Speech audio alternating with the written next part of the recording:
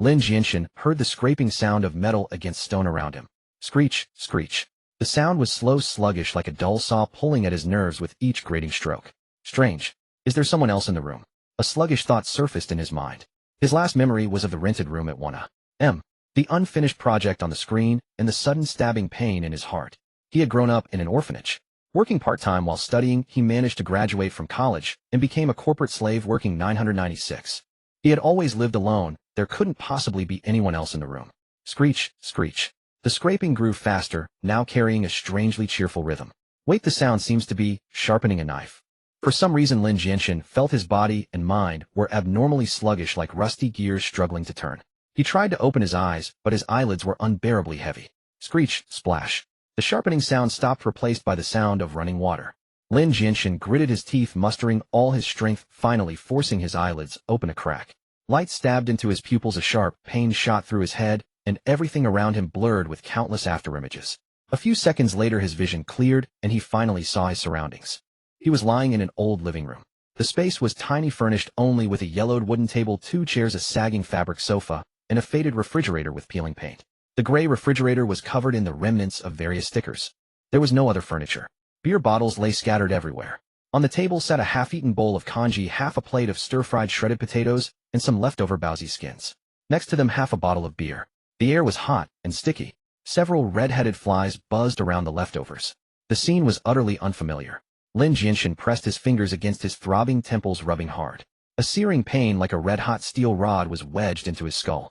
When the pain subsided a little, he barely managed to get up from the floor. As he moved, the old wooden floorboards creaked.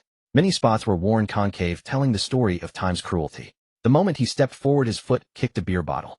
Clunk, clunk. The empty bottle rolled across the mottled floor, bumping into a pair of faded plastic slippers with worn edges, and stopped.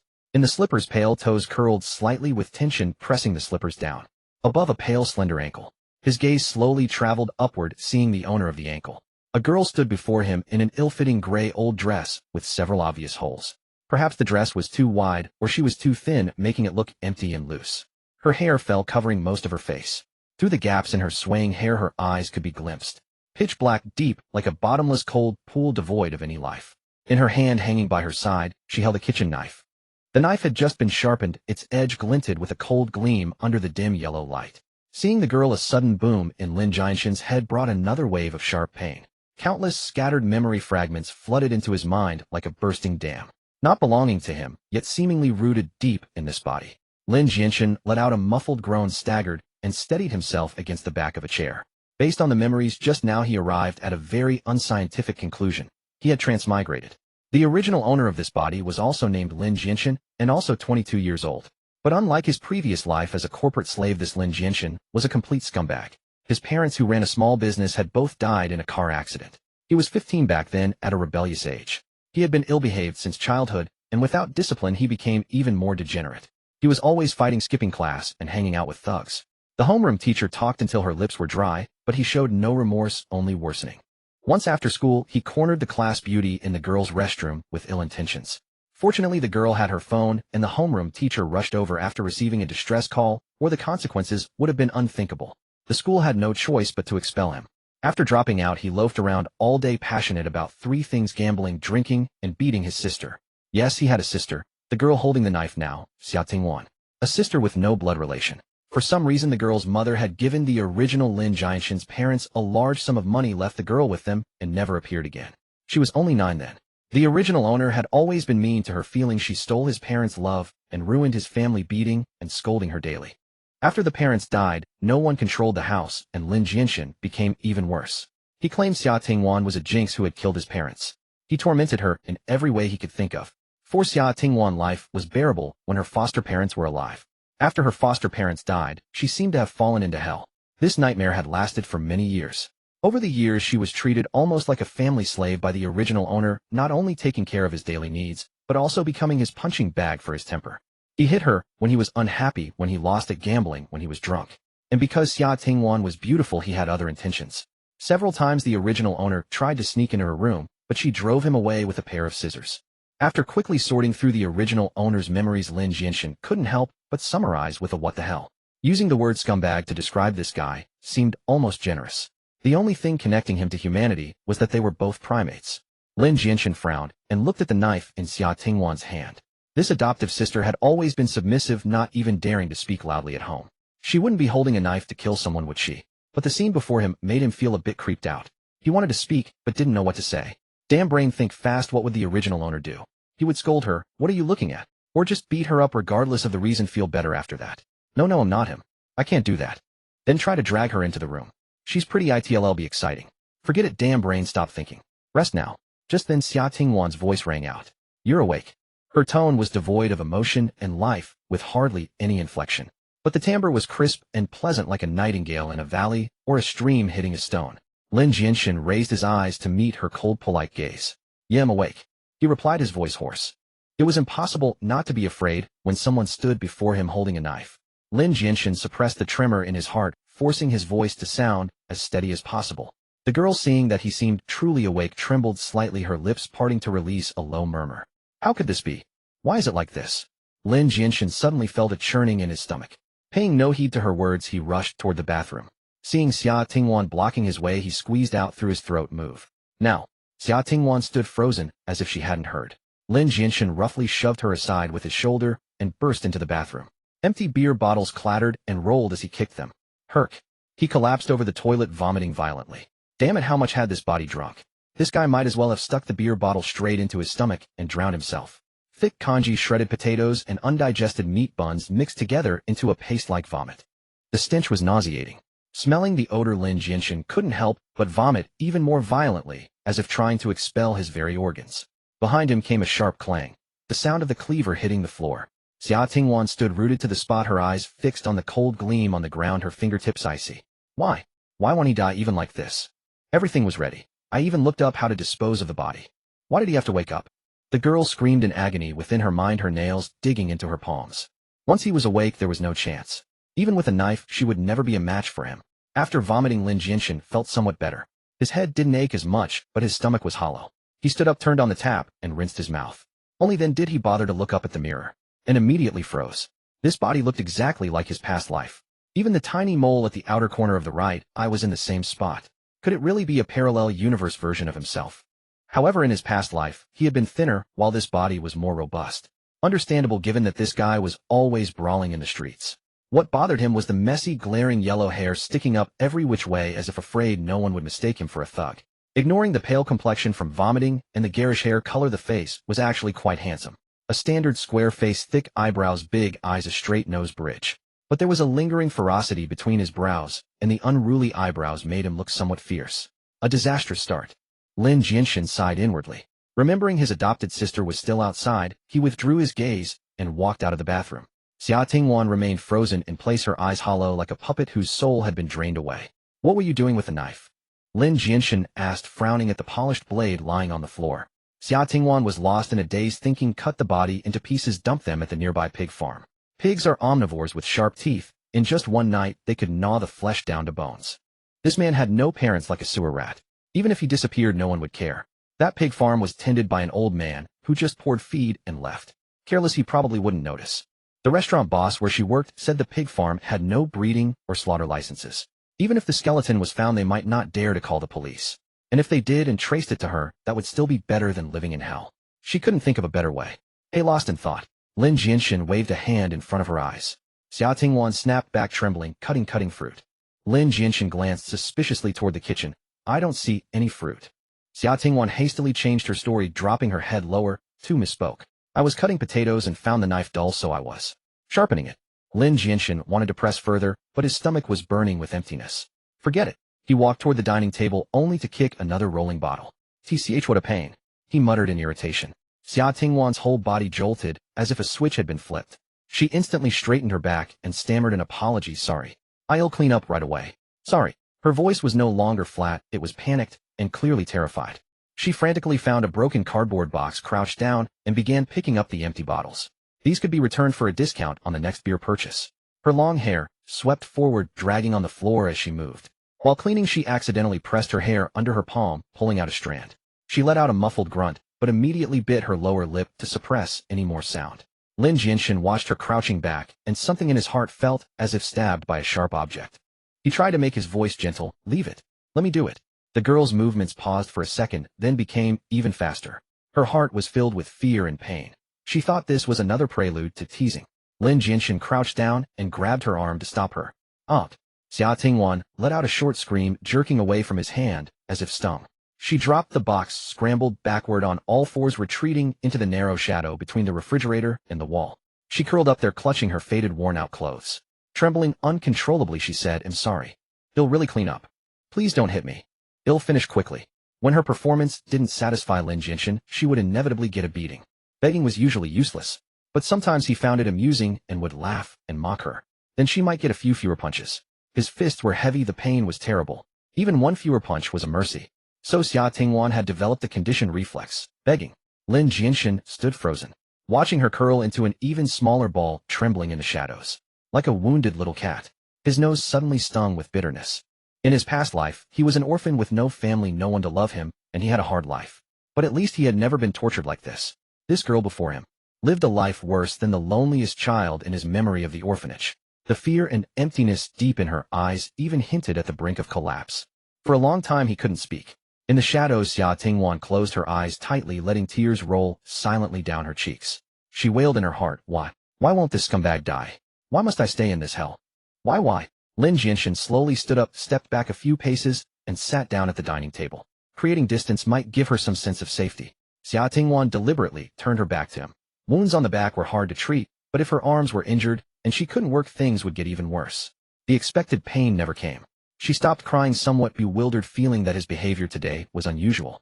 But not getting beaten was a good thing after all. Xia Tingwan timidly finished cleaning up the bottles, pushed the box to the corner, then curled back into the shadow beside the refrigerator, motionless. Seeing that she had calmed down a bit, Lin Jianshen spoke. You can get up. Xia Tingwan trembled harder. Sometimes his tone would suddenly become gentle, but if she obeyed, the scumbag would turn hostile. You actually dare? Can't you tell I was being sarcastic? Then came a beating. Perhaps in his eyes, teasing her, crushing her hopes was also amusing. Xia Tingwan faced a choice. But the cost of choosing wrong was heavy. She had made mistakes many times. So without hesitation, she remained curled in the shadow. Lin Jianshen, seeing her reaction, suddenly understood. He slammed the table, raised his voice, and put on the original owner's usual ferocity. I told you to stand up. Are you deaf? Xia Tingwan quickly stood up, her hair still hanging down, covering most of her face. As expected, the correct way was needed. Lin Jianshen sighed inwardly. His gaze fell on the half bowl of congee in front of him. A thin film had formed on the surface. Intense hunger drove him to pick up the bowl. The chopsticks were right at hand. In the shadow, the stiff girl watched through the gaps in her hair, her fingers twisting together nervously as he picked up the bowl. When one is hungry, everything looks appetizing. Lin Jianshen gazed at the bowl of plain congee before him, and despite the flies that had crawled over it, he did not disdain it. In his previous life, he was an orphan, and after leaving the orphanage, he had eaten leftover fries and burgers at McDonald's. He had also eaten half-rotten apples discarded in trash bins. He knew that even if only half the apple was spoiled, it was already inedible. The aflatoxin had likely spread. This substance is a potent carcinogen. But when one is so dizzy with hunger, who cares about such things? He picked up his chopsticks, thinking of Xia Tingwan still standing by, hands drooped like a servant, which felt very awkward. It's late, you should go to bed first. Lin Jianshen tried to make his voice sound like the original owner's, with a tone laced with aggression. Before his words faded, Xia Tingwan collapsed to the ground with a thud. Her body trembled like a withered leaf in a fierce gale, her voice quivering. Hit me. Just hit me, I beg you, hit me. Huh. Lin Jianshen inexplicably thought of his college roommate's computer assembled from assorted parts running Black Myth. The scene when the computer smoked and burned during loading. Now the CPU in his own brain seemed a bit overwhelmed, about to smoke. What was this reaction? What was going on? Seeing him unmoved, Xia Tingwan's weeping was filled with despair. That would be illegal. I beg you, just hit me, hit me. I'm begging you, hit me now. She was incoherent, as if being hit had become the only option she could grasp. Lin Jianshen's Adam's apple bobbed as he swallowed hard. Damn. Original owner, what the hell did you do? To drive someone to this state, you truly deserve to die. His swallowing motion was misinterpreted by Xia Tingwan, who scrambled to distance herself from him. Bang!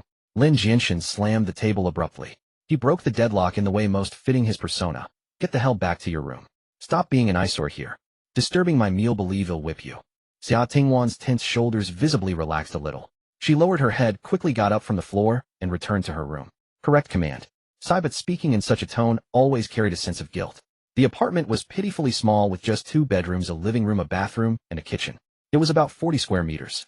Lin Jianshen let out a sigh of relief as he watched Xia Tingwan return to her room. Xia Tingwan closed the door and felt alive again, involuntarily recalling the day's events. Lin Jianshen had eaten half a bowl of kanji, then suddenly convulsed, foamed at the mouth, and soon lost all signs of life. Fearing the potency was insufficient, that bowl of kanji had been haphazardly mixed with rat poison, sleeping pills, and cockroach killer. It was so thick it could almost be used as a starch slurry. The color was also off.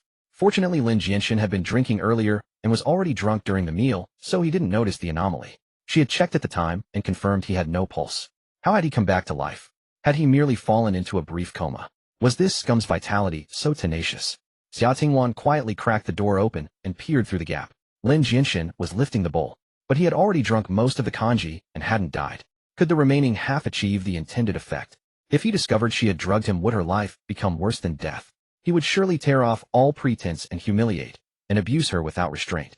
Fear overwhelmed everything. Xia Tingwan abruptly yanked the door open and rushed out. Just as Lin Jianshen was about to bring the kanji to his lips, she snatched the bowl away.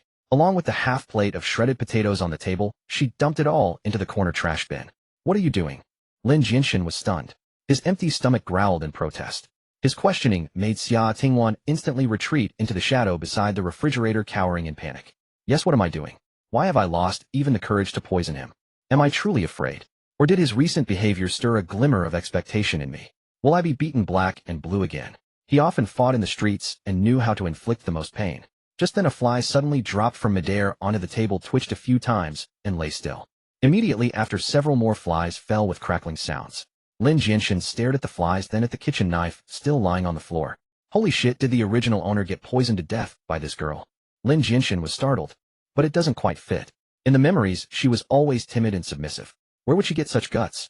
Still, drinking too much alcohol might have killed him. But what about these flies? The original owner had downed half a bottle of baijiu before switching to beer. The baijiu spilled into the kanji, getting a few flies drunk. It seemed not entirely implausible. At the thought of alcohol, a fierce craving surged within him. Lin Jianshen casually grabbed a nearby beer bottle, ready to chug the remaining beer. This motion made Xia Tingwan in the shadows tremble again. Lin Jianshen was a scumbag on normal days, but a drunk Lin Jianshen was even more terrifying. Xia Tingwan felt she had been delusional. When he told her to go back to her room, she had sensed something different about him. It seemed she had overthought it. He was still the same, unchanged. That absurd flicker of hope she had felt was laughable. Lin Jianshen saw her reaction, suppressed the craving in his body, and tossed the beer bottle into the trash. I've drunk too much tonight. He'll have a headache if I get up tomorrow. Forget it, I won't drink anymore. Xia Tingwan's eyelashes fluttered. This reasoning was perfectly logical, revealing little. But it truly didn't sound like Lin Jianshen. Alcohol was his lifeline, he never threw it away. Did you cook that shredded potato? Lin Jianshen changed the subject, also probing. Yes. I cooked it, Xia Tingwan stammered in reply. What seasonings did you use? So not only had he not been killed, but he had also found out. Xia Tingwan felt as if all the blood in her body had turned cold. She knew that if this were true, no matter how she resisted, it would be hard to escape unscathed tonight. Her body tensed up, and she said in a trembling voice, vinegar, dried chili, and a little salt. Just those, nothing else. Lin Jianshen stared at her. Just those. After 2 seconds of silence, Lin Jianshen suddenly let out a scornful laugh. How stupid can you be? Don't you know to add some soy sauce and sugar for flavor? What the hell did you cook? Even a dog would get up and make you a 3-course meal after eating this. The taut string suddenly snapped. Xia Tingwan leaned against the wall, utterly drained. She apologized repeatedly. I'm sorry, I'll remember next time. Enough, it wasn't tasty anyway. Throwing it away saves me from getting nauseous. Lin Jianshen waved his hand. Get the hell back to sleep. No beating. Xia Tingwan was stunned. The surprise even diluted her fear. Through the gaps in her hanging hair, she looked at the figure by the dining table. Familiar yet strange. He was indeed somewhat different. For some inexplicable reason, the words slipped out of her mouth. Who are you really? The moment she spoke, she flinched and fried herself. Lin Jianshen was taken aback. After a few seconds, he raised his fist, bared his teeth in a strange grin, and laughed. Ha ha, I'm in a rare good mood. Getting too cocky, are you? Itching for trouble again? Need a beating to feel better? Xia Tingwan shuddered. You annoy me just by looking at you. Get lost, get back to your room. I'm starving right now and don't want to waste energy beating you. The exact same tone and manner, the same vulgarity and brutality. Xia Tingwan felt as if drenched in ice water. The spark in her heart was extinguished. She shrank her neck and returned to her room. All the way she was tense, always feeling a fist might come crashing down from behind. But even after returning to her room, the dreaded thing didn't happen.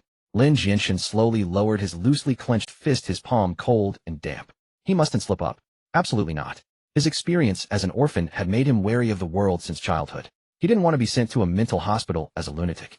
Heaven had given him a second chance at life, and he couldn't wait. Fortunately, in his past life, he was an orphan with no attachments, so crossing over was just crossing over. Lin Jianshen cleared the dining table and washed the dishes in the kitchen sink. He was unaware that a pair of eyes peering through the crack in the door remained fixed on him. This kitchen was slightly larger than the one in his past live's rented room, with a full array of seasonings. Lin Jianshen had been an excellent cook in his previous life. During college, he worked as a kitchen helper in a restaurant washing and chopping vegetables. The head chef appreciated his diligence and let him work at the stove, teaching him a great deal. Back then, he had even decided that if his job didn't become permanent, he would become a chef. Lin Jianshen withdrew from his thoughts, wiped the gleaming kitchen knife clean, and returned it to the knife rest. He also neatly arranged the cardboard box of empty bottles in the corner. These bottles, besides being exchanged for deposits, could also fetch a bit of money. After finishing these tasks, he returned to his room and lay wearily on the bed. The bedboard was hard with only a thin mattress beneath him, not even a spring mattress. The bamboo mat covering it was torn in several places. The summer heat was scorching, yet the room had neither air conditioning nor a fan. Lin Jianshen opened the window in exasperation, letting the evening breeze drift in. This room was on the second floor of an old residential complex with the window overlooking a dim alley. Looking up, he could see the dazzling lights of buildings in the distance.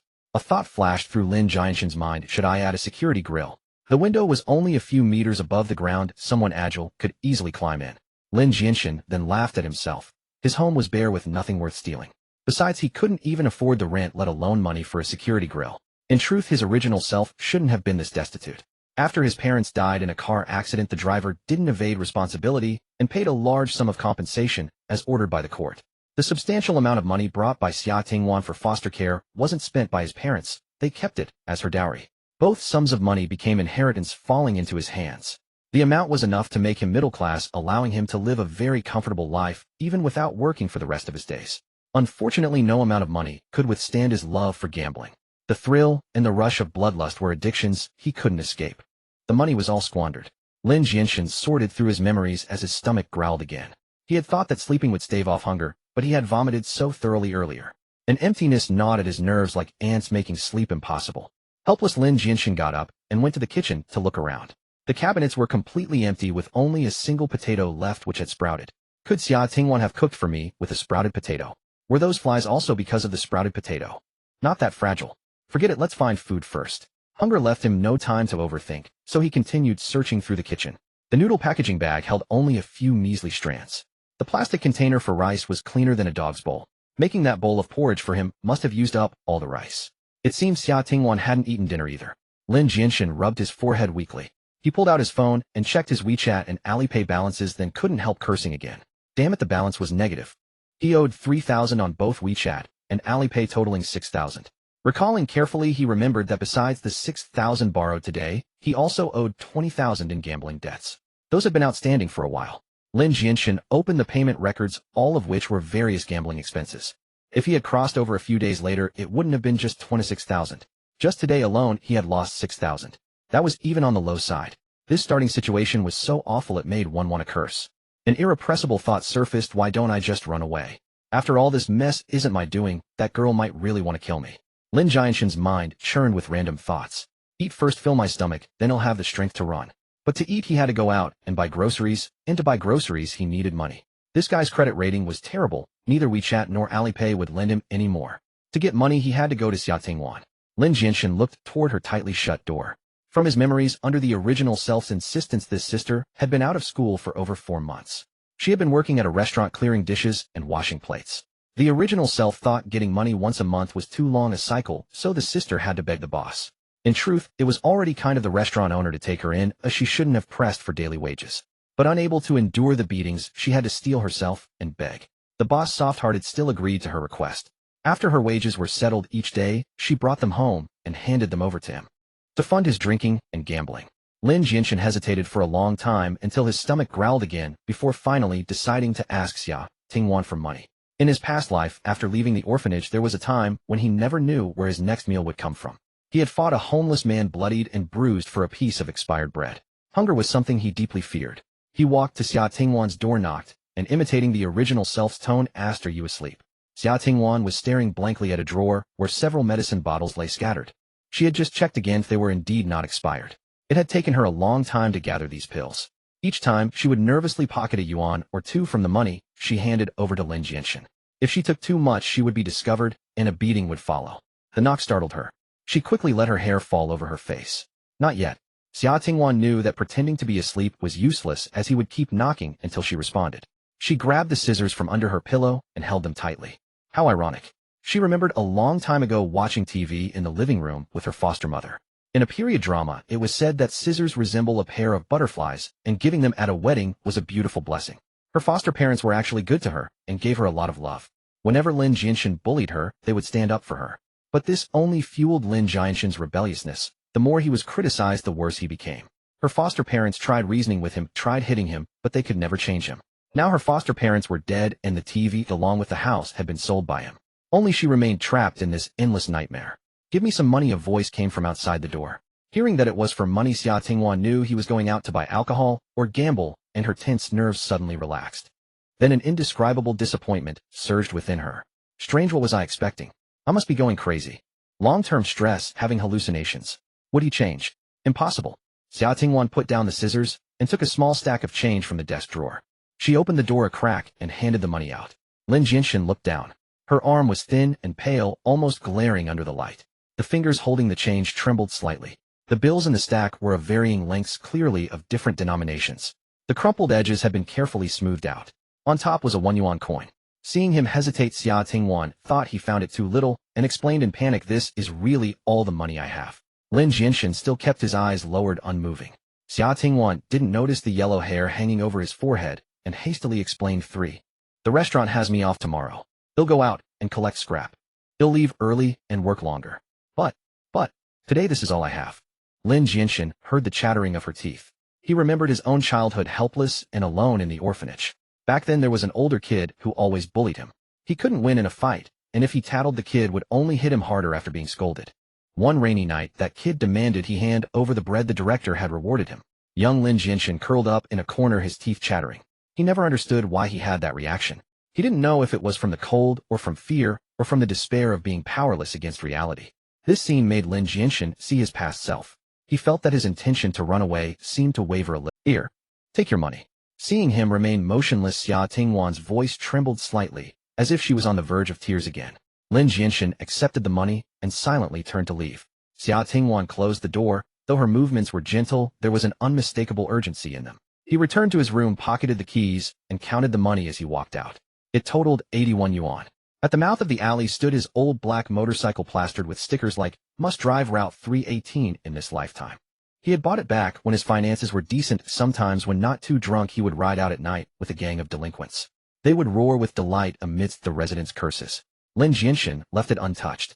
The supermarket wasn't far, no need to ride. He walked along the narrow alley. Beside him, a gray utility pole was layered with countless flyers. The outermost one, advertising a psoriasis cure, had faded, revealing a despairing pallor. Its edges curled up, rustling in the night breeze. He thought of Xia Tingwan again. If people had colors, hers would surely be this faded ashen white. A long stretch of his own life had been painted in that same hue. After a 10-minute walk, he reached a small supermarket. At 8 in the evening, the vegetable section was already bare. He bought the cheapest dried noodles, a bag of bulk rice costing about 10 yuan, a jar of lao gan, ma chili sauce, a piece of pork with more fat than lean, a few eggs, and a pack of sausages. There were few customers in the store. The owner, old Zhang, was tilting his head back to watch a small TV on the wall. On the news, a female anchor in a gray suit spoke with fervor. "Chase Wind Media strikes again with a blockbuster short drama surpassing 100 million views. Now let's interview the creative team." The screen flashed with several meticulously made-up faces. Lin Jianshen averted his gaze from the glamorous crowd and tapped on the glass counter. "Old Zhang, ring me up." Old Zhang turned his head, glanced at the items in his hands, and expertly scanned and tallied the bill. He said nothing, but Lin Jianshen caught a faint trace of disdain and contempt hidden in his eyes. Lin Jianshen paid it no mind, merely double-checking the receipt. That was how it was with supermarket shopping. Each item seemed just a few yuan, but at checkout you realized you owed a hefty sum. He carefully verified the receipt twice, confirmed it was correct, and then meticulously stowed away the remaining 26 yuan. Carrying his shopping bag home, he inserted the key into the lock, turned it, and pushed the door open. A light was left on in the entryway. Lin Jianshen stood frozen at the threshold for a moment. He remembered distinctly when he had left, he had definitely turned off the light. In 2 lifetimes, this was the first time someone had left a light on for him. That lamp seemed not only to dispel the darkness of the entryway, but also to illuminate his heart, even carrying a faint searing warmth. He walked into the living room and paused again. On the table sat a glass, its interior steamed by the warm water, within forming a thin layer of mist. At the edge, a single drop of condensation formed slowly and sinuously, sliding down the glass wall. It grew larger and fuller until it finally merged back into the water. Lin Jianshen stared blankly at that trail of moisture, feeling as though something had struck his heart. He had originally planned to quench his thirst with beer, but the beer had been thrown away. Xia Tingwan must have noticed this, and so poured him a glass of water. In his past life, Lin Jianshen's greatest obsession was to have a home with family. A man is haunted all his life by what he yearned for in his youth, but could never obtain. What he had sought in vain in his past life was for this body within easy reach. Yet this body had failed to cherish it. Original owner, you really are a scumbag. Such a good sister, and you treated her like this. It took Lin Jianshen several seconds to calm the unfamiliar emotions churning in his chest. He picked up the glass, and just as he was about to drink, he brought it to his nose and sniffed vigorously, ensuring there was no strange odor before taking a sip. Colorless and odorless poisons were virtually non-existent. The warm water slid down his throat, carrying with it a strange comfort. The burning sensation in his heart seemed to grow more pronounced. But staying might put his life in danger. He must not grow soft. Forget it, he thought. He would cook a decent meal, treat it as a farewell dinner. He carried the ingredients into the kitchen. Taking out the pork, he sliced off the fat with a knife. The blade had just been sharpened and was exceptionally keen. He greased the pan with the pork skin, patiently rendered the fat into lard, and fished out the crispy golden cracklings. He finally minced the lean meat into a sauce, stir-frying it with the rendered lard and a bit of lao gan ma. He scooped out the sauce and set it aside, leaving a little of the broth to use as soup base for the noodles. Once the noodles were cooked, he evenly spread the meat sauce on top. The kitchen allowed him room to move, and he wasn't as rushed as he had been in his past life during work hours. When conditions permitted, Lin Jianshen still preferred to eat well. 2 steaming bowls of pork noodle soup were prepared with sausages and delicate poached eggs resting atop the glossy meat sauce and noodles, their aroma filling the air. He took 1 bowl back to the dining table and wolfed down several large mouthfuls. His empty stomach, now filled with warm food, finally eased the gnawing hunger. He picked up the other bowl, walked to Xia Tingwan's door, and knocked. A startled voice came from inside. Is something the matter? Lin Jianshen took a deep breath and put on the original owner's impatient tone. Get out here and eat. Xia Tingwan was startled, unsure what new trick this might be. But avoidance was impossible. She took a deep breath and cautiously cracked the door open. On the floor by the entrance sat a fragrant bowl of noodles topped with a poached egg and a sausage. For me, she asked incredulously. Nonsense. If you skip dinner and get an ulcer, who's going to earn me money? Lin Jianshen had already returned to the table. He grumbled between mouthfuls. Consider it a gift from me, in a good mood. Remember to bring in more money tomorrow. Tomorrow, when she goes out to collect scrap, I can just... Halfway through the thought, a pang of sorrow struck Lin Jianshen. He turned to look. Xia Tingwan was crouched on the floor, eating the noodles in small, reverent bites. She first gently pierced the poached egg with her chopstick tip, letting the golden yolk slowly flow out, then brought it to her mouth along with the noodles. That egg to her seemed like some supreme delicacy. He recalled a late night in his past life. Starving, he had lingered outside a restaurant. The owner had brought him a bowl of noodles topped with a poached egg. At that moment, his own expression must have been no different from Xia Tingwan's now. Lin Jianshen's noodles dangled from his chopsticks, swaying for a long time without entering his mouth. The thought of running began to waver. It circled in his mind a few times, but never regained its footing.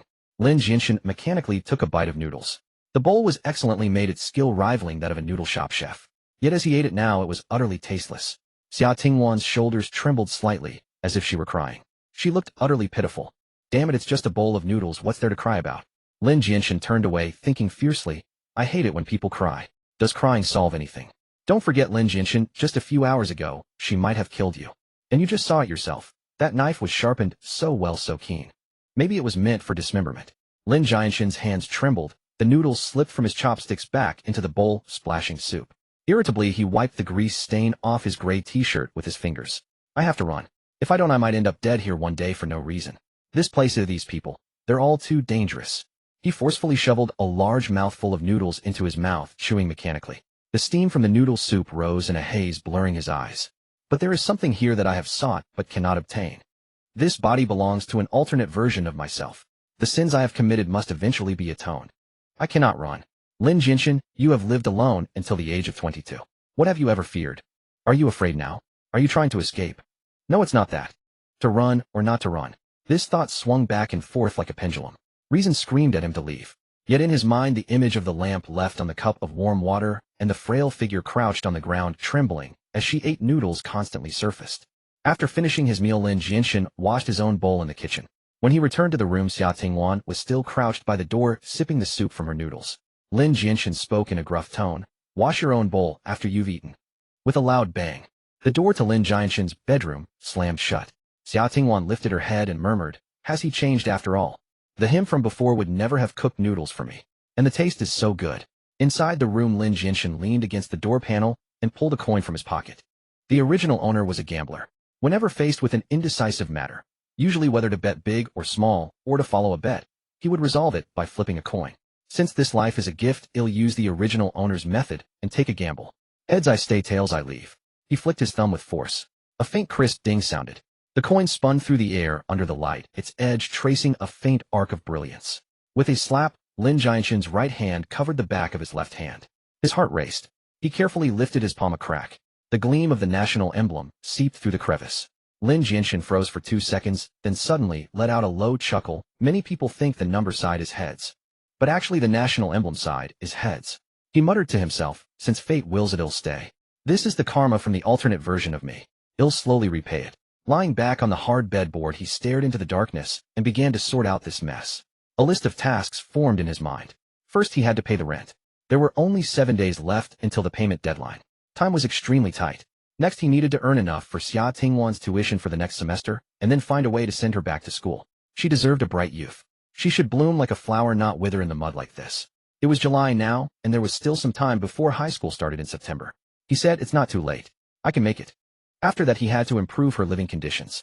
She was so frail, poor nutrition would affect her physical development. Of course, he had to be careful during this process. The changes must be gradual, not abrupt. If she noticed, it would be troublesome. Lin Jianshen drifted into a drowsy sleep.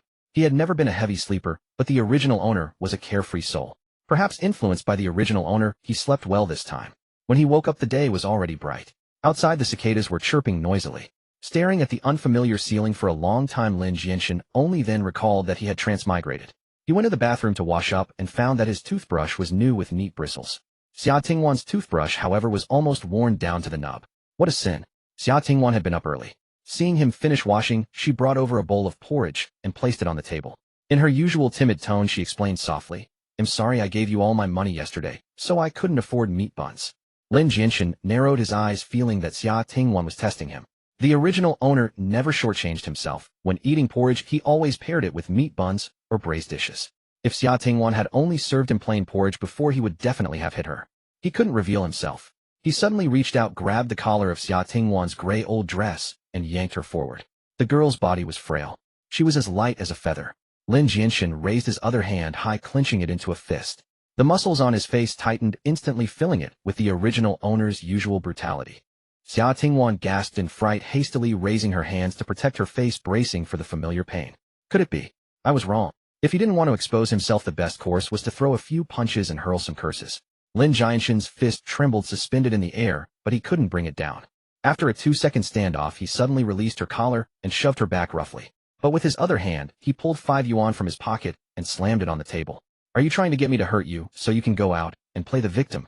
He snarled, his voice laced with the indignation of someone whose scheme had been uncovered. Don't pull that act on me. Get out and buy some buns. I can't afford to lose face.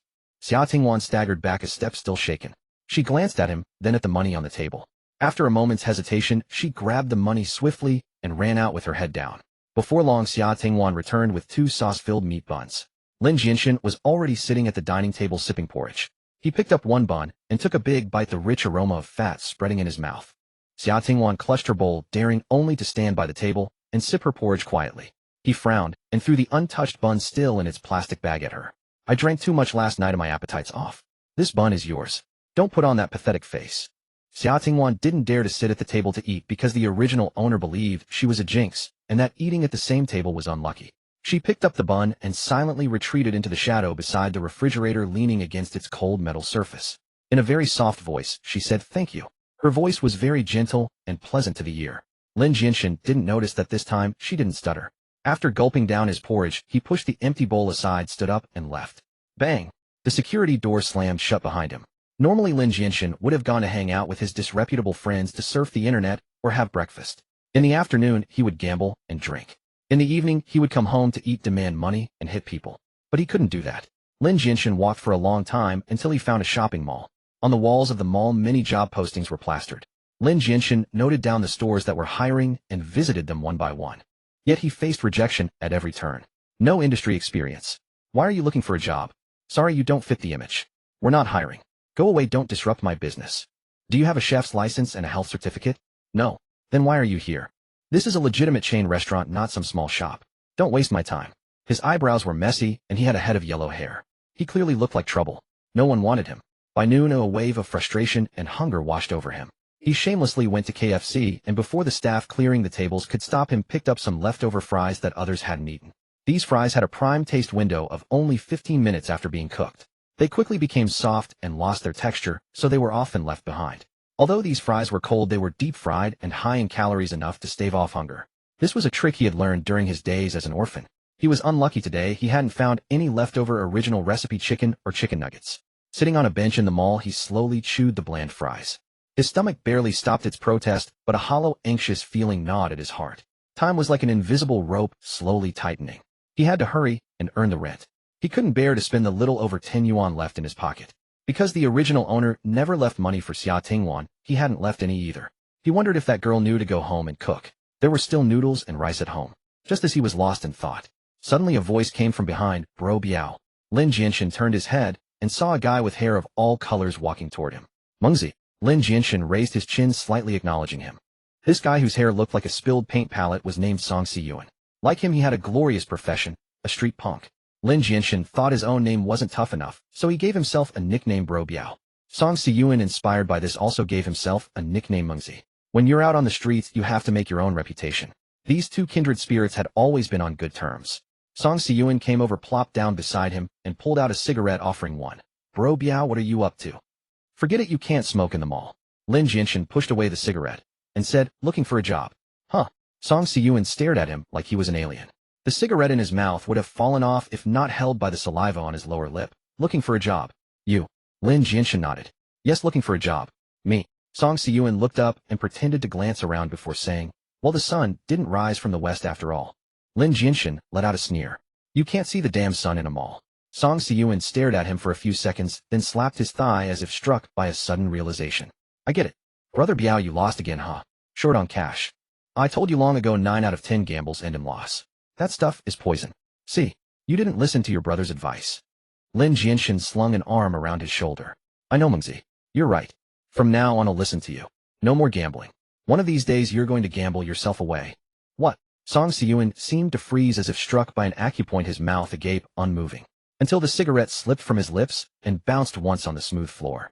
He finally snapped out of it, staring fixedly at Lin Jianshen, and let out a shriek from his throat. Holy shit. The sound was so loud that it drew the stares of passers-by. Lin Jianshen frowned and hissed, shitting who? Be civil, damn it. Stop lusting after nonsense all day. Song Siyuan shot to his feet, scrutinizing Lin Jianshen from head to toe, as if trying to find a flower blooming on his face. Brother Biao, have you been possessed by something or other? Lin Jianshen's heart skipped a beat, but his face immediately assumed the original owner's habitual expression, a mix of disdain and you've got to screw loose. He glanced at the riot of colors on Song Siyuan's head. Possess your grandpa? I've lost all my money and owe a ton besides. What am I supposed to gamble with? How about I pawn you off to Uncle Hao? Have your kidneys gouged out? That should be enough for me to gamble for a couple of days. When I win my money back, you'll find someone to put your kidneys back in. Brother Biao, these aren't spare parts. Song Siyuan shrank his neck. Spare parts can generate value, you just consume oxygen. You're worse than spare parts. I might not be human, but you're truly a dog. Song Siyuan's face still held a trace of disbelief. Lin Jianshen changed the subject. Also, possession is so outdated now. Song Siyuan instinctively responded, then what's it called? Lin Jianshen said, I pass on my precious cultivation and experience to you, but the price is that your memory slowly fades. Damn. Song Siyuan was stunned by this cryptic talk, then laughed and cursed, isn't that still possession? But Brother Biao, if you're really short on cash, why not just ask Sun Yu? A little bit from that girl's fingers would be enough for you to live it up for a while. Lin Jianshen said, damn it, Mengzi, use your brain. Can I take that money? Sun Yu's father was the Uncle Hao Lin Jianshen mentioned. Sun Hao was a loan shark and very wealthy. Because the original owner could fight and wasn't afraid of trouble, he often did dirty debt collection work for Sun Hao, earning his appreciation.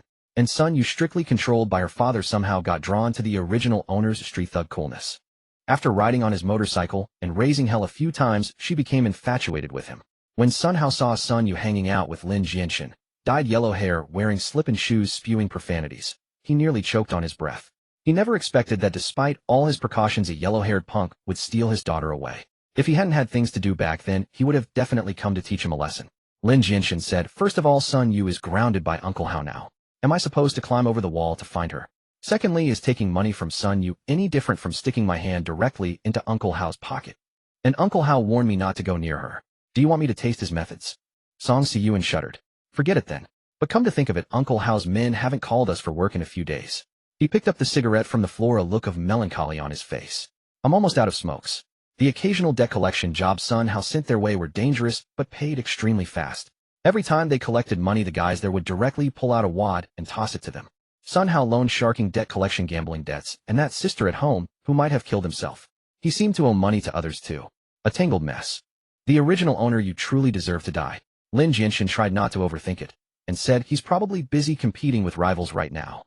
Mengzi, how about you get a regular job with me?" Song Siyuan shuddered. "A job? He'll never work a job in this life. Besides, it'd be hard to explain when Uncle Hao sends work our way." Lin Jianshen scoffed. "He has so many lackeys. Does he need you? Don't flatter yourself." Song Siyuan waved his hand. "You know what people look forward to most when they work?" Lin Jianshen asked. "What?" Song Siyuan said, "Retirement. Think about how terrifying that is. You start working, and you don't even want the decades of life you have left. Can you really take that job?" Lin Jianshen exclaimed in surprise. "Mengzi, that's so profound. I've underestimated you." Song Siyuan chuckled. "Saw it on TikTok.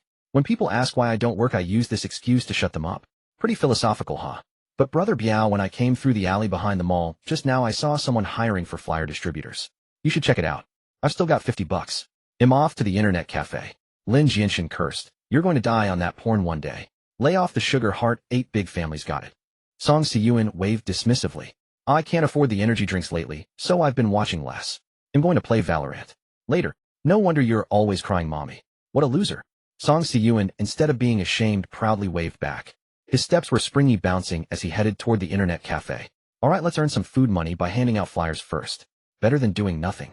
Lin Jianshen walked out the back door of the mall. The glass curtain wall reflected his elongated figure walking alone on the bustling street. Lin Jianshen reached the back alley and indeed found a stall. The table was covered with red cloth and piled high with flyers. Next to it stood a sign hiring flyer distribution specialist, 120 a day, 50 for half a day paid daily. Handing out flyers, and they call it a specialist. Lin Jianshen walked over and exchanged a few words with the middle-aged man smoking a cigarette. The man glanced at his garish yellow hair and barely concealed fierce look, didn't ask many questions, and directly handed him a thick stack of flyers. "Just this area?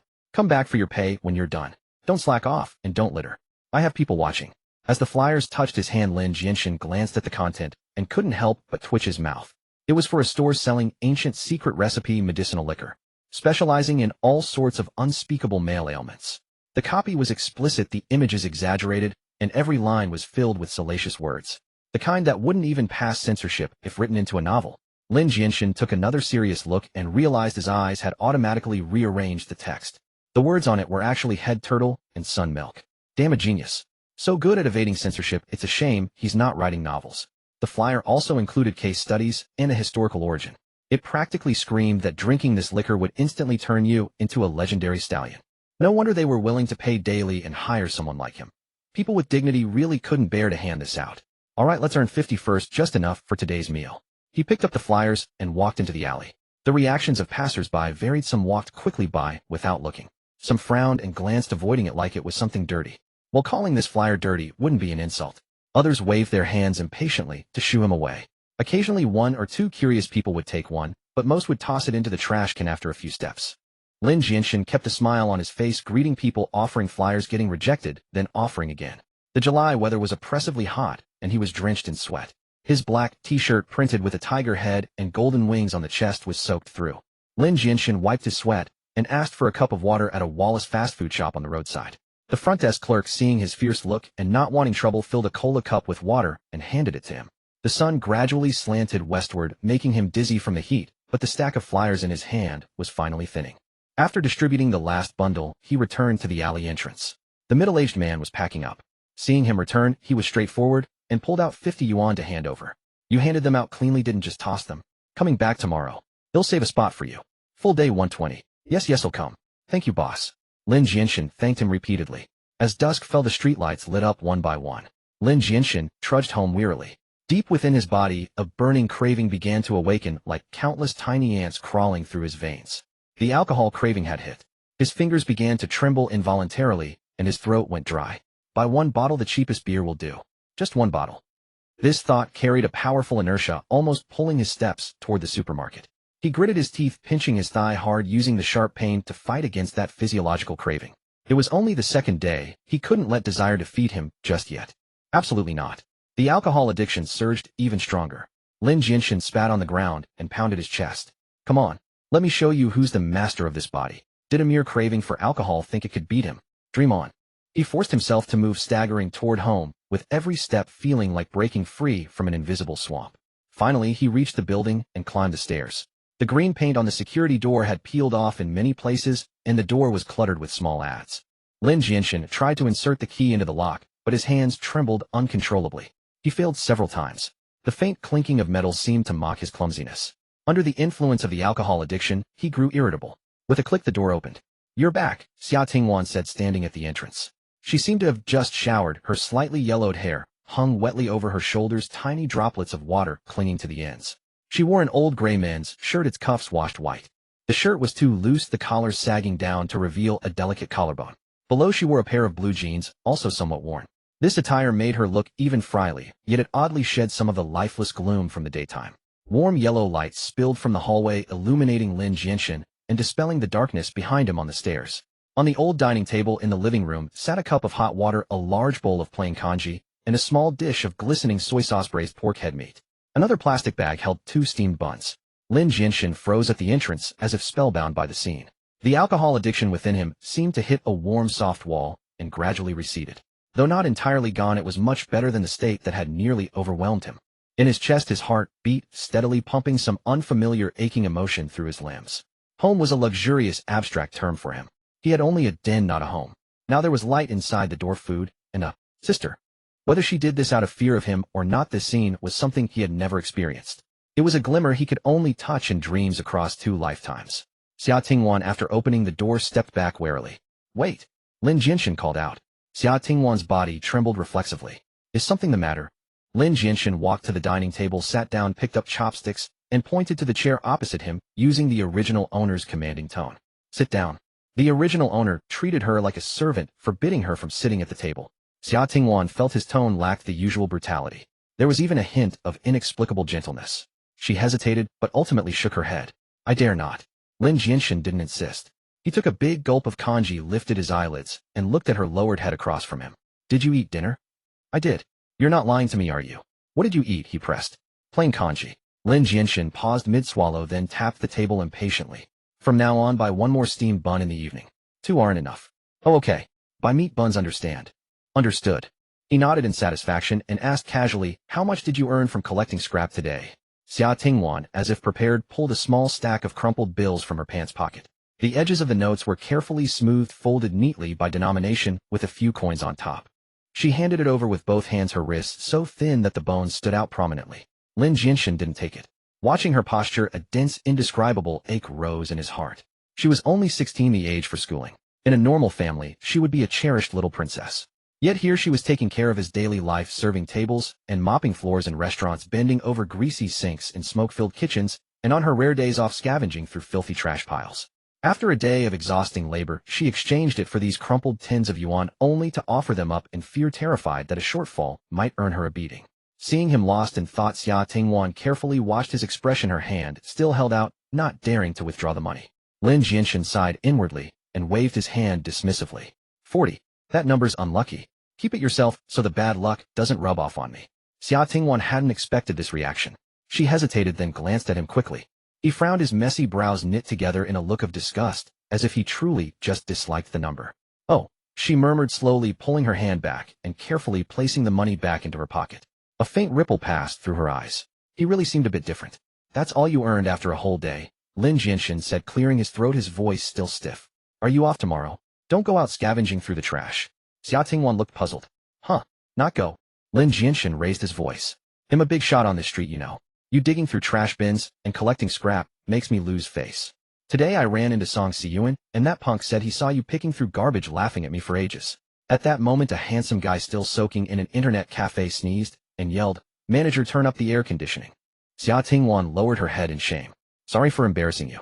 She had to show this self-blame and humility. It reduced the chances of getting beaten. If you know it's embarrassing, then don't go. Lin Jianshen snorted. Stay home tomorrow and clean the place up properly. Look at this mess. The flies are practically running the place. It drives me crazy.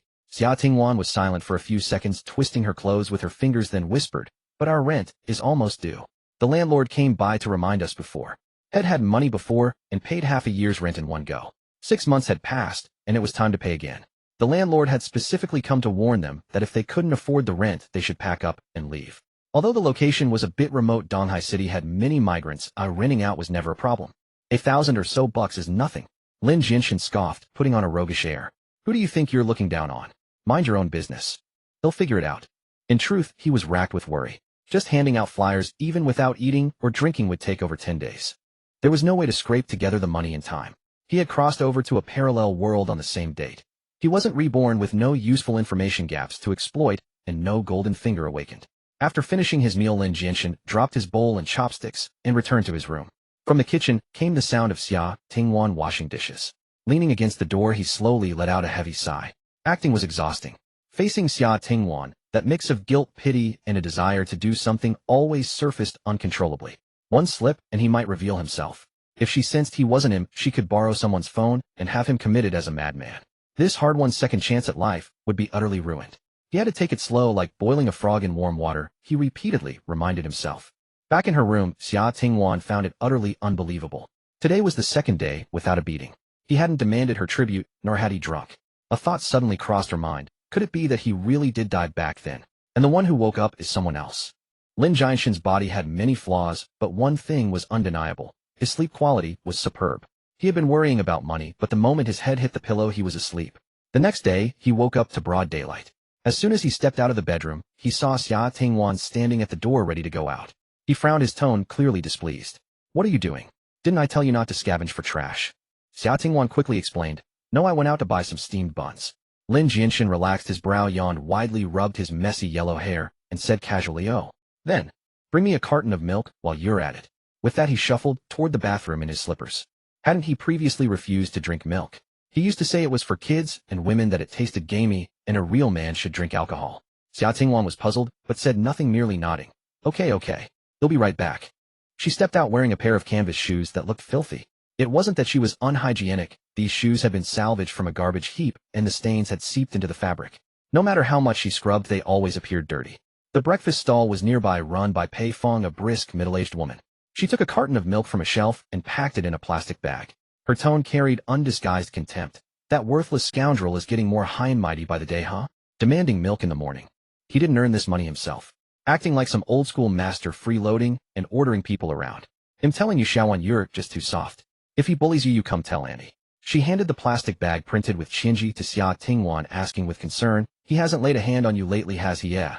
Girl, you need to be smart. If he acts up again, secretly record it. Auntie will find someone to help you take him to court. Xia Tingwan took the bag, shaking her head. Auntie, pay him fine. Thank you. Pei Fong worriedly said, a leopard can't change its spots. He's full of malice, he might be cooking up some new scheme. Xia Tingwan hesitated, saying, I feel he's changed a lot, or it probably won't happen.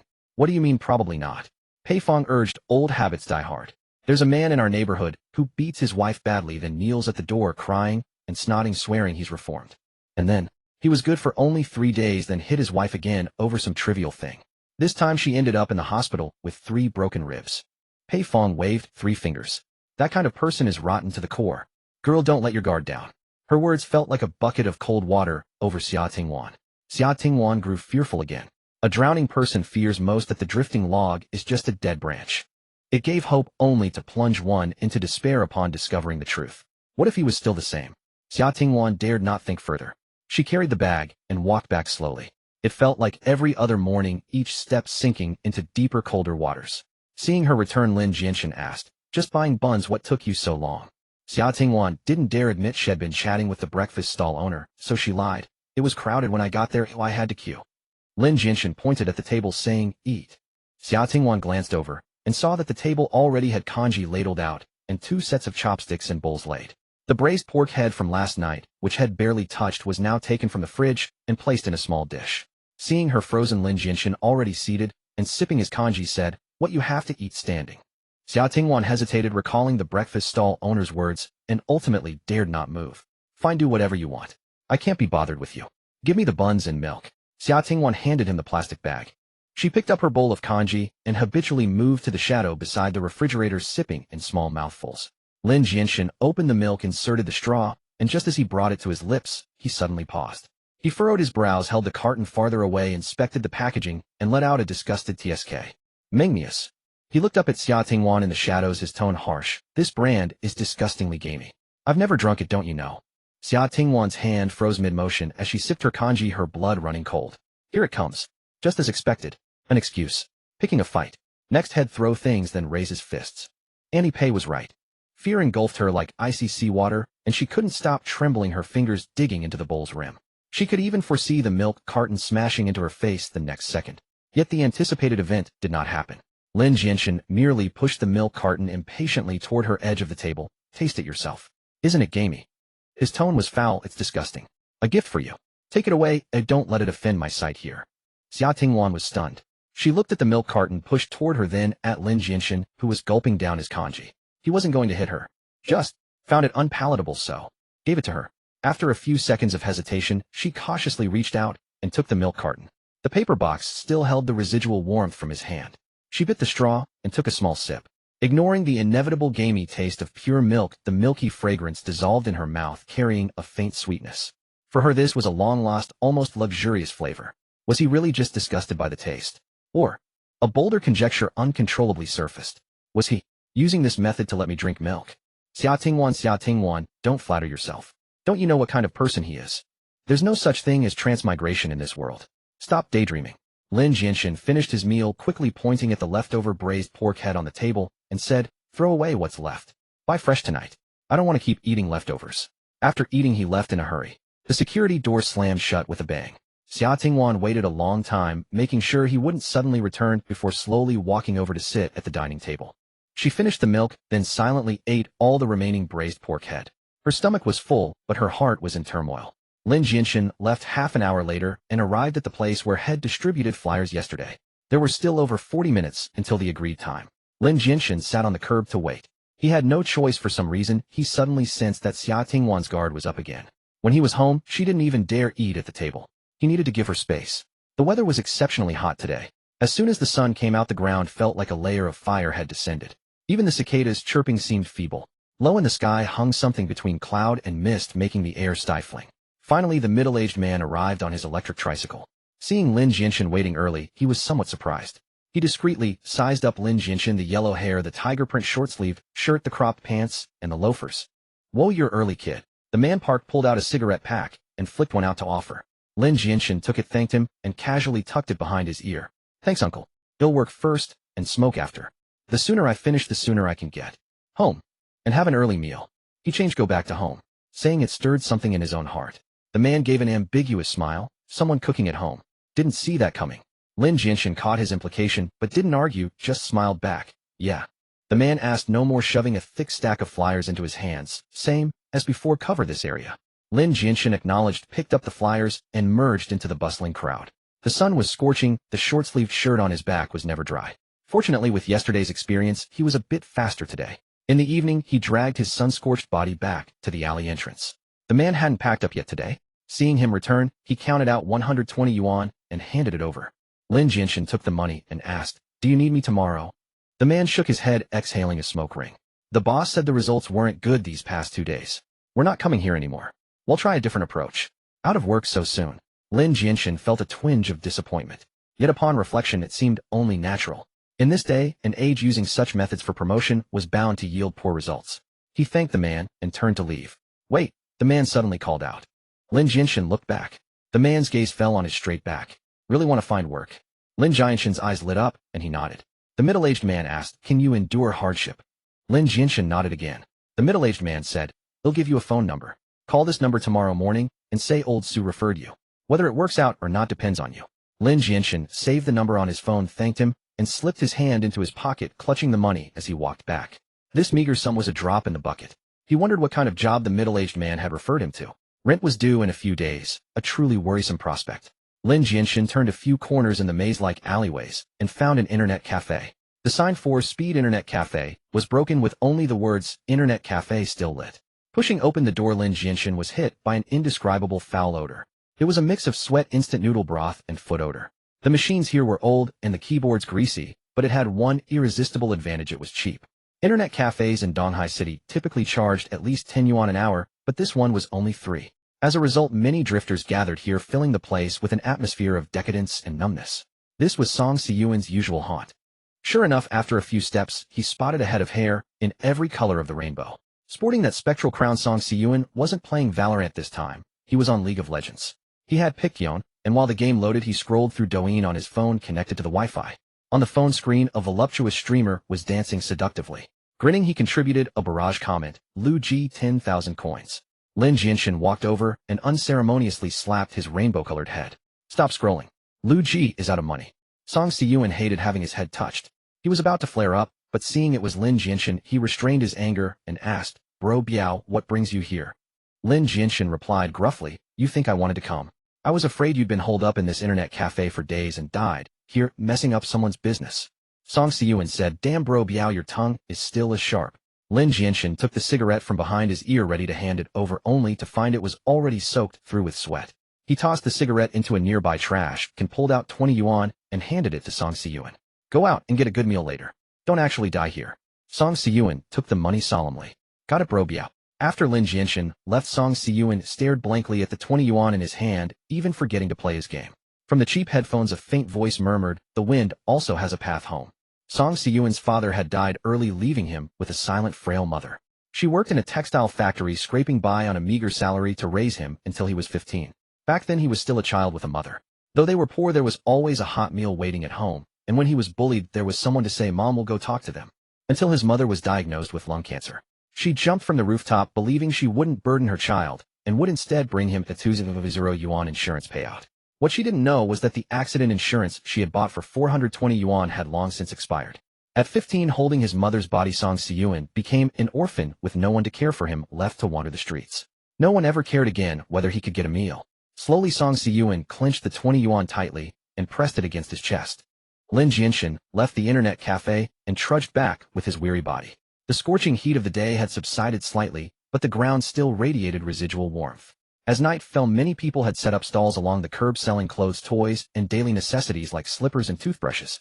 Lin Jianshen paused in front of one stall, remembering the worn-out slippers on Xia Tingwan's feet, their edges frayed and heels broken, clearly not fitting properly. She must have picked them from some garbage heap while collecting scrap.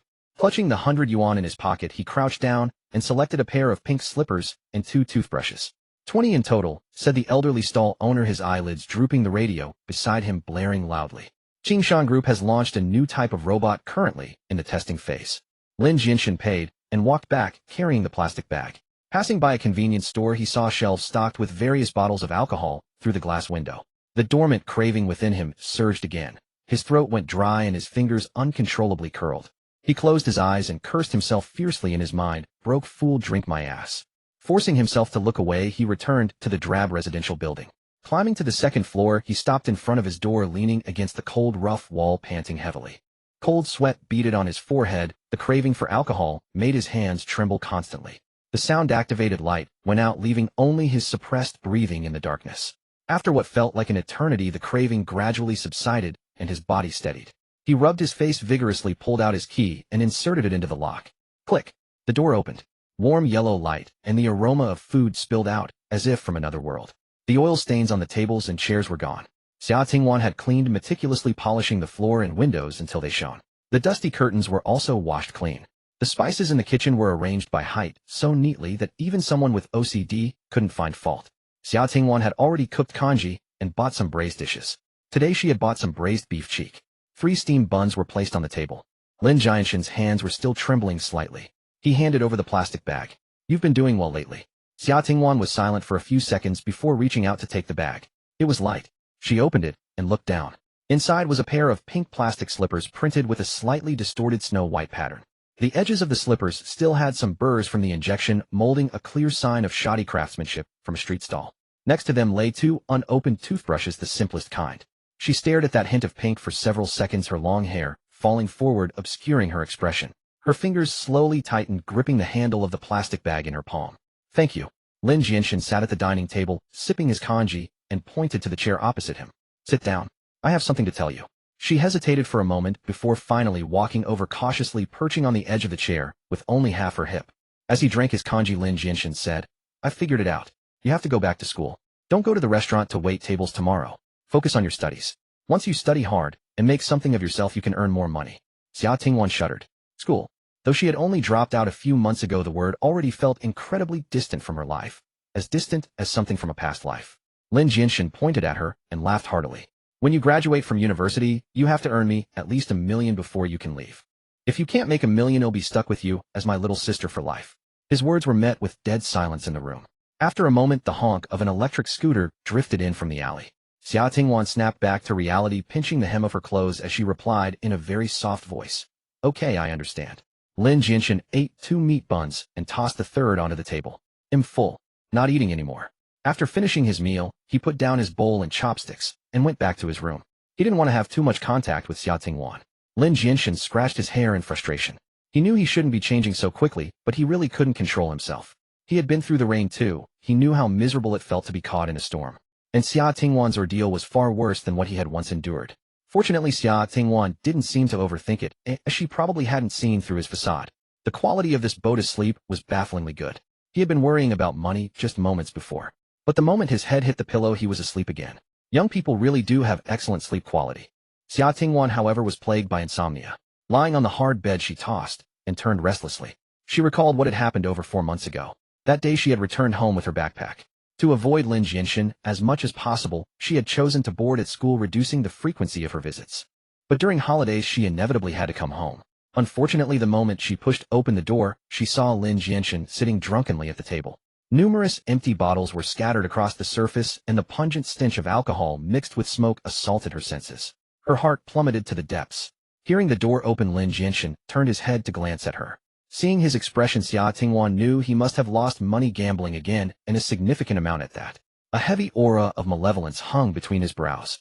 The corners of his mouth were turned downward, a clear sign of his irritation and anger. As expected, he slammed the half-empty beer bottle onto the table with a dull thud, foam splattering everywhere. Come here. She lowered her head, clutching her backpack straps, and shuffled over to the dining table. Slap. A sudden, unexpected blow landed on her cheek. The force was so immense that her head jerked violently to one side. First came numbness, then a searing, burning sensation spread across her face. A metallic, rusty sweetness filled her mouth. Lin Jianshen cursed, you jinx. Ever since you came to my house, my parents have stopped favoring me, and nothing goes right. The more he spoke, the angrier he became, and he punched Xia Tingwan in the stomach.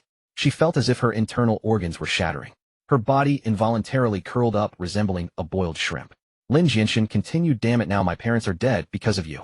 I never win at gambling anymore. The money from selling the house. I've lost it all today. It's all your fault. Every bit of it.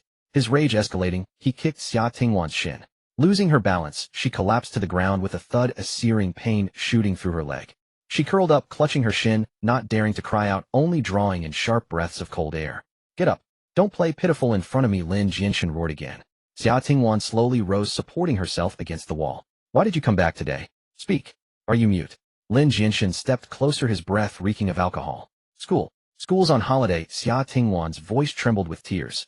School, Lin Jianshen scoffed, as if hearing something absurd. Studying. What's the use of reading? Can it fill your stomach? Can it conjure money? His tone dripped with contempt. Do you know that many college graduates end up working for people who only finished elementary school? Xia Tingwan's lips moved, wanting to argue that this was just a minority, that knowledge could indeed change one's fate. But she dared not speak. Speak. Lin Jianshen grabbed her collar and raised his fist. I'm asking you a question. Xia Tingwan flinched in terror and quickly replied no. No. Then what's the point of studying? Lin Jianshen's voice rose, domineering. Starting tomorrow, don't go anymore. Xia Tingwan's head shot up, her eyes filled with terror. Well, what? I said don't go to school. Lin Jianshen declared. There's no money left at home. Do you think you can freeload and study? Where in the world is there such a good deal? But, I want to study. Xia Tingwan stammered, tears welling up in her eyes. If she could succeed in her studies, she might escape this suffocating cage. You want to study? Lin Jianshen grabbed her slender neck, his fingers tightening slowly. Dream on. Starting tomorrow, go find a job. Wait tables, wash dishes, sweep the streets. Do whatever you want. In short, if you don't bring back money by next month, don't blame me for being ruthless. Xia Tingwan desperately beat at Lin Jianshen's hands, but his grip was like iron clamps. Gradually, darkness crept into her vision. The air in her lungs was depleted, nearly causing them to burst. If you don't agree, I'll go make a scene at your school. Lin Jianshen savored her dying struggles. I don't believe you'll be able to keep studying. With her last ounce of strength, Xia Tingwan blinked frantically, signaling submission. Hoarse sounds escaped her throat. She had no doubt that if she didn't yield now, this alcohol-fueled madman might actually choke her to death. Lin Jianshen finally snorted coldly and released his grip. She collapsed to the floor like a lump of mud, gasping for air like a fish stranded on the shore. That night she returned to her room, which held only a bed and a desk, and pulled out a family photo from the drawer. In the photo, she sat on her foster father's lap, while her foster mother smiled joyfully at the camera. Only Lin Jianshen stood to the side, his face etched with displeasure. He hadn't wanted to be in the picture. He thought she was bad luck. It was her foster parents who had forced him. Tears fell onto the photo. Xia Tingwan murmured, "I'm sorry, Mom and Dad. I promised you I would take care of him. But I can't do it. I can't endure it anymore. I really can't. I'm sorry for disappointing you." It was at that moment she made up her mind. Sooner or later, she would find an opportunity. She would kill this scumbag. Just before dawn, Xia Tingwan finally drifted into a restless sleep. The violent figure in her memory gradually faded away. Flashes of scenes appeared before her eyes: a bowl of noodles with a poached egg, an ordinary pork stuffed bun, a pair of slippers printed with snow white, a carton of milk. And those words, "You must study." The sound of an electric scooter horn came from outside the window. Xia Tingwan jolted awake, staring at the ceiling for a long time. She asked herself, can a person really change so drastically? She heard her own answer: no. She knew better than anyone what kind of person he was. She had come to this family when she was 9. She had spent 9 years in this household. 9 years was enough time for her to see Lin Jianshen clearly. He had always been irritable, arrogant, and cruel. In the past, he had even tortured stray cats to death. He would step on the kitten, applying pressure, slowly reveling in its cries, laughing heartily. How could such a person ever change? So he must not be the same person. Then who was he? Xia Tingwan pushed open the window and gazed at the bustling crowd in the alley below. He's a good person, she heard her own voice again in her mind. The alarm clock roused Lin Jianshen. He walked out of the bedroom to wash up and found that Xia Tingwan had already prepared breakfast. It was still the same: rice porridge and steamed buns. Lin Jianshen sat at the table and said, "Sit down and eat. Don't just stand there like an eyesore." "Oh, okay."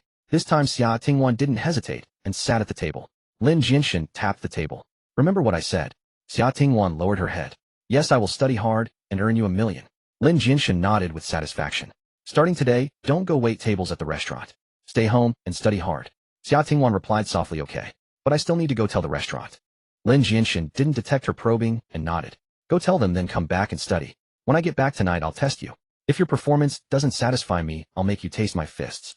Xia Tingwan feigned fear and shrunk her neck. Lin Jianshen nodded with satisfaction, feeling that his acting was quite good. Not only had he found an excuse for her to return to school, but he had also aroused no suspicion. If he ever ventured into the entertainment industry, he was bound to bring home a few awards. After finishing his meal, Lin Jianshen stepped out of the room, pulled a business card from his pocket, and dialed the number on it. He mentioned that old Sue had referred him. The person on the other end gave him an address. The location was quite far, so Lin Jianshen got on his motorcycle and turned the key. The fuel gauge showed half a tank left. He put on his helmet and rode to the place. The destination was at the entrance of an old residential building unit. A few people were busy around a pile of filming equipment. Lin Jianshen sent by old Sue, who said, "There's work here." Lin Jianshen parked his motorcycle. "Right, brother, Sue already mentioned you," said the young man in charge, stepping forward and extending his hand. "I'm Su Wenxian. I run a self-media channel doing challenge-type shows. These are my assistant Xiao Chun and our cameraman Ajai." Lin Jianshen greeted each of them and asked, "So what can I do?" Su Wenxian pointed at the building and explained, "Hey, race the deal. The theme of this episode is Challenge the Floor-Carrying King. The king we've invited is called Brother Chong. Today's challenge is to follow Brother Chong and carry all the renovation materials for the 10th floor unit he's responsible for up the stairs." Lin Jianshen asked, "Why not use a crane to lift them up?" Su Wenxian replied, "They're in a hurry to start construction and can't wait for a high-altitude work permit. Besides, if we scratch the building's exterior, we'd have to pay damages. It's more cost-effective to just carry it up." Lin Jianshen nodded. "I understand." Su Wenxian said, "If you can complete the entire task and finish today's load, you'll get a 1,000 yuan bonus." Assistant Xiao Chun added, "Usually we pick participants from our followers who sign up, but since Brother Su put in a word today, we're letting you try. But brother, I have to be clear. It's hot out and this job really isn't for everyone. If you can't take it midway, you can quit anytime. Safety first. We don't want to send you to the hospital." Lin Jianshen smiled. "Don't worry, I won't try to scam you." Su Wenxian said sincerely, "Brother, we'll be live streaming soon with lots of people watching, so we're not afraid of you pulling anything. It's just that you seem quite unique, and this hardship is really something else, not something ordinary people can handle. Think it over carefully, don't force yourself." Lin Jianshen glanced at the residential building and nodded. I'm in urgent need of money. He'll do it. Su Wenxian was about to persuade him further. Lin Jianshen waved his hand. Relax, he'll definitely make it. I won't ruin your show's effect. Su Wenxian thought to himself. Oh well, even if this episode doesn't work out, it's no big deal. He'll just do Brother Su a favor. Soon a truck loaded with cement, sand, and foam bricks pulled up. A man got out of the truck. He was around 30, slightly balding and bare-chested. His skin was tanned a bronze color, and his muscular physique was as beautifully sculpted as an ancient Greek statue. Brother Chong. Su Wenxian called out, gesturing toward Lin Jianshen. This is today's challenger, Lin Jianshen. Brother Chong sized up Lin Jianshen's striking yellow hair, cropped pants, and loafer shoes, a flicker of surprise in his eyes. In truth, Lin Jianshen didn't want to dress this way, but the original owner's wardrobe was full of such clothes. Brother Chong instinctively felt that Su Wenxian had been thoughtless. Still, since the shoot meant someone sharing his workload, he didn't say much. He just remarked, "Little brother, come over and let me have a look." Lin Jianshen stepped forward, and Brother Chong pinched his arms and shoulders. After a moment's thought, he said, "Little brother, you haven't had any specialized training, and your boat is a bit weak. I'm not trying to discourage you, but this job, I reckon you'd be spent after 2 or 3 trips. Not getting the money is one thing, but a muscle strain or heat stroke wouldn't be worth it. Think it over again." Lin Jianshen stretched his body, a defiant smile spreading across his face. "No need to think it over. I can handle it." Brother Chong's tone grew more serious. "You've never done this, so you don't know how tough it is. An ordinary person gets winded climbing 10 floors empty-handed, let alone carrying a load. Akian's show has run 5 episodes now, and no one has succeeded yet. Even a worker from a construction site failed. Don't end up exhausting yourself for nothing." Lin Jianshen said, "I've endured hardships far greater than this. Let's get started." Seeing he couldn't talk him out of it, Brother Chong relented. "All right, let's begin. First, carry 2 bags of cement up to warm up. They'll go first, follow my pace." He dragged 2 bags of cement off the truck, skillfully placed cardboard underneath, and prepared to hoist them onto his shoulders. Suddenly Lin Jianshen called out, "Wait." Brother Chong breathed a sigh of relief. He could tell that Lin Jianshen's physique was more flash than substance, likely drained by something. Kind-hearted, he felt bad if someone worked for nothing. But if he gave him money, he had a son to support, and couldn't bear to part with it. Su Wenxian patted his shoulder. "It's fine, you can quit anytime. Don't feel pressured." Lin Jianshen said. "Who said anything about quitting? You're filming this, so you'll need to show faces. I was wondering if you have a mask so I can cover mine." Su Wenxian's assistant Xiao Chan was taken aback for a moment, then fished a disposable mask out of his bag and handed it over. Lin Jianshen took it and put it on, leaving only his eyes and yellow hair visible. "All right, let's start." The cameraman turned on his phone and began the live stream. Comments started scrolling across the screen. "Wow, today's challenger is a flashy kid. I bet he'll quit after the first trip. If I'm wrong, he'll wash my hair upside down on stream. Mask on, cares none. Scared of embarrassment, huh? Waiting for the yellow-haired guy to cry for his mom. Gotta say, the host knows how to stream. A yellow-haired kid tackling floor carrying, this is explosive content." Brother Chong effortlessly hoisted 2 bags of cement, each weighing 50 kilograms, totaling 100 kilograms. With the truck driver's help, Lin Jianshen loaded a bag of household renovation cement onto his back. The old stairwell was sweltering like a giant steamer. After just 2 floors, sweat poured from his forehead, temples, and back. His short sleeves quickly soaked through, clinging to his skin. His breathing grew heavier. Brother Chong ahead kept a steady pace. Lin Jianshen kept his head down, eyes fixed on the worn cement steps beneath him, struggling to follow the rhythm. After the first trip, Brother Chong looked completely at ease. For him, it was just a warm-up. But for Lin Jianshen, it was already a struggle. He was panting heavily. On the second trip, Brother Chong increased the load, carrying 2 bags of cement. Lin Jianshen gritted his teeth and tried to add more, but Su Wenxian stopped him. "The challenger only needs to carry 1 bag. For personal safety, you don't have to match his intensity." Lin Jianshen, breathing heavily, carried the second load. As he came downstairs, he felt his calves beginning to tremble. This trip was harder than the first. His strength was draining fast. Going up, his calves started shaking first, then his legs, followed by his waist and abdomen. His entire body was trembling. By the third trip, sweat had drenched him completely, strands of hair plastered to his forehead. The mask clung damply to his face, each inhale met with the stifling resistance of the fabric. The cement on his back seemed to grow heavier. After the 4th trip, Brother Chong clapped his hands. "The cement's done. Take a breather." Lin Jianshen plopped down on the ground and gave Brother Chong a thumbs up. "Brother Chong, you're truly incredible." Brother Chong nudged him with his foot. "Get up, move around a bit before you lie down." He looked at Lin Jianshen's disheveled state, his tone softening. "Hey, it's all for a living. No matter how hard or tiring, it's better than being poor and sick. You're not bad either. Look like a street punk, but I didn't expect you to make it through 4 trips." The live stream chat buzzed with discussion. This yellow-haired guy. He actually carried 4 loads. Slow, sure, but he didn't cry or complain. Not bad. Who said he'd quit after the first trip? Come out. Start your act. So far he's beaten over half the challengers, right? What's the use? No way he finishes the afternoon load. Lin Jianshen lifted his mask slightly, took a sip of herbal anti-heat remedy, and sighed. No choice. I'm broke. If I can't earn money, I won't even have a place to stay. After a brief rest, they began hauling sand. Lin Jianshen felt as if his legs were no longer his own, weighted down like lead.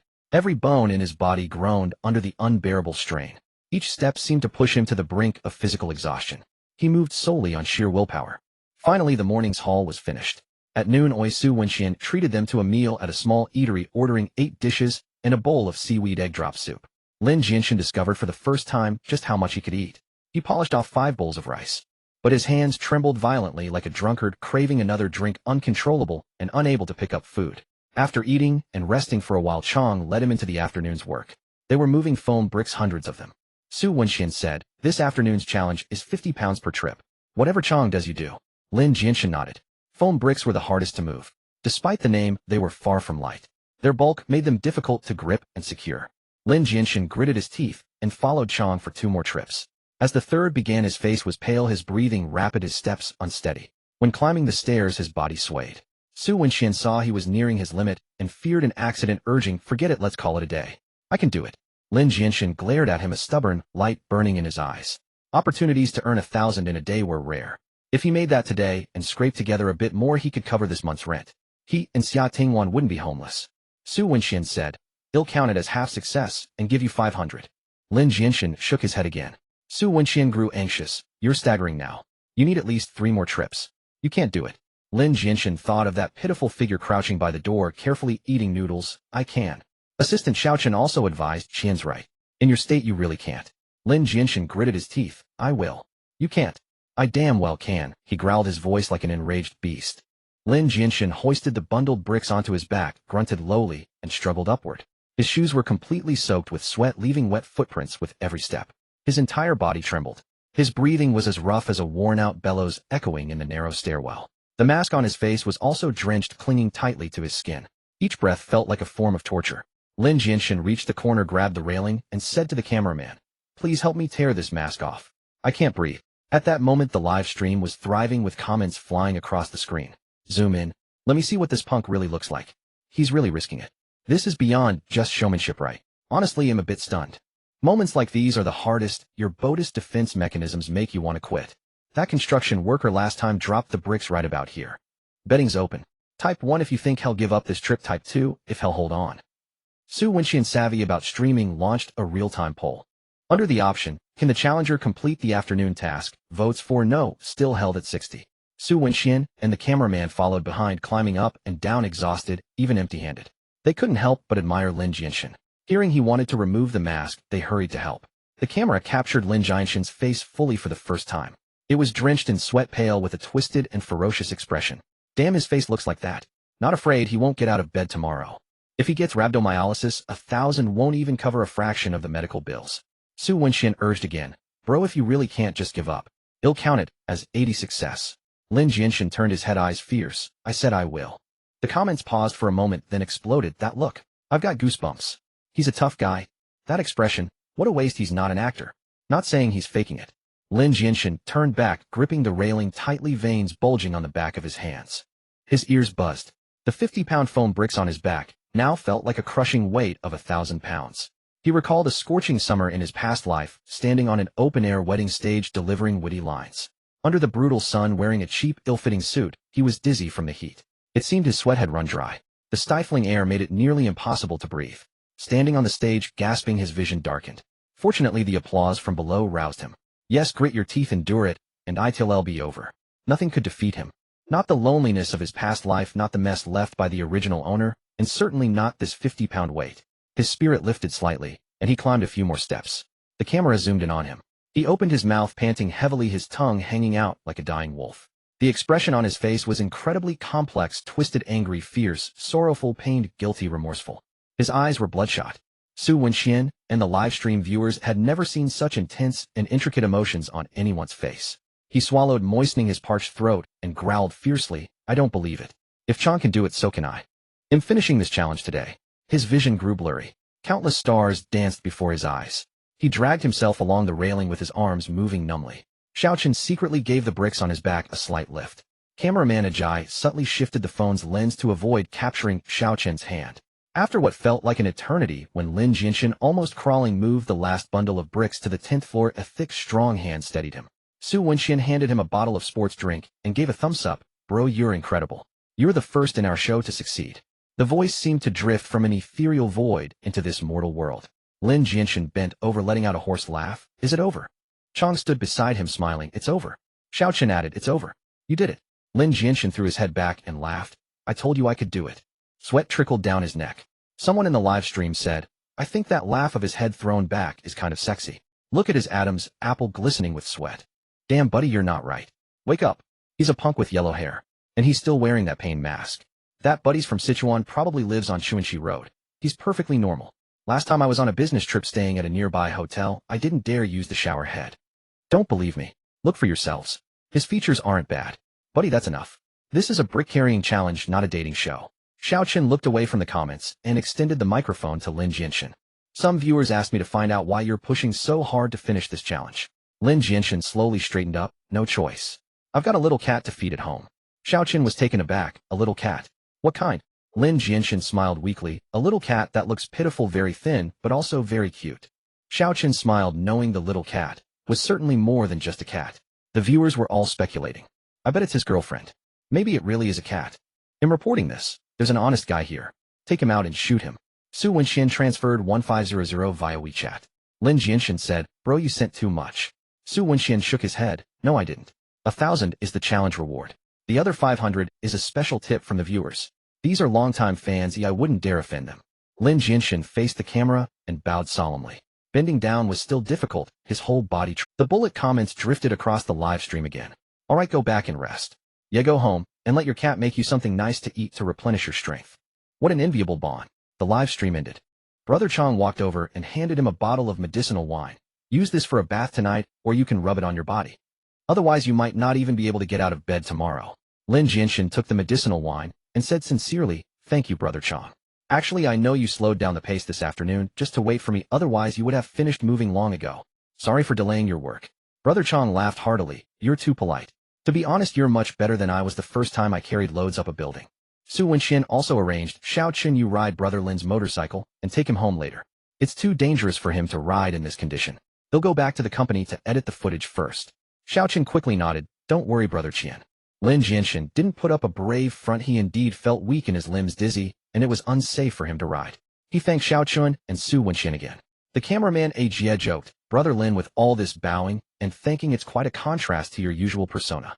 After saying that, he seemed to feel it was a bit offensive and quickly laughed it off. A bit of adorable contrast, haha. Lin Jianshen gave a bitter smile. He thought that after paying the rent he really should get a haircut and buy a new set of clothes to change his image. Oh right, that girl Xia Tingwan also didn't have suitable clothes. He needed to take her out to buy some first. He still had to hurry up and earn money. Otherwise he wouldn't even have money to refuel the motorcycle for food delivery.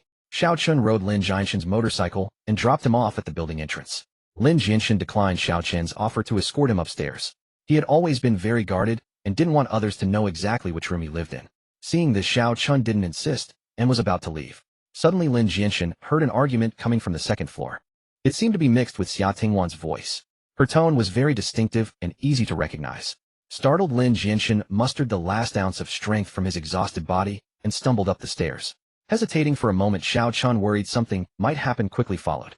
At the door of the rented room on the second floor, the landlord, wearing a vest, stood with his hands on his hips, spewing saliva as he shouted at a thin figure. I'm telling you, I rent out houses to make money, not to do charity. Everyone knows what kind of person your brother is. I must have been blind back then to rent the house to you. His thick fingers almost poked Xia Tingwan's forehead. If you don't have the money, say it now. Don't waste my damn time making a living. This was followed by a string of foul language too offensive to hear. The landlord was in his 40s, stout and burly with a vulgar demeanor. Xia Tingwan felt somewhat in the wrong, tightly clutching the hem of her clothes, her body trembling slightly, not daring to retort. Lin Jianshen's mind buzzed, and the blood instantly rushed to his head. He rushed over, grabbed Xia Tingwan's wrist, and pulled her behind him. Xia Tingwan looked up in surprise, seeing Lin Jianshen's figure shielding her, as he shouted at the landlord, Watch your damn mouth, old bastard. Who are you calling an old bastard? Lin Jianshen sneered. Are your ears deaf or your brain not working? Can't even understand an insult. That black head on your shoulders. If it's useless, just pop it like a pimple. Xiao Chun, who had followed, couldn't help but snicker. The landlord felt humiliated, the fat on his face twitching. Just as he was about to retort, he met Lin Jianshen's eyes. His gaze was fierce and cold like a stray dog that didn't bark. He recognized Lin Jianshen, thinking this kid was just a bully who only acted tough at home. He claimed to be a debt collector but only picked on easy targets. He wasn't really capable. That's why he dared to come directly and bully his sister. But now Lin Jianshen suddenly seemed unfamiliar, his gaze sending a chill down one's spine. The landlord was momentarily intimidated, his momentum weakening by a third, but he still wouldn't let up verbally. Fine. Lin Jianshen, you're tough. They'll give you 2 more days. If I don't see the money, you 2 siblings can sleep on the streets together. No need to wait.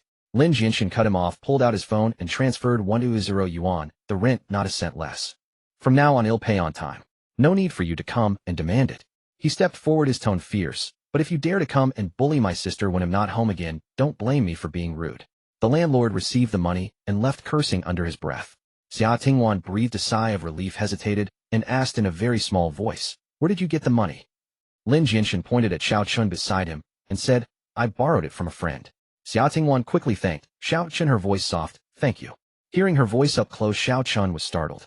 His first thought was that it was a waste. She wasn't a voice actor. He composed himself and said, "You're welcome. Brother Lin and I are friends, we help each other out." He didn't understand why Lin Jianshen wasn't telling the truth, but he didn't call him out on it. He just gave Lin Jianshen a sly smile and said in a low voice, "Brother Lin, your little cat at home is quite big." Lin Jianshen gave an awkward smile. Xia Tingwan wanted to express her gratitude and mustered the courage to invite. "How about coming in for dinner together?" Xiao Chun quickly shook his head. No. I have to go back to the company for overtime. Brother Lin, you rest well. He'll take off now." Lin Jianshen was too tired to notice that Xia Tingwan seemed to be talking more than usual tonight. He waved tiredly at Xiao Chun. "Be safe on the road." Turning to her, he said, "It's okay. Let's go home and eat." Xia Tingwan nodded, feeling an unprecedented sensation in her heart. He had just rushed over without hesitation, pulling her behind him and standing in front of her. Was this what it felt like to be cared for? Unlike that scumbag. That scumbag only ever pushed her forward to bear everything or used her as an outlet for his anger. The man before her seemed to be a very kind person. Lin Jianshen actually liked eating noodles in the evening. But the original owner seemed to have a grudge against noodles, eating porridge every night. So tonight Xia Tingwan had cooked porridge again. Lin Jianshen sat at the table, his whole body aching, as if every bone had been disassembled and reassembled. He picked up the bowl, only to find his hands trembling so violently that he couldn't even hold it steady. After a few bites, the bowl suddenly slipped from his hands, spilling all over the table. Xia Tingwan quickly stood up from her chair. "Let me get you another bowl. I'll clean the table after you finish." Her voice no longer had that cautious, ingratiating tone it once did. It was more natural. Lin Jianshen nodded. Xia Tingwan hurried into the kitchen, refilled a large bowl, and brought it out. When she returned, she saw that Lin Jianshen had already collapsed into the chair, fast asleep. In just that short moment, his head was tilted back, eyes tightly shut, emitting soft snores. Xia Tingwan noticed his pale face, his hair sticking together in clumps. A thin layer of salt frost covered his clothes. He was filthy all over. Holding the bowl of porridge, she stood there quietly watching him, and a smile suddenly appeared on her face. She knew that the money for the rent was mostly earned by him, not borrowed from that friend. She had noticed at the time that the friend's reaction was off. Then a flicker of curiosity arose in her. What kind of person was he before? Why did he come here? Lin Jianshen woke up to find himself lying on the bed in his bedroom. A corner of the quilt was still covering his navel. If there was only one leaf left in the world, it would surely be covering the belly button of a Chinese person. Strange, I fell asleep in the chair yesterday. How did I end up in bed? Lin Jianshen mused. There's only Xia Tingwan and me at home. If I didn't come here myself, could it be that Xia Tingwan helped me over? Lin Jianshen scratched his almost matted yellow hair, a flicker of doubt stirring in his mind. Would that girl be so kind? He furrowed his brow for a moment, then suddenly realized. Oh, I get it. She must be afraid I'd wake up and beat her. Having figured this out, Lin Jianshen pulled out his phone and glanced at the time. It was already past 10 in the morning. He had slept for quite a while. He tried to get out of bed, only to find that his entire body ached, as if he had been beaten up the night before. He felt his pocket. The medicinal wine Brother Chong had given him yesterday was still there. I forgot to apply it. He'll take a shower and put it on later, he thought. Looks like I can't go out today. Oh well, I'll just rest at home. He slowly got up, slipping his feet into his slippers like a Parkinson's patient. He shuffled out of the bedroom. The living room was eerily quiet. Morning sunlight streamed through the window, casting several beams of light on the floor, revealing specks of dust floating in the air. On the dining table, breakfast was laid out as usual: congee, steamed buns, milk, and a small plate of pickled vegetables. Xia Tingwan seemed to be nowhere in sight. Lin Jianshen felt a twinge of worry. He had just clashed with the landlord yesterday. What if the girl ran into him while out? She was slow of speech and timid, unable to win even an argument. Lin Jianshen called out anxiously, Xia Tingwan, are you home? There was no response. He slowly walked to the door and looked down. At the entrance, her slippers adorned with a snow-white pattern were neatly placed. Xia Tingwan's usual pair of old canvas shoes was missing. That girl has definitely sneaked out without telling me. Whatever elite first. Just as Lin Jianshen sat down, he heard the sound of the door opening. He turned to see Xia Tingwan walking in carrying a plastic bag. Lin Jianshen frowned and put on a fierce expression. Where have you been? Startled, Xia Tingwan flinched slightly, quickly lowering her head. I went grocery shopping, she replied. After a pause, as if gathering courage, she added softly, you were tired yesterday. Stay home today. He'll cook 2 dishes for lunch. Huh. Lin Jianshen sensed something was off. Cook 2 dishes for me. The tone didn't sound quite right. It wasn't like her usual submissiveness. There seemed to be something else mixed and something indescribable. He immediately widened his eyes, trying to mask the strange feeling in his heart. Are you telling me what to do? Xia Tingwan clutched the plastic bag, tightly, looking weak and helpless. No, I wouldn't dare. Xia Tingwan, don't think putting on that act will stop me from hitting you. Looks like I haven't disciplined you in a few days, and you're getting bold. Xia Tingwan almost buried her head in her chest, murmuring repeatedly, no. No. Lin Jianshen scrutinized her, but found nothing unusual. He must have been overthinking. She was just afraid of being beaten.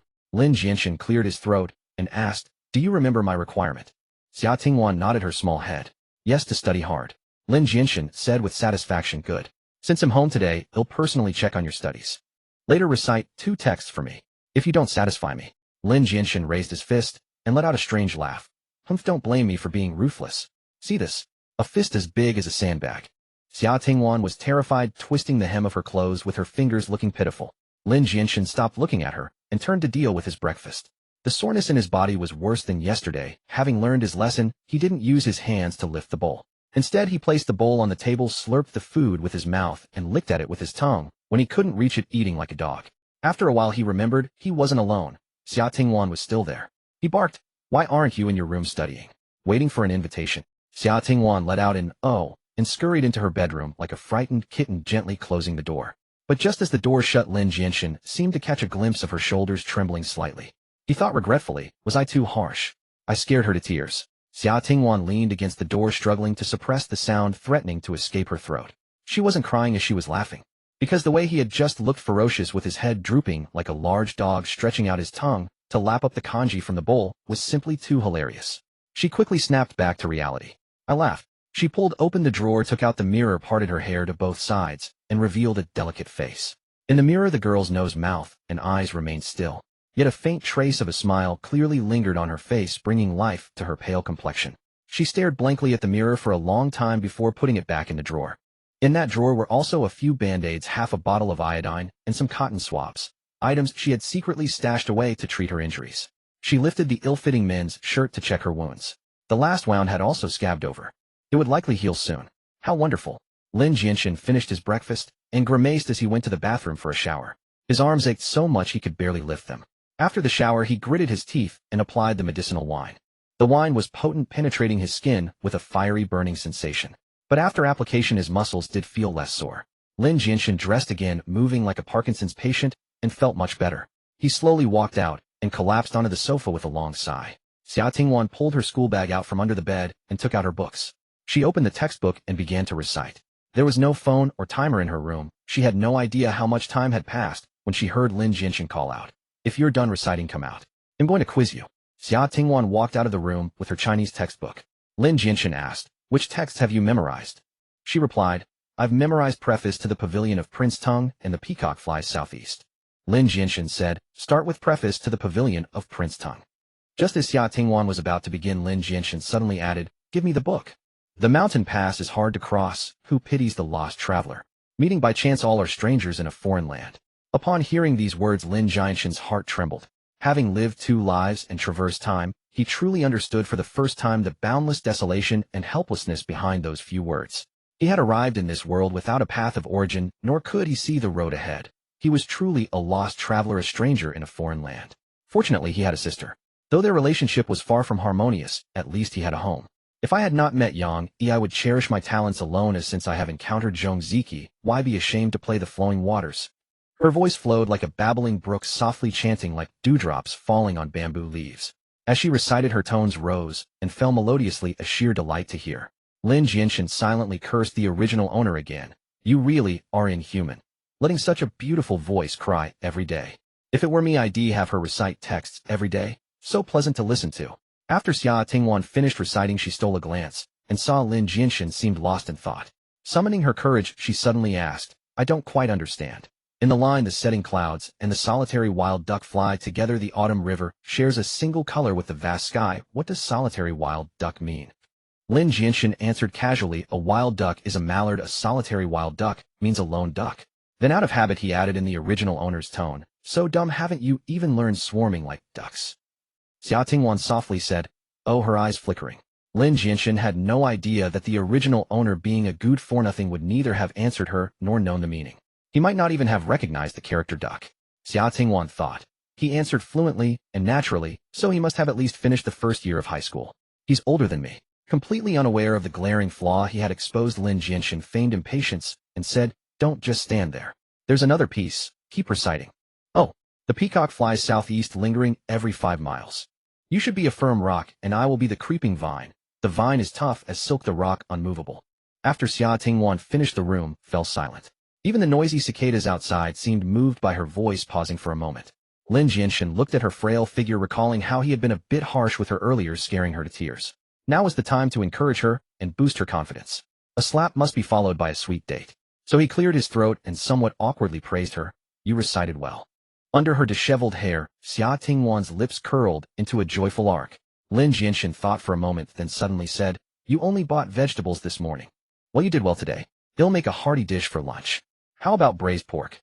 Xia Tingwan hesitated, but I've spent all the money I have. Her voice carried just the right note of unease.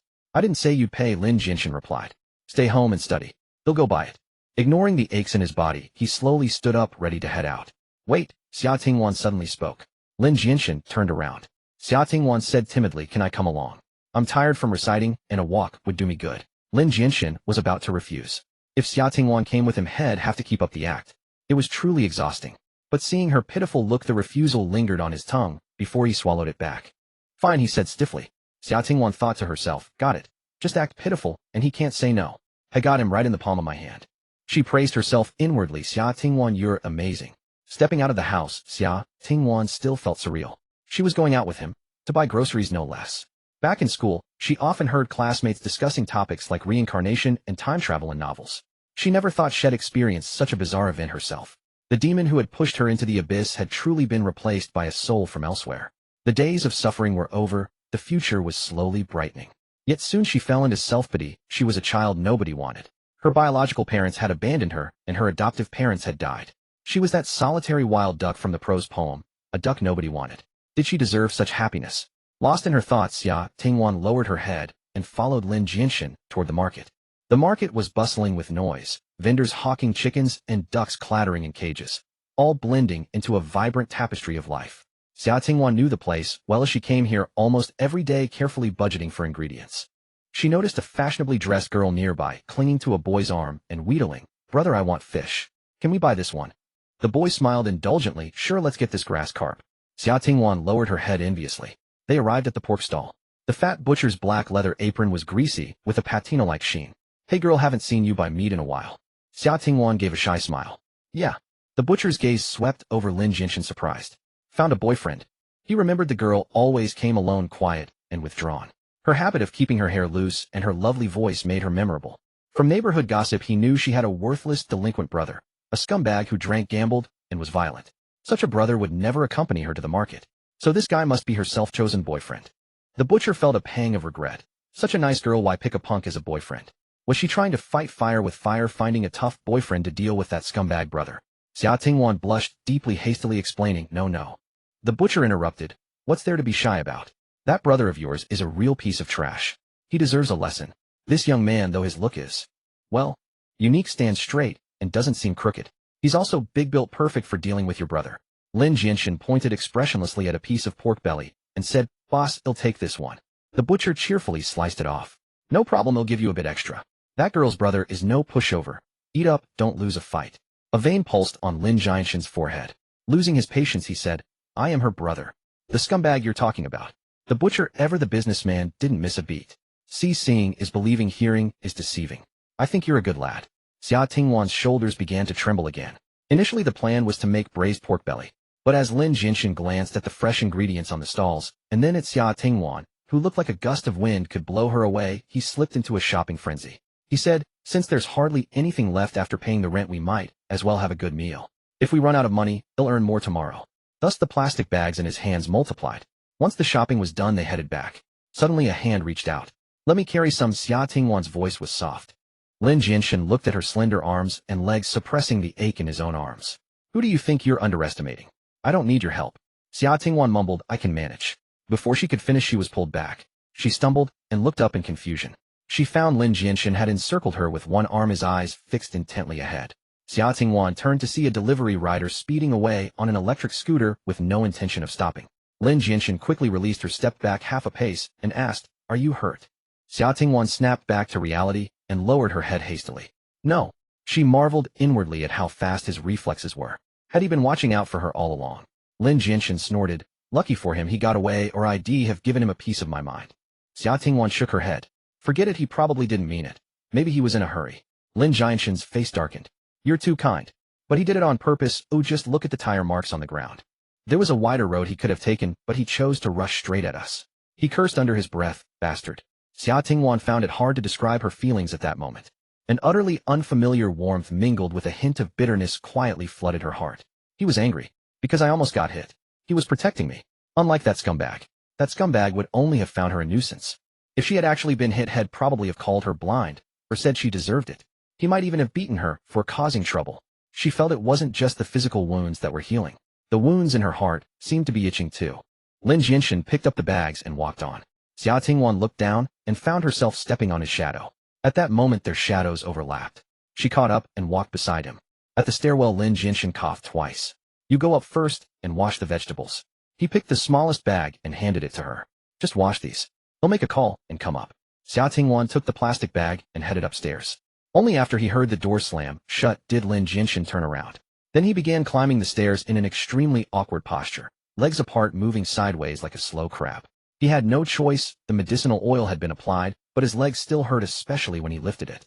Confirming no one was around, he crawled sideways up the stairs, sometimes resorting to reverse gear. Xia Tingwan, who had secretly cracked the door open to spy, hurried to the kitchen to wash the vegetables when she saw him reach the landing. Lin Jianshen came up and noticed, how wasn't the door just closed? How come there's a crack?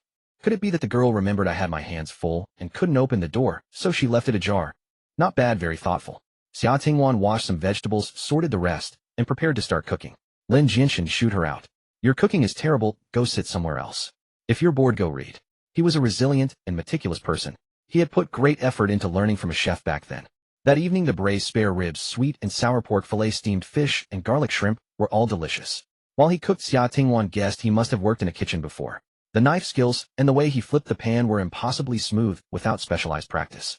Xia Tingwan couldn't help but think, does he realize he's showing such a contrast? Lin Jianshen was completely oblivious to his own slip. He was holding back, only using 60% of his culinary skill. Xia Tingwan's cooking was awful, like that old lady who volunteered to cook at the orphanage. The old lady was kind and gentle, but everything she made was boiled mostly without salt. One day dinner was noodles. She forgot to add salt, and none of the kids at the orphanage noticed. It was only after the meal that the old lady remembered. She slapped her forehead and said, "Oh dear, I forgot to put salt in the noodles today." She remembered not because she tasted it. That shows how bland her food usually was. The old lady often said, "You should eat less salt or you'll get high blood pressure later." For heaven's sake, the oldest kid at the orphanage was only 16. High blood pressure was years away. That was way too early for health preservation. This was one of the reasons Lin Jianshen had worked hard to learn cooking in his past life. Unfortunately, after graduating from university and starting a job, he was always working overtime and rarely had time to cook. While cooking, Lin Jianshen was lost in memories and never carefully considered the original owner's cooking skills. He thought he was a great actor, slapping the table and saying, "I've recently learned a thing or two, so I put a lot of effort into these dishes. Even if they're not good, you have to finish them. Otherwise, you're not showing me respect." He habitually raised his fist. You know what happens to those who don't show respect, right? Xia Tingwan shrank back in fear, lowering her head. I understand, she thought.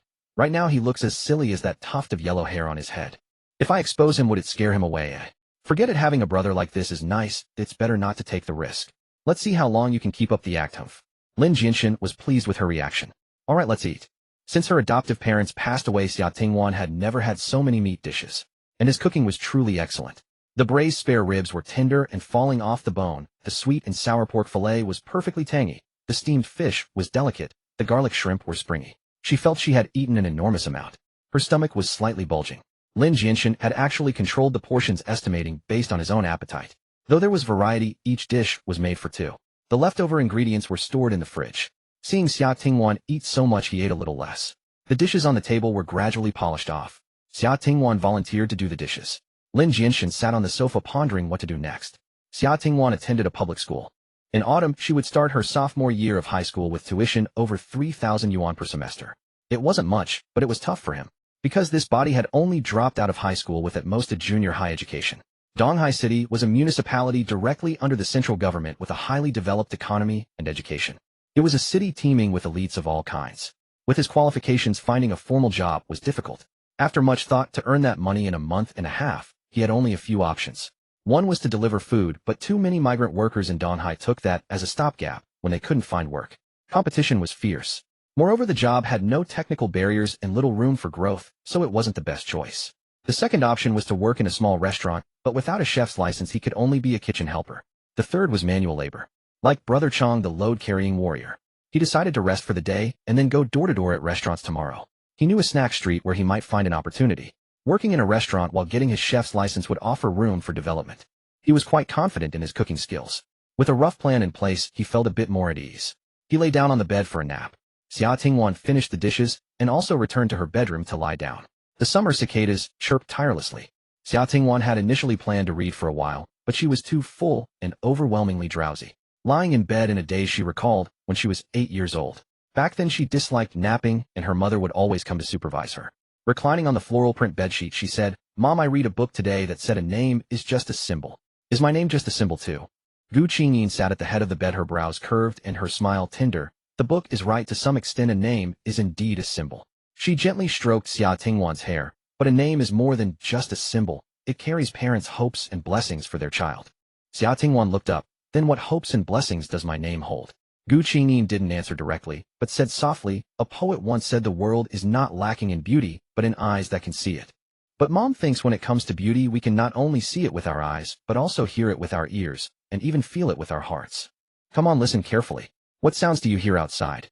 Gu Qingyin picked up the remote control from the bedside table, turned off the air conditioner, and opened the window. Xia Tingwan tilted her head and listened intently for a while, then said, "I hear the chirping of crickets. And what else? I hear frogs croaking. And the wind rustling the leaves." Gu Qingyin smiled. "Aren't these sounds beautiful too? 1-1. Mom hopes you will always have ears attuned to listening and a heart capable of feeling beauty. To hear the moving sounds of this world and discover the subtle beauty in life." Lying on the bed in her rented room, Xia Tingwan touched her slightly bulging belly, full from eating too much. How could this not be considered a form of beauty? Yet suddenly she felt a pang of sadness. She slowly curled up, hugging the quilt to her chest. "Mom, I miss you. Why did you leave me? Still, I hope you are happy in heaven." Tears slid from the corners of her eyes, soaking the pillow. Lin Jianshen had slept long for his afternoon nap. When he woke up, he fished out his phone and saw it was already past 4. He got up, walked out of the bedroom, and cast a lazy glance at Xia Tingwan's room. No one was inside. He looked around, but found no trace of Xia Tingwan. That girl, she hasn't gone out to scavenge trash again, has she? Disobedient. Recalling her frail figure rummaging through garbage, he felt a twinge of unease. Xia Tingwan. Still home. The sound of flushing came from the bathroom. With a creak, the door opened. Xia Tingwan emerged holding a math textbook. Seeing Lin Jianshen's grim expression, she said timidly, "Sorry, did I do something wrong?" Lin Jianshen's expression softened, and he said, "You need to study hard. Do you remember what I said?" Xia Tingwan lowered her head. "I remember." Lin Jianshen nodded. "Good that you do." He still cooked dinner that evening. He stir-fried 1 meat and 1 vegetable dish and boiled a pot of noodles. Finally, no more watery porridge. Xia Tingwan recalled that on the first night of his resurrection, after he went to the bathroom to vomit, he also made noodles. She thought his eating habits have changed too. The next morning after breakfast, Lin Jianshen applied medicinal liquor to himself again. Around 10:30 he left. He rode a motorcycle for half an hour. Arriving at the snack street, he remembered. This street had a long history filled with numerous food stalls, fly-by-night eateries, and private kitchens. The most famous place on this street was a snail noodle shop. It was said that before Cheng Hua, the CEO of Harvest Catering, made his fortune, he sold snail noodles there. It was only 11 o'clock and a long queue had already formed. Lin Jianshen inquired at several small restaurants, but was turned away. Passing the bustling snail noodle shop, he discovered another establishment. 5 tables inside were all full with many customers urging for their orders. A middle-aged woman dressed in a cool blue gauze dress kept soothing the customers, saying, coming right up, coming right up. The weather was hot, and she was sweating profusely. Don't rush, I've got it all noted. Yours is next, then yours, then yours. As Lin Jianshen entered, the rather attractive woman turned and said, sorry, we're full and can't handle any more orders. Maybe you could try another place. Lin Jianshen asked, ma'am, I'd like to ask, is the owner here? Wiping the sweat from her brow, she turned and said, what's the matter? I can make decisions. Lin Jianshen caught a glimpse of her deep cleavage and quickly averted his gaze. I was wondering if you're hiring a cook or a kitchen helper. The woman asked, any experience? I don't want a novice. Lin Jianshen nodded. I worked in a kitchen for 3 years before.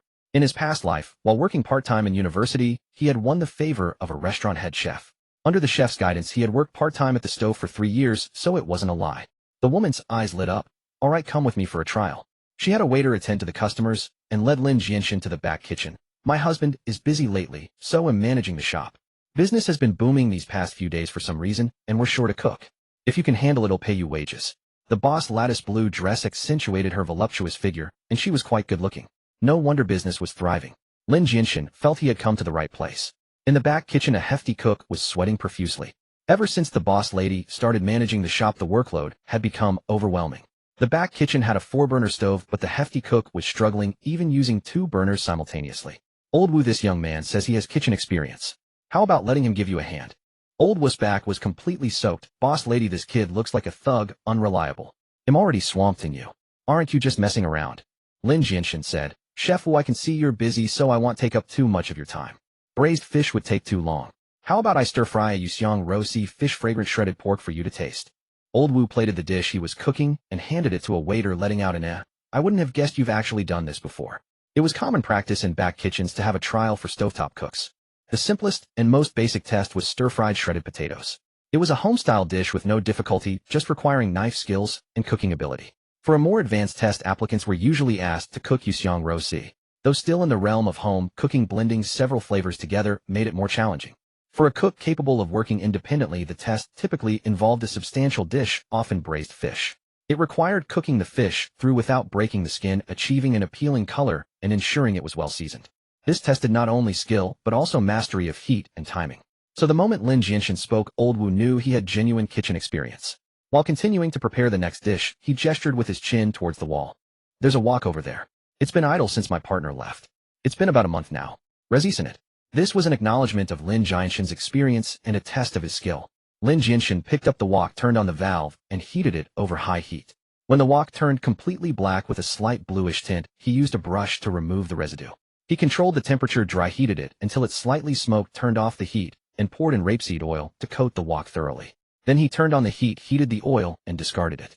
He washed it again with water and detergent, then grabbed a handful of greens and quickly stir-fried them. This was to absorb any remaining impurities and metallic smell. Old Wu watched from the corner of his eye as he executed the entire process smoothly. Oh ho, I underestimated you. Your skill level is impressive.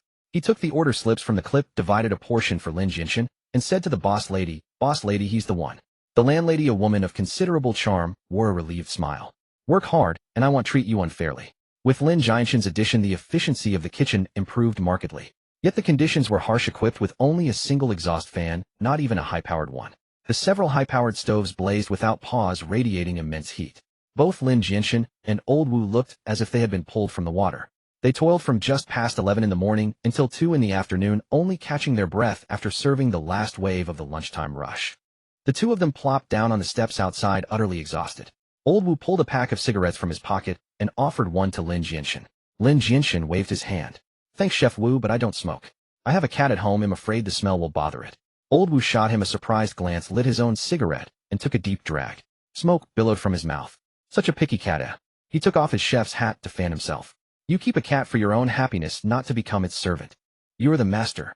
A cat like that just skip a few meals, and it'll be fine. Lin Jianshen explained, this cat has a wonderful voice, truly melodious. It would be a shame if it were ruined by tar and nicotine. Old Wu gave a wry laugh. How could a single cigarette have that much power? Lin Jianshen scratched his head. Actually, this is my first time keeping one, and I'm not entirely sure. He'll just be careful where I can. Old Wu chuckled. You're an interesting fellow, kid. After finishing one cigarette, Old Wu seemed on the verge of saying something, then clamped his mouth shut and lit a second. He smoked the second one in silence before he finally couldn't help but speak. Maybe you should look for work elsewhere. This place isn't for you. Lin Jianshen joked. What, afraid it'll take your job? Don't worry, I don't even have a chef's license and my family needs the money. By the time I have spare cash to get a chef's license, who knows when that'll be. Old Wu wiped the sweat and grease from his face with his sleeve. Forget it. If you want to work, go ahead. Pretend I didn't say anything. After resting a while, Lin Jianshen found the landlady hunched over the front counter doing accounts. He tried his best to avert his gaze from the deep scar on her chest. Landlady, were the customers satisfied with lunch? The landlady clicked away furiously at the calculator, the voice prompt utterly unable to keep pace with her speed. Hearing Lin Jianshen's voice, she didn't even lift her head. It was the front desk girl who was organizing drinks in the cooler who laughed and said they were satisfied. Several groups said the food was great. The landlady shot her a glare. Finished with your work, have you? Only then did she turn to Lin Jianshen. If you have something to say, just say it. Lin Jianshen asked. Well, if I work here, how will my wages be calculated? The landlady replied, don't worry. Just work for now. Your pay won't be short. How about 5,000 a month plus meals? This was Donghai City. For a chef, the wage was a bit low. It was both physical and skilled labor. But for Lin Jianshen, having a job was already more than enough. He said sincerely, thank you, landlady. He'll work hard. The front desk girl handed him a can of cola. A little celebration. Don't worry, it's my treat. Already paid for. Lin Jianshen took the cola. Thanks. When I get my pay, I'll treat you in return. The front desk girl said, it's a deal. Let's exchange WeChat. She pulled out her phone. Lin Jianshen didn't overthink it and scanned her QR code. The girl sent him a message, change my note. My name is Song Qing. The landlady glared at Lin Jianshen. All right, don't just stand there. Have you prepped the evening dishes? If not, get to it. She then said to Song Qing, and you don't slack off. Go wipe down all those table legs. Song Qing stuck her tongue out at Lin Jianshen and obediently went to get a cloth. This place closed for business at 10 in the evening. Lin Jianshen wanted to call Xia Tingwan to say he wouldn't be home for dinner. But Xia Tingwan didn't even have a mobile phone. When he got his wages, he should probably buy her one. It was inconvenient otherwise. If something happened to her, or if she was bullied again, she wouldn't even be able to make a call. After Lin Jianshen and Old Wu finished cleaning the kitchen together, they left the shop. By the time he rode his motorcycle home, it was already 11:30 at night. Pushing open the door, Xia Tingwan was already curled up asleep on the sofa. A math textbook lay fallen beside her. On the table, a red plastic cover shielded a plate of dressed lettuce and a plate of braised pork ribs. They had been freshly cooked that evening. Hearing his footsteps, Xia Tingwan jolted awake. Her eyes instantly filled with terror, but quickly she remembered that the person before her was no longer the one from before. The fear receded like a tide. After a moment's hesitation, she still asked timidly, why are you back so late?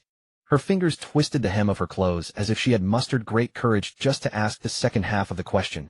You didn't go gambling again, did you? Lin Jianshen gave a scornful laugh. Who do you take me for? I found a job. A job? Xia Tingwan was stunned. She quickly composed her expression and said in a low voice, have you eaten? Should I make you some noodles? Lin Jianshen waved his hand. No need. I ate at work, it's part of the deal. Xia Tingwan said. Got up and put the 2 dishes into the refrigerator. Lin Jianshen handed her a drink. Someone gave me a cola. Too sweet for my taste. You can have it.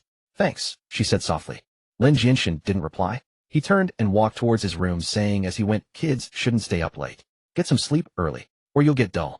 He entered the bedroom to find a change of clothes for a shower.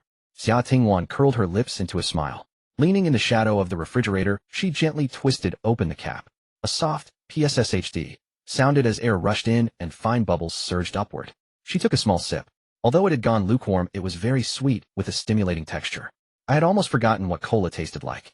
The night breeze drifted through the window, gently lifting her long hair. When Lin Jianshen came out with his change of clothes, Xia Tingwan had already returned to her room and closed the door. He stood before her door, overcome by a very strange feeling. In his past life, every time he came home, he felt utterly exhausted, unwilling to take an extra step or say an extra word. But now, returning home, though he was still tired, there was a sense of fulfillment. And he was brimming with motivation. Lin Jianshen leaned quietly against the wall, pondering for a moment, then shook his head and walked to the bathroom. Because she had always had to be on guard against that person, Xia Tingwan's sleep was perpetually poor. It took her a long time to fall asleep. She heard Lin Jianshen in the next room return to his bedroom and throw himself onto the hard bed. A dull thump sounded. Ouch! Lin Jianshen yelped from the other side. Xia Tingwan smiled to herself, thinking the bed he used to sleep on must not have been this hard. At least it had a mattress. The soundproofing between the rooms was poor, and soon a faint snore came from next door. Xia Tingwan turned over, hugging her blanket, and whispered, Mom, come visit me in my dreams. It's been so long since you last came. The next morning, Lin Jianshen woke up to find breakfast already set on the table. The soreness in his muscles had mostly faded. Ai Chang's medicinal wine was indeed quite effective. Xia Tingwan had apparently already eaten and was doing her morning reading in her room. She was reciting an English text. Her pronunciation was quite good, though she stumbled a little due to having set it aside for a long time. Lin Jianshen recalled the days when he was tormented by the price of a shirt being £9.15. After breakfast, he stood at Xia Tingwan's door and called out Xia Tingwan. She turned around, and the sunlight bathed her, outlining her slender figure with a golden edge. Her flowing hair was also tinged with a warm hue. Lin Jianshen said, "I have to go to work today, and we'll be back late. Just stay home and study, don't go out." Xia Tingwan nodded and replied, "Okay." As Lin Jianshen reached the door, he suddenly raised his voice and said, "Xia Tingwan." "Huh?"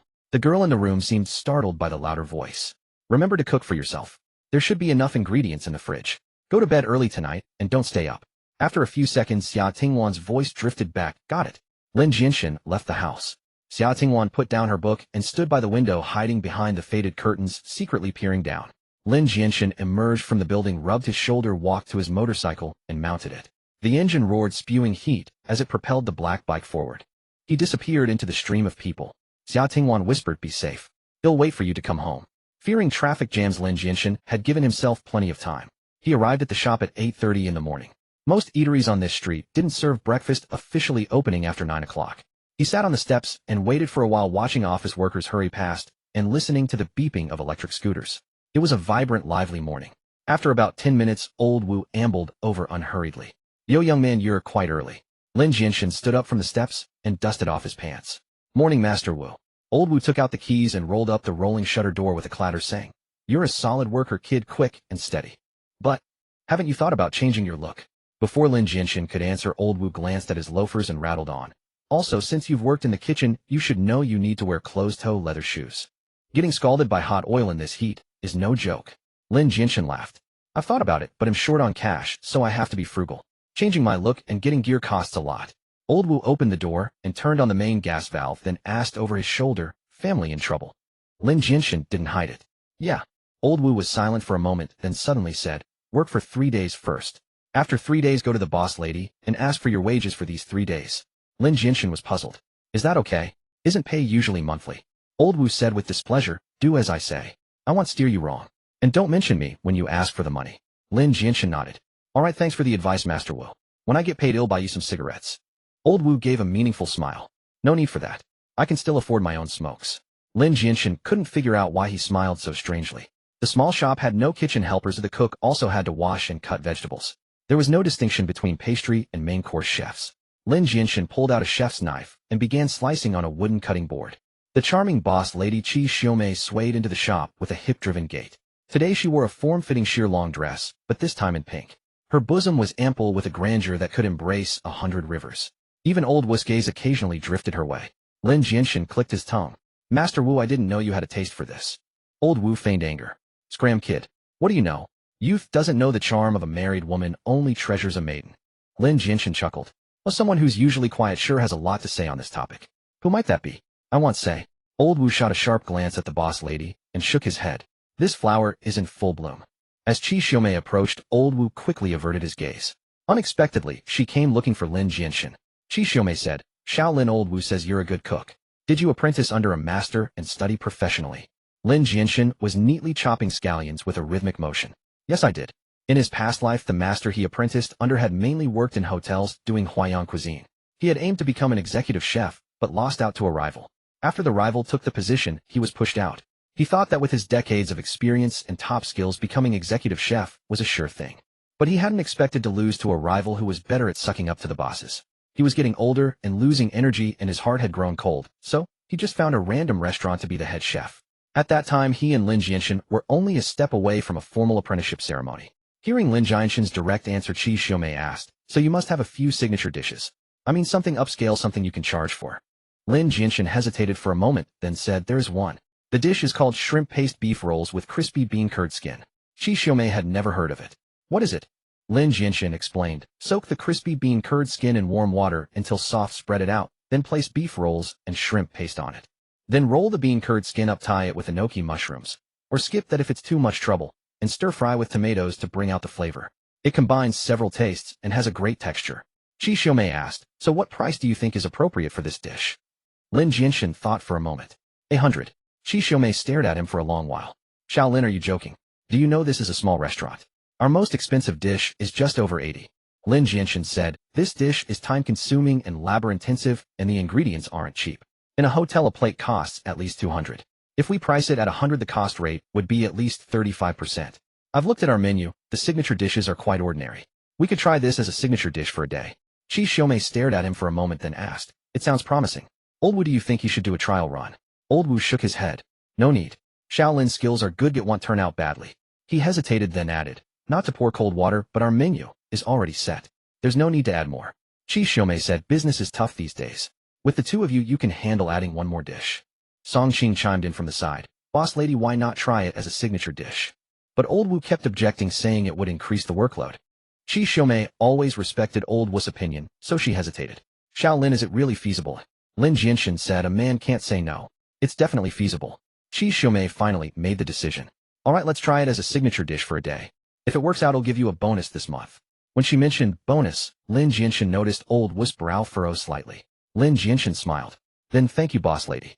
Today's lunch business was even more booming than yesterday. Not only were all the seats inside occupied, but for the first time a line had formed outside the door. It seemed there would be no worry about table turnover today either. The landlady's mature woman charm was truly undeniable.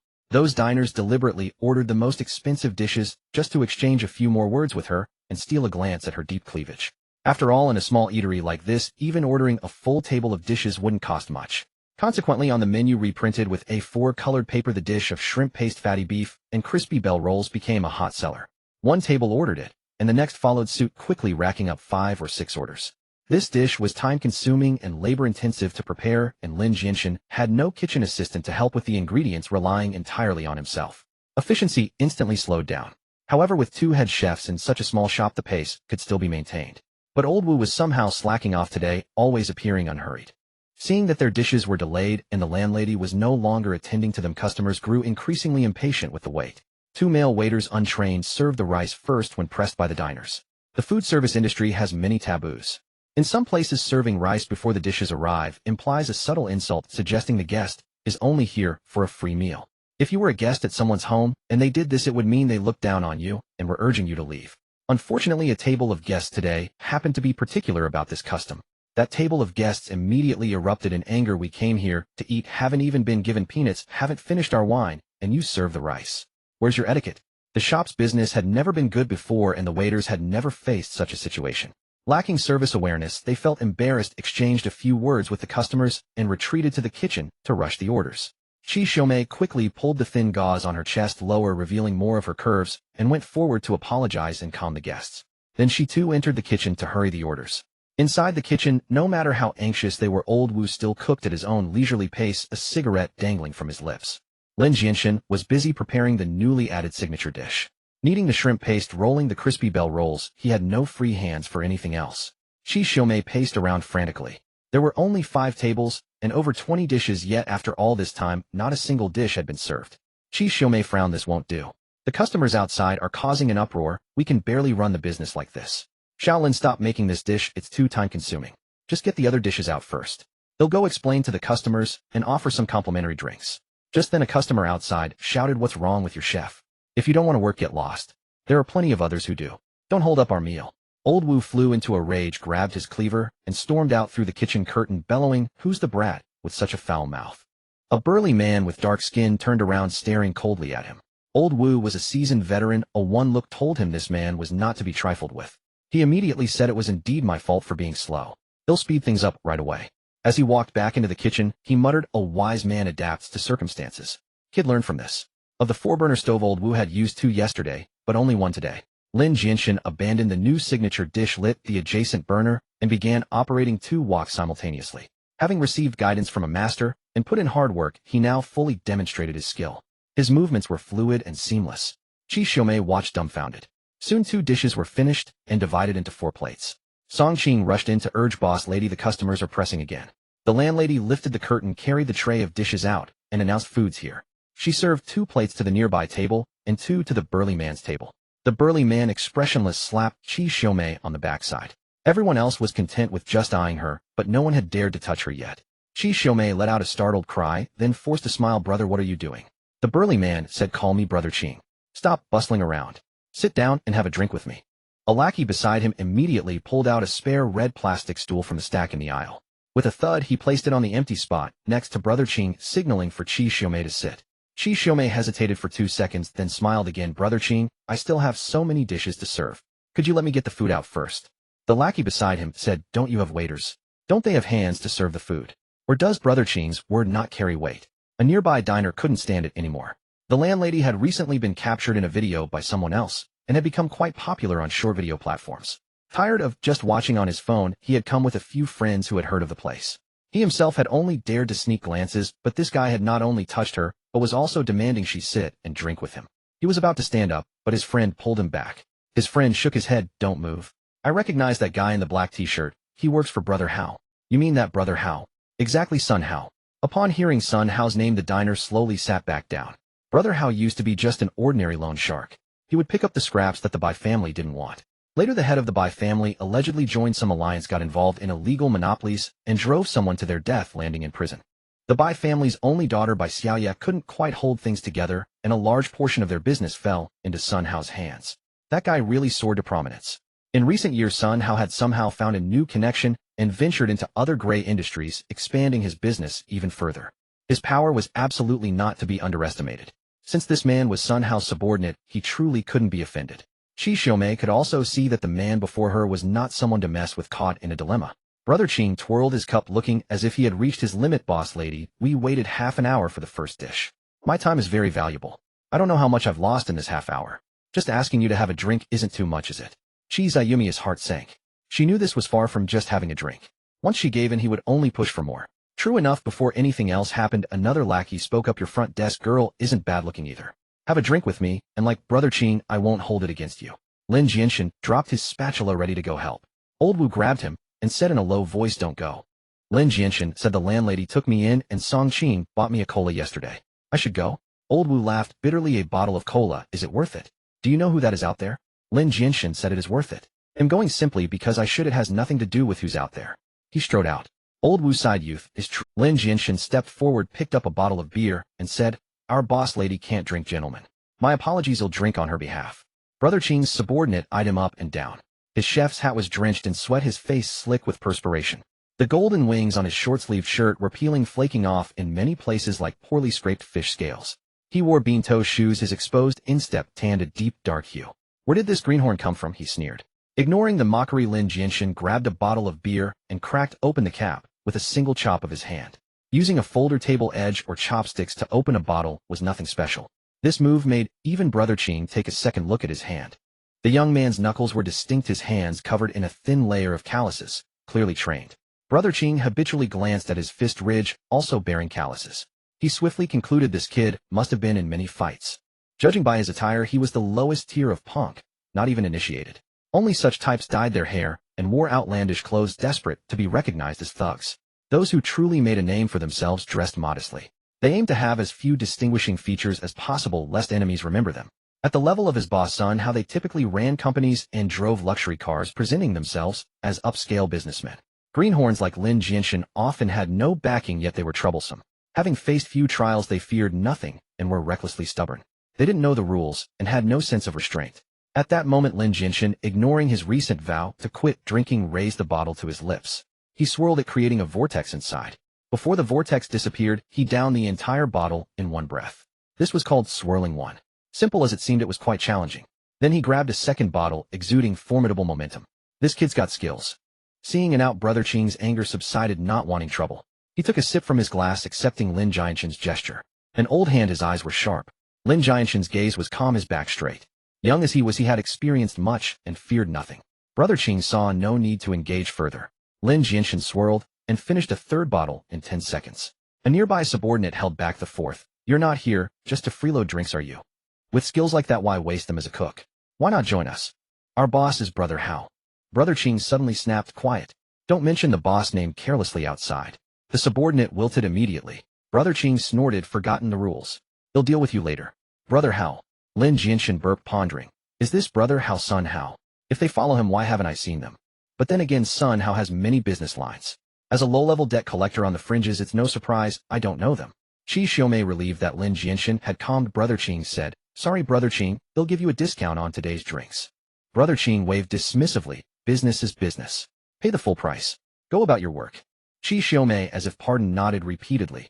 Yes, yes, Brother Qing, enjoy your meal. The group caused no further trouble, paid the full bill, and drove off in a black Fengcheng Bao off-road vehicle. Lin Jianshen returned to the kitchen, where Old Wu looked at him with a complex expression. After a long silence, he sighed and patted Lin Jianshen's shoulder. You've got guts, kid. He stopped slacking off and worked more efficiently. The boss lady then had Lin Jianshen prepare the shrimp beef and crispy roll dish. Once served, it earned unanimous praise from the diners. Today's average spending per table was significantly higher than any previous day. It was obvious that revenue would surpass yesterday's. Qi Ziyumi's face beamed with joy. Having drunk at noon, Lin Jianshen didn't ride his motorcycle, but scanned a shared bike to pedal home. It took a bit longer, making his return even later. A light was left on for him at the entrance. The light in Xia Tingwan's bedroom was off, as if she were asleep. Lin Jianshen tiptoed, grabbed his change of clothes, and headed to the bathroom. After his shower, he took out the medicinal wine Brother Chong had given him, finding only a bit left. He added some water, shook the bottle, applied the mixture, and tossed the empty bottle into the trash bin. He slept, ate breakfast at home after dawn, and biked to the shop. The number of customers grew daily. At noon, a long line formed outside. Some came to see the boss lady, while others had watched videos shared on Douyin and wanted to try Lin Jianshen's new dishes. Old Wu didn't slack off today, but his age caught up with him. In the afternoon, he forgot to take his cooling herbal drink. After working over 4 hours in the scorching kitchen, he suffered heat stroke. Lin Jianshen had to take over doing the work of two, bustling frantically. He didn't even have time for dinner. Only at 10 in the evening, after seeing off the last guests, did he snatch a sip of water. For nearly 10 hours he hadn't visited the restroom, sweating so much he felt no urge. Just as he was about to start cleaning, Old Wu walked in. He'll handle the cleaning. You said you're short on cash. Go ask the boss lady for 3 days' wages first. Lin Jianshen asked, are you okay? Pale and drenched in cold sweat, Old Wu insisted, I'm fine. Go now or shall leave after tallying. Lin Jianshen approached the counter. Qi Xiaomei was hunched over it, calculating accounts, her skirt outlining a full rounded curve. He stepped forward. Sister May, could you advance me 3 days' wages? Qi Xiaomei turned around. Oh, our big hero is here. Lin Jianshen smiled sheepishly. Not that dramatic, sis. About those 3 days' wages. She interrupted. We pay monthly. I know, Lin Jianshen said, but I'm almost out of money for food. So I'm asking for your help, Sister May. Qi Xiaomei stared at him for a few seconds, then laughed. Hey, why do you just ask for money like that? Why should I give you money? Lin Jianshen was taken aback, forcing a smile. Sister May, I've worked here for 3 days. Qi Xiaomei burst into laughter. I never signed a labor contract with you. I don't know why you insisted on helping in the kitchen. Lin Jianshen instantly understood Qi Xiaomei intended to exploit his labor for free. No wonder Old Wu had been acting strangely. He was looking out for him. If he hadn't reminded him to ask for wages first, he might have worked until next month only to find trouble. Rage flared within Lin Jianshen. Qi Xiaomei, you promised me 5,000 a month. I promised you. Qi Xiaomei giggled, as if hearing something hilarious. No proof, little brother. Do you have a contract? No. Any recording? Any evidence? I agreed. None either. She stood up, walked gracefully to Lin Jianshen. You have no health certificate, no chef's license. Why would I hire you? Little brother, don't be naive. These 3 days, consider it a lesson from your big sister. Lin Jianshen clenched his fist, struggling to suppress his fury. To win over Brother Qing, he had downed 3 bottles of beer in a row. He had crafted new dishes for this small eatery, drawing in countless customers. Without him, these past 3 days, they could never have achieved such high revenue. Yet now this boss lady had played him for a fool, unwilling to even pay his wages. Song Qing, standing nearby, couldn't bear it any longer and interjected. Boss lady, this is truly going too far. Brother Lin has worked so hard these 3 days. Qi Xiaomei sneered without a hint of fear. Song Qing, do you still want your job here? If you don't, get the hell out now. Song Qing hesitated, then turned away to continue her work. Qi Xiaomei swiveled back to face Lin Jianshen, whose face had turned ashen, the smug grin on her lips growing more pronounced. I thought you'd obediently work for me for a full month. But you're quite a clever one, aren't you? Staring at her hypocritical face, Lin Jianshen couldn't hold back a curse. A male waiter who had been wiping tables nearby erupted in rage, hurling his rag aside and charging over. He swung a slap toward Lin Jianshen's face. Lin Jianshen reacted swiftly enough to dodge, especially since the waiter seemed to deliberately slow his motion. But he didn't evade. A crisp smack echoed as the slap landed on his cheek. Lin Jianshen grinned, a savage look on his face. You struck first. This is self-defense. The waiter was stunned, having only intended to put on a show for his cousin. He never expected to actually hit Lin Jianshen. Before he could figure it out, Lin Jianshen's hook punch slammed into his stomach. He clutched his abdomen, trembling in agony, and slowly crumpled to the ground. Qi Xiaomei shrieked. How dare you hit someone? She lunged forward, shoving her hand, nails painted a vivid red, hard against Lin Jianshen's chest. He let her push him, then delivered a slap of his own. A resounding crack. This blow was far heavier than the one he had received. Qi Xiaomei felt a searing pain on her cheek, her ears ringing. You son of a... She started, hand pressed to her face. Lin Jianshen struck again with the back of his hand. This time it landed on her other cheek. Staggering backward, she was left speechless. Another waiter grabbed a nearby broom and charged. The fallen cousin struggled to his feet, clutching his stomach, and joined him. Together they lunged at Lin Jianshen. Though outnumbered, Lin Jianshen was burly, seasoned in street brawls, and his strikes were vicious and precise. He aimed for the most tender spots, carefully controlling his force to avoid serious injury. The two were no match, soon howling in pain. Qi Xiaomei's cousin collapsed from the agony. Lin Jianshen deliberately fell on top of him, pinning him down. It looked like a grapple, but with sheer domination. He kept pummeling the man's kidneys. Stop! Help! The cousin screamed. Sis, save me, he's killing me. Qi Xiaomei slumped by the counter, trembling, all traces of her earlier smugness gone.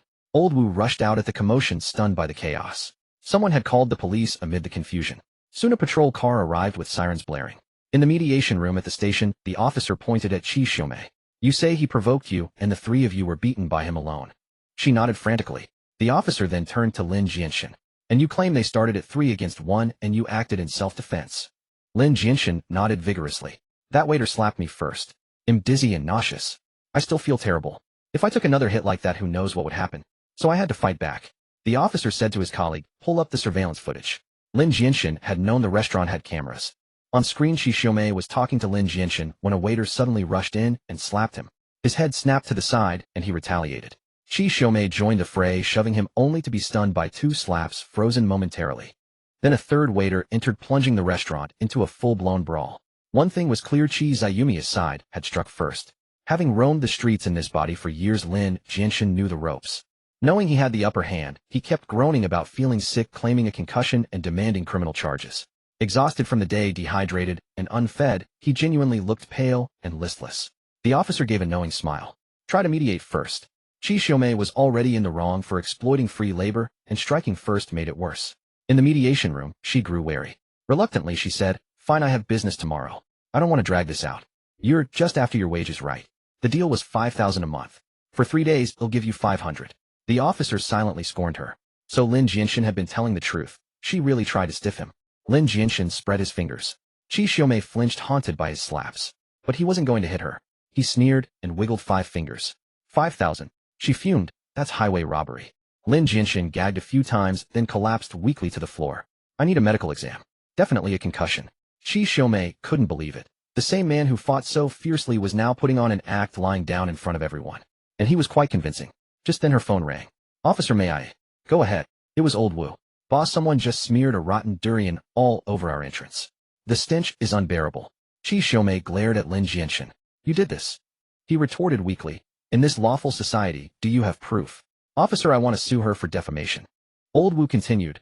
Boss, he said today it's durian, tomorrow ITLB manure. You'd better come back. If that happens, we're done for. Qi Xiaomei's hands trembled with rage. Their shop had never faced such trouble in years. How could this happen right after her conflict with Lin Jianshen? He must have arranged it. But paying him 5,000 galled her. After haggling for ages, she transferred 3,500 to Lin Jianshen. She inwardly regretted it. She had learned this trick of exploiting free labor from a relative, a minor manager at a company. Whenever interns completed 3 months, the company made them give low scores. The final verdict was always rejection. The internship pay was meager, and they often had to treat clients at their own expense. Reimbursements were endlessly delayed, effectively amounting to free labor. This was her first attempt, and she had stumbled badly. Fuming, she scanned the payment for him, marking the mediation as successful. After signing the agreement, she left the station, hailed a cab, and rushed back. Lin Jianshen apologized to each officer with sincere earnestness. I'm truly sorry, officers, for troubling you over such a trivial matter so late at night. The officer gave him a few words of admonition, advising him not to act impulsively in the future. Lin Jianshen nodded repeatedly. Stepping out of the police station, he took out his phone and called Song Siyuan. All right, Mingzi, it's handled. Stand down. He scanned a shared bike road to the back of the restaurant and found his motorcycle. Sitting on the seat, Lin Jianshen pulled out his phone and transferred 500 yuan to Song Siyuan as compensation for today's trouble. In truth, he was in the right today, and he was determined to get that money. Since you showed no mercy, don't blame me for being ruthless. When the civilized approach failed, he would resort to the street thug's methods, for he had plenty of strength and means. Even if he hadn't sought Song Siyuan's help, he could have spent a few days grinding down Qi Xiaomei. He would have gotten the money eventually. He called Song Siyuan partly to avoid wasting too much time and energy, but mainly to find a reason to give Song Siyuan some compensation for his efforts. afraid that he might actually starve himself to death. Song Si-yuan, being a streetwise thug himself, knew this all too well. He immediately sent a WeChat video sliding into a dramatic kneel, his bald head close to the camera, as he howled "Godfather" with abandon. He paid no heed to the astonished stares of those around him. Lin Jianshen cursed at his background. "How long has it been and you're already holed up in an internet cafe? Take the money and go get some cheap food. Don't just think about buying energy drinks and watching porn." Song Si-yuan replied, "Got it, Biao Ge. Him doing game boosting at the internet cafe. Can play games and earn money at the same time." He hung up the phone and Lin Jianshen started the motorcycle. By the time he got home, it was nearly 2 in the morning. He parked the bike thinking that Xia Tingwan must be asleep by now. He tiptoed up to the second floor, opened the door. The expected darkness did not greet him. A warm yellow light spilled forth. The living room light was on. Xia Tingwan, wearing that old shirt, was sitting on the sofa reading a book. Lin Jianshen froze for a moment. "Why aren't you asleep yet? You never came back." She closed the book, her voice very soft. Lin Jianshen felt a gaze sweep across his face from beneath her disheveled hair. For some reason, a sudden pang of guilt struck him. It was impossible to fight 3 people at night and come away unscathed. He could imagine how bruised and battered he must look right now. Unbidden thoughts surged into his mind. Will she think him the same scumbag as before? Will she be scared? Silence fell in the living room. Lin Jianshen frowned, a wave of inexplicable irritation rising in his heart. Strange, why did he care what she thought? He would support her through college and pay off the debts that he had incurred. Then they would go their separate ways. From then on, her life would have nothing to do with his. Lin Jianshen watched Xia Tingwan twisting the hem of her shirt with her fingers and thought, "She's so afraid of me. She probably wouldn't even dare to invite me to her wedding." Lin Jianshen let out a self-deprecating laugh and started walking towards his room. "Hey!" Xia Tingwan's voice came from behind him. Tired and hungry, Lin Jianshen didn't even turn around, his tone impatient. "What? Did you get into a fight with someone?" Lin Jianshen stopped his back to her and let out a cold, derisive snort. "What's it to you? Ask one more question and he'll beat you." There was a few seconds of silence behind him. Then he heard her say very softly, "That's not what I meant. I just..." Lin Jianshen said, "You just what?" "Listen, I don't care what you think. Once you finish college and earn enough to pay me back $1 million, we never have to see each other again in this life." He continued walking towards his bedroom. Xia Tingwan gathered her courage and grabbed the hem of his shirt. Lin Jianshen turned his head. "What now?" "I'm telling you, I'm in a really bad mood today. Don't hover around me." He raised his fist. "Looks like you're itching for a beating since I haven't hit you in a few days." Xia Tingwan flinched instinctively, but her fingers holding his shirt didn't let go. She lowered her head and asked in a very small voice, "I just wanted to ask if you've had dinner." The facade in his heart crumbled in an instant. He opened his mouth, but not a single word came out. He thought, "Lin Jianshen, you really deserve to die." His stomach growled loudly. In the restaurant industry, lunch was eaten early, finishing by 10:30. He hadn't eaten a single bite since then, only managing a few sips of water just before closing time. Xia Tingwan said, "You must be very tired. Rest on the sofa. They'll go to the kitchen and make you some noodles." Lin Jianshen stood rooted to the spot, like a wooden post, watching her walk into the kitchen, turn on the light, and ignite the gas stove. Only then did he slowly shuffle over to the sofa and sit down. Something was wrong. Xia Tingwan's attitude towards him had changed. The Xia Tingwan of before would never have treated Lin Jianshen this way. He recalled the scenes of the original owner abusing Xia Tingwan. Just a few months ago, on another night, he had gotten drunk. Young and hot-blooded, he thought of Xia Tingwan next door, and inappropriate thoughts crept into his mind. He drunkenly pounded on the door. There was no response from Xia Tingwan inside.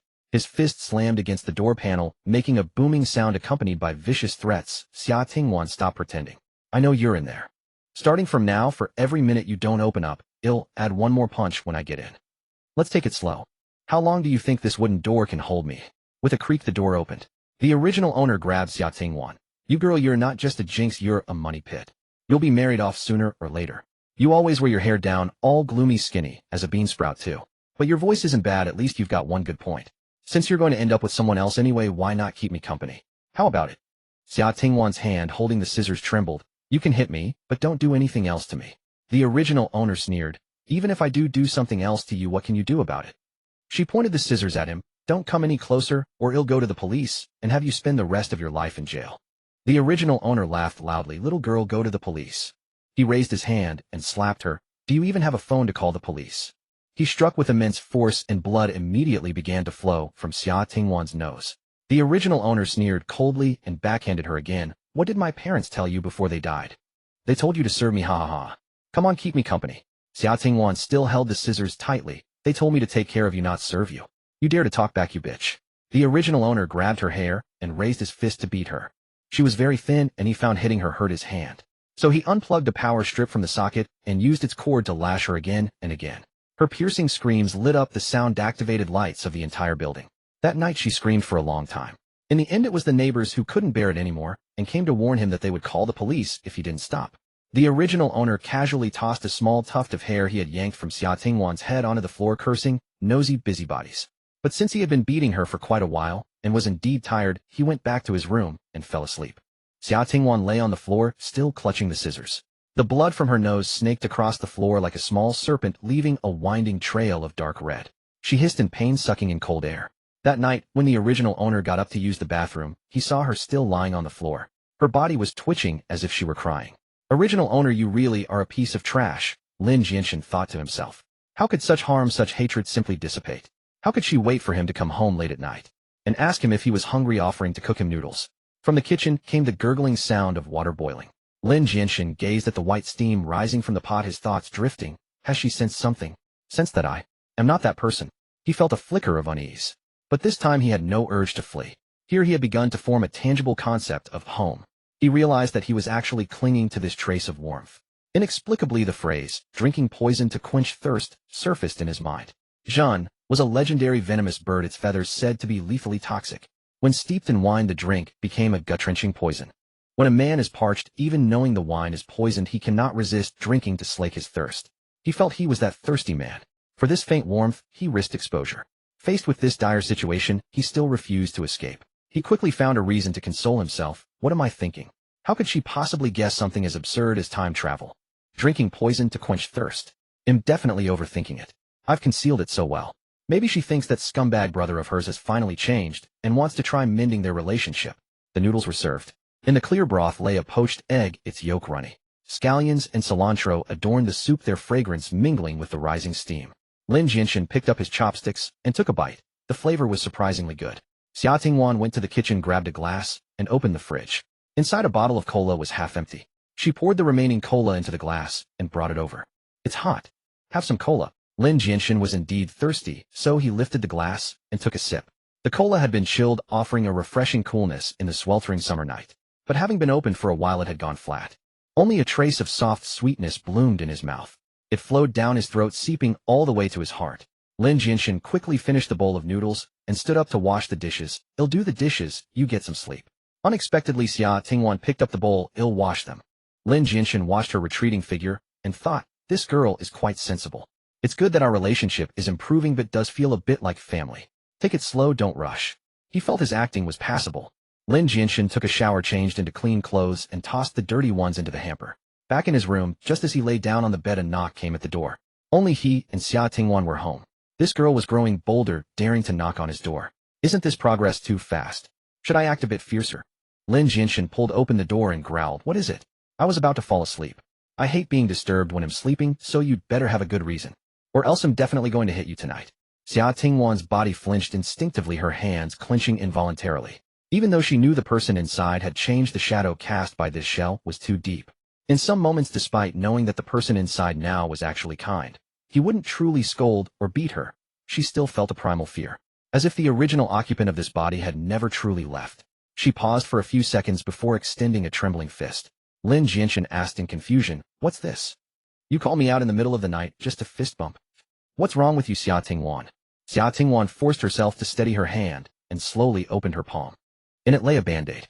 It was crumpled from being clenched in her fist. Lin Jianshen's voice caught. "Your hand is scraped, put on a band-aid. Try not to get it wet in summer, or it might get infected." The band-aid was blue, a cheap, ordinary kind, probably one she had brought back from the restaurant where she worked. Lin Jianshen looked at his own hand. There was a cut on his knuckle, likely from scraping against something during the brawl with Qi Xiumei and the others. In both his past and present lives, he often got injured. So he never paid it any mind. He never cared, and no one ever cared about him. He often felt that if he died in some corner one day, no one would mourn him. Lin Jianshen took the band-aid from Xia Tingwan's hand. As his fingertips touched her palm, he felt a trace of softness and warmth. He didn't understand why she cared about him. Between them, there should only be hatred, not familial affection. This trend seems, maybe, not right. Has she discovered something? Lin Jianshen averted his gaze and said coldly, "Don't bother with my affairs." After a pause, he added, "Next time, if there's nothing important, don't come to me." The door slammed shut with a bang. Lin Jianshen leaned against the door, staring at the band-aid in his hand, feeling a pang of guilt. Was I too harsh on her just now? Did I scare her? This acting is so exhausting. Should I just come clean with her? No, shed think you're a monster. Lin Jianshen's thoughts spiraled. Outside the door, Xia Tingwan stared at the closed door for a moment, but didn't leave immediately. She also leaned against the door, a slight smile curving her lips, thinking, such a hypocrite. Just a band-aid, and he's this flustered. Trying so hard to hide it. His acting is terrible. She slowly swept her hair behind her, revealing a lovely face. With delicate cherry lips and a fine straight nose, she should have had a pure appearance. Yet she was blessed with a pair of peach blossom eyes, their outer corners tilting upward, housing a gaze that seemed both joyful and sorrowful, full of affection. This lent her an extra charm. It wasn't hard to imagine how captivating she would become when she grew up. She looked at the living room where tiny moths relentlessly battered against the warm light bulb, making faint crackling sounds. She closed her eyes. The window was open and she could hear the evening wind rustling the leaves of the street trees below, a sound like rushing water. Somewhere a cricket chirped. The couple downstairs were arguing late into the night, seemingly over their child's schooling. They bickered every now and then, often dragging on until midnight. Someone passed through the alley, startling the golden retriever they kept. The dog barked loudly. The couple hurriedly scolded the dog. Inside the room, Lin Jianshen lay down on the bed, making it creak. Soon soft snores came from within. He must have been truly exhausted today. She wondered why he had gotten into a fight. Xia Tingwan turned off the living room light and walked toward her own room. The night was deep and the alley gradually quieted. The arguing ceased, the dog fell silent, and only the wind continued to blow tirelessly. The cricket chirped in accompaniment to the breeze. She lowered her head, looking at her open palm, where the brief warmth of his fingertips seemed to linger. Compared to before, him already living in paradise. Xia Tingwan lay down on the bed. The night was gentle. She hugged her blanket. Mom, tonight I'll have a good dream, won't I? The next morning, Xia Tingwan rose early and prepared breakfast. Lin Jianshen woke up later than the previous days. Xia Tingwan sat in the bedroom, slowly tying up her hair, gazing at her own reflection in the mirror. She thought of her mother, Gu Qingyin. In her memories, her mother was always gentle, rarely losing her temper. She would softly tutor her in her studies, teaching her the principles of life. Xia Tingwan recalled that her mother was often gossiped about because of her face, even cursed by other women as a seductress. But she never argued, simply living her life in quiet peace. A yawn echoed from the next room. After a moment's hesitation, Xia Tingwan let down her hair, concealing that beautiful face. She left the bedroom and ladled the porridge from the pot.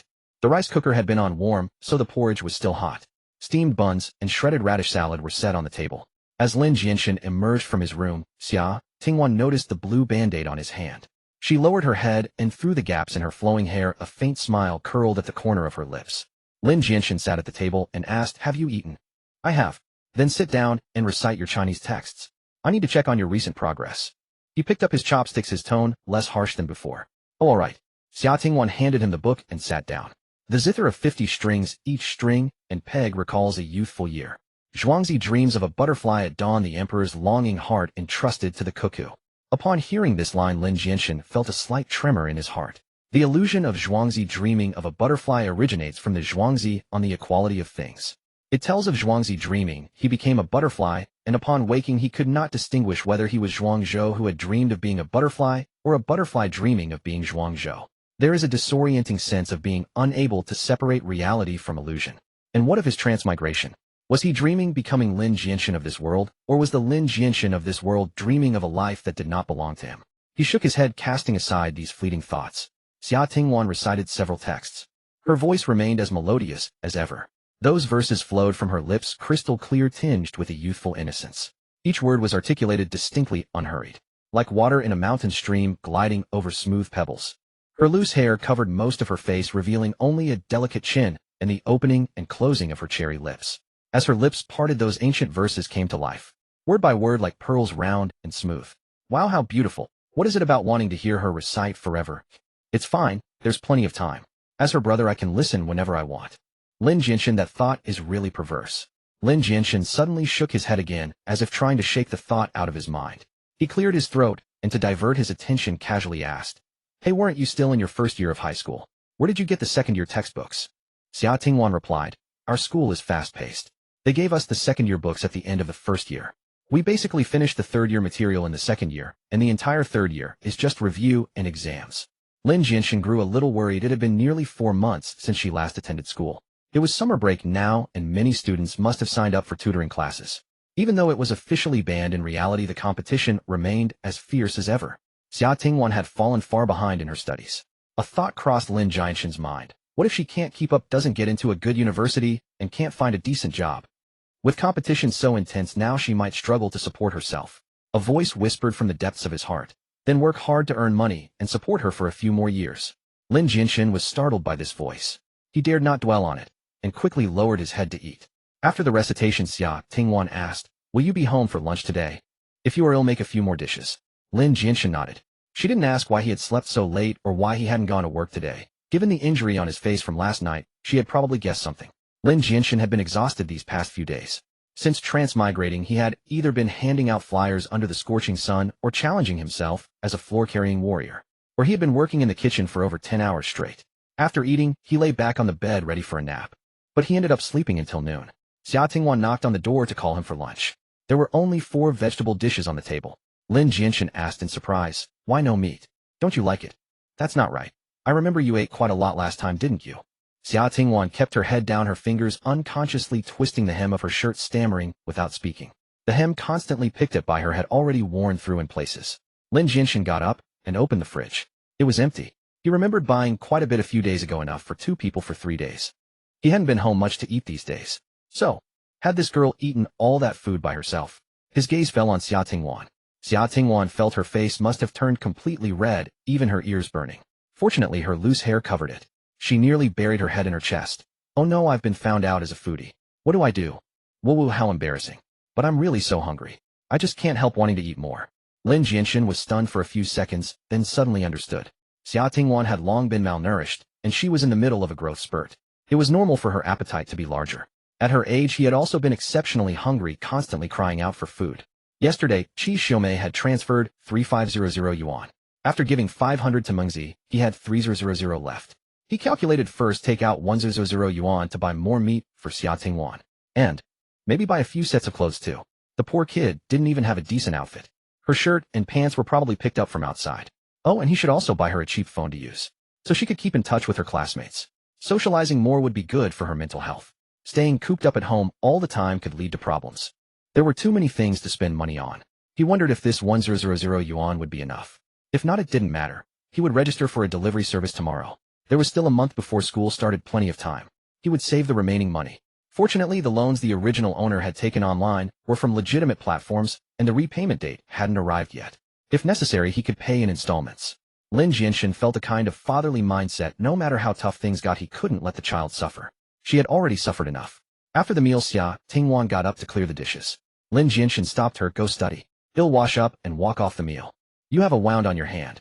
It can't get wet," Xia Tingwan said softly. Lin Jianshen didn't insist further. After she finished washing, Lin Jianshen said, "Go take a nap first. Then come out with me." Xia Tingwan asked, "Where to?" Lin Jianshen replied, "To buy groceries. I can't carry everything alone and you can help me." Xia Tingwan softly murmured, "Ahem." Outside the window, the sun blazed fiercely and cicadas chirped noisily. Inside there was no air conditioning and the heat was unbearable. Fortunately, a breeze blew in, bringing a hint of coolness. No longer living in constant fear, Xia Tingwan's sleep improved. She napped for half an hour and woke up feeling refreshed. Lin Jianshen, sitting on the sofa, saw her emerge from the bedroom and said, "Pack up, we're leaving." Xia Tingwan washed her face, rummaged through her room for a moment, then quickly reappeared. "I'm ready, let's go." She was still wearing the same gray old shirt and ill-fitting jeans from earlier. What exactly had she gone in to organize? Lin Jianshen frowned. "Aren't you going to tie up your hair?" He planned to take her shopping for clothes. Without her face visible, how could he tell how the outfits would look on her? He also wondered if her school required uniforms or casual wear. If they wore casual clothes and the purchased garments didn't fit properly, wouldn't she be ridiculed at school? Xia Tingwan was taken aback. "Huh." Lin Jianshen found an excuse. "A girl always with her hair loose. What kind of image is that?" "Oh, okay, wait for me a moment." She turned and went back into the room. Soon Lin Jianshen heard footsteps. He instinctively looked up and his eyes widened in surprise. Xia Tingwan had tied her loose hair into a ponytail, revealing her entire face without any concealment. Her forehead was smooth, her nose bridged, delicate and straight, her small cherry lips like a girl from a manga. In his memory, she had kept her hair disheveled ever since the car accident that claimed his parents years ago. He had never imagined that the face, long half hidden by strands of hair, had blossomed into such radiant beauty. Seeing his stunned expression, Xia Tingwan felt a flicker of pride mixed with shyness. In the past, she would never have dared to show her entire face in front of that scumbag. But now things were different. Luckily, she had met a good person. She lowered her eyelids and spoke softly. "So shall we go?" Lin Jianshen snapped back to reality and asked, What were you doing when you first went back to your room? Oh, that. Xia Tingwan pulled 5 1 yuan coins from her pocket and held them in her palm. I'm sorry, I secretly saved a little money.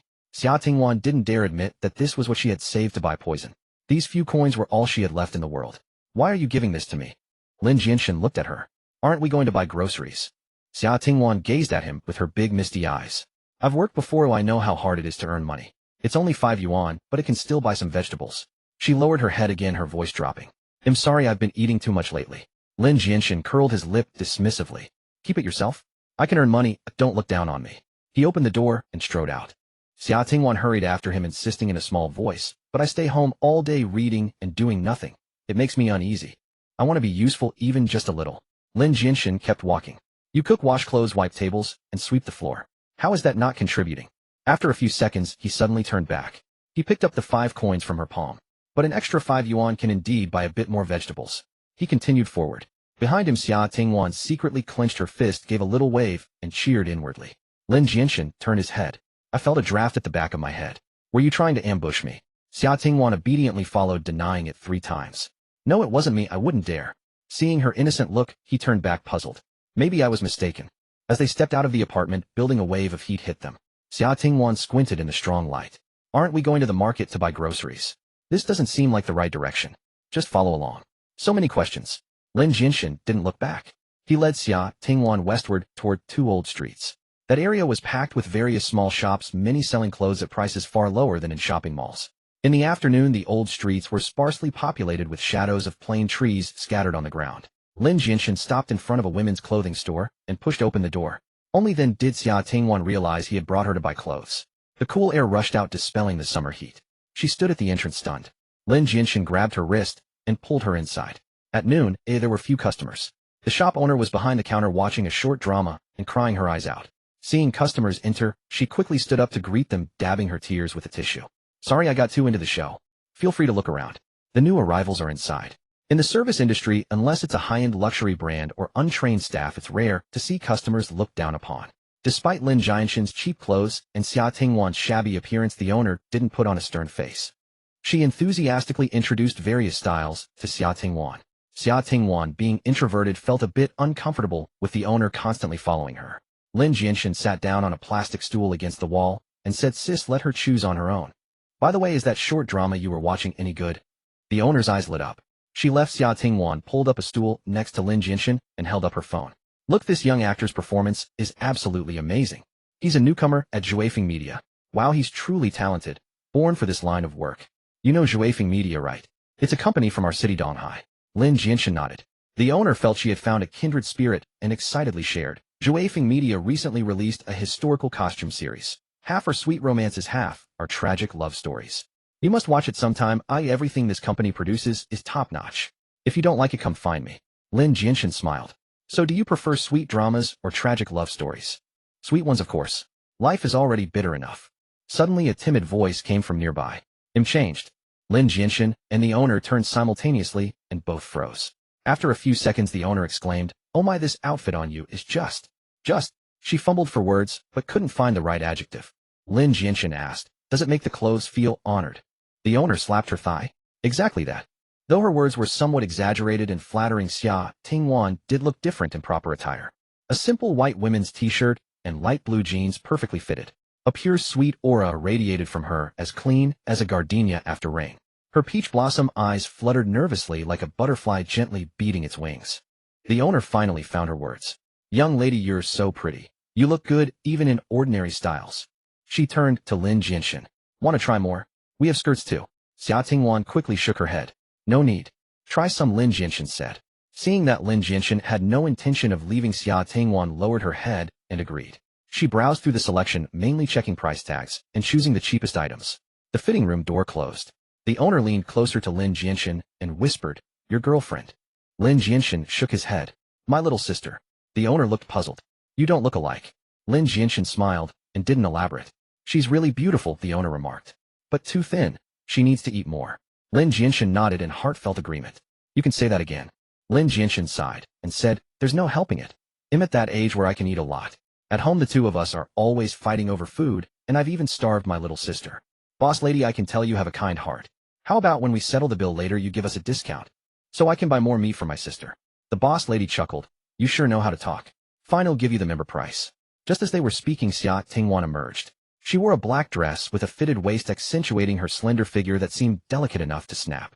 Standing at about 1.6 meters tall, she was quite tall for her age. Her bodice natural curves flowed gracefully. Lin Jianshen inwardly marveled at Xia Tingwan's excellent genes. Despite enduring years of mistreatment and inadequate nutrition, she had still grown into such a form. If she had been cherished and nurtured like a little princess at home, what would she have become? Lin Jianshen stood up. Boss lady, well, take this one. And that t-shirt and jeans set she tried on first. Get another set in the same size for changing. Please pack them for me, and don't forget the discount. The boss lady smiled in agreement. Young man, though your style is a bit unconventional, you're a pretty good big brother. The roadside shop was cheap. 3 outfits cost just over 100 yuan. Xia Tingwan wanted to go back to the fitting room to change into her old scavenged shirt, but Lin Jianshen picked it up and tossed it straight into the trash bin. Xia Tingwan looked at him with wide eyes. This shirt is still wearable. Lin Jianshen said, out with the old, in with the new. Just wear what you have on.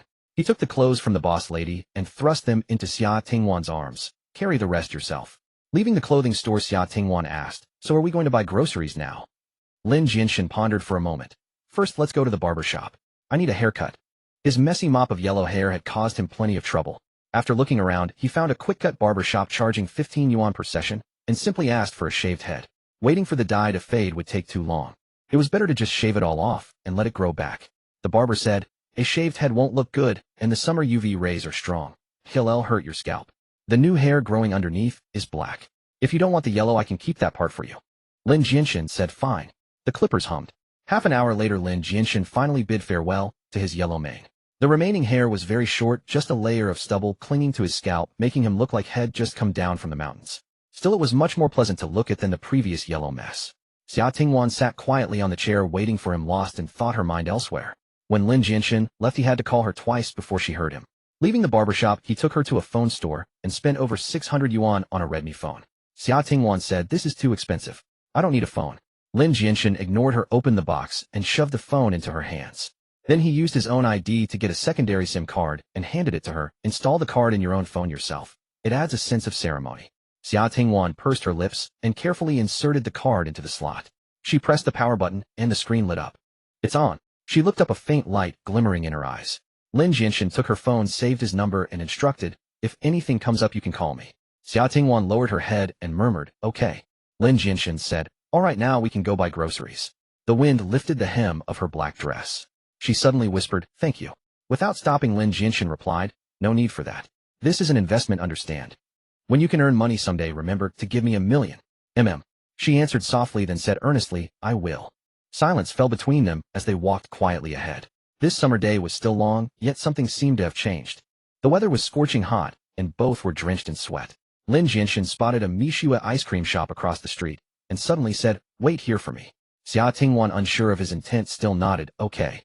Lin Jianshen fished 5 coins from his pocket and crossed the crosswalk. He queued up and bought 2 soft-serve cones for a total of 4 yuan. On his way back, he saw someone harassing Xia Tingwan by the roadside. It was that yellow-haired punk he detested. Lin Jianshen's blood pressure skyrocketed as he quickened his pace. The punk with a lazy swagger shook his leg and said, little sis, you're so pretty. Come hang out with me, yeah? I'll take you for a ride on my bike later. It'll be a blast. Unaccustomed to such situations, Xia Tingwan looked frightened, her hands crossed over her chest, biting her lip tightly. Seeing her pitifully charming appearance, the punk grew even more excited. Don't be scared, little sis. He'll protect you. He'll protect your mom. Lin Jianshen, holding 2 cones in one hand, pulled Xia Tingwan behind him with the other. He thrust the cones towards Xia Tingwan. Take both. Xia Tingwan held the clothing bags in one hand with the phone box inside, and carefully pinched the 2 cones with the other. The heat made everyone irritable, and freeing his hand, Lin Jianshen grabbed the punk by the collar. Damn it, I just wanted to quietly enjoy some ice cream while queuing, and in that time you dared to harass my sister. The punk, seeing Lin Jianshen's height of at least 1.8 meters and his robust build along with his fierce-looking haircut that seemed fresh out of prison, immediately felt intimidated. But he didn't want to lose face in front of the pretty girl. So he chuckled and said, brother-in-law, I just wanted to take your sister out for fun. It's no big deal. Don't get worked up. Watch your mouth. Lin Jianshen raised his fist threateningly. Apologize to my sister, or he'll hit you. The punk kept up his bravado. Brother-in-law, give me a chance. Maybe the sister will take a liking to me too. Seeing his insolence, Lin Jianshen felt a surge of uncontrollable rage rising like a towering inferno. Veins bulged on his fist. Xia Tingwan, seeing he was about to strike, had both hands full and couldn't stop him, so she hurriedly said, "Don't fight." But Lin Jianshen wouldn't listen, raising his fist to land a blow on the punk's face. Panicked Xia Tingwan blurted out, "Don't fight, bro." A trembling cry came crashing over him like a train, magnifying endlessly in his ears and lingering. Lin Jianshen shuddered, his fist stopping just short of the punk's cheek. The force of the punch's wind made the punk flinch. In his past life, he had been alone, struggling and scraping by like a lone wolf. If he had a choice, who wouldn't want a family? In this life, this sister had called him bro for the first time. Family, he had it now. He was no longer a lone wolf, he had someone to care for. The street noise, the distant traffic, the oppressive summer air.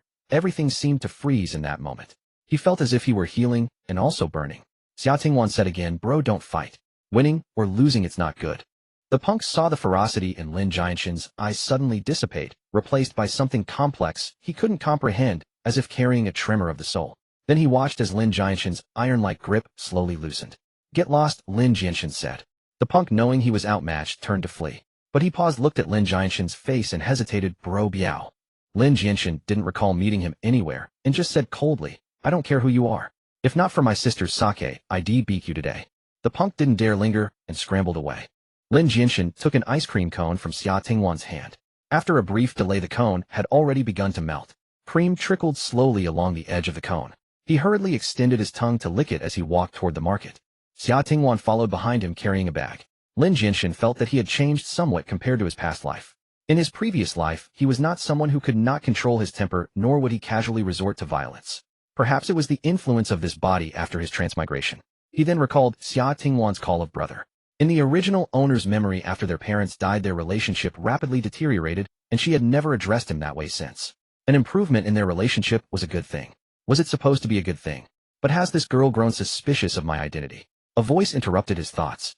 Xia Tingwan said, "I'm sorry, brother, for causing you trouble again." Lin Jianshen let out a cold laugh. "You sure know how to take the blame. The one who caused trouble was clearly that provocative jerk. What does it have to do with you? Don't take everything onto yourself." Xia Tingwan softly hummed in acknowledgement, then said, "Brother, please don't hit people casually from now on, okay?" Lin Jianshen remained silent for a long time. Xia Tingwan couldn't help but feel a bit anxious, her fingers slowly tightening around the bag strings. Just as she thought he wouldn't answer, she heard Lin Jianshen's languid voice. "Got it." Xia Tingwan's eyes instantly lit up. She quickened her pace to walk beside Lin Jianshen. A breeze blew by, and Lin Jianshen caught the scent of her fragrance. It was faint, seemingly the smell of jasmine.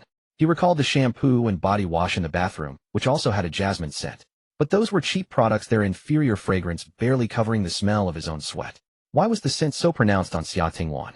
As Lin Jianshen smelled it, he suddenly felt a tickle in his heart and unconsciously quickened his steps. Xia Tingwan hurried to keep up. Gazing at Lin Jianshen's broad back, she thought, "Why is he so good to me?" Actually, that person was right. I am a jinx. My biological father abandoned me, my biological mother died. My foster parents also died, and even that person was poisoned by me. She had never seen her father. All she knew was that her mother was abandoned by her father while pregnant. Her mother gave birth to her alone in the hospital, raised her single-handedly until she was 9, then entrusted her to Lin Jianshen's parents. After that, her biological mother hanged herself. Her foster parents were kind to her, but they too died. Do I really deserve him treating me like this? No matter what, he's right. I should study hard so I can earn more money in the future and repay him. Lost in thought, she didn't notice Lin Jianshen suddenly stop. With a thud, Xia Tingwan bumped straight into his back. Rubbing her sore nose, she looked up in confusion. "Brother." Lin Jianshen explained, "There was an electric scooter just now. Why aren't you watching where you're going?" He said with a hint of disdain. "Idiot, walk this way." He shifted to let Xia Tingwan walk on the inside of the sidewalk while he took the outer side. Xia Tingwan secretly watched him, thinking, he really is a good person. Passing by a pharmacy, Lin Jianshen suddenly stopped again. "Come on, let's go check out the pharmacy." Xia Tingwan said nothing and followed him. Lin Jianshen bought scar cream and a bottle of Centrum. "We've overspent today, but it's fine. They'll start delivering food tomorrow and make it back after a while." He handed the plastic bag to Xia Tingwan. "Take it." Xia Tingwan accepted it, puzzled. "For me." Lin Jianshen said, "I don't need it, so of course it's for you." Xia Tingwan opened the bag and looked inside. She could understand the scar cream. She had endured many beatings, mostly bruises and swellings, with few remaining scars. Still, it would come in handy. But what was this Centrum? Seeing her staring at the box in confusion, Lin Jianshen explained, "It's vitamins. I've seen others take them before. Your studies drain your brain, and you're still growing. I don't know if you're getting enough nutrition, so taking some vitamins should help." Lin Jianshen glanced at her hair. Its quality was poor, showing a pale yellow hue, dryness, and split ends. Taking vitamins might help. Xia Tingwan asked hesitantly, "Is this very expensive?" Lin Jianshen replied, not really, this bottle costs just over 100 and will last a long time. Xia Tingwan was startled, over 100. Then let's return it. Over 100 is too much. Lin Jianshen said, don't overthink it. Take it if I give it to you. Your top priority now is studying, got it? Don't worry about anything else. When you achieve success, give me $1 million and you'll be free. Xia Tingwan was stunned. Free? Yeah, then I'll let you go and we'll each live our own lives. You can live the life you want. Freedom. Those 2 words for the former Xia Tingwan were an unattainable luxury.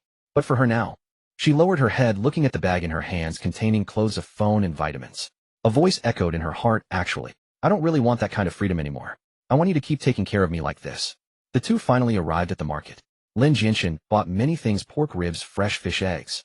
On the way home, both of them carried bags full to the brim. Back home, Xia Tingwan offered to help Lin Jianshen prepare the ingredients. Lin Jianshen assigned her study tasks and shooed her out of the kitchen. After handling the ingredients, he stored them in the fridge.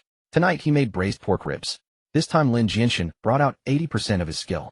The ribs were glossy in color and had an excellent texture. Xia Tingwan couldn't help but eat a lot. Looking at the pile of bones before her like a small mountain, she couldn't resist patting her bulging stomach. I ate so much in front of him. Now I can never shake off the foodie label. Will he make fun of me? But I can't help wanting more. Lin Jianshen looked up in bewilderment at her blushing face. Eating a meal? Why are you blushing? Unfortunately, he was a clueless straight guy who had no idea what Xia Tingwan was thinking. Lin Jianshen set down his bowl, and seeing Xia Tingwan still eating said, I'm done. Going out for a walk. Clean up together when you're finished. Xia Tingwan's cheeks were puffed out like a greedy little hamster. Hearing Lin Jianshen's words, she blinked and nodded. Actually, Lin Jianshen stepped out to buy himself some decent clothes from the street stalls. Wearing the original owner's cropped pants and beaded sandals everywhere made him feel out of place. What kind of awful taste was that? Everywhere he went, he felt like the biggest fool in the crowd. He walked a stretch of road to the place where he had bought Xia Tingwan the snow-white slippers. The night market had just opened with various vendors setting up lights that illuminated the bustling, lively scene. Lin Jianshen rummaged through a nearby stall and picked out a set of Hongsing sportswear, a short-sleeved shirt and pants, along with a pair of lining sneakers. The total came to 60 yuan. The tags were so fake they might as well not have been there, no different from knockoff brands like Labi. They even wasted extra money on the labels. After paying, he used Alipay to transfer 200 yuan to the vendor and exchanged it for cash.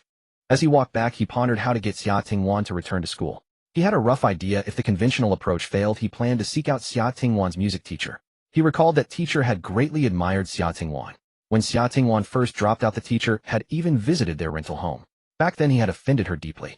The young female teacher, fresh out of normal school, was passionate about her work and patient, even with the notorious Lin Jianshen. She stood at the door, her voice pleasant. Xia Tingwan is actually very clever.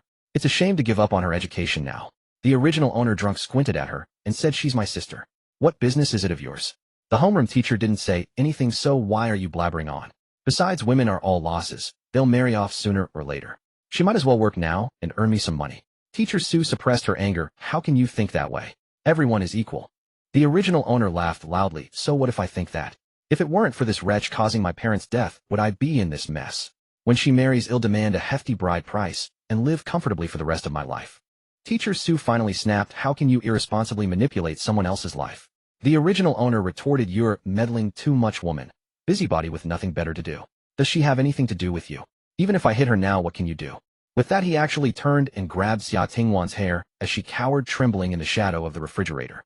He dragged her roughly to the door, and in front of Teacher Su slapped her hard across the face. Smack! The crisp sound echoed in the hallway. Xia Tingwan's face jerked to the side, her body shaking like a leaf in the wind. Teacher Su trembled with rage. What kind of person are you?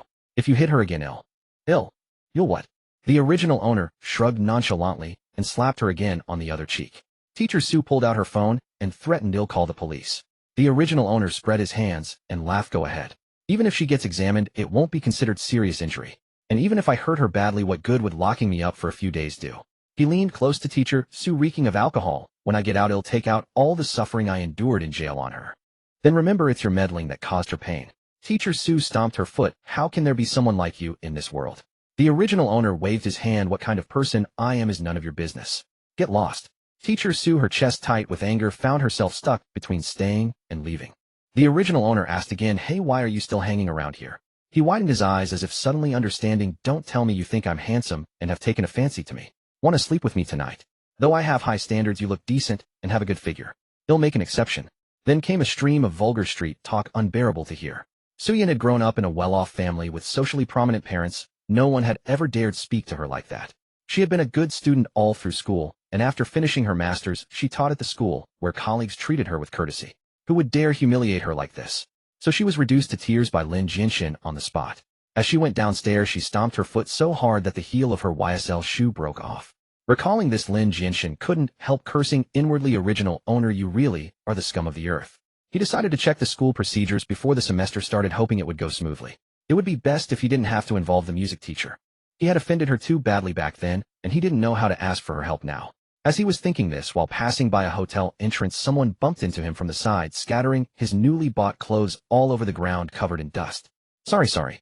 The woman quickly apologized, her voice crisp. I was on the phone and wasn't watching where I was going.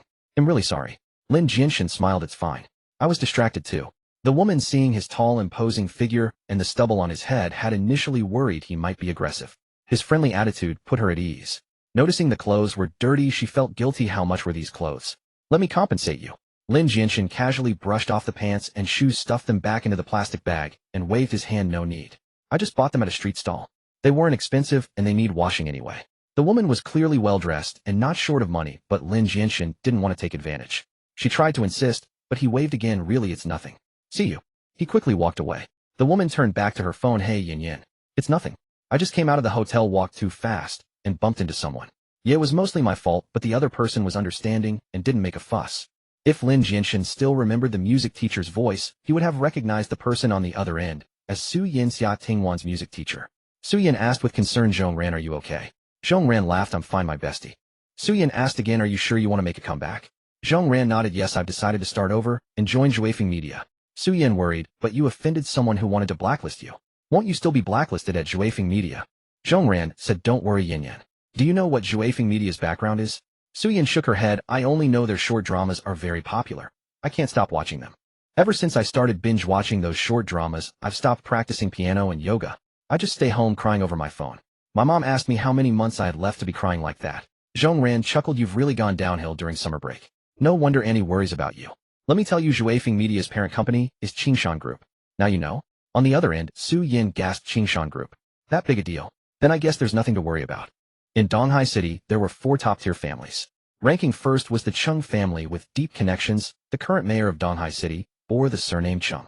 It was said that one branch of their lineage in the capital also wielded considerable influence. Ranking second was the Su family, whose current head, Su Qingxian, was cold and ruthless, having seized the position of patriarch after sending her own grandfather to prison. She had once earned the title Snake Beauty in the Donghai business world.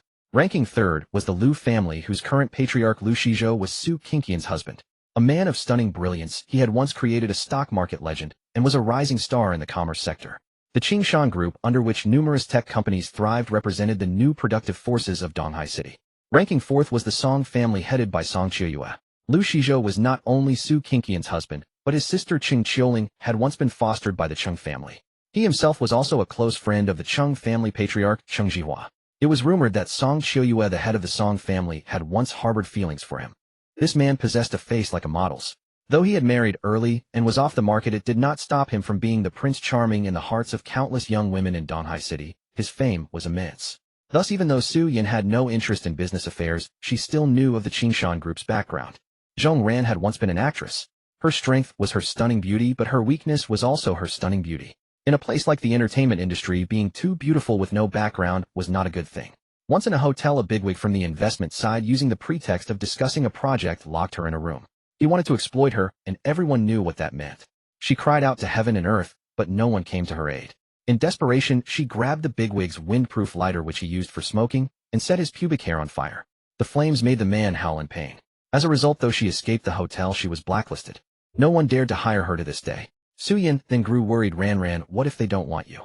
Zhongran scolded with a laugh. Tui, don't jinx it, take that back. She smiled confidently, her eyes sparkling under the street lamp. Just you wait, your old lady is drop-dead gorgeous. The interviewer would have to be blind not to take me. They chatted and laughed for a few more sentences before hanging up. The next morning, Lin Jianshen slept in. He had decided to register for a crowdsourcing platform starting today and deliver food by motorcycle in the future. So today would be the last lien he could afford, and he had to cherish it. He didn't get up until 10 o'clock. After breakfast, as Xia Tingwan proactively came to clear the dishes, she pulled out her phone. Brother, I've registered for WeChat. Add me as a friend. Lin Jianshen scanned her code, casually changed her note, and said, I'm going out to work today. I won't be back for lunch. You can get something to eat on your own. He placed 200 in cash on the table. Let me know if you need more money. Xia Tingwan lowered her head and said, I'll study hard at home. Lin Jianshen nodded in satisfaction and opened the door. As he walked out of the apartment building and was about to mount his motorcycle, his phone suddenly rang. Hey Biaozi, what's up lately? Haven't been in touch. Sun Jian's voice came through the receiver. Lin Jianshen felt a headache coming on. Sun Jian was Sun Hao's son, but not by blood. Sun Hao's first wife had poor health and had been bedridden after giving birth to a daughter. She had lingered on her sickbed for many years before dying of her illness. Sun Hao then married a young and beautiful woman named Li Shan. Li Shan's family was in the sand and gravel business, which greatly aided Sun Hao. However, she had health issues and could not bear children. When the original Lin Jianshen first started running with the street crowd, he had met Sun Jian. They were both young and reckless back then. Once Sun Jian was playing pool, and because of his loose tongue offended a few local toughs at a neighboring table. Those toughs challenged Sun Jian to a scuffle in an alley. Sun Jian thought he had enough people on his side, so who was afraid of whom? But when he charged in with a yell, he found that his pack of fairweather friends had all run off. After all, those toughs were burly and muscular, covered in tattoos of tigers and dragons, clearly not to be trifled with. His own side was nothing but a bunch of greenhorns fresh on the streets and unarmed at that. How could they fight? So they backed down. Sun Jian was the one who suffered getting beaten by a group all by himself. The toughs took turns hitting him, making him squeal in pain. When Lin Jianshen, who had been called in to help, arrived, what he saw was Sun Jian being ganged up on. The others who had been summoned to help also fled when they saw the situation was dire. Only Lin Jianshen charged in with a yell, showcasing his extraordinary talent, his talent for taking a beating. He instantly drew half the fire. Half the toughs were beating Sun Jian, and the other half were beating Lin Jianshen. It was perfectly fair. In truth, Lin Jianshen's original intention wasn't to get beaten up. He had just watched Ip Man and had an unrealistic estimation of his own fighting ability. The two were beaten half to death, but had forged a bond of brotherhood through their ordeal. They sat by a drainage ditch in the alley, sucking in cold air through their teeth. Sun Jian wiped the blood from his nose, wincing in pain. This won't do. We have to find a big boss. With a big boss, no one would dare bully us. Lin Jianshen rolled his eyes. Easy for you to say. Why would a big boss take a liking to guys like us? Sun Jian said, I just remembered. When I first came to Donghai, my mom told me to save a phone number. She said it was for a distant relative, someone in the underworld. She told me not to contact him unless I really hit rock bottom. Lin Jianshen said, then what are you waiting for? Those guys said they'd beat you every time they see you. Next time we meet, if they bring weapons, you won't even have a chance to call. Just call. That number belonged to Sun Hao. At that time, the Bai family patriarch had just been imprisoned, and Sun Hao's business was expanding rapidly. He was in dire need of trustworthy people. Therefore, he took Sun Jian in. Sun Jian was clever and grew increasingly favored by Sun Hao. That year, after watching the knockout, Lin Jianshen had a sudden inspiration and gave Sun Jian an idea. Sun Jian pondered for a moment, steeled his heart, and knelt before Sun Hao. Uncle Hao, I want to be your son and take care of you in your old age. He thought the chance of success was slim, but Sun Hao had treated him well, and even if he failed, the worst he'd get was a scolding. To his surprise, it actually worked. Sun Hao needed a son.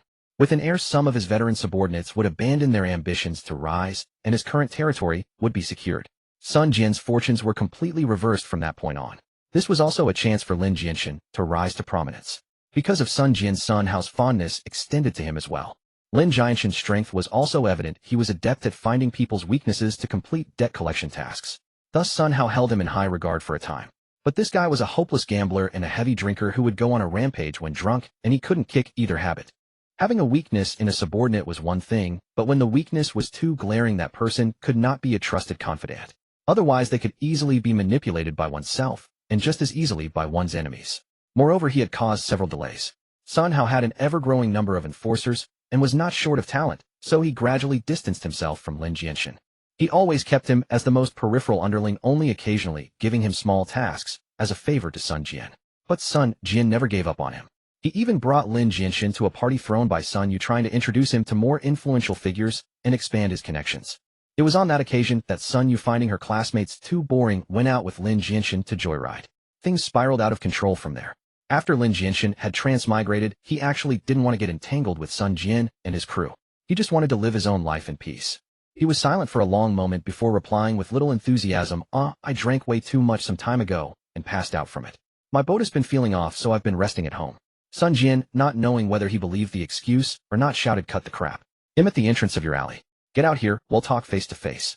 Lin Jianshen knew he couldn't avoid it today, so he stuffed the helmet he had just taken out back into the motorcycle's trunk. As he walked out of the alley, he saw a big Mercedes with a standing emblem parked at the entrance. The car's paint was gleaming, and even the wheel rims seemed to shine. Sun Jian's bodyguard, Ah Chang, got out of the car and opened the door for him. Lin Jianshen bent down to get in only to find someone already seated in the passenger seat. Song Siyuan, who turned around and winked at him. Sun Jian was a head shorter than Lin Jianshen, but as the son of Sun, how he exuded an air of authority. Sitting in the back of the Mercedes-Benz dressed in a full suit with his hair meticulously combed, he looked every bit a social elite. If not for the scar on his face, he would have appeared even more so. Yaozi, where's your yellow hair? Sun Jian looked up at him, clearly startled. It's summer, so I cut it, Lin Jianshen replied casually.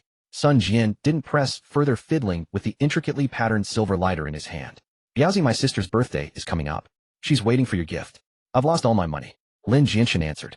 My sister knows you're broke and specifically told me to foot the bill, Sun Jian said, glaring at him impatiently. Come on, let's head to the mall and pick something. He added irritably, damn it, put some thought into it. Be good to my sister. Lin Jianshen sighed. I have things to do today. Can I say no? Sun Jian bristled. No. If my sister finds out I didn't take you to choose a gift, she'll tear me apart. I just don't get it. My sister's got looks and a good family background. What does she see in you? Lin Jianshen leaned back into the leather seat languidly, saying, maybe I'm just too handsome. Sun Jian let out a cold, sarcastic snort, but didn't argue. After all, Lin Jianshen's features were indeed quite striking, far better than Sun Jian's own. Seeing his reluctance, Sun Jian said, after you pick the gift, I'll give you something. Lin Jianshen asked curiously, what is it? Sun Jian looked enigmatic. A secret. I'll tell you after we buy the stuff. The car sped along until they reached a shopping mall. Lin Jianshen glanced at his counterfeit clothes and sighed inwardly. If only the original owner had spent less on gambling. Would I be in such a state now? Sun Jian led him straight to a YSL boutique. My sister loves bags and shoes from this brand. Pick one quickly, you'll pay, and we'll get to business. Lin Jianshen casually pointed at a pair of high heels nearby. This one. Sun Jian grunted in dissatisfaction. Hey buddy, it's my sister's birthday. At least put some effort into choosing. Otherwise I can't explain it to her. Why don't you just let me give it to her directly? Lin Jianshen shrugged. That works too. Sun Jian was speechless. I'm a civilized man now. I won't curse you. Lin Jianshen added, I actually had important business today. Sun Jian asked what business. Lin Jianshen replied, I'm going to put on the yellow robe. Sun Jian looked puzzled. What the hell? Lin Jianshen said, you can think of it as a job. Sun Jian's eyes widened, mirroring Song Siyuan's expression from earlier, as if had seen an alien. A job? Yaozi, have you been kidnapped? When Lin Jianshen remained silent, he turned to Song Siyuan. Mumsy, what's up with your boss? Song Siyuan chuckled. Biao guess lackey. If the big boss doesn't speak, the little guy can't say much. Sun Jian exclaimed, damn. Have you been possessed too? When did you become so loyal to him? Song Siyuan said seriously, it's not possession. It's passing on a lifetime of experience and cultivation to you at the cost of your memories fading. Sun Jian scratched his head frantically. Damn it, this is making my brain hurt. Suddenly a soft chuckle came from nearby. They all turned and froze. Song Siyuan said, wow, she looks way more impressive than those sugar heart 8 girls. Sun Jian nodded in agreement. They're not even fit to tie her shoes. Lin Jianshen also glanced over. The woman wore a black silk blouse with one button undone, revealing a dazzlingly pale collarbone. Her matching pencil skirt hugged her shapely hips and long straight legs. Her legs were sheathed in sheer black stockings. But the outfit was just the backdrop, of what truly captivated was the woman wearing it. She smiled at Lin Jianshen. Sir, what a coincidence. The store manager, who had been wary of their rough demeanor and crude talk, feared they might offend this lady. As a top VIP, she was ready to intervene. Hearing they knew each other, she relaxed and discreetly stepped back. Lin Jianshen smiled back. Yeah, what a small world. Sun Jian quickly asked, Miss, what's your name? The beauty extended her hand for a light shake. Zhong Ran. A pleasure. Sun Jian withdrew his hand, vowing not to wash it for days. Zhong Ran smiled warmly at Lin Jianshen. And you, sir? Lin Jianshen. Amid barking dogs and flowing water, peach blossoms carry dew scent. Deep in the woods, deer are glimpsed by the noon stream, no bell is heard. Mr. Lin, a beautiful name. Here to pick a birthday gift for a girl. Lin Jianshen nodded. Yes. Zhong Ran said, sorry about last night. It was my fault. How about I help you choose one? Sun Jian and Song Siyuan both thought holy crap, while a barrage of censored expletives scrolled through their minds. Lin Jianshen said, I'm really not good at picking gifts. I'd appreciate your help. Zhong Ran looked around and pointed at a bag. This one. The Manhattan series, this year's popular new model. Stylish design, black and gold. Perfect for a girl. Alright, we'll take this. Lin Jianshen said to the store manager without batting an eye. After all, it wasn't his money. Sun Jian was wealthy now, but had known hardship, so he winced visibly while paying. Zhong Ran chuckled. Your friend looks pained. Did I forget to consider the price? Lin Jianshen replied, it's fine. A higher price shows more sincerity. Thank you, Miss Zhong. Zhong Ran pulled out a business card from her bag with 2 slender fingers. Which company are you with, Mr. Lin? Perhaps we can connect later. Lin Jianshen took the card, but before he could speak, Zhong Ran's phone rang. She smiled apologetically and stepped aside. He caught snippets. Don't worry, I bought you a new pair. Same style. Our yin-yin will look great in them. Zhong Ren hung up. Sorry, Mr. Lin. My friend is waiting. Let's talk another time. Lin Jianshen nodded. As she left the mall, she remembered she had been blacklisted. She assumed Lin Jianshen was in the same industry, just down on his luck, and wouldn't contact her if he wasn't completely out of touch. In the car, Sun Jian eagerly asked Spilett, "When did you meet that beauty?" "Last night." "Where?" "At a hotel." Sun Jian's face twisted into an exaggerated expression. "No way. You had a one-night stand, and she still helped you pick a bag. Is she as blind as my sister? Are you that good in bed? Damn, my wallet's the one hurting. That bag cost over 40,000. Lin Jianshen said you'd pay? But wait, what about my sister?" Sun Jian finally realized. Is she going to lose you? Did I just waste my money? Damn it, Lin Jianshen, you jerk. Lin Jianshen smiled. Men are naturally a bit scummy. Why don't you go tell Sun Yu, and let her see my true Sun Jian slapped his thigh. You're done for. I'm definitely telling my sister. I can't just stand by and watch her get fooled by you. Seeing his friend living it up, Sun Jian took a long time to mentally prepare himself. He finally cleared his throat. Alright, let's get down to business. Biaozi, there's a job for you. What kind of job? Lin Jianshen gazed at the rapidly receding street scenes outside the window. Sun Jian leaned back in his seat, speaking with a hint of exasperation. Of all people, why did you have to get involved with my sister? You've made my father completely unwilling to use you. I pleaded with him for ages just to secure this opportunity. It took a tremendous effort. Sun Jian pointed at Song Siyuan. I even picked up your lackey Mingzi. That's quite something, isn't it? Seeing that Sun Jian wouldn't answer directly, Lin Jianshen leaned back in his seat. He feigned the demeanor of one recently ravaged by wine and women, appearing listless. Oh, quite something. He had been prepared to don the yellow robe and ascend today. Such a grand affair being delayed made it truly hard to muster any joy. Sun Jian sensed something was amiss and frowned. Biaozi, what's with the reaction? Back in the day, wouldn't you have called me godfather? He stared at Lin Jianshen's haggard face, shocked. Damn, did you overdraw that severely last night? Lin Jianshen cooperated with a yawn. Sun Jian poked him in the side and said, a few days ago I invested in a friend's project selling ancestral medicinal liquor. Want me to get you a couple of bottles to replenish yourself? Lin Jianshen replied, no need. Ag, and I'm not really keen on doing this anymore. I just want to work a steady job and live an ordinary life. Sun Jian frowned. Is it because of that woman? Lin Jianshen nodded. I don't know what she thinks, but I'm genuinely a bit smitten. Sun Jian cursed. You took a one-night stand seriously. But that woman is indeed quite alluring. If it were me, I'd also. He feigned a cough. Ahem, what use is true affection without money? Lin Jianshen retorted. Maybe she has some genuine feelings for me too. Sun Jian earnestly advised. That woman exudes refinement from the very tips of her hair. That's cultivated with money, understand? Even if you've fallen for her, you need the wealth, right? Lin Jianshen sighed. Sun Jian said, I don't need to think twice to know you've gambled away all your money again. I begged my father for ages before he agreed to give you this job. It's easy and pays well. Lin Jianshen shook his head. It's not about the money. Jiangu, have you ever felt that sudden sense of weariness? Sun Jian shook his head. No, I've got money and status now. I'm perfectly happy. He patted the seat. See this car? Genuine leather seats, more comfortable than a sofa. Regardless, I begged for this job. One way or another you have to do it. Lin Jianshen knew he couldn't refuse any longer. The act had been put on, but the words had still come to this point. If he refused again, it would be too out of character. Sun Jian continued to persuade him. I've only recently taken over. Everyone below is watching. In this line of work, face is everything. If you won't give me face, how can I carry on? If you don't do it, don't blame me for turning on you, brother. Lin Jianshen pretended to muster his spirits and said, deal, this is the last one. After this, I'm retiring. What if someone finds out I do this and doesn't invite me next time? Sun Jian stared at him for a long while, sighed, and said, well, see. Actually, for this job you have no choice but to do it. Lin Jianshen frowned. What reason? Sun Jian paused for a moment, then asked, a while back did you lose 2,000 to Big AA? Lin Jianshen nodded. Yes, that happened. Sun Jian's tone turned bitterly disappointed. Damn it, how many times have I told you? That guy always wins. He's definitely cheating. You're completely bewitched. You've lost all your parents' inheritance and owe over 2,000 more, and you still don't get it. Lin Jianshen said, I understand now. They set me up. They let me win a little first, then took it all. When I got desperate to recover my losses, they let me win a bit again, then I lost again. Round and round it went until all the money was gone. Sun Jian exclaimed in surprise. Well, your brain's finally working. Good that you see it now. Lin Jianshen asked. You still haven't told me why I have to do this job.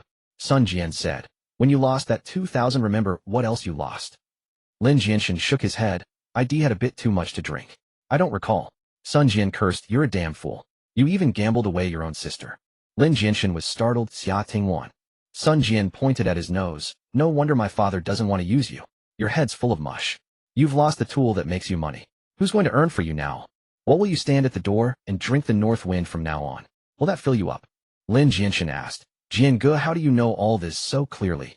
Sun Jian looked somewhat guilty. Brother, we've been through life and death together. Now that I'm successful, I find myself bound by more responsibilities. I can't help you much. But that won't do. I, Sun Jian, value loyalty above all. Lin Jianshen immediately nodded in agreement. Jiange's loyalty is something Mengzi and I both know well.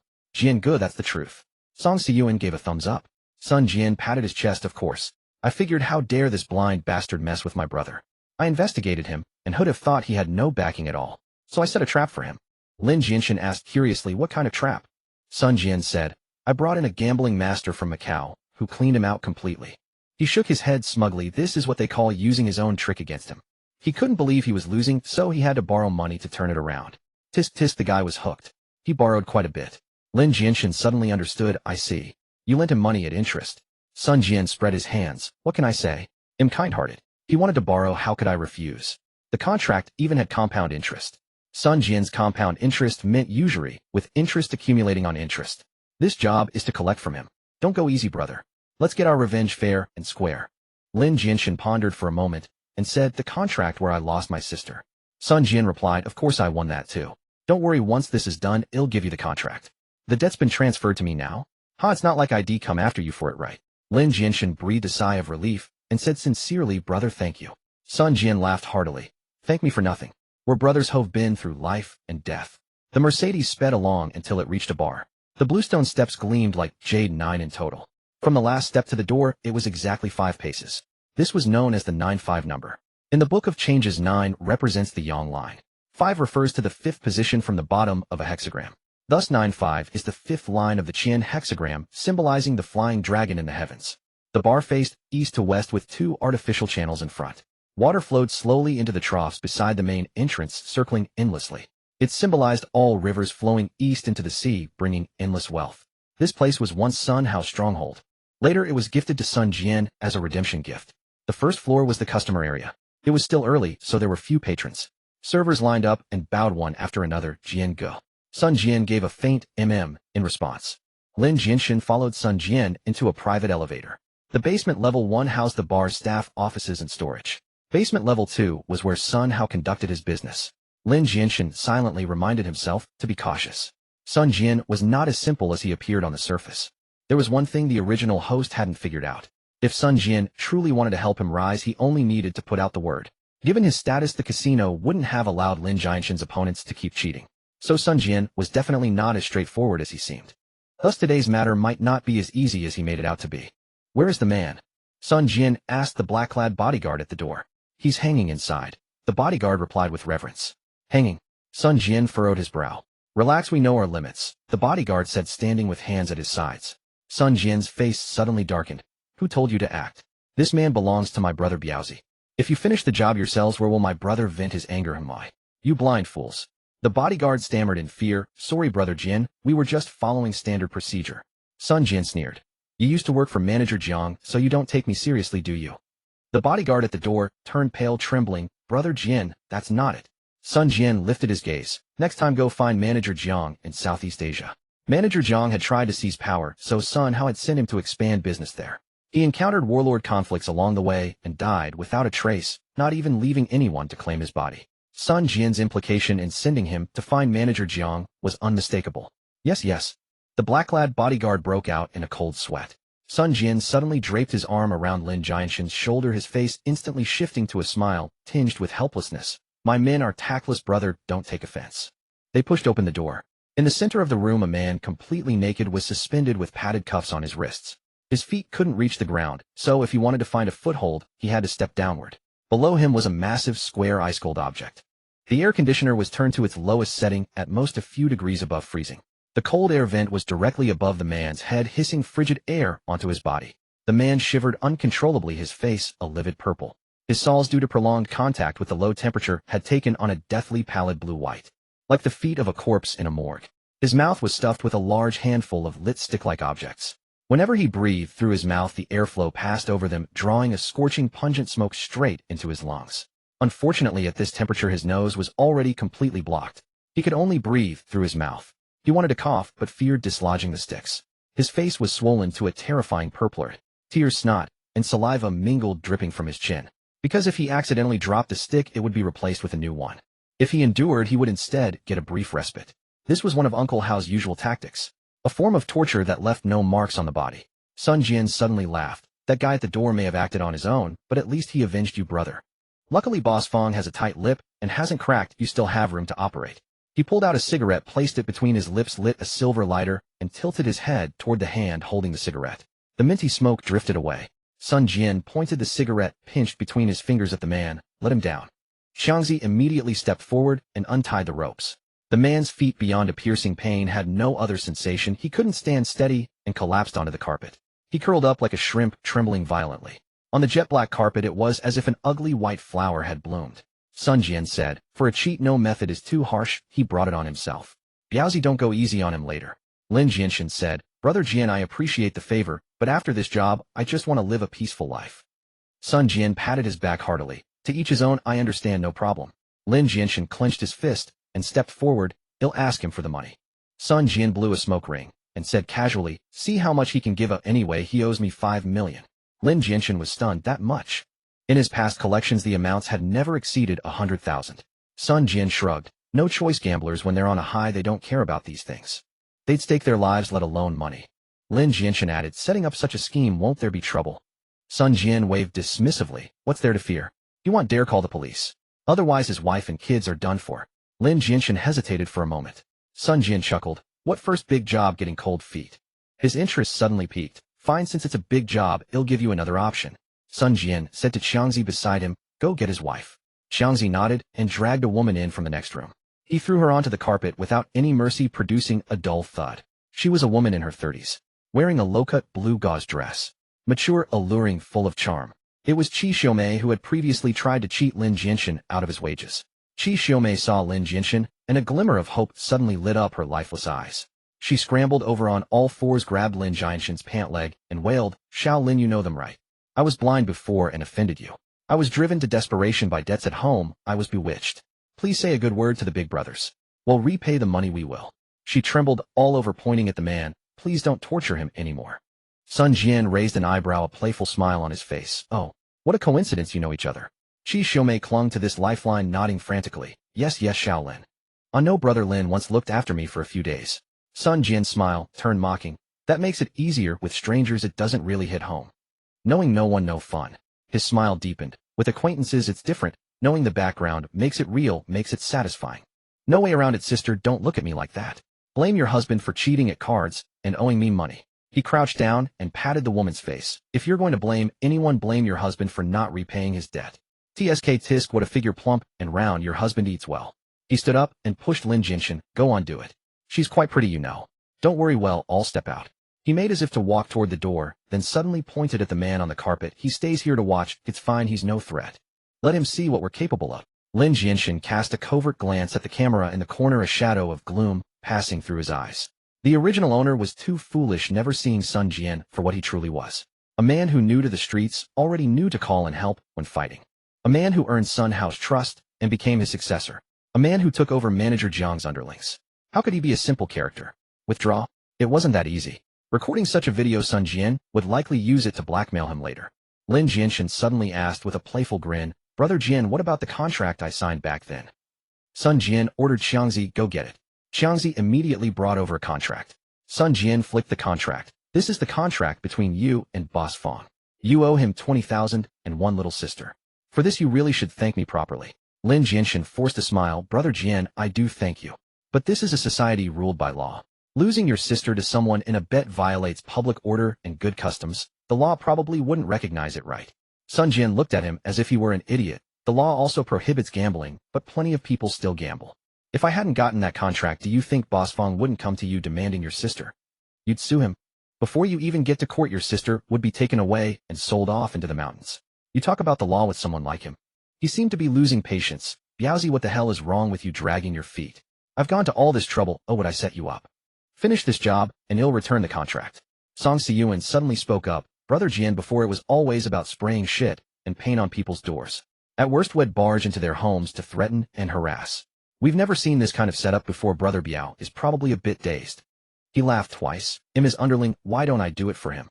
Sun Jian said coldly, I'm avenging your boss. What are you butting in for? Get lost. Biaozi, hurry up. Lin Jianshen knew he couldn't hesitate any longer. Today he had to make a choice among Boss Fang Qi Xiumei and the contract. Lin Jianshen composed his expression and said, Brother Jian, the grievance has its source, the debt has its debtor. I think I'll just practice a bit with Boss Fang. When I first started out I swore I wouldn't bully women or children. Sun Jian handed the cigarette, but to Qiangzi clapped his hands twice and said, if you'd done this earlier we wouldn't have had all this trouble. He then let out a sneer. So your sister is neither a woman nor a child. Lin Jianshen wore a nonchalant smile. She's just a tool for making money and venting anger, so she doesn't count. He looked down at his knuckles. A few days ago there had been a band-aid there. It was blue and wrinkled. He had struggled to smooth it out. The wound beneath wasn't deep, or if the band-aid had been applied a bit later it would have already healed. But that girl had mustered the courage to knock on his door, stubbornly insisting on giving him what she held. Lin Jianshen suddenly said, Brother Jian, can I get a pair of gloves? Gloves, eh? Sun Jian's face showed confusion. You're really not yourself today. Lin Jianshen pointed at Boss Fang. I think he's already on the verge of breaking down. I'm afraid a couple of hits, and he'll spill everything. That would be no fun at all. Where's the satisfaction in that? With gloves I can hit him a few more times. Damn it, this bastard dared to cheat. He needs a good lesson. Sun Jian squinted at him for a moment, then suddenly laughed. Even my father says you have a talent for this. It's a shame you can't control yourself. Xiangzi, get the gloves. Lin Jianshen put on the gloves and crouched down. With his left hand he pinned Boss Fang down, estimated the position, and with his other hand delivered a heavy blow to the junction of flesh and bone at the last rib.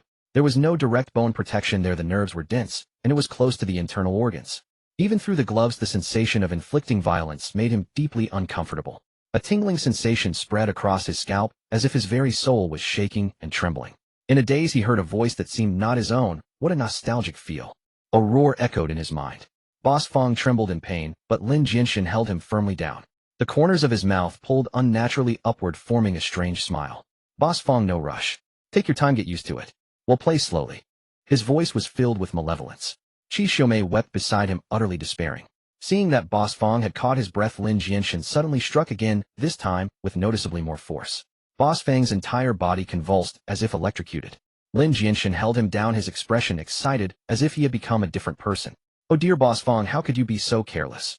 Look, Sister Mei is heartbroken. Do you really have no money left? Qi Xiumei broke down. I still have some dowry and my parents have a house. Boss Fang's voice was hoarse. Please let us go. All we have left is my father-in-law's house. Sorry, I'm just a debt collector. Lin Jianshen tilted his head. But then again, I know what it's like to rent a place. Sometimes you have to put up with the landlord's attitude. But it seems my original house was also taken from me through your cheating. Where's my house? Sold. Lin Jianshen laughed heartily. Then it seems you're not in a position to beg for mercy. There's only one way out today. Pay up. Oh, and try to hold out a bit longer. If you pass out before I've vented my anger. Lin Jianshen turned to look at Qi Xiumei. I wonder how long your wife can hold out. Boss Fang took another punch to the stomach and clutched it, shouting, He'll take responsibility for my own actions. Lin Jianshen looked at him. Tisk tsk. You talk a good game now, but you tried to trick me into selling my sister when I was drunk. Do you know she's my beloved kin, my flesh and blood? Seems like you're not qualified to say that either. Boss Fang begged, I'm sorry, it was my fault. Please let me go. Lin Jianshen tilted his head and looked at him. If you took my sister away, who would earn money for my drinks? By the way, your wife is good-looking, but she seems delicate. I wonder how many of my punches she can take. Boss Fang's voice was hoarse. You said you wouldn't hit women or children. Lin Jianshen threw his head back and laughed. You actually believe that? Look what line of work I'm in. Besides, I love hearing their screams. Sun Jian sat on a single sofa in the lounge, smoking, listening to the occasional screams from the next room. The bodyguard Xiangzi asked, Brother Jian, why go to so much trouble to vent his anger for him? Xiangzi had once been Sun Hao's confidant, but now he was assigned to Sun Jian, becoming his trusted man. So Sun Jian didn't hide his thoughts. You're overthinking it. I just want Boss Fang's money. With or without him, I would have set a trap for Boss Fang. Getting leverage on Lin Jianshen was just a bonus. Xiangzi asked again, what use is having leverage on a scumbag like him? Sun Jian flicked the ash from his cigarette. It's just a casual move. No loss if it's useless. But if it ever comes in handy, won't that be a gain? He spoke with admiration. My father says the person he admires most is that CEO Su from the Su family. Su Qingxian, that woman deliberately sponsors many poor students. Most of them are useless. But the few who are useful have brought her tremendous help. Xiangzi nodded, half understanding, and then asked, won't he go to the police and report us? Sun Jian laughed. I know his type. Tough on the outside, but a coward at heart. He wouldn't dare, and he can't figure out that I'm actually using him. You know what? After this is over, hell even thank me. Xiangzi said, I believe you. Sun Jian idly turned on the projector, watched a movie, and was about to pick another when there was a knock at the door. Lin Jianshen stood at the door, his face flushed with excitement, holding a piece of paper in his left hand. All done. Lin Jianshen patted his chest. With me on the job, it's a done deal. Sun Jian unfolded the paper, which was covered in snot and tears. Sun Jian threw it to Qiangzi with some disgust. What's this? The top line is the address of Boss Fang's parents' house and the code to the electronic lock. The bottom line is the code to the safe at home. Inside there's the house deed and some money Qi Xiumei hid away, said to be her dowry. Sun Jian laughed heartily. I told you Boss Fang bought a shop in such a prime location on Snack Street, but didn't bother to run it properly. That's because he's rich and doesn't really care. Look what a big score this is. Lin Jianshen asked, is his debt cleared? Sun Jian looked at him with a hint of disappointment. Why are you being so dense all of a sudden? How could I let him pay it off? With a big fish like this, you have to keep him on the hook and take your time. He looked at Lin Jianshen's expression. Is this your first big score? Do you think I'm cruel? Lin Jianshen snorted. Cruel my ass. I wish I could beat him to death. If you don't believe me, go see for yourself. Sun Jian nodded approvingly. Don't you ever forget what we looked like, bruised and battered by that ditch. To rise above others, you have to be ruthless. He nudged Lin Jianshen with his shoulder. Hey brother, tell me the truth. You don't blame me, do you? Lin Jianshen laughed.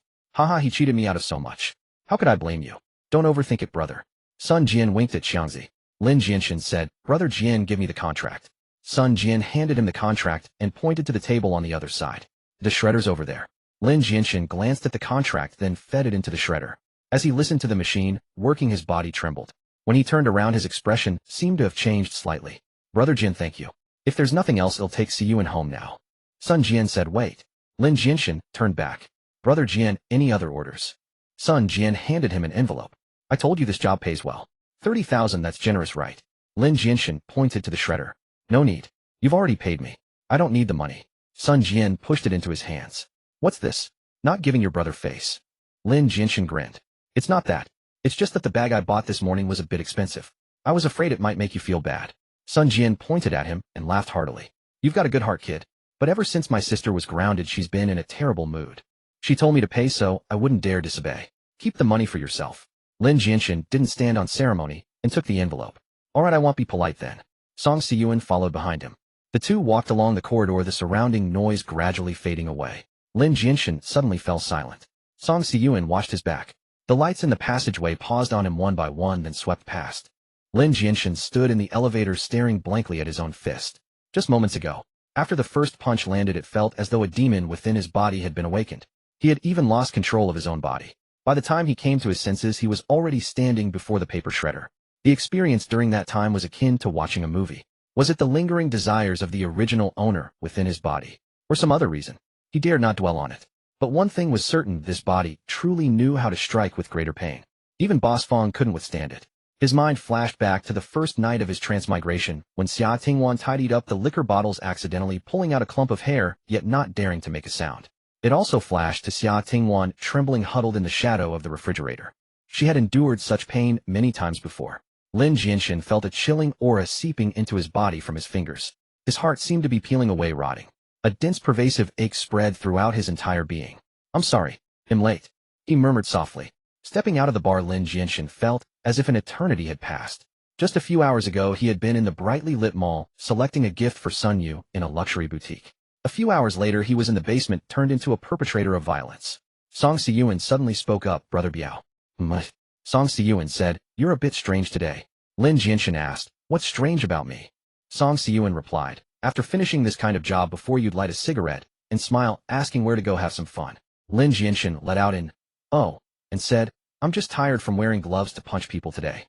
Song Siyuan stared at him for a long time before finally saying, I thought you were unhappy. Your gambling debt is cleared, you should be happy.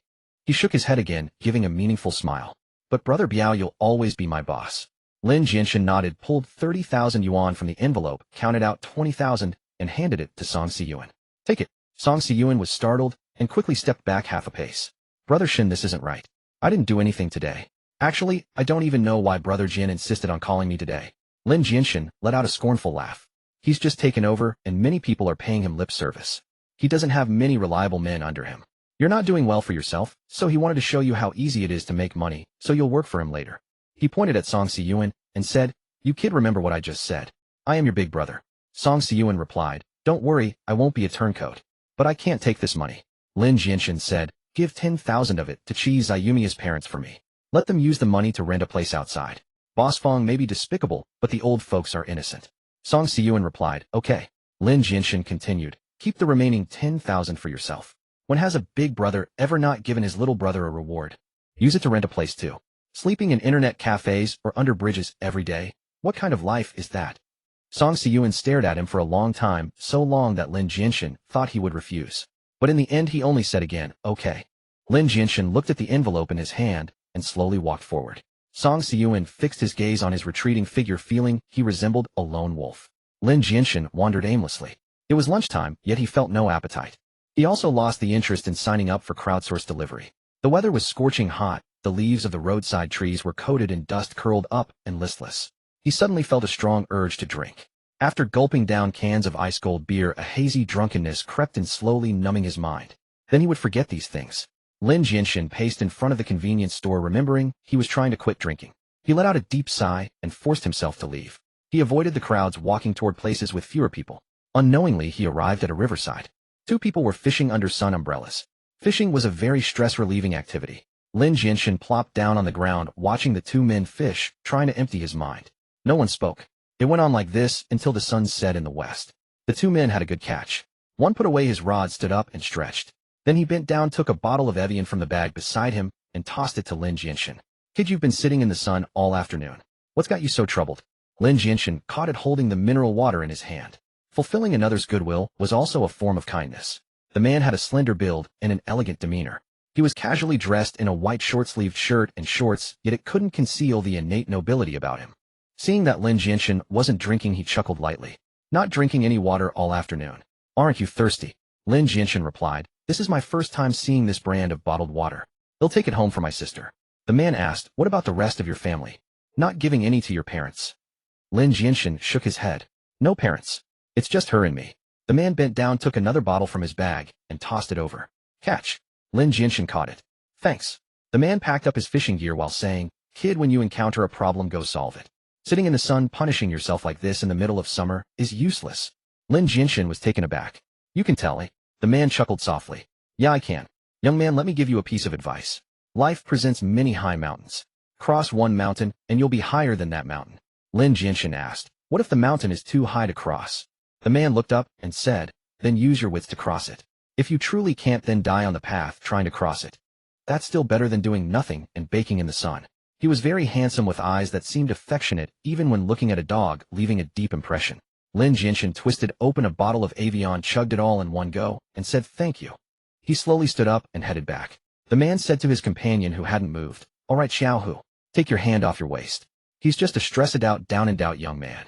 It turned out the man had been motionless because he had all his attention on Lin Jianshen, maintaining vigilance to prevent any ill intentions. Xiaohu removed his hand from the dagger, stood up, and began packing the sun umbrella. Master, there's something I forgot to tell you. I'd like to take a few days off for my wedding. Lu Shizhou slapped his thigh excitedly. Finally got it. You two are always together eating melon seeds, or I thought you'd have gotten together long ago. But year after year passed, and you've let her become an old maid without any progress. I've been anxious for you, he said with a tone of disappointment. Old Nio's kid already knows how to steal money to buy ice cream.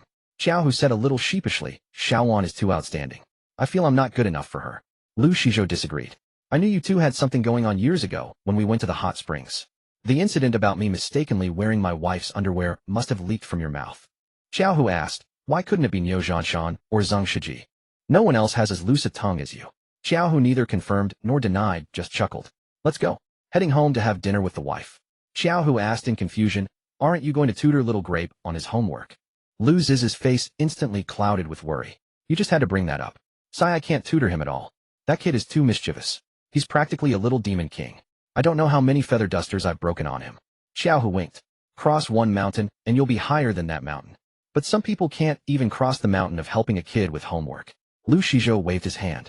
Sai, chicken soup for the soul. It always differs from reality. Hey, why not have your Xiaowan give it a try? Consider it practice. Xiaohu was alarmed. No way. My Xiaowan needs to eat melon seeds with me. Lu Shizhou said forget it. Starting tomorrow, I'll dump him at the Chung family's place. Let Brother Hua's little girl teach him properly. That way I can have some alone time with my wife. Xiaohu suggested slyly. Why don't you and President Su try for another one? Lu Shizhou shook his head repeatedly. If we have another kid, and it turns out like little Grape, he'll die young. Little Grape seemed to have left a deep shadow on him, so he added, both Akian and I would die young. Xiaohu laughed heartily. Lu Shizhou feigned anger. Stop laughing. I'm having your wedding gift money. You're asking for it. Xiaohu quickly changed the subject. Boss, the sky looks a bit overcast. Let's head back quickly. Lin Jianshen walked to the main road, found an ATM, and deposited 10,000 yuan into his card. Then using his phone, he cleared an online loan of 6,000 yuan. The money might not be clean, but money was money. As long as it was useful, that was what mattered. He now had 4,000 left plus some money at home. It was enough for Xia Tingwan's school registration fees and dormitory expenses. So there was no rush to earn money through crowdsourced delivery. He needed to buy a gift and go visit the school's dean of students to inquire about Xia Tingwan's reinstatement. If anything unexpected happened, he still had time to seek help from the music teacher Su Yan. Her family connections seemed very strong. There were indeed many high mountains ahead. He would cross them one by one. By the time Lin Jianshen arrived home after taking a Didi ride, it was already past 7 in the evening. The weather in July was capricious. Layers of leaden gray clouds had gathered in the sky. A violent storm was brewing. The wind howled fiercely and a stainless steel basin rolled clattering along the alley. The man from the first-floor apartment chased after it. Lin Jianshen climbed to the second floor and pushed open the door. 3 dishes were already set on the dining table, 2 meat and 1 vegetable. Xia Tingwan had pinned up her hair, tied an apron, and was holding a spatula as she poked her head out of the kitchen. Her expression remained largely unchanged, but there was a hint of cheerfulness in her voice. Brother, you're back. There's one last dish, it'll be ready soon. Wait for me. Lin Jianshen placed the Evian water on the table. He sat down on the sofa and responded casually, okay. He looked at his hand. It seemed to still retain the sensation of striking someone. A wave of nausea suddenly surged within him again. Something violent seemed to be awakening inside his body, creeping out from the marrow of his bones and spreading throughout his entire being, dragging him into the abyss. Although his stomach was empty, he had lost all desire to eat. He stood up and walked toward the bedroom. Xia Tingwan placed the last dish on the table and rushed over. She reached out and gently pinched the hem of Lin Jianshen's shirt. She looked up at him. Brother, the dishes are all ready. Let's eat, okay? Lin Jianshen shook his head. I don't want to eat. You go ahead. Xia Tingwan said softly, you look really tired. Please have something to eat. A surge of intense ferocity suddenly flashed in Lin Jianshen's eyes. He grabbed Xia Tingwan's wrist and forcefully flung it away. I said I don't want to eat.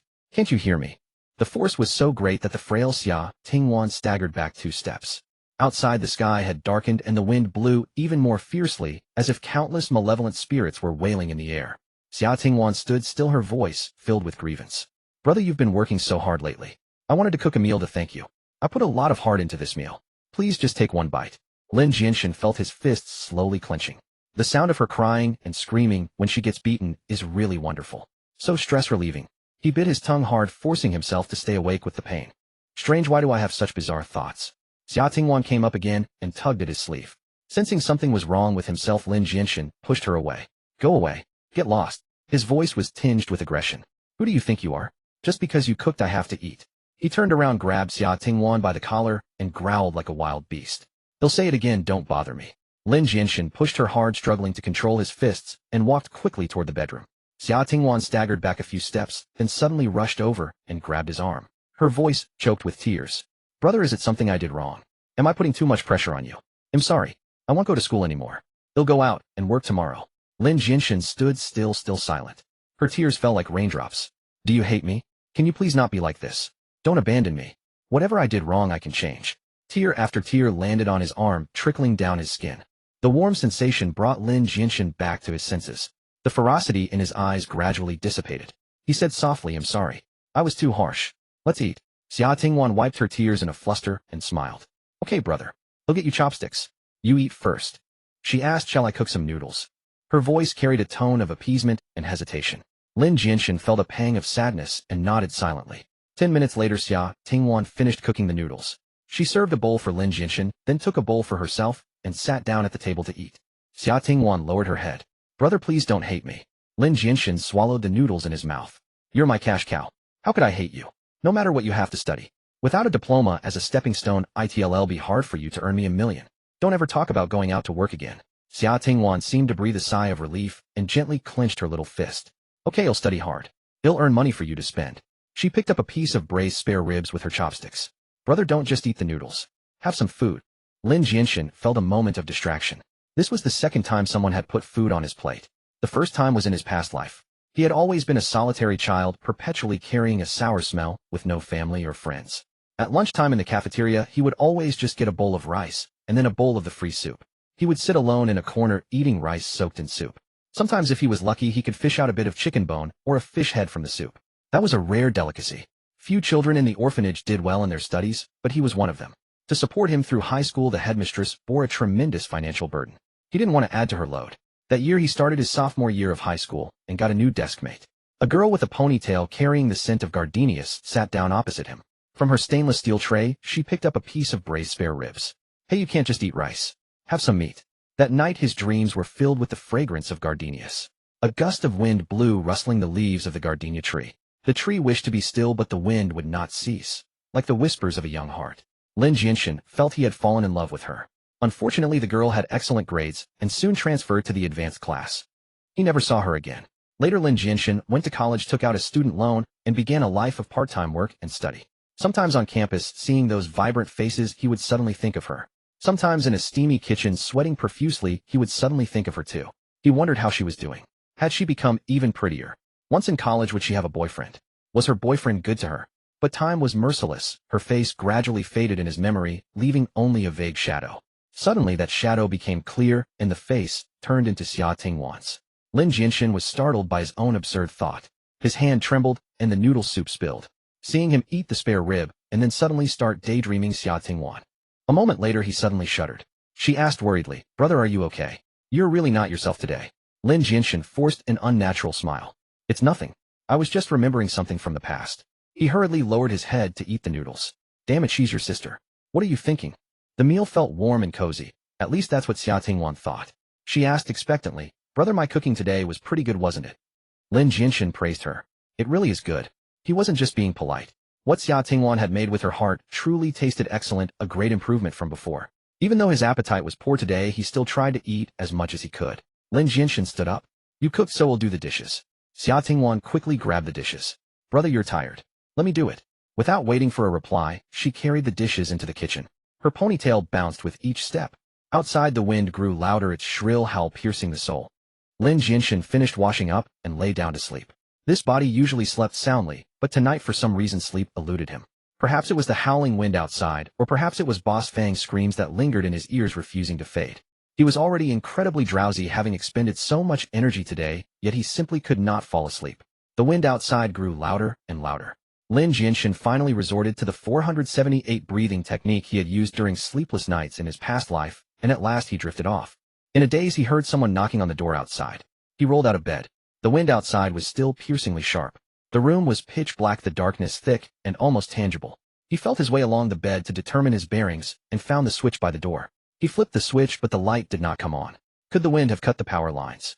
Lin Jianshen wondered. Suddenly the knocking grew louder, carrying a frantic edge. "Xia Tingwan, is that you?" Lin Jianshen called out. No one answered from outside. There was only the wind shrieking like a chorus of countless monsters. Bang, bang, bang. This was no longer knocking, it was pounding with fists. A flash of lightning illuminated the bedroom as bright as day. Then came the rumbling thunder. The immense sound waves rolled and rattling the door panel. The knocking stopped. Lin Jianshen had barely breathed a sigh of relief when the pounding on the door resumed. This isn't Xia Tingwan. At her current height of about 165 centimeters, if she raised her fist to pound the door, it wouldn't be at this level. Lin Jianshen raised his fist and measured it against the door panel. The person outside was at least as tall as he was, around 185 centimeters. Bang, clatter, bang, clatter. The sound of fist pounding turned into urgent kicking. At this rate, the wooden door wouldn't hold much longer. I'd have to get someone to fix it tomorrow. Seizing a pause in the pounding, Lin Jianshen gently turned the lock and then yanked the door open. He immediately threw a punch at the person outside. Since it wasn't Xia Tingwan, there was no need to be polite. Someone breaking into his home in the dead of night. Even if he injured them, Lin Jianshen would be acting in self-defense. The dark figure outside grunted, but lunged ferociously, tackling Lin Jianshen to the ground. The two wrestled together. Another flash of lightning streaked across the sky, illuminating the person's face. Lin Jianshen froze. The person looked exactly like him. Seeing his face, the other seemed startled as well, and their movements stiffened. "Who are you?" they both said simultaneously. "I am Lin Jianshen," they both replied at once. "I see I'm dreaming," Lin Jianshen murmured. "A very uncanny dream. Why did I end up like this when I woke up?" The other Lin Jianshen's eyes were filled with malice. "I remember now, that girl made me a bowl of porridge. Damn it, I knew something was off when I ate it," the malicious Lin Jianshen said. "Maybe it's not entirely a dream. Perhaps it's some part of the Buddhist subconscious." Lin Jianshen muttered to himself. Let me see what's been happening recently. The vicious version of Lin Jianshen seemed to be retrieving recent memories. After a moment of thought, I get it, you've possessed me. Haha, didn't expect that, did you? I'm not completely dead yet. He suddenly exerted force, pinning Lin Jianshen to the ground and punching him hard in the stomach. The composed Lin Jianshen reacted swiftly. Once pinned, he used his forehead to smash viciously into the other's nose, trying to regain the upper hand. Both took heavy blows from each other simultaneously. Two identical faces contorted in pain simultaneously, and both let out cries of agony from their throats. Boom! Another thunderclap exploded. Xia Tingwan jolted awake with a shiver. Her sleep had always been light, though it had improved recently. But the violent thunder was too loud, and she was still awakened. Xia Tingwan slowly opened her eyes. The room was as dark as ink. She had always been afraid of the dark and never drew the curtains at night. Usually streetlight or moonlight would filter in. But tonight there was not a single ray of light outside. Xia Tingwan always felt that countless monsters lurked in the darkness, ready to pounce at any moment. Her body trembled involuntarily with fear. Xia Tingwan grabbed the blanket to pull it over her head when she suddenly heard a strange cry. It seemed to come from next door. The sound was filled with pain. Bro! Her drowsiness vanished instantly. Trembling, Xia Tingwan put down the blanket and reached for her phone under the pillow. She covered the phone's flashlight with her finger, then turned it on, letting only a sliver of light escape through the gaps. If someone had broken into the next room, they probably wouldn't notice this faint light. She pressed her ear to the wall and listened intently for a while. Another scream came from next door. It was definitely Lin Jianshen's voice.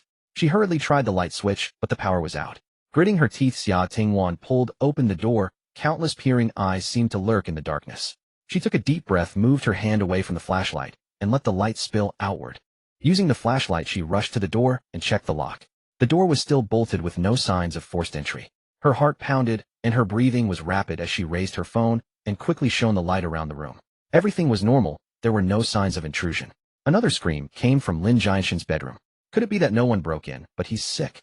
Xia Tingwan rushed to the door and knocked. Bro, what's wrong? Open the door. The two Lin Jianshens had already separated by then, each standing up from the floor, confronting each other in the darkness. The malicious Lin Jianshen spoke. Kid, where did you come from? The composed Lin Jianshen panted heavily. None of your business. The malicious Lin Jianshen continued. Give it up. Save me some effort. I've been running the streets since I was a teenager. I've beaten up countless people. You're no match for me. The composed Lin Jianshen grinned. I was fighting the bully at the orphanage when I was 7. I've faced countless difficulties in my life, but I've never backed down. Come on, try me. They grappled again, striking without mercy, crying out in pain, then separating. Both gasped for breath, panting heavily. The malicious Lin Jianshen, with his more seasoned brawling skills, had actually gained the upper hand. He laughed. I told you you're no match for me. You have no ties in this world. Why persist? For her. The composed Lin Jianshen didn't answer, just panted heavily. The malicious Lin Jianshen laughed again. Both our consciousnesses are in this body now. Maybe that's why our minds are connected. Even if you don't answer, I know. The composed Lin Jianshen finally said, so what if I am? The malicious Lin Jianshen roared with laughter. Ha ha, you idiot. That girl is a murderer. She drugged my bull. A murderer, a jinx who's killed everyone around her, and you're protecting her. Are you out of your mind? The composed Lin Jianshen said, she's a good person. The killing, you drove her to it. The malicious Lin Jianshen murmured, I didn't know what would happen if I got rid of you. I didn't know if this body would become a vegetable. I wanted to negotiate, maybe take turns coming out, like having a split personality. The composed Lin Jianshen spat. A scumbag like you doesn't deserve to live in this world. The malicious Lin Jianshen clenched his fists. Looks like we have nothing to discuss. Today I will kill you. The composed Lin Jianshen said, I knew something was off about this body. So you weren't completely gone. Then I'll have to send you to die once more. Xia Tingwan lifted her hand and knocked on the door again. There was no response from inside. She pressed her ear against the door, straining to catch any sound within. Ha ha, give it up, Lin Jianshen. Look at yourself. How much longer can you hold on? You want to regain control of this body. Don't even think about it. This body is mine by right. We share the same age, the same face. This is a parallel world version of me. Lin Jianshen gasped for breath. I will never surrender, never. Then came another series of agonized screams. A chill shot up her spine, and Xia Tingwan shuddered, her skin crawling with goosebumps. After a moment's thought, she grabbed her phone and headed to the kitchen, pulling a knife from the rack. It was a thick-backed Chinese cleaver left by the previous tenant, capable of slicing vegetables, chopping meat, and cleaving bone.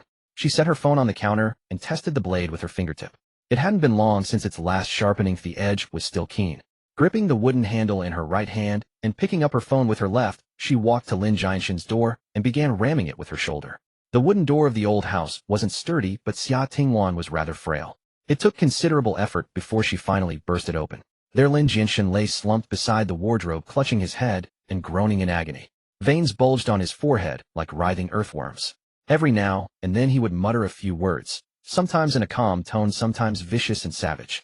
That latter voice, Xia Tingwan would never mistake it. It was definitely him. A return visit on the 7th night. She placed her phone on the bedside table, letting the light scatter upward and illuminate the room.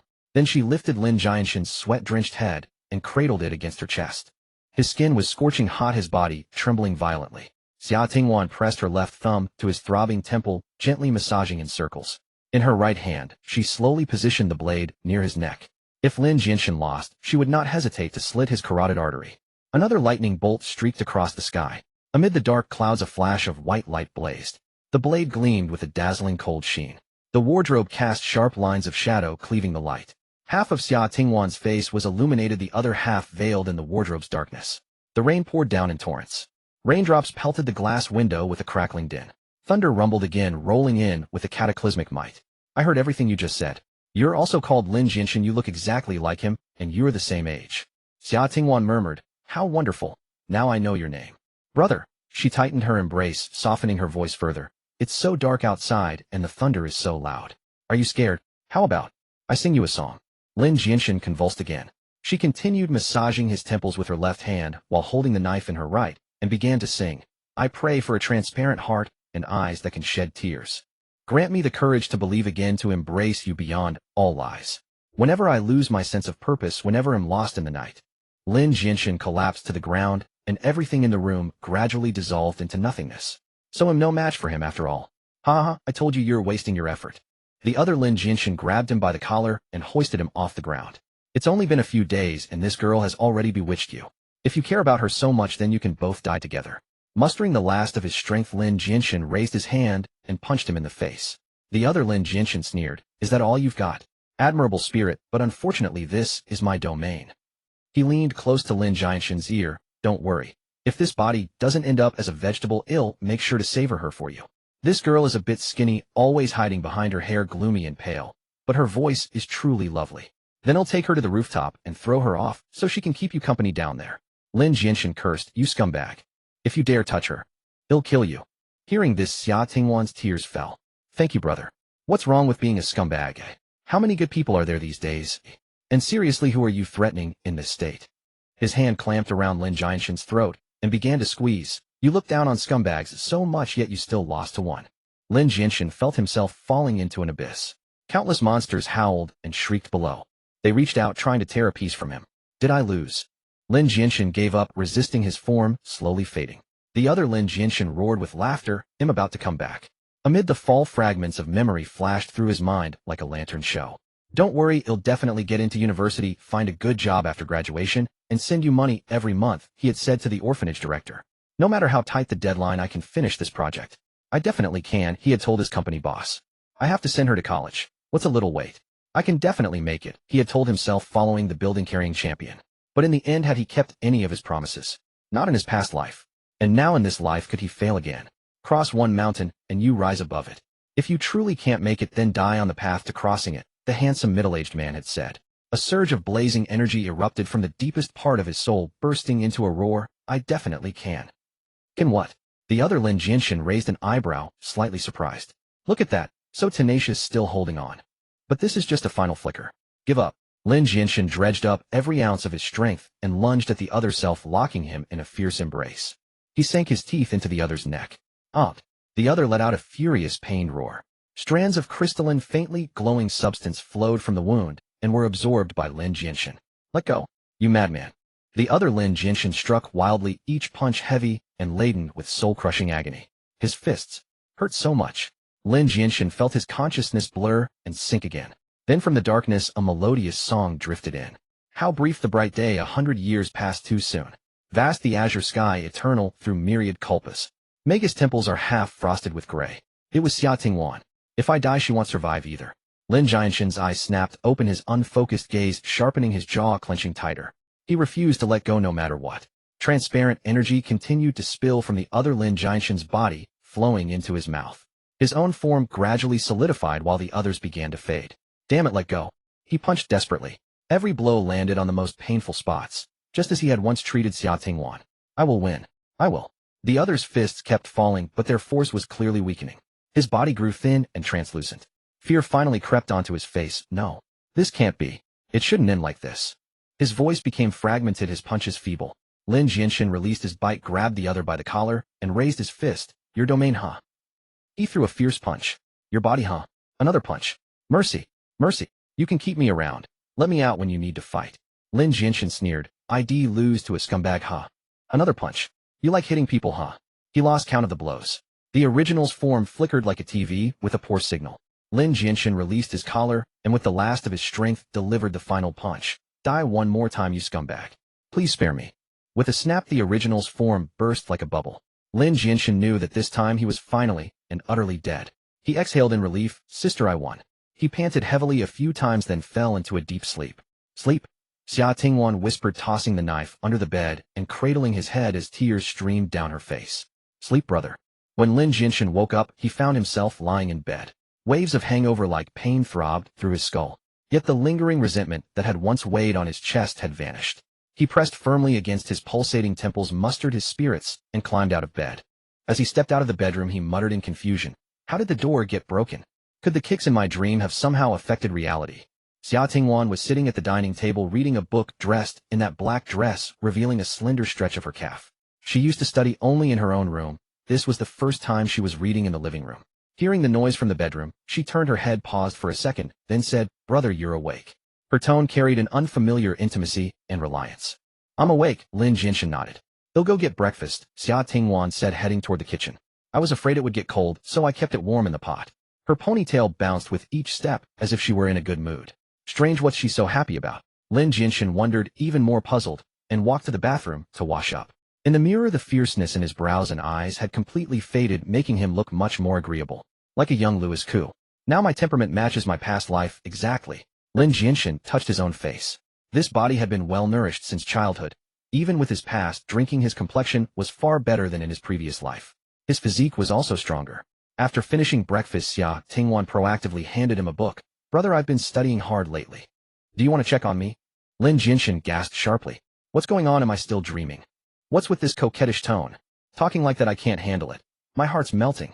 Seeing that Lin Jianshen didn't respond, she added, I've been working very hard. I'll definitely catch up on everything I missed before school starts. Lin Jianshen was stunned for a moment, then snapped back, slamming the table abruptly. You'd better be, or if I find you slacking off, I'll beat you. All right, if I slack off, brother can punish me, Xia Tingwan said, tilting her head and blinking. Damn, something's 1,000% off. Lin Jianshen was even more bewildered. How did things become like this after one sleep? His head began to ache again. Xia Tingwan asked with concern, Brother, you look like you're feeling unwell. Maybe you shouldn't go out today. What do you want for lunch? They'll cook it for you. Lin Jianshen pressed his temples, coughed dryly twice, and mimicked the original owner's fierce tone. Who cares? He didn't realize his imitation was far from accurate. Xia Tingwan cooperatively put on a pitiful expression. He found it hard to bear, so he quickly snatched the book from her hands. Ahem, since you're so sincere, I'll check how well you've memorized your lessons. The book was an English textbook. Xia Tingwan recited the vocabulary and passages fluently, clearly having put in real effort recently. Lin Jianshen nodded, not bad. But remember, if you dare slack off, I'll hit you. Xia Tingwan initially wanted to lean in and ask, how would you hit me? But afraid of scaring him away, she instead feigned fear, shrinking her shoulders and murmuring, okay. Seeing her reaction, Lin Jianshen breathed a sigh of relief. That was more like it. He returned to the bedroom. Xia Tingwan watched his back and found it amusing. Brother, don't you realize your cover is completely blown and you're still acting? Don't you know what that guy's English level was? He couldn't even understand a complete sentence. If mom and dad hadn't paid the school selection fee, he wouldn't have even made it to high school. The door to Lin Jianshen's bedroom closed. Life is getting more and more interesting. Studying every day and teasing this brother is quite fun. Xia Tingwan, no rush, take it slow, step by step. Don't scare him. Xia Tingwan rested her chin on her hand, unable to suppress a smile. Lin Jianshen took a nap, and when he got up his headache had subsided. Lunch was cooked by Xia Tingwan still with great care: spicy, shredded potatoes, vinegar-cooked cabbage, braised fish, and a small bowl of seaweed egg drop soup. After eating his fill, Lin Jianshen said, stay home and study. I'm going out, don't wait for me for dinner. Xia Tingwan nodded, okay, be safe. Her tone was full of concern. Something was definitely off with this girl today. Lin Jianshen looked at her suspiciously, but she had already picked up the dishes and headed to the kitchen to wash them. After washing the dishes, she opened the curtain and glanced outside. The motorcycle downstairs was gone. She knelt on the floor, reached under the bed, and pulled out a lipstick. She had found it while rummaging through trash before. When she dug it out of the garbage bag, the lipstick was already more than half used, leaving only a small stub. Xia Tingwan felt a sudden urge, wiped it clean, secretly brought it back, and hid it under the bed. But she had never used it, as she had almost forgotten about it herself. Today, for some reason, she really wanted to try it. At her age, she was naturally fond of beauty. Even though she was alone in the house, she nervously checked around again. After confirming no one was home, she closed the bedroom door and pulled the curtains most of the way shut. Then she sat at the desk, took out the cracked mirror from the drawer, twisted the lipstick up, and carefully applied it to her lips. It was red with a hint of pink. Her lips looked like petals that had absorbed morning dew. She pressed her lips together and let out a soft laugh. So pretty, just like my mom. Then in her ears her mother's warning echoed again. Child, don't believe there's true love in this world. Gu Qingyin often told her, don't fantasize that anyone cares about you or loves you. Otherwise, when you realize these things are false, you'll die. In her mind, the image of her mother just before death surfaced. She had braided her hair into a beautiful vintage style. A hemp rope was looped around her slender neck, the other end tied to the beam. Her tongue protruded from her mouth like a vengeful spirit. Beneath the rope hung a loose necklace. She was wearing a cheap black dress. Suffocation had caused incontinence, filling her clothes and the entire room with the stench of excrement. At the time, the woman who was her foster mother reached out to cover her eyes. Wan, don't look. But how could she not look? That was her biological mother. The mother who had raised her for 9 years.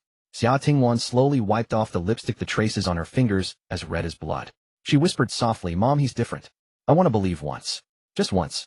Lin Jianshen rode his motorcycle to a gas station first to refuel. While paying, he bought a pack of Huanggala cigarettes at the counter. Then he rode the motorcycle to Donghai No. 3 Middle School. Donghai City boasted abundant educational resources with strong teaching staff and public schools. No. 3 Middle School was a prestigious old-school public institution. It had a high college admission rate, but a fast teaching pace, placing great pressure on students. As he recalled, Xia Tingwan's scores from the high school entrance exam allowed her to choose between No. 1 and No. 3 middle schools. She believed that although No. 1 was also a renowned school, its management was relatively relaxed, which could lead to complacency. Thus, she voluntarily chose the more demanding No. 3. A young girl so hard on herself. Lin Jianshen, aware of the immense pressure of the Heng Shui model, couldn't help but marvel inwardly. In his memory, Xia Tingwan had always been diligent and assiduous in her studies. Despite having her books frequently torn and homework burned, she still managed to get into such a school through sheer hard work. Lin Jianshen parked his motorcycle in the designated parking area at the entrance. Although it was summer break, the school's library, study rooms, gymnasium, and other facilities remained open to students. The security guard stopped him. If you want to enter, students, show your student ID, teachers, show your faculty ID, and others register here. Lin Jianshen slipped him a pack of cigarettes. Brother, I won't go in. I just want to ask for the phone number of the school's dean of students. This wasn't exactly confidential information. The guard accepted the Huangalu and asked, what's the matter? Lin Jianshen quickly replied, my sister has been ill for a while, about 3 months without attending school. Adding the summer break, it's nearly 4 months. So, I wanted to ask the dean about the procedures for re-enrollment, if any. He had searched online earlier and knew that the dean handled such matters at No. 3. Hearing that it wasn't a major issue, the guard gave him the contact information. Lin Jianshen found a secluded spot and carefully called the dean. As expected, he was refused. The dean's reasoning was quite sound. A semester was only 4 to 5 months, and the student had attended barely over a month before dropping out. Given the school's fast teaching pace, such a student would undoubtedly struggle to catch up after re-enrolling. No. 3 was a prestigious school and couldn't risk lowering its college admission rate for a single student. Lin Jianshen repeatedly insisted that the student had been studying diligently at home and would catch up on all the coursework. The dean reluctantly said, all right, I'll give you a chance. Come see me now for a face-to-face talk. Sensing an opportunity, Lin Jianshen quickly mounted his motorcycle and, following the address given by the dean, arrived at Liwan residential area. He took out his phone to confirm the apartment number and knocked on the door. The dean was a short, stout, pot-bellied, middle-aged man named Jiang Chao. Lin Jianshen hurriedly offered 2 bottles of Bawangshui liquor. Director Jiang, just a little local specialty, a token of my respect. Jiang Chao stood at the door, neither accepting the gifts nor stepping aside to let him in. He rolled his eyes. Is there something stuffed inside? Lin Jianshen smiled ingratiatingly. Just a little local specialty, nothing much. Jiang Chao took a liquor box, opened it to glance inside, sneered, and tossed the box back at Lin Jianshen. I am an upright and incorruptible man. I don't engage in such practices. Take it away. Then what about my sister's schooling? Wait for news at home. Jiang Chao said impatiently, ready to close the door. Lin Jianshen quickly wedged half his body in. Director Jiang, I'm terribly sorry. I came in a hurry and brought local specialties that aren't to your taste. What would you like to eat? I can get some from my hometown for you. Jiang Chao said indifferently, it's not about what I want to eat. Handling your sister's re-enrollment approval consumes my energy and gives me internal heat. Eating a few bites of organic vegetables to cool down wouldn't be too much to ask, would it? Lin Jianshen said, not at all, not at all. My hometown has wild vegetables with excellent taste. Shall I bring some for you? Jiang Chao held up 2 fingers. Our school is a prestigious institution. EY cannot tarnish its reputation. Every student must meet the requirements to enroll. I've looked into your sister's situation. I'm telling you, school is not a public road. You can't just come and go as you please. Lin Jianshen nodded repeatedly. Yes, you're absolutely right. Jiang Chao said, come back to see me when you've thought it through. With a bang, the door closed. Lin Jianshen muttered curses under his breath. Damn, so corrupt. Where am I supposed to get 20,000 yuan? With the dean's path blocked, Lin Jianshen rode his motorcycle back to the school. At the cost of another pack of huangalu, he obtained the contact information for Xia Tingwan's music teacher. This music teacher had strong connections. If she were willing to help Xia Tingwan's re-enrollment, would surely succeed. If he had a choice, Lin Jianshen would rather not approach her.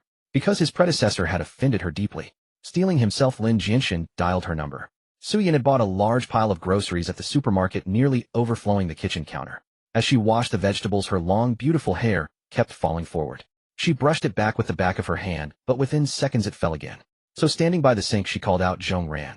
Ran, stop binge-watching and come help wash the veggies. Zhong Ran reluctantly put down her phone, smiling. I wonder who boasted they'd handle everything today and cook a feast. Su Yin said, if you want to eat before 1 o'clock, get over here and wash the vegetables. Zhong Ran, dressed in a black silk nightgown, performed a Western courtly bow. As you command, my dearest bestie. As she bent down, the neckline of her gown dipped slightly, revealing an expanse of snowy white skin. Su Yan's eyes lit up. Let me check tonight if it's become even more majestic. Zhong Ran took a black hair tie from her wrist and tossed it over, switching to the expression of a short drama CEO. Slippered and striding with a swagger, she walked over and pinched Su Yan's chin. Want to climb into my bed tonight? Ha, woman, you're not worthy. She shoved the hair tie into Su Yan's hand. There's 2 million in this card. Take the money and give up. Su Yan stopped washing the vegetables, wrapped her arms around Zhong Ran's neck, pouted, and said in a syrupy voice, Zhong, my heart belongs only to you. Zhong Ran flashed a wicked, arrogant smile. Your heart is too cheap for my eyes. Su Yan took the hair tie. He'll take the money. But even if I can't catch your eye, I will never give up. Before she could finish, she burst out laughing. Don't you get embarrassed when you act like this? Zhong Ran released her. You get used to it. Su Yan stopped laughing and asked, how did the interview go the other day? Zhong Ran replied, still waiting for the result, but it felt pretty good. Su Yan said, then let's consider today's feast as an early celebration for your joining Chasing Wind Media. Wow, an industry giant. Zhong Ran smiled. Opening champagne at halftime isn't exactly a good omen. Su Yan exclaimed dramatically, what? With our Ran's looks, could she possibly lose to anyone? Interviewer, if your eyes are useless, donate them. They laughed and joked for a while longer. Zhong Ran finally began washing the vegetables, and Su Yan tied up her hair ready to start chopping. Just then her phone lying on the counter rang. Su Yan answered on speakerphone. Hello, who is this? Hello, teacher Su. I'm Xia Tingwan's brother. I want her to re-enroll, so I'm shamelessly asking for your help. Su Yan was furious, recalling her previous encounter, and felt the urge to lash out. But she had been raised well and couldn't think of any curse words. So with her face flushed red, she said in the most venomous tone, so you do know you're shameless. Goodbye. She hung up with a snap. Then she picked up a nearby towel to dry her hands and promptly blocked his number. After a moment's thought, fearing he might call from another number, she set her phone to reject calls from unknown numbers. Zhong Ran asked curiously, who has such a knack for getting our refined and cultured teacher Yin so angry? Su Yan said with exasperation, don't even mention it. One of my students has a scumbag brother who's utterly shameless. As she chopped vegetables, she recounted Xia Tingwan's story to Zhong Ran, occasionally punctuating it with accusations and criticisms of that scoundrel. In the end, she still hadn't clarified the scoundrel's name, and Zhong Ran didn't ask. After a moment's thought, she said, Yin, that scoundrel might indeed have ulterior motives for wanting his sister to go back to school, but Xia Tingwan is innocent. It can't hurt a girl to learn more knowledge. Why don't you just talk to the principal? Su Yan's father was the second-in-command at the Education Bureau, set to take over when his superior retired. If Su Yan put in a word, it would be a sure thing. Su Yan sighed. You're still such a softy, agudatushus. How do you survive in the entertainment industry with that kind heart? Zhong Ran replied. Well, at least the overbearing CEO Zhong Ran will allow you to climb into my bed tonight. Ha, woman, satisfied? Su Yan feigned surprise. Ran, what a huge sacrifice you're making. Zhong Ran chuckled. You can't do much anyway. At most, compare sizes and ask me for my secret. Su Yan's face flushed crimson. She quickly changed the subject. Actually, I don't need to say a word. When that kid left school, I had the dean put her on medical leave. She just needs to get a recovery certificate and come back to cancel the leave. Zhong Ran pointed at her. You say I'm soft-hearted, but you've already taken care of it. Su Yan gritted her teeth. I'm not helping that scoundrel, I just don't want a child to lose her chance at education. That bastard is probably scheming again. I want to answer his calls. Let him worry. When school's about to start, he'll find Xia Tingwan.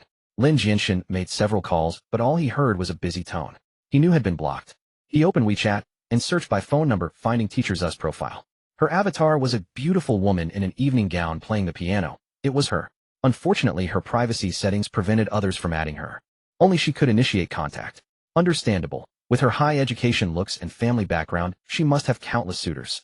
Without such settings, she'd be annoyed every day. This left Lin Jianshen deeply troubled.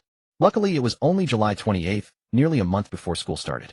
He had to either convince the dean with 20,000 yuan this month, or win over Teacher Su. Lin Jianshen decided to prepare both approaches, but for now Teacher Su seemed too hostile. Dealing with the dean seemed more feasible. He couldn't waste time. He had to don the yellow robe, save the starving, and start earning money. Whatever he could make he would, if insufficient, he'd borrow more. Lin Jianshen had done this in his past life, so it was familiar territory. He downloaded the relevant app, registered as a crowdsource driver, found his ID photos in the album, and uploaded them. After approval, he completed online training and entered a 14-day probation period during which he could get at least 10 orders daily. Lin Jianshen wasn't a novice. By around 8 that evening, had nearly finished his probation orders. Wanting to earn more, he worked until 1130 p.m. As he pulled out his phone to tell Xia Tingwan to sleep early, a new order popped up. The pickup was at a dog meat restaurant on the eastern outskirts, over 20 kilometers away. The delivery was to a high-end residential area in the city center with a 1-hour window. The route included a construction zone that was hard to navigate. Many white-collar workers in Donghai City worked late and ordered midnight snacks, so night orders were plentiful. But he couldn't get the good ones yet, so he accepted this one. Most of the construction road was blocked off, leaving only a bumpy stretch. No wonder no one took this order. Lin Jianshen wasted time on that stretch before gunning it to the destination. The dog meat restaurant was hidden, offering only delivery, not dine-in. The owner wanted to avoid trouble from animal lovers. Lin Jianshen only found the place after calling the owner. Inside, the owner was pouring meat from a pot into large takeout containers. He handed Lin Jianshen a bottle of "Wah, bro, new face. Have some water." Lin Jianshen held it up to the light, finding nothing unusual. He said, "Thanks," and twisted off the cap, gulping it down. The owner raised an eyebrow in surprise. "Oh bro, you know the drill." Lin Jianshen smiled, "Can't help it." Born cautious. He picked up the order and stowed the dog meat in his trunk. It was already past midnight on his return. Riding his motorcycle through the construction zone, he felt the urge to urinate from rushing all afternoon without a break. The bumpy road made it even more uncomfortable. Luckily, the area was desolate and empty. Lin Jianshen looked around, walked into a bush, and unzipped his pants. The nearby bushes rustled, as if a pair of eyes were watching him. But he couldn't stop midstream. His spine tingling, he finished quickly, pulled up his pants, and ran for his motorcycle. A whimper came from the grass, and something darted out, blocking his path. In such a desolate place this late at night, it was quite startling. Fortunately, Lin Jianshen saw it was a dog. A wire was tightly cinched around its muzzle, allowing only low, mournful whines. Its body was covered in bloody wounds. The dog lay weakly on the ground, its eyes pleading as it looked at Lin Jianshen. He moved to the other side to finish, finally relieved, then pulled up his pants, mounted the motorcycle, and glanced back. Clearly, the dog had escaped from the nearby dog meat shop. It came over again, lying on the ground, whining incessantly. "Damn," Lin Jianshen cursed. "I've had the worst luck today. My sister's school situation isn't sorted, and now I run into you. The owner even gave me a bottle of water. You want me to betray him?" He sighed. "If I let you go, the owner probably bought you from a dog dealer. If I don't, you're still alive, and you seem pretty smart." After hesitating, he stepped forward and patted the dog's head. "I'll untie the wire from your mouth, but you can't bite me." The dog actually nodded. This smart. Lin Jianshen was astonished. Had loved dogs since childhood, but as an orphan never had the chance to own one. He didn't know that the Scottish Border Collie was the Mount Everest of canine intelligence. Lin Jianshen gave the dog's head a good rub, indulging himself. "All right, pup, go home now." Su Yin prepared a lavish lunch, the table laden with an abundance of dishes. They chatted and laughed, the meal stretching over 2 hours before they cleared the table together. Zhong Ran declared him going to sleep straight through till evening. "Ew, I haven't felt this relaxed in ages." Su Yin immediately extended her hand, swaying her hips, as she sang, "Come on, let's have fun. After all, we have plenty of time." Her voice captured nearly 90% of the original's essence. One had yet to start work, and the other was on summer break. They had ample time to squander. But around 4 in the afternoon, Su Yin received another call. "What? Mom lost Laifu." The call was from her father. "Enough, don't say any more. I have to work. You go back first, comfort her, and search with her.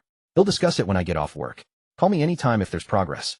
After starting her job, Su Yin bought an apartment near her school. It was convenient for commuting, so she naturally lived there. As a result, when her father was at work, her mother Ma Shuyao was home alone. Worried that her mother, a homemaker, might feel too lonely, she carefully selected a Shetland sheepdog to keep her company. The quirky name Lifu was Su Yan's idea. Lifu was only 2 years old, but had been exceptionally clever since puppyhood. He was very attached to Su Yan, playing with her every time she came home, and was a cherished member of the family. Hearing that Lifu was lost, Su Yan panicked and quickly changed clothes to leave. Zhong Ran, awakened by the commotion, decided to join her to help comfort Aunt Ma and search for the dog. When she had been blacklisted in the industry, her social media accounts on platforms like Douyin and Xiaohongshu were also reported en masse by trolls and banned. However, she later registered a new account. Because of her striking looks, her follower growth was meteoric, and she had now amassed a large fan base again. Once she mobilized her social media, many people would help in the search. Zhong Ran changed clothes, and the two left, taking the elevator to the underground garage. Driving Su Yan's AITOM7, they rushed home. After entering, they first comforted Ma Xiao, then posted a lost dog notice online offering a reward of 10,000 yuan. Anyone providing a valid clue leading to the dog's recovery would receive the reward. Lifu was family to them, so they didn't find the bounty unreasonable. They went out to search for Lifu near where he was lost, but returned empty-handed. After regrouping at home, Su Yan said there's no other way. The longer it takes, the more dangerous Lifu's situation becomes. If we delay any longer, someone might steal him. I need to ask my cousin for help. Su Yan had a cousin working in the public security system, holding a high rank. With his help, the chances of finding Lifu would greatly increase. But her father, Su Yi, who had just returned from work, firmly opposed. Don't call Ma Jianfeng. Do you know how strained public security resources are? A lost dog. Do you want to waste police resources on that? Ma Shuyao, filled with self-reproach, lowered her head and said, it's all my fault. While walking the dog in the morning, she took a call. Chatting absent-mindedly with her best friend, she didn't realize when the leash slipped from her hand. The call lasted a long time. By the time she hung up, Lifu was gone. Fortunately, the caller had a GPS tracker and her phone had the corresponding app to locate him. But following the signal led them to a lakeside. Someone had apparently removed Lifu's collar and thrown it into a nearby lake. The trail went cold there. Ma Shuyo's tears fell again. It's all my fault. What if someone stews Lifu? Zhong Ran comforted her. Lifu is a purebred Shetland sheepdog. Even if he's truly lost, he'll most likely end up in the pet market. The chance of him being stewed is very slim.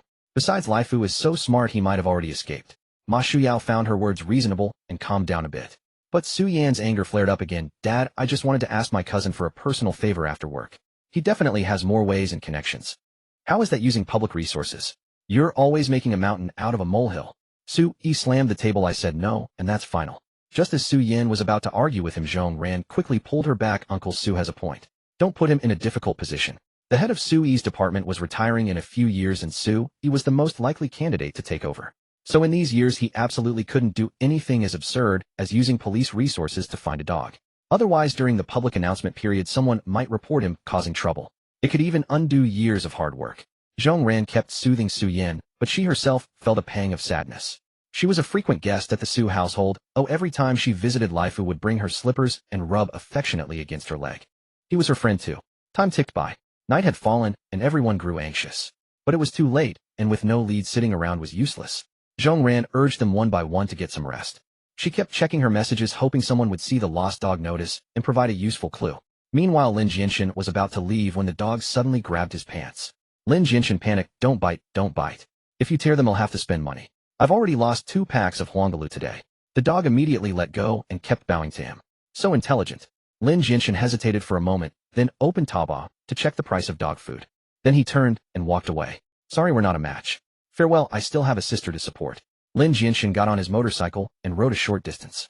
He couldn't help glancing in the rearview mirror. The dog, summoning its remaining strength, limped after him. Its eyes were full of pleading, pitiful beyond words. Sorry, I have neither the money nor the energy to keep you.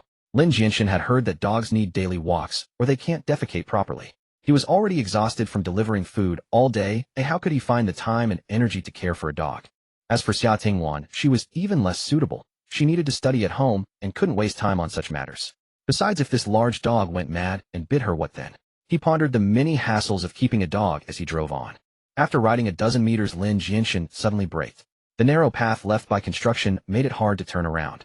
He turned his head and shouted, Dog, come here, I'll take you with me. The dog clearly understood, perking up and quickening its pace slightly.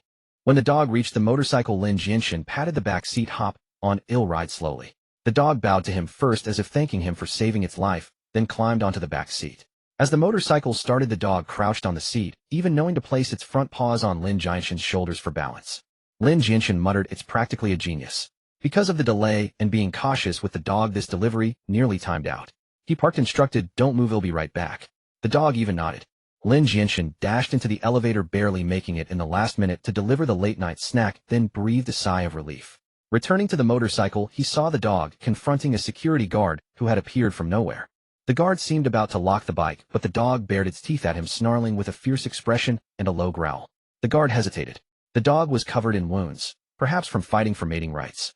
Getting bitten by a vicious dog wasn't worth it. Lin Jianshen quickly apologized to the guard. Unfortunately, in this line of work, certain neighborhood security guards became natural enemies. The guard snorted, "I'll let you off this time," then muttered a threat and scurried away. Lin Jianshen gently patted the dog's head and said, "You're pretty useful, huh?" The dog crouched on the bike, looking smug. Leaving the neighborhood, Lin Jianshen pulled over and said, "I'll give you a name. From now on, you're with me. Let's call you." He scratched his head for a long time before saying, "Let's call you Gooden." A humble name, easy to raise. Gooden whimpered twice as if in protest. Lin Jianshen said, "Since you didn't say no, I'll take it as agreement." Gooden barked twice in frustration. Lin Jianshen rode his bike to a convenience store where he bought a bottle of water and a pack of Wangzhong Wang ham sausages. Peeling off the wrapper, he ate one himself, then peeled another to feed Godan. As for the mineral water, he drank half and poured the rest for Godan. After eating and drinking, Godan regained some spirit. Lin Jianshen examined him and found the leg injury was only superficial with no damage to the bone. He then located a 24-hour pharmacy and purchased alcohol, iodine, and cotton swabs. Under the street lamp, he tended to the wounds on Godan's legs and body. These wounds were mixed with sand, mud, and leaves from the bushes. Godan bared his teeth in pain, but knowing it was for his own good, he cooperated, fully lying on the curb without moving a muscle. Much of his fur had fallen out, leaving patchy bald spots. Yet the remaining fur was glossy and sleek, a clear sign of pure lineage and excellent nutrition. A dog like this must have been expensive. How had it come to such a state?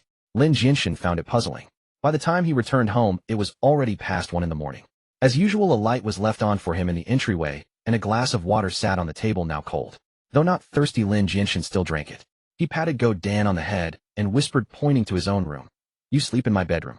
Tomorrow I'll introduce you to my sister. If you dare bite her, I'll stew you for meat right away." Godan nodded, stood up, and pawed at the door lock. The cheap lock was already broken. Godan glanced at it in confusion, then found a corner to lie down. Lin Jianshen crept quietly to take a shower, then lay down and fell asleep.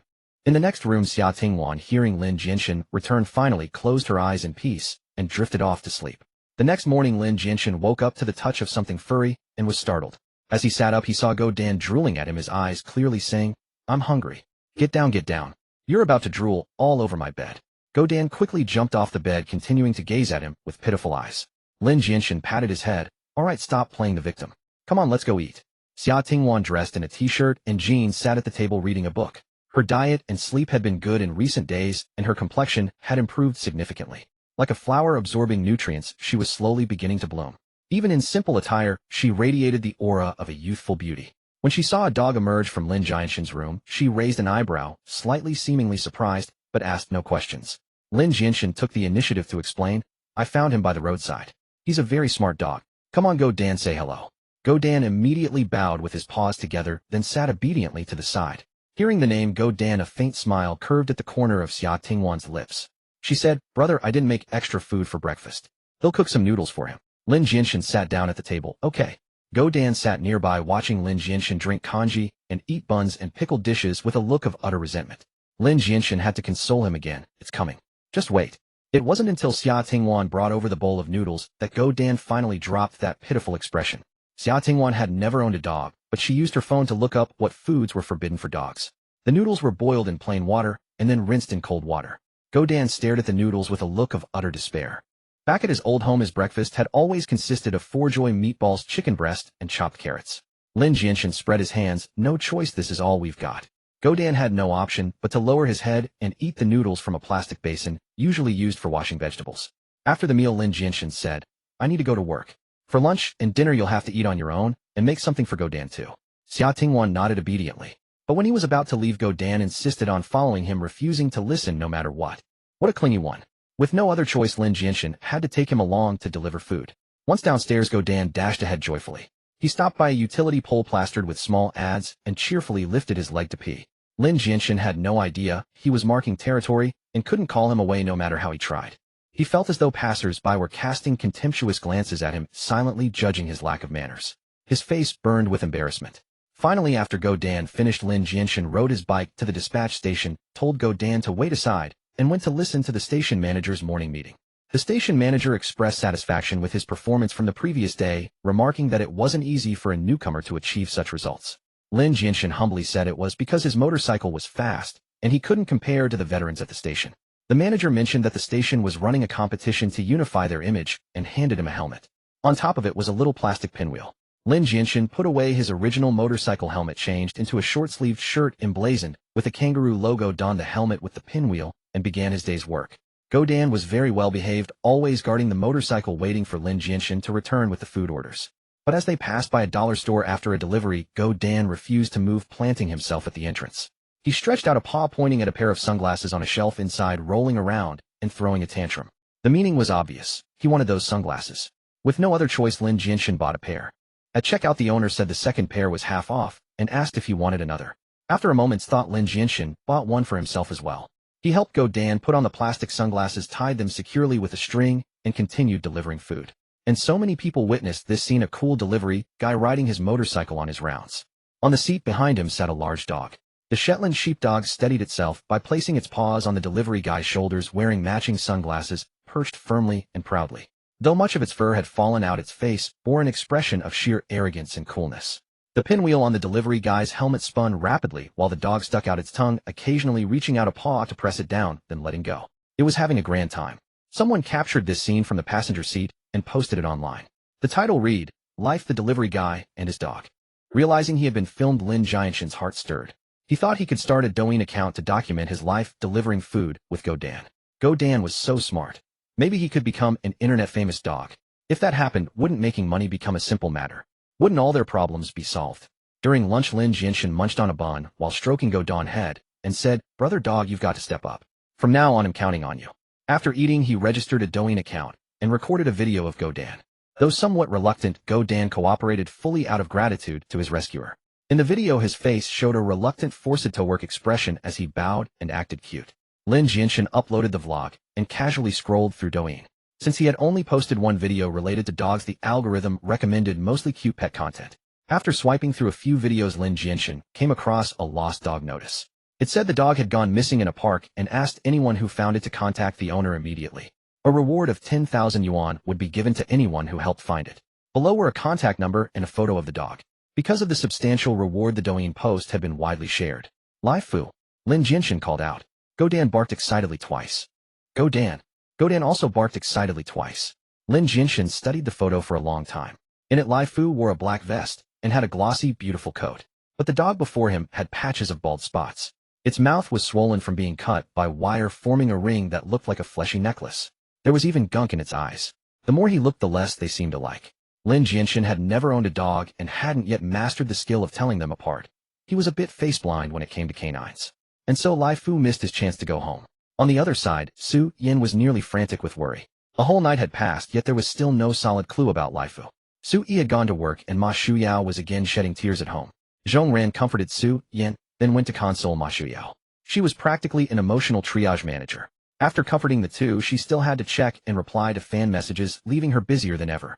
Su Yin calmed down and thought that since Su Yi wouldn't let her ask their cousin for help, she would go on her own.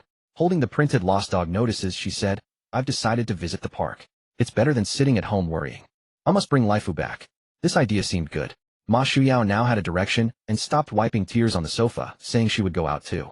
Zhong Ran, thinking it awkward to stay alone in someone else's home, said, "Then I'll join you both. More hands make lighter work." The three women went out, each holding lost dog notices, and began canvassing the park. 2 hours later, Su Yin got some information from an old man practicing Tai Chi. "I did see a dog yesterday morning, but I'm not sure if it's yours." The dog was lying on the ground, motionless. A man in a baseball cap picked it up. I asked what was wrong, and he said the dog was sick and he was taking it to the vet. Then he got into a van. Su Yin understood immediately. It was likely a dog thief who had used some method to knock Lai Fu unconscious. Sumu was smart and wouldn't easily go with a stranger, which was why Ma Shuyao hadn't been too careful while walking him. But the old man hadn't caught the license plate number. Su Yin stood where the old man had indicated the van was parked, looked around, but found no surveillance cameras. The trail went cold again. Su Yin could only hope the thief would sell the dog at a pet market, giving her a chance to find it. If someone else bought it, she could pay more to get it back. But if it ended up in a dog meat market, all would be lost.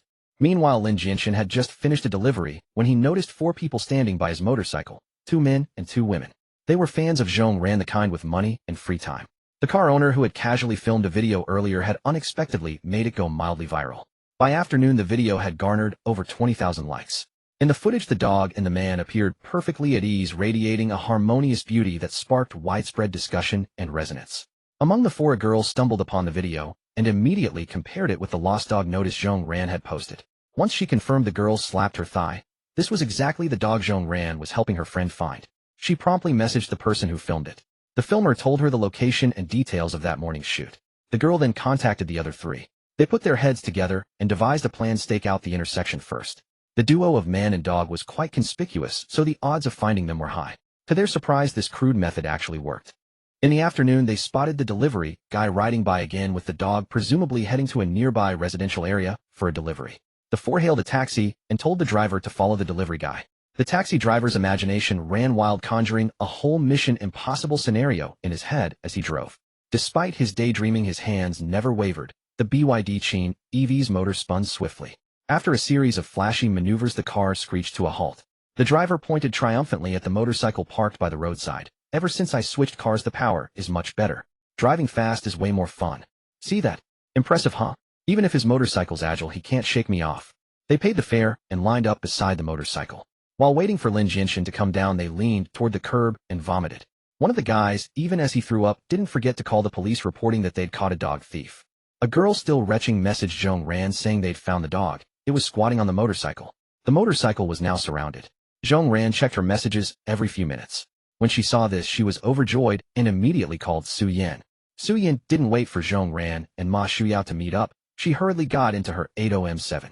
As the police car raced toward the scene, Su Yan was also speeding there. Back in the residential area, Lin Jianshen was at his wit's end. Working in the service industry, you occasionally run into unreasonable people. Today, the fat woman who ordered food insisted that Lin Jianshen had spilled her meal and demanded compensation, threatening to complain otherwise.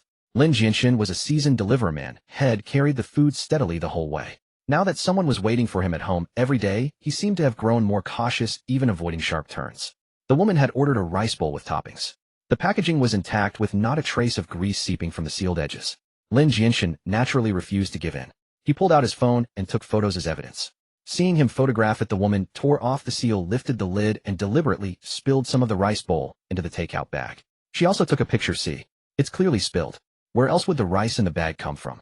Without waiting for Lin Jianshen to argue, she began talking on her phone, as if to herself. Oh, Director Zhang, it's been a while since you last visited. Last time we shut down that shop together, the one with food safety issues. I went there yesterday, and they're open for business again. I wonder who approved it. I had no idea. Damn, the call hadn't even been dialed. Who was she trying to fool? Lin Jianshen couldn't be bothered to waste time with her and turned to leave. The fat woman put away her phone and grabbed his arm. Hey, why are you so unreasonable? Do you have any decency? Trying to run after making a mistake. Lin Jianshen felt a sweaty hand gripping his arm, and the sensation disgusted him. He struggled to get into the elevator, but the woman refused to let go and followed him inside. Alone in the elevator, she pointed at his nose and scolded. Do you know how much my house costs? Do you think I'd stoop to cheating you out of a little money? You spilled the food and won't even admit it. I tell you, with just one word from me, you'll never work in this industry again. Lin Jianshen was nearly overwhelmed by a wave of body odor, forcing himself to breathe slowly. He kept his mouth shut, not daring to say a word. Seeing him silent, the woman grew more and more aggressive. Finally, the elevator reached the first floor. Lin Jianshen dashed out and gasped for air. His lungs felt ready to burst. The woman caught up and grabbed his arm again, her grip fierce, as if she were desperately clinging to a heartless lover who was about to abandon her. Lin Jianshen yanked his arm free and was about to jump onto his motorcycle.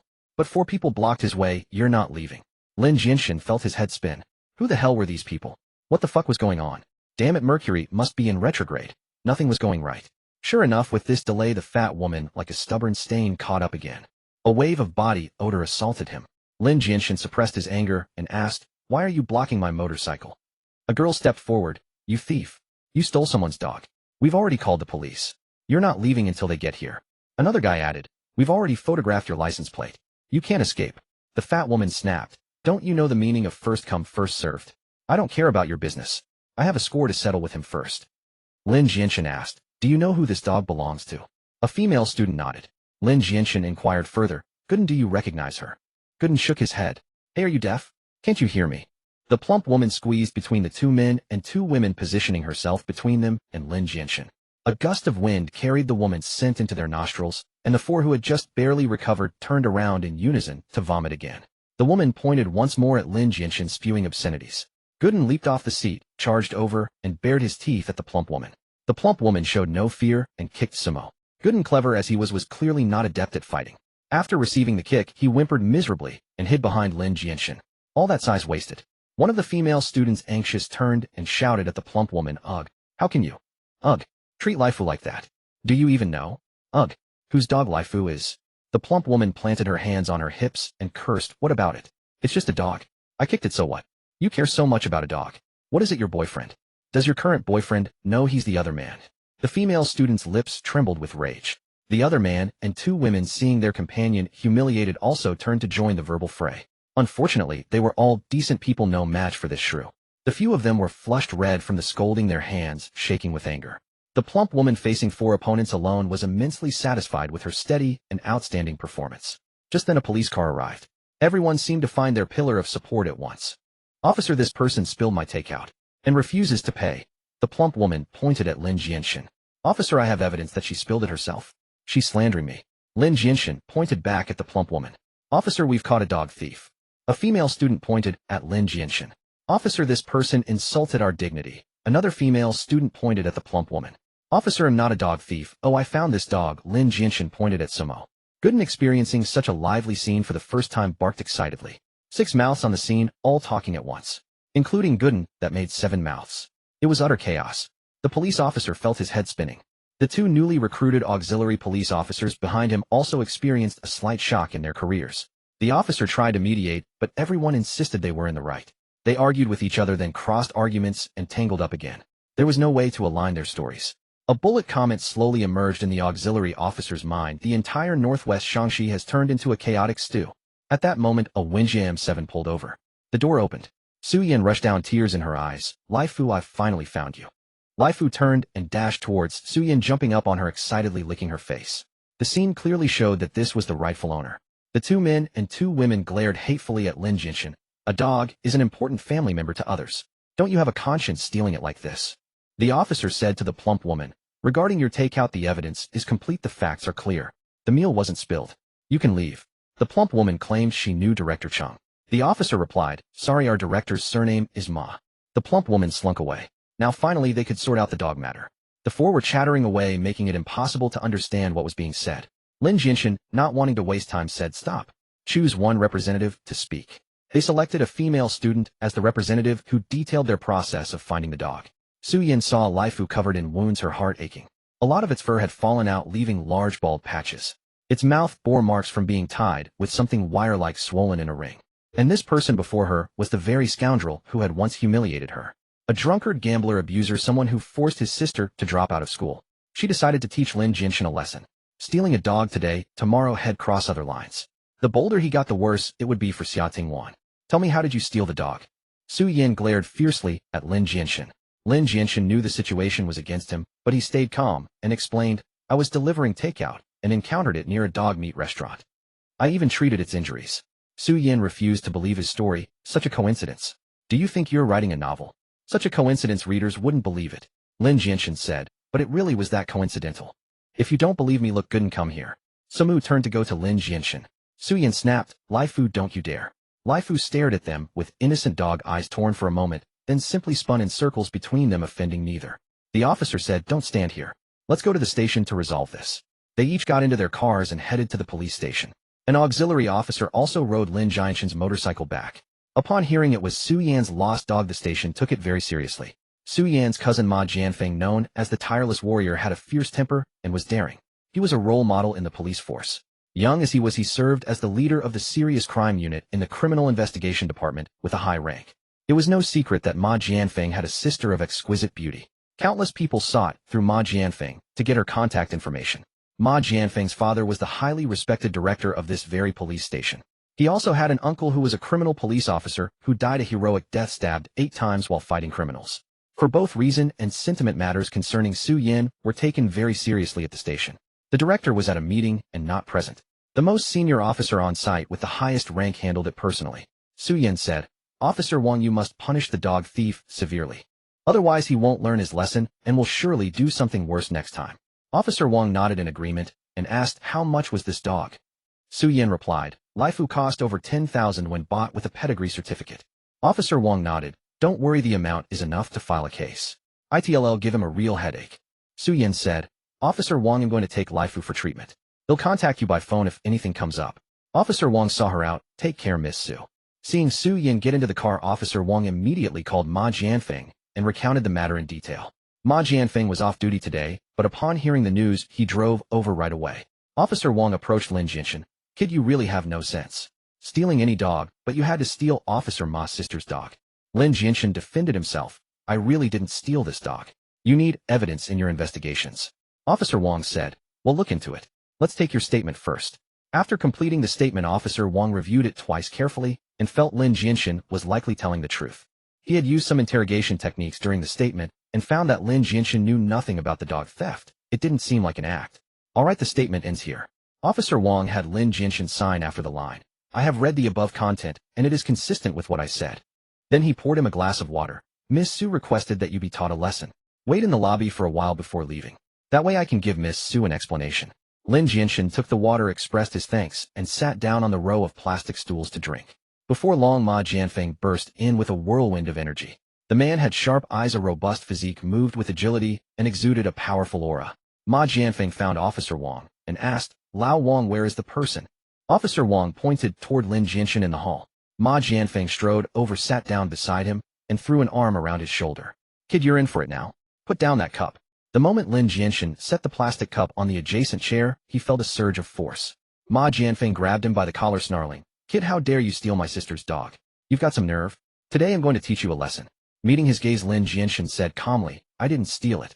Officer Wang rushed over and pulled Ma Jianfeng back. Captain Ma, the matter hasn't been fully investigated yet. Don't act rashly. Ma Jianfeng suddenly released Lin Jianshen. Relax, I was just scaring him to see how he'd react. Officer Wang asked, and what did you observe? Ma Jianfeng said, 80% chance he's telling the truth. Officer Wang gave a thumbs up, as expected of the tiger of the major crimes unit, both brave and shrewd. I also didn't think he stole the dog. But your sister thinks he did, and wants me to teach him a lesson. I can't afford to offend Miss Su, so I had to trouble you to make the trip. Ma Jianfeng rubbed the grayish stubble on his chin, lost in thought. Lin Jianshen asked, are you the head of the major crimes unit? Ma Jianfeng nodded. Lin Jianshen said, Sir, I have something to report. Let's find a place to talk privately. He glanced at Officer Wang and added, it's about the dog. Ma Jianfeng looked at him with interest. All right, let's talk in my car. Lao Wang, wait for me. Officer Wang chuckled in exasperation. Keeping secrets from me. Fine, I'd rather not get involved anyway. Less trouble is better. Go on, go on. Meanwhile, Su Yan got into the car with Laifu and had the voice assistant Xiao Yi send text messages to Ma Xiao, Su Yi, and Zhong Ran. The message read, Laifu has been found. The recipients all breathed a sigh of relief. Su Yan drove Laifu to the pet hospital. Laifu was a member there. The attending veterinarian was startled by the member's pitiful condition and asked, how did this happen? Su Yan said Laifu had been stolen by a dog thief, and poor Laifu almost didn't make it back. Tears welled in her eyes as she spoke. The vet comforted her and took Laifu inside for a full examination and to re-bandage the wounds. But Laifu refused to go forward. It kept looking back as if searching for someone.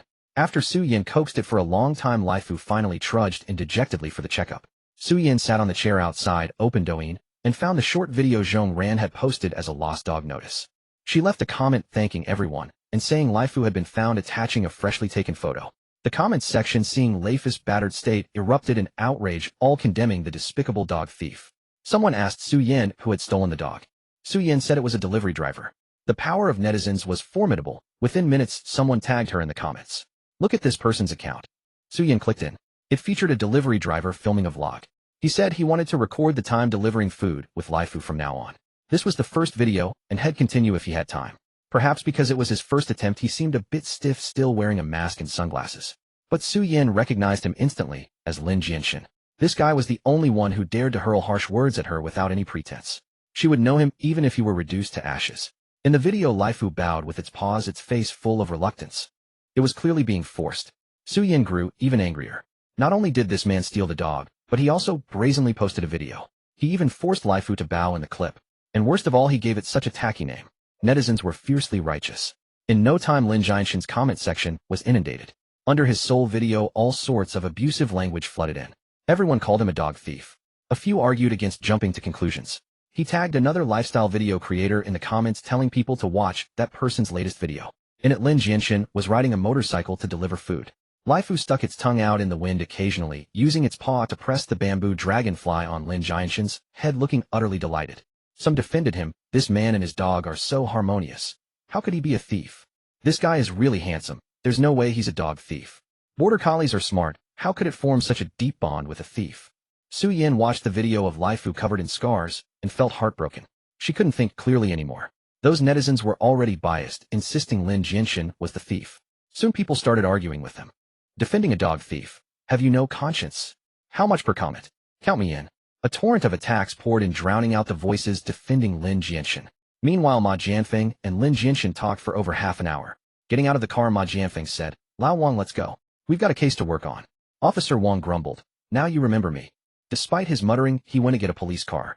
It was a new energy vehicle recently purchased by the bureau, manufactured by Taiyan Group, exuding a strong sense of technology. It was much smoother to drive than the old worn-out La Vida. Officer Wang drove Ma Jianfeng, Lin Jianshen, and two auxiliary officers to the dog meat restaurant. Lin Jianshen waited in the car, while Officer Wang, the auxiliaries, and Ma Jianfeng went to question the owner. "Where did the dogs come from?"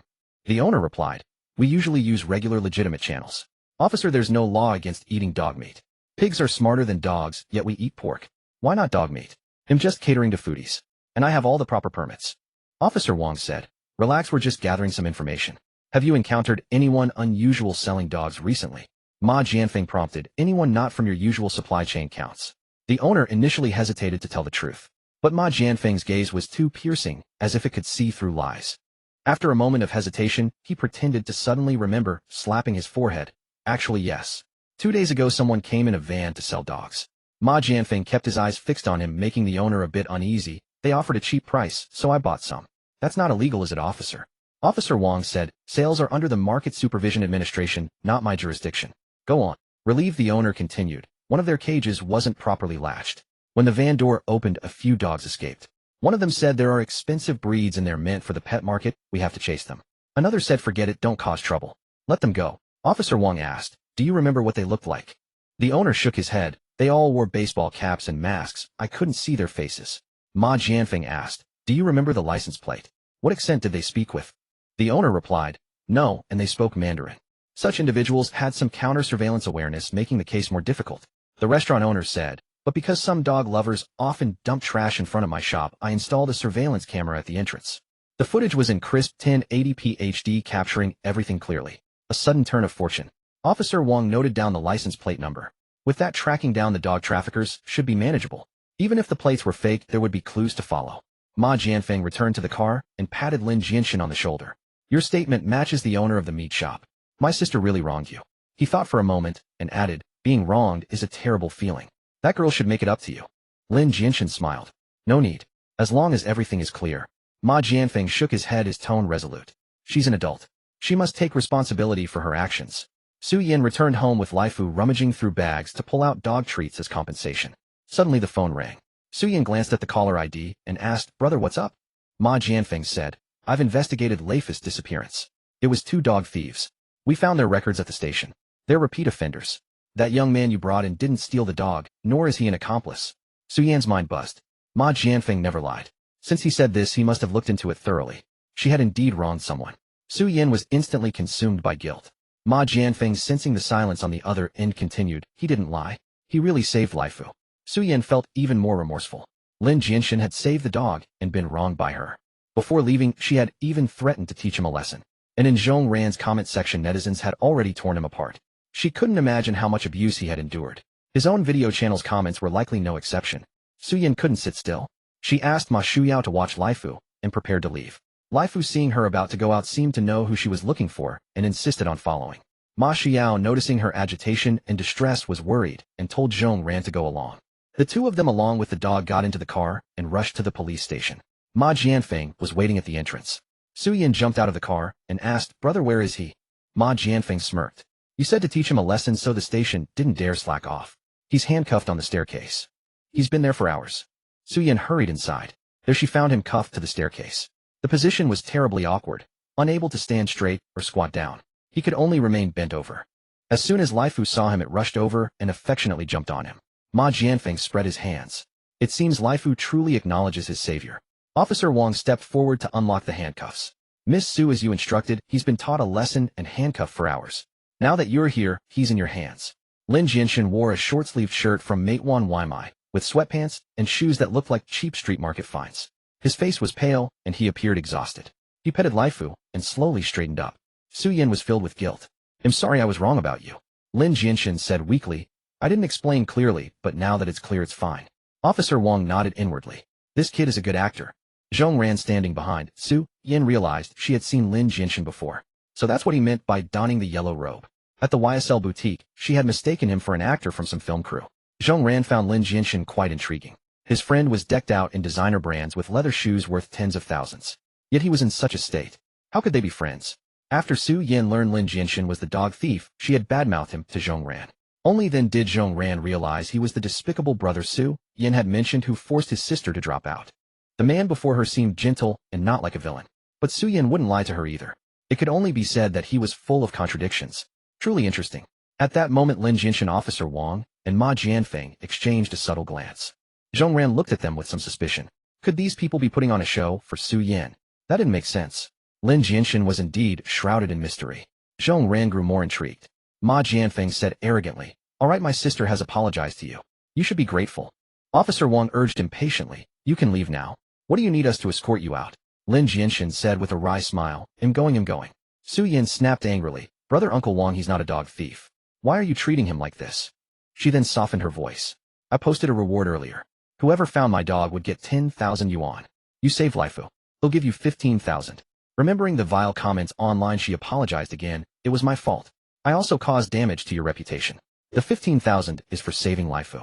Compensation for wronging you will be separate. She thought for a moment and said, You can take money if you need it. Or if there's anything else I can help with, just say the word. As long as I can, I'll make it happen. Lin Jianshen said, Then about my sister's re-enrollment. Su Yin quickly replied, When Xia Tingwan didn't show up for school, I had the dean put her on sick leave. For re-enrollment, all you need is a recovery certificate. I can handle all of that for you. Don't worry. Lin Jianshen smiled. All right, thank you, Teacher Su. Please look after my sister in the future. Zhong Ran watched Lin Jianshen with keen interest. When given the chance to ask for something, his first thought was of his sister. On one hand, he was the scumbag her best friend described. On the other, he was a brother who cared about his sister in real life. This contrast was truly fascinating. Su Yin added, That request is too simple. Why don't you ask for something else? Or I can give you more money to express my apology. Otherwise I won't sleep well tonight. Lin Jianshen thought for a moment. Can you help me find a job, Miss Su? Su Yin was surprised. You want a job? Give a man a fish and you feed him for a day. I teach a man to fish and you feed him for a lifetime. He had such insight. Had he truly turned over a new leaf? Lin Jianshen explained, I'd like a job that's relatively relaxed. Officer Wang curled his lip. Lin Jianshen continued, My education level is too low. I want to work while also finding time to improve my qualifications. Officer Wang realized his earlier judgment was shallow. Ma Jianfeng laughed heartily. Good kid, you have ambition. Don't worry, my sister's soft-hearted. She'll definitely sort it out. With that, Su Yin had no choice but to agree. Su Yin nodded. All right, I'll arrange it for you now. She immediately pulled out her phone and made a WeChat call. Sister Chioling, I need a favor. I have a friend. Su Yin was highly accomplished in music and had once been a private tutor for Lu Ziz's son Lu Qingyu. During that time, she met Lu Ziz's sister Cheng Chioling. Despite their age difference, they shared a similar aesthetic in music and got along while becoming friends. Cheng Chioling said, Sure, the freight company at the docks still needs a warehouse manager. Su Yin thanked her. She knew Cheng Chioling said that only because she was tactful, not because the position was actually vacant. After hanging up, Cheng Chioling sent a phone number. For work, just have him call this number. Su Yin replied with a thank you sticker. Then she turned to Lin Jianshen. It's all set. You can report in a few days. He'll add you on WeChat and send you the number. Call that number about work. Of course, feel free to contact me anytime if you have any issues. Lin Jianshen hadn't expected Su Yin to have such connections and resolve it so easily. He thanked her repeatedly. Now Xia Tingwan's schooling was sorted, his own job was arranged, and the low education level of this body would soon be addressed. Although Su Yin had wronged him, she genuinely admitted her mistake and took action. In Lin Jianshen's eyes, Su Yin's image instantly elevated. Su Yin transferred 15,000 yuan to him, noting it as a voluntary gift, a reward for saving the dog. Lin Jianshen politely declined at first, but seeing Su Yin insist, he accepted the transfer. While his financial problems were temporarily resolved. Thank you, Lai Fu. Truly, the children of wealthy families were generous, daring to offer a reward of 10,000 for finding a dog. Moreover, her cousin was no ordinary man. Young as he was shrewd, capable, and held a high position. He was hailed as the Tiger of the Serious Crimes Unit. In Lin Jianshen's mind, the Tiger of the Serious Crimes Unit, who had suddenly become quite imposing, rushed to Su Yan's side. He asked eagerly, "The Qiuling Jie you mentioned just now, is it Cheng Qiuling?" Su Yan nodded. Ma Jianfeng rubbed his hands together excitedly, his usually sharp eyes revealing a hint of youthful nervousness. "I saw her once while on duty. Wow, truly unforgettable. Good sister, can you set up a gathering for your brother to meet her? Look at me, 31 years old, and still single. My mom nags me every day." Su Yan couldn't help but pour cold water on him. Her brother is Lu Shizhou, her sister-in-law is Su Qingqian, and she herself is a member of the Cheng family. Our family is well off, but compared to them we're a world apart. You have no chance, brother. Ma Jianfeng said. "I'll just help me out. What if we hit it off? I'm not bad looking. Maybe she'll take a liking to me. Just help me out, please." He clasped his hands together, his voice softening. "Whether it works out or not, I'll treat you to a month of fine dining." Su Yan thought about how he took the initiative to run errands for Lai Fu during his break and softened. "All right, I'll talk to Qiuling Jie and see if I can arrange a time. But she might not be willing." Ma Jianfeng clenched his fist in excitement, almost shouting. On the other side, Lai Fu was still jumping on Lin Jianshen. Lin Jianshen crouched down, hugged him, and vigorously rubbed his head. Su Yan wanted to say, "Don't be so rough with Lai Fu, he'll hurt." But she held back. Lin Jianshen pressed his face against Lai Fu's and said, "Lai Fu, all gatherings must end. Our fate ends here. From now on, be careful and don't get stolen by dog thieves again. Live well with Teacher Su. Goodbye." Lai Fu gently nipped at his pant leg, whimpering, and looked at Su Yan with pleading eyes. Lin Jianshen freed himself from Lai Fu, got on the motorcycle the auxiliary police had ridden back. Su Yan watched his back, thinking of how he had wasted the whole afternoon here, losing out on a lot of money. She suddenly said, "Let's have dinner together tonight. My treat. I'll treat you to a feast to celebrate finding Lai Fu. Bring Xia Tingwan along too. I haven't seen her in a while." Lin Jianshen wanted to refuse. Except for customers like that fat woman who messed with his mind, most customers were normal. Every time he just started delivering, it felt like playing a game, almost addictive. Eating a feast would waste a lot of time, he might as well take a few more orders. But he thought first, Xia Tingwan hadn't dined out in a long time, and this was a ready-made excuse for her to eat well. Second, it would be good for Xia Tingwan to build a better relationship with Teacher Su. So he agreed. Su Yan set the specific time and place for the evening. Lin Jianshen said he would be on time, then got on the motorcycle and left. The bamboo dragonfly on his head was still spinning noisily, but the dog that used to press it down with its paws was no longer there. Lin Jianshen sighed. In just a few days he had gotten used to having Lai Fu accompany him on deliveries. Su Yan, Zhongran, and Lai Fu also got in the car and left. Zhongran herself was against cyberbullying. After discovering the abusive personal attack comments, she had been deleting them. But she couldn't delete them as fast as the fans posted them. Now she could finally delete the lost dog notice directly. The world was at peace. Watching the Wenjiam 7 merge into the road, Officer Wang elbowed Ma Jianfeng. "Hey, isn't it bad for you to act with us and teach him to use that kind of talk to trap your cousin?" Ma Jianfeng stretched his white t-shirt, riding up to reveal a knife scar on his lower back. "Nothing bad about it. If she weren't my cousin, I wouldn't bother trapping her." Officer Wang looked intrigued. "Oh, how so?" Ma Jianfeng said, "Actually, she and Lin Jianshen aren't on equal footing. Her status means she can do a lot with her influence even without doing anything." Officer Wang quickly spread his hands. "I took Lin Jianshen's statement by the book, completely legal and compliant." Ma Jianfeng patted his shoulder. "I know. But she casually branded someone a dog thief without investigation. What if the person handling this time had been a sycophant?" Officer Wang said, "Then Lin Jianshen would be in trouble. Making him suffer would curry favor with Miss Su, and through her with you and Chief Ma. Tisk, for those looking for shortcuts, it's hard not to be tempted."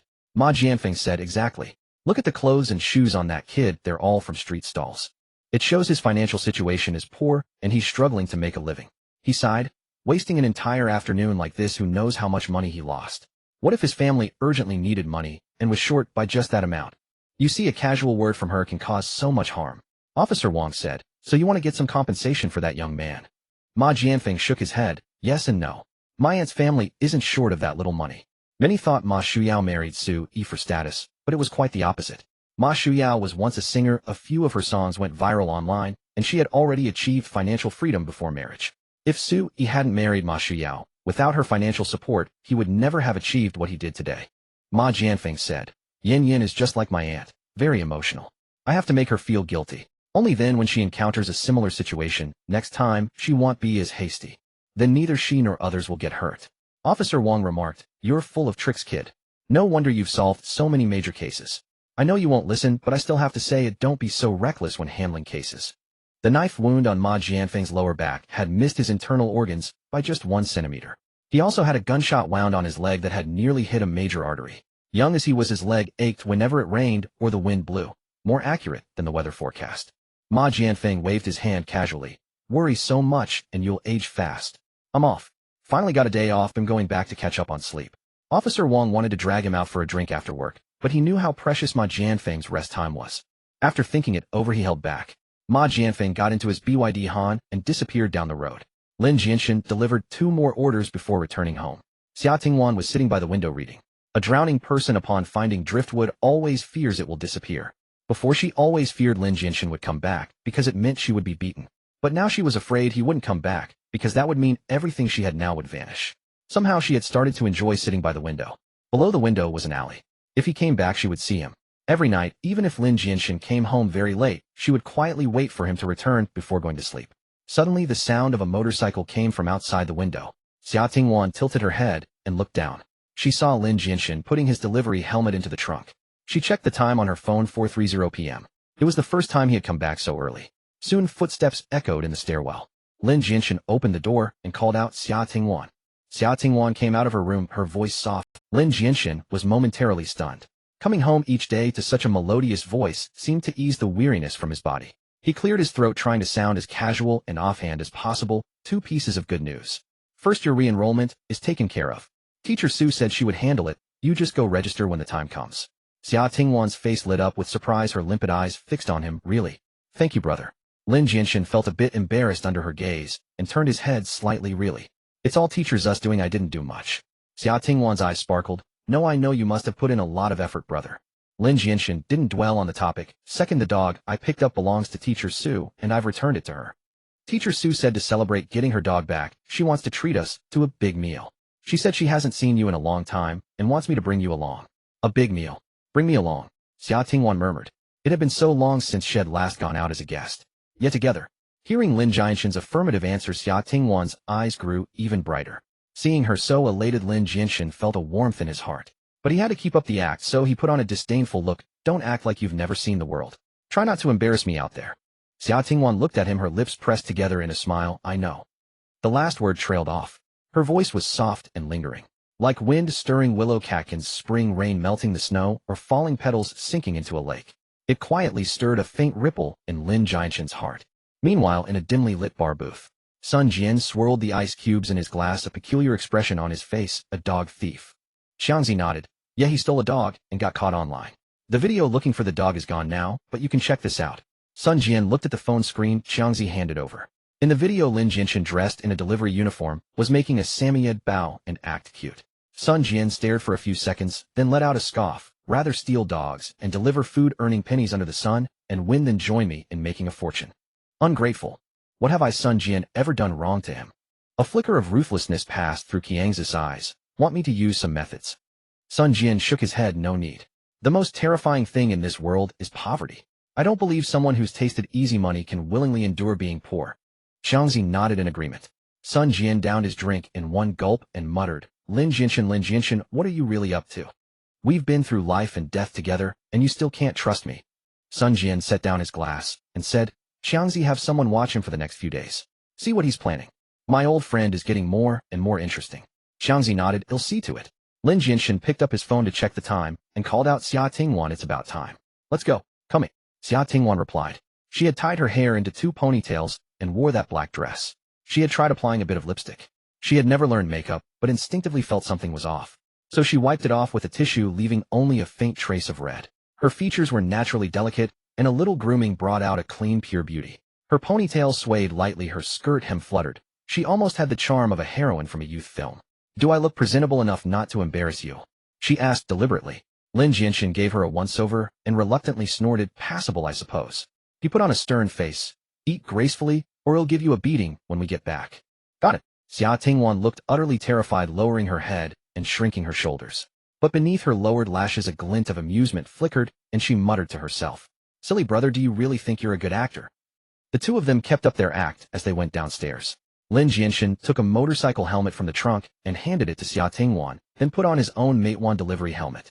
With the trunk at the back, the delivery box had to be strapped to the seat. But since it was a family scooter with a longer seat, there was still plenty of room. Once Xia Tingwan was seated, Lin Jianshen started the engine. At a traffic light, a pedestrian jaywalked, forcing the motorcycle to brake hard. Up. Xia Tingwan gasped, her body lurching forward from inertia and colliding with his back. For a split second, both of them froze. Lin Jianshen's spine stiffened, the veins on his hands gripping the handlebars bulging slowly. Xia Tingwan quickly scooted back, her cheeks warming. For the rest of the ride, Lin Jianshen drove with extreme caution. They arrived and got off. There were still 15 minutes until the appointed time. Lin Jianshen waited another 10 minutes before walking to the entrance of a restaurant. Soon they spotted Su Yin and her friend Zhong Ran at the door. Su Yin was dressed simply and elegantly, while Zhong Ran was stylish and chic. Xia Tingwan, in the throes of adolescence, was sensitive and perceptive. She unconsciously clutched the hem of her skirt. A complex mix of inferiority and envy crept into the excitement of going out. But she quickly composed herself and greeted them proactively. Teacher Su. Su Yan's eyes flickered with surprise, as she hadn't expected Xia Tingwan to have changed so much. She used to always keep her head down, timid and withdrawn. Her complexion had been poor. Today she took the initiative to speak. Her cheeks were rosy, her complexion healthy. Clearly she had been eating well. There was indeed a light in her eyes. Had someone like Lin Jianshen truly turned over a new leaf? Su Yan found it hard to believe. But seeing Xia Tingwan doing better than before brought her joy nonetheless. Xia Tingwan was one of her favorite students. Her voice was beautiful with excellent timbre and a wide range. She was highly gifted. Su Yan smiled and nodded. Tingwan, your brother has told you about school, right? Yes, he did. Thank you, Teacher Su. Xia Tingwan nodded obediently. Su Yan said, I'm a teacher, and educating students is my duty. There's nothing to thank. But your brother, it's wonderful that he's come to his senses and let you go back to school. Zhong Ran, standing nearby, also looked at Lin Jianshen with curiosity and interest. The first time she met him, she found his aura strange, polite yet distant. There was even a hint of ferocity in his brow. The second time at the YSL boutique, he had seemed lazy and weary. When she saw him again, he was the dog thief Su Yan spoke of. Now the ferocity in his brow had vanished, replaced by a calm, desolate air. As if nothing around him mattered. As if nothing around him would ever pause for him. A strange man. The restaurant was exorbitantly priced. Given Lin Jianshen and Xia Tingwan's current financial situation, they could never afford it. As Xia Tingwan passed the cashier, she glanced at the menu and was secretly taken aback. Su Yin was clearly a regular, a waiter in ancient costume nodded to her, and then respectfully led the way ahead. They traversed a corridor adorned with modern inkwash paintings, arriving at a serene private room. The room was styled in a classical Chinese manner, elegantly rustic, with one entire wall being a sliding lattice window carved from Hainan Wangwali wood. The window overlooked a stage, offering an impeccable view. After they took their seats, a master of ceremonies clad in a long ancient robe opened the window and stood to the right of the stage. He drew out his tone and cried with great charm, honored guests have entered, let the refined music begin. Before his voice faded, he raised a small mallet and gently struck a miniature bronze bell in his hand. Dong! A clear, lingering chime rippled like water, its resonance wafting away. Subsequently, the stage lights illuminated one by one. Over a dozen female dancers garbed in warring state-style deep robes with curved hems materialized silently. Each had a small drum at their feet. The dancers stood still like a painting, as if emerging from the depths of time. The very instant the last trace of the bell's resonance dissipated completely, bells and drums sounded in unison. The deep tones of the bronze bells and the stirring rhythm of the large drum erupted suddenly. The dancers on stage moved in unison, their motions graceful as startled swans. Barefoot, with delicate chains adorned with jade beads tied around their ankles, they stood upon the drumheads. As their bodies whirled and leaped, the bead chains struck the drumheads, producing crisp, nimble rhythms that harmonized ingeniously with the grand orchestral music. The dancers' voices then rose distant and mellifluous. Green is your robe, my heart is full of care. Though I cannot go to you, why do you send no news? Green is your sash, my heart is full of woe. Though I cannot go to you, why do you not come? Fidgeting and restless, I wait on the city wall. One day without seeing you, it seems like 3 months. Long sleeves billowed like rolling clouds of sea, and skirts surged like waves. The dancers' eyes were full of emotion, their bearing elegant, interpreting the longing and refinement of the ancient poem with consummate skill. Having lived 2 lives, Lin Jianshen was still witnessing such a performance up close for the first time. He was profoundly awestruck by this Chinese aesthetic. No wonder there were so many fatuous rulers in history. If he were to transmigrate back, he would be one too. Zhong Ran picked up a candied fruit and said to Su Yan with a smile, drum dance. Reconstructed from Han and Tang dynasty unearthed figurines. Such a grand spectacle just for us. Yin Yin, you've really gone all out this time. Su Yan chuckled. Indeed, it's not cheap, because the performers here are very expensive. It's said that even trainee performers earn a starting salary of 10,000. Xia Tingwan was startled that high. Previously, when she cleared plates, washed dishes, and mopped floors in restaurants, she was exhausted, earning barely 100 yuan a day, even during peak season. Su Yan said, yes, it's a skill craft after all. but their recruitment standards are high. One must at least have attended university and graduated in a related field. Suyin picked up her glass, took a sip of tea, and continued, Tingwan, you have a good voice. If you get into university in the future and choose a related major to study deeply, you'll definitely be able to stand on a stage like this, maybe even become a leading performer. At that time, earning over 10,000 a month will be a breeze. Lin Jianshen suddenly smiled. He raised his teacup and said, Teacher Su has put in so much thought, I toast you. Rest assured, since I've agreed to let my sister attend school, I won't interfere with her anymore. If she develops such interests and hobbies in the future, I will support her. Zhong Ran picked up her tea and began to watch the show. Suyin was different from Zhong Ran. Zhong Ran needed to control her weight, or it would affect her on-screen image. Suyin had no such qualms. She was an avid food connoisseur. She was a VIP client at many restaurants. With so many places to choose from, she had deliberately picked this one. It was all to lead into this discussion. First impressions are hard to change. Despite seeing some changes, Suyin still feared Lin Jianshen would force Xia Tingwan to drop out of school again. Lin Jianshen's previous reason for making her drop out was to have her earn money, so she would persuade him from the perspective of earning money using examples. She wanted him to understand that if Xia Tingwan went to university, she could earn even more money. Having her intentions seen through, Suyin was not embarrassed. She raised her glass. It's best that you think this way. Xia Tingwan secretly watched Lin Jianshen from the side. She knew he was not him. The current him not only wouldn't force her to drop out, he would also have her stay home to catch up on missed lessons while he went out to work hard and came back very late. He was a very good person. She suddenly felt that she knew a secret no one else did. This gave her a strange sense of superiority. That subtle feeling of self-conscious inferiority vanished without a trace. Suyin then introduced to Xia Tingwan, look at this beautiful lady beside me, Zhong Ran. She graduated from the Shanghai Theater Academy's performance department and became a star.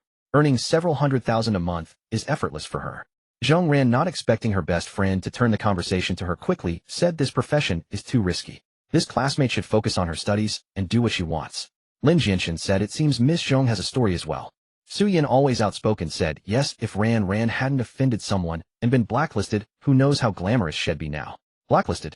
Zhong Ran was quite open about it, not hiding anything, and recounted it as an amusing tale about a capital-backed big shot trying to coerce her. Considering Xia Tingwan's presence, she chose her words politely and kept it brief. She didn't even reveal her own heroic deed truthfully, only saying she used a lighter to set the other person's hair on fire. Taking advantage of his panic, she escaped. Even so, one could still sense the tension of the situation.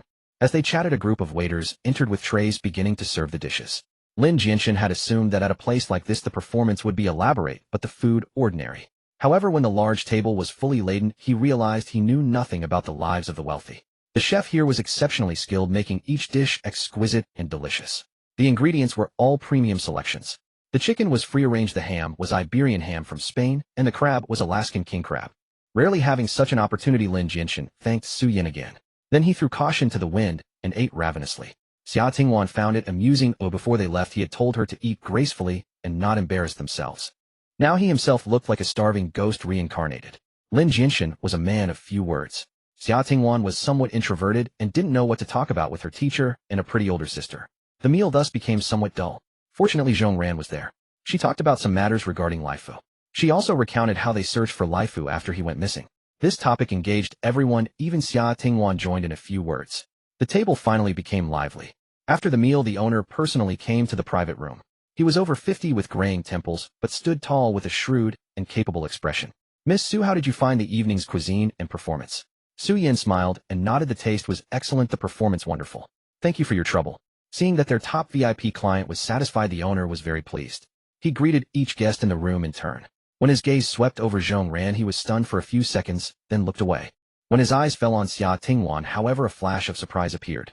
This young lady is truly beautiful. Oh, she resembles a star I used to admire. Especially the charm in her eyes and brows, it's such a likeness. May I have the honor of asking for your autograph? Suyin laughed. Boss, you have good eyes, but not good enough. Our Ran doesn't just look like a star, as she is a star.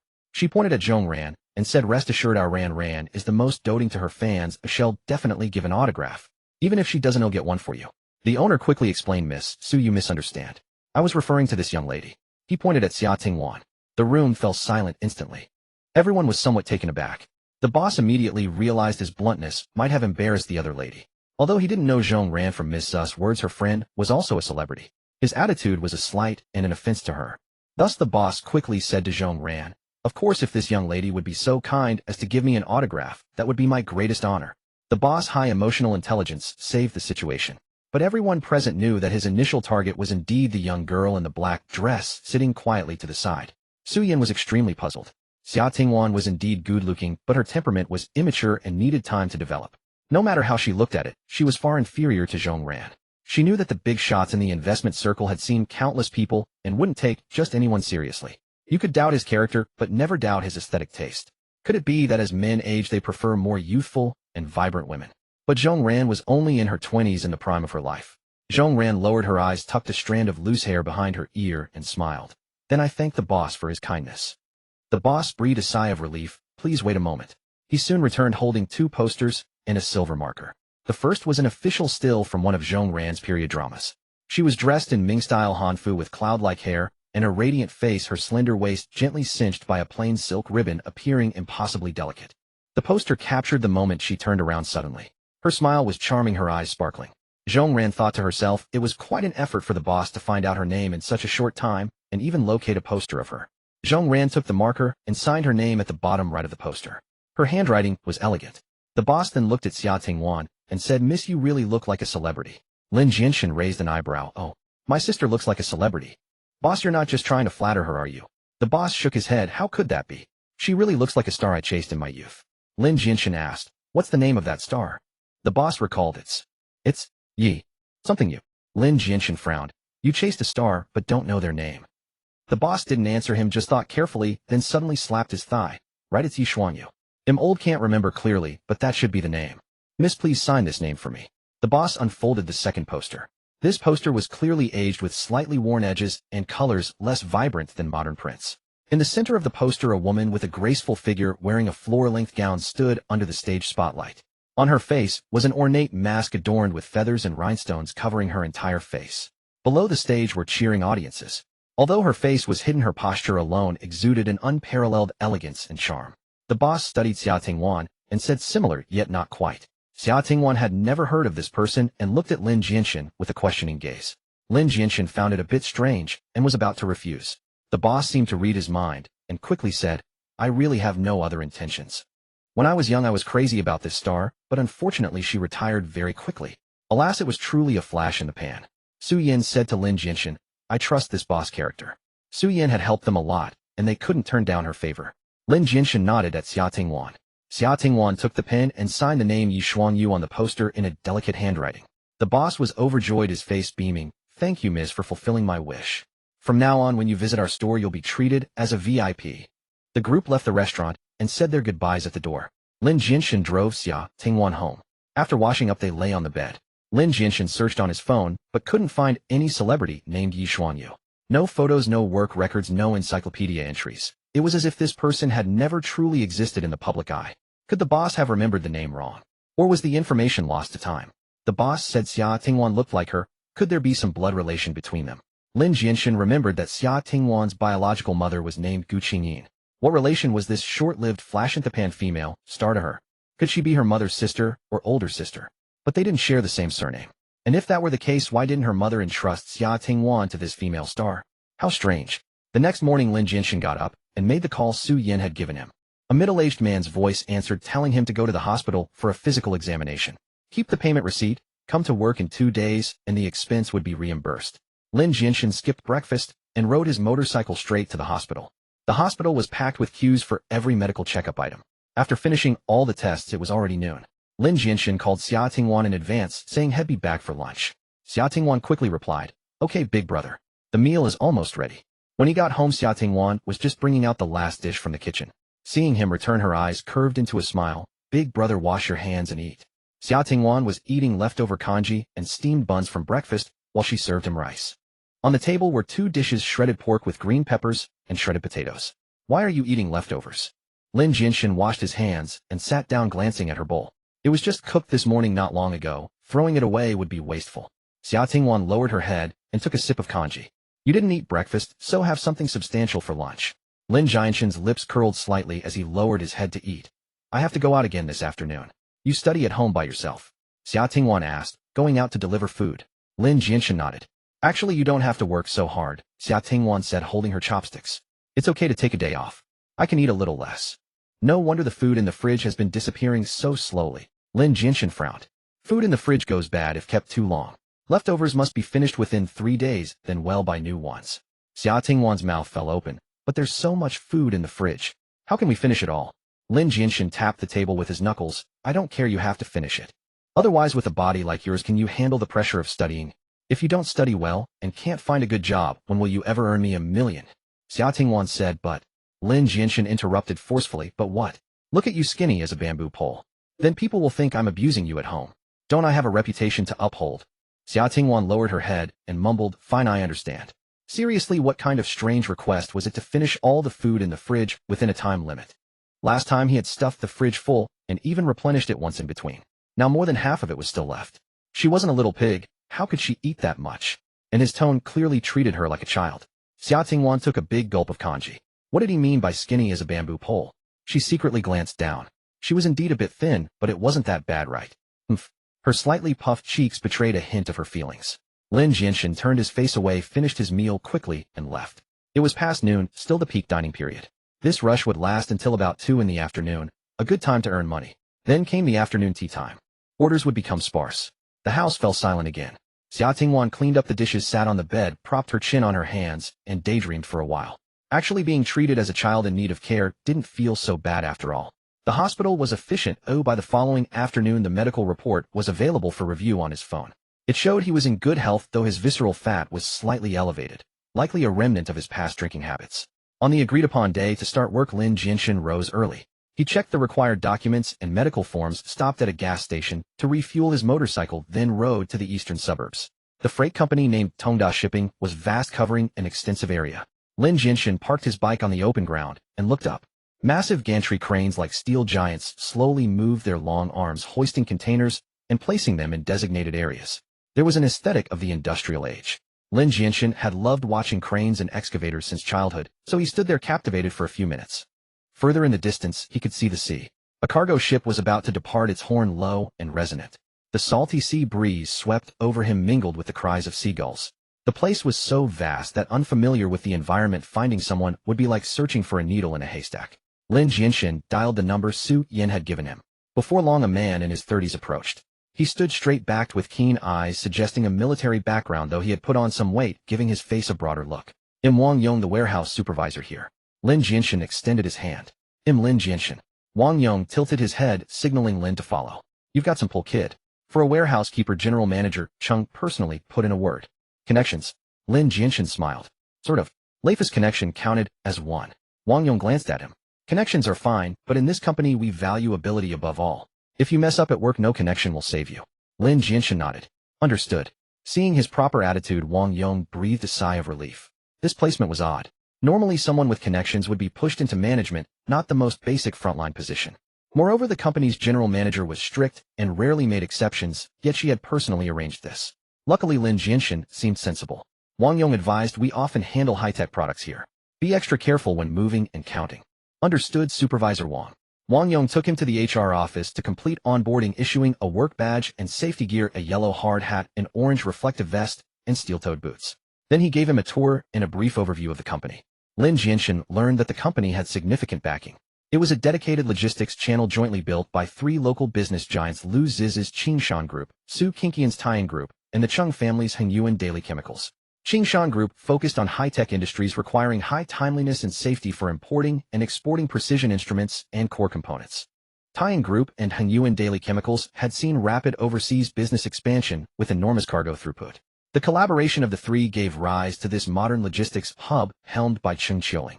As Wang Yong casually mentioned terms like billion-level investments, industrial chain closure, and strategic hub, Lin Jianshen gave a wry smile. Brother Yong, you're throwing around hundreds of billions in investments. With my monthly salary, am I even worthy of hearing this? Wang Yong laughed heartily, clapping him on the shoulder. I'm telling you this, so you know the platform we have is big. There's plenty of room for advancement, but the rules are stricter. Work hard. HR and Wang Yong had already explained the benefits. The company offered employee dormitories and a cafeteria. For Lin Jianshen's entry-level warehouse keeper position, after deductions for social insurance and housing fund, he would take home about 5,000 yuan a month. That figure wasn't high for Donghai City, where the cost of living was considerable. However, there was one advantage Wang Yong didn't hide. With our shifts and workload, if you're efficient and quick, you can always find 2 or 3 hours of downtime each day. You can't leave the warehouse, so you have to stay there during breaks. But you can sit and watch the monitors, organize documents, or Wang Yong glanced at him. Read a book or study something on your own as long as it doesn't violate safety rules no one will mind. Got it, brother Yong. He'll get up to speed and work hard. Lin Jianshen was quite satisfied with the job. After leaving the HR office, he opened a job app to check the company's listings. They were indeed hiring warehouse keepers, but the requirement was a college degree or higher. Without Su Yan's referral given this bogus educational background, he wouldn't have made it to the interview. Seeing his good attitude, Wang Yong nodded approvingly and led him to the entrance of a large warehouse labeled C3. Inside, towering shelves over 10 meters high stretched endlessly, with several electric forklifts weaving between them. Starting today, you'll work with Old Li. You two will be on the same shift. Learn the basics, cargo identification system queries, and manual inventory counting. All right. Lin Jianshen entered the workroom and changed into dark blue work clothes. Old Li, whose full name was Li Tsuanji, was in his 40s. He had a simple, honest demeanor, but was highly skilled and meticulous. Lin Jianshen learned from him, and Li was patient with any questions. When he returned home that evening, Xia Tingwan was still waiting for him. Lin Jianshen said, "You don't have to wait up for me. Get some sleep early." Xia Tingwan shook the book in her hand. "I'm not waiting for you. I've fallen too far behind in my studies, or I need to catch up." Her expression was earnest. Lin Jianshen stared at her for a few seconds. "All right, studying hard is good, but don't stay up too late." After washing up, he lay in bed and opened his Douyin. Only then did he notice his comment section had been flooded with all sorts of friendly greetings. Once the truth came out, there was a complete 180-degree reversal. "Sorry I spoke too loudly just now. My bad, I misjudged you.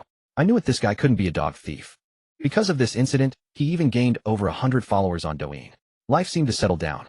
Half a month passed quickly. Every day, he went to work, came home, ate dinner, and checked Xia Tingwan's homework. On his days off, he still went out to deliver food. Lin Jianshen barely spent any money on himself, but was generous with Xia Tingwan, especially when it came to food. He always kept the refrigerator fully stocked. Milk, bread, and fruit were always available at home. Xia Tingwan seemed less thin, and the color in her face had improved. Old Li taught with great dedication, and Lin Jianshen learned with remarkable speed. He grasped the rules for product coding and the operations of the warehouse management system almost instantly. During this period, he smoothly passed Wang Yong's practical assessment, and his work finally settled into a steady rhythm. For safety protocols and mutual oversight, the warehouse operated on a two-person team system. Lin Jianshen was always paired with Old Li on the same shift. As their interactions grew, so did their conversations. They soon became familiar with each other, barely qualifying as friends. Lin Jianshen didn't squander the 15th Zandiyuan dog-finding reward given by Su Yan. He searched online for a reputable educational training institution and consulted about advancing his academic qualifications. Based on his situation and needs, they recommended the National Open University program. The Chinese language and literature major required no entrance exams. It was all online courses. He just needed to log enough study hours and pass the exams. In 2.5 years, he could earn a bachelor's degree. Lin Jianshen used the money to pay the tuition. Seeing him taking online classes, Old Li said, "Young man having ambition and striving upward. That's a good thing. From now on, when you're studying at work, they'll handle the small tasks first. They'll only call you if it gets too busy." In truth, for Lin Jianshen, who had received a proper higher education in his past life, these course materials posed little challenge. He certainly wouldn't let Old Li shoulder the work alone. Being young and strong, he always volunteered for heavy lifting tasks. Old Li grew increasingly satisfied with this dependable partner. The cafeteria served excellent meals, balanced with meat and vegetables, varied in choices, and completely free. Lin Jianshen ate heartily every time, and with the constant heavy lifting, his already robust frame soon began to show defined muscles. One day in late August, as he finished his shift, changed out of his work clothes, and stepped out of the locker room, his phone rang. It was a call from Sun Jian. The sea wind howled past him. He moved to a sheltered spot and pressed the answer button. "Brother, I've washed my hands of the old life." Sun Jian laughed loudly through the receiver. "Asian, this job is really interesting. You'll definitely be intrigued." He seemed to be on some terrace where the wind was strong, making the receiver roar. "Whenever I get rich, I'll make sure you get rich too. Whether you want it or not. It's for your own good." Lin Jianshen paused for a moment, then asked, "How much do we need to collect this time?" Sun Jian yawned lazily and seemed to turn his head to someone nearby. "Sing, stop that, I'm exhausted, let me rest." A woman's playful laugh came from the other end. Sun Jian let out a soft hiss, drawing in a sharp breath. "I told you to stop." Then came the woman's garbled laughter. Sun Jian coughed dryly, unnaturally, before replying, "A small job, just about 100,000. Lin Jianshen was silent for a moment, as if weighing something. Sun Jian waited patiently. Finally, Lin Jianshen said, "All right, send me the details." Sun Jian reminded him, "Don't overdo it. Bring your guys along." The call ended. About 10 minutes later, Sun Jian sent an address down to the specific house number. A few seconds later, he sent another image. "This one's hard to find. Use the picture to compare. Collect 100,000, then meet me at the usual place." Lin Jianshen walked forward a bit, sat down on the dock, and gazed quietly at the sea.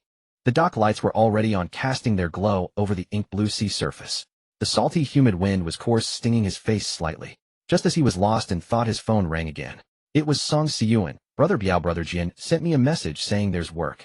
The house number's already on my phone. He told me to find you. Where are you?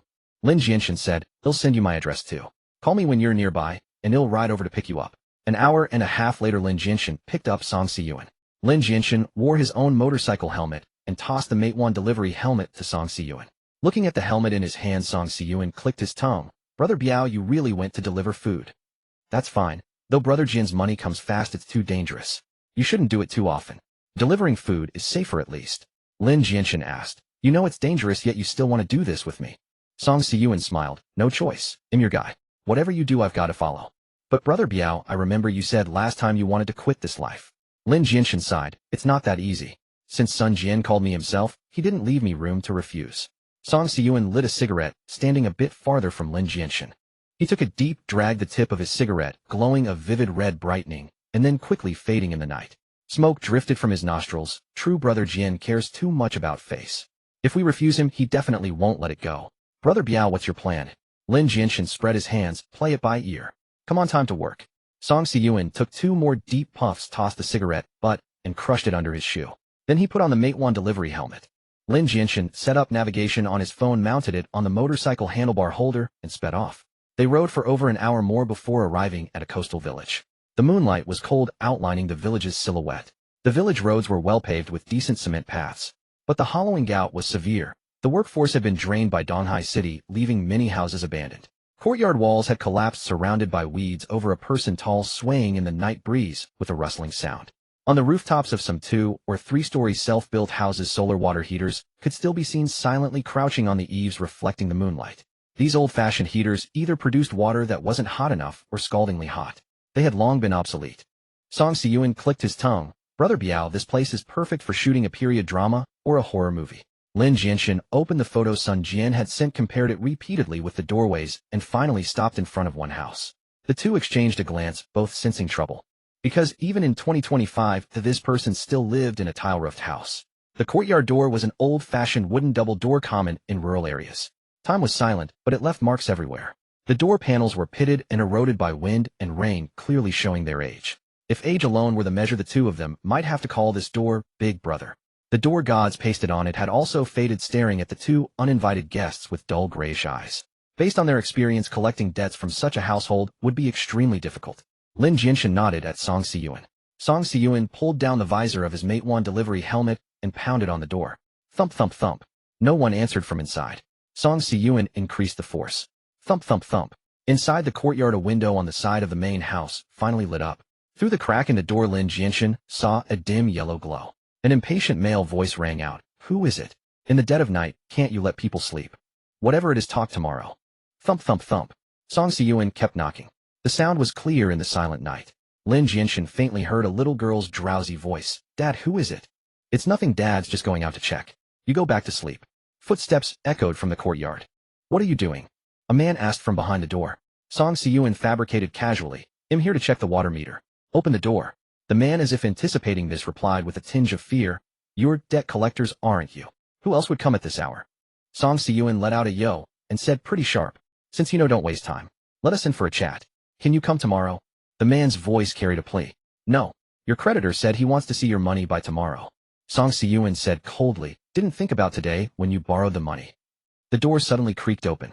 The man's veins bulged on his hand as he threw a punch at Song Siyuan's face. Motherfucker! He let out a suppressed roar. Bang! The man was strong. Song Siyuan's head snapped to the side and his body swayed. Fortunately, he was experienced enough not to have removed his helmet. The punch landed on its side. Otherwise, he would have collapsed on the spot. Even so, a dull pain throbbed in his cheek. Seizing the moment Song Siyuan was stunned, the man darted out through the door crack. Damn it! Still trying to run.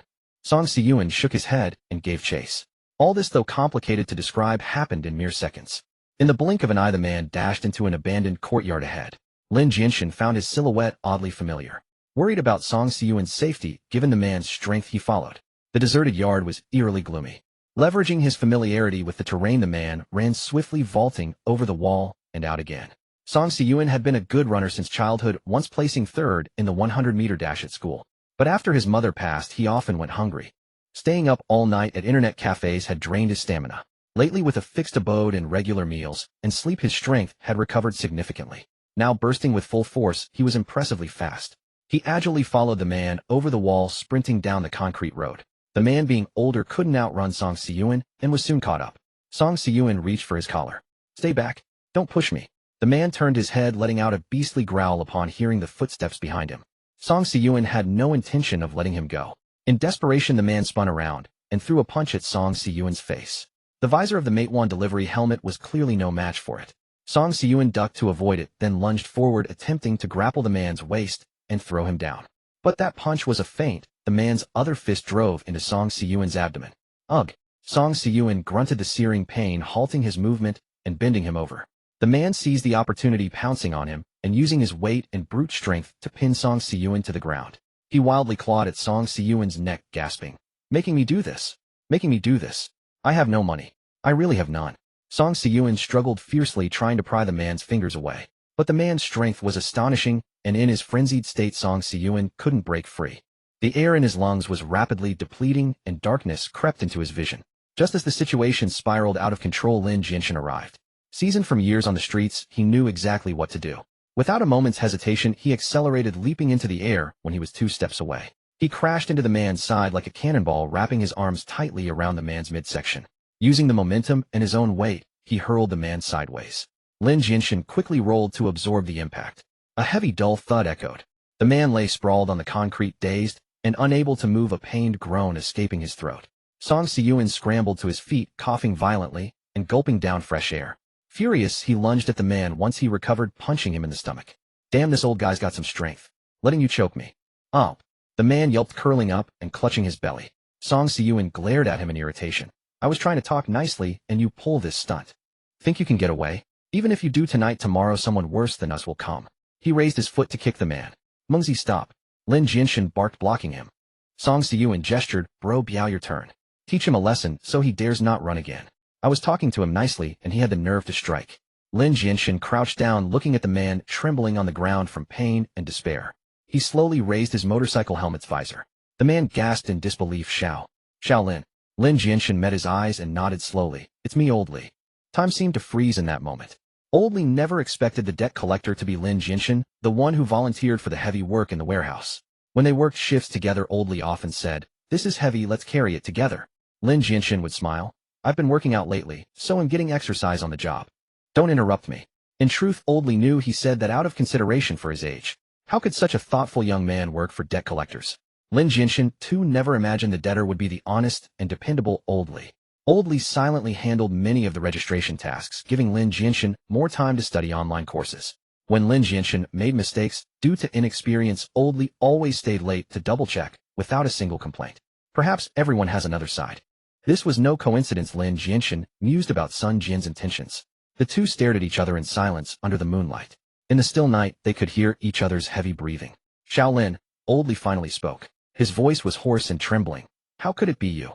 Are you in on it too?" He added between gasps, "With those loan sharks." Lin Jianshen didn't answer. He stood up and extended his hand. After a moment's hesitation, Old Li took it. Lin Jianshen pulled him up and asked, "Old Li, this is serious. How much do you owe them?" Old Li lowered his head as if his spine had been removed. 100,000. 100,000. That much? Lin Jianshen frowned. This was indeed a grave problem. He had some idea of Old Li's financial situation. The man was honest, sometimes sneaking 2 steamed buns from the cafeteria to take home. In truth, the company's president Cheng Xiuling was kind-hearted and tacitly allowed such behavior. The rule against taking free meals out was only to prevent resale and waste. Management usually turned a blind eye when someone took food out, unless someone went too far. But Old Li was timid. Taking 2 buns out made him as nervous as if he'd robbed a bank. A man like him wouldn't steal buns from the cafeteria unless his family was truly desperate. And he lived in such a remote village in a tiled house that looked like it hadn't been renovated in years. On rainy days, he probably had to place basins inside to catch leaks. It wasn't just 100,000. Even 10,000 would be hard for Old Li to scrape together. Just then Lin Jianshen's phone rang. It was Sun Jian. Lin Jianshen gestured for the two to stay quiet before answering the phone. "Hey Shin, by now you should have made it to the job site, even if you were slow," Sun Jian said, his voice thick with yawns. His tone was feeble, like a scholar in a folk tale whose vitality had been drained by ghosts. It seemed the past couple of days had taken a heavy toll on him. Just got here. Meng and I are about to have a chat with him. Give him two options. First, scrape together the money tonight and pay it back cleanly. And the second, Lin Jianshen asked. Second, have him bring in new people. The commission from their spending will count as his repayment. Better if he picks the second option. A steady stream of new clients will make me rich, haha. Sun Jian chuckled lowly. Lin Jianshen queried, you never used to give people two options. Sun Jian said smugly, things are different now. I'm in charge of the bank business in this area. Finally, after taking down old Wang, I'm allowed to manage other ventures. Lin Jianshen remarked. Then congratulations are in order. Sun Jian laughed softly. Since it's a business, the more customers who walk through the door, the better. Brother, I want you to come work for me. The bank Sun Jian referred to as an underground casino. Win or lose, the casino took a cut from every wager. For Sun Jian, it was a surefire profit. That's why he called it a bank. Lin Jianshen said, brother, I'm good at collecting debts, but I'm not sure I can handle such a big operation. Let me help you collect this one first. Sun Jian yawned. All right, no rush. We'll talk tomorrow when we meet. With that, he hung up. Old Li, having overheard their conversation, ran his hands through his graying hair. Shaolin, I don't want to drag anyone else into this. But I don't have the money. I really don't. Old Li said, clutching his head in anguish. Lin Jianshen paused for a moment, then said, Old Li, to be honest, Sun Jian's money isn't easy to owe. You can't handle his methods. I am calling the police. Old Li cried out. They tricked me, all of them. Song Siyuan sneered, he's got plenty of underlings. He can just find someone to take the fall with a fat payout. Guess I'd be willing. But not you. He has all your info. What, you don't care about your family anymore?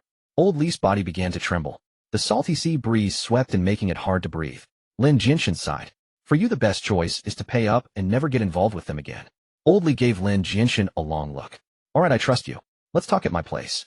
Song Siyuan glanced at Lin Jianshen, who nodded. The three of them went to Old Li's home.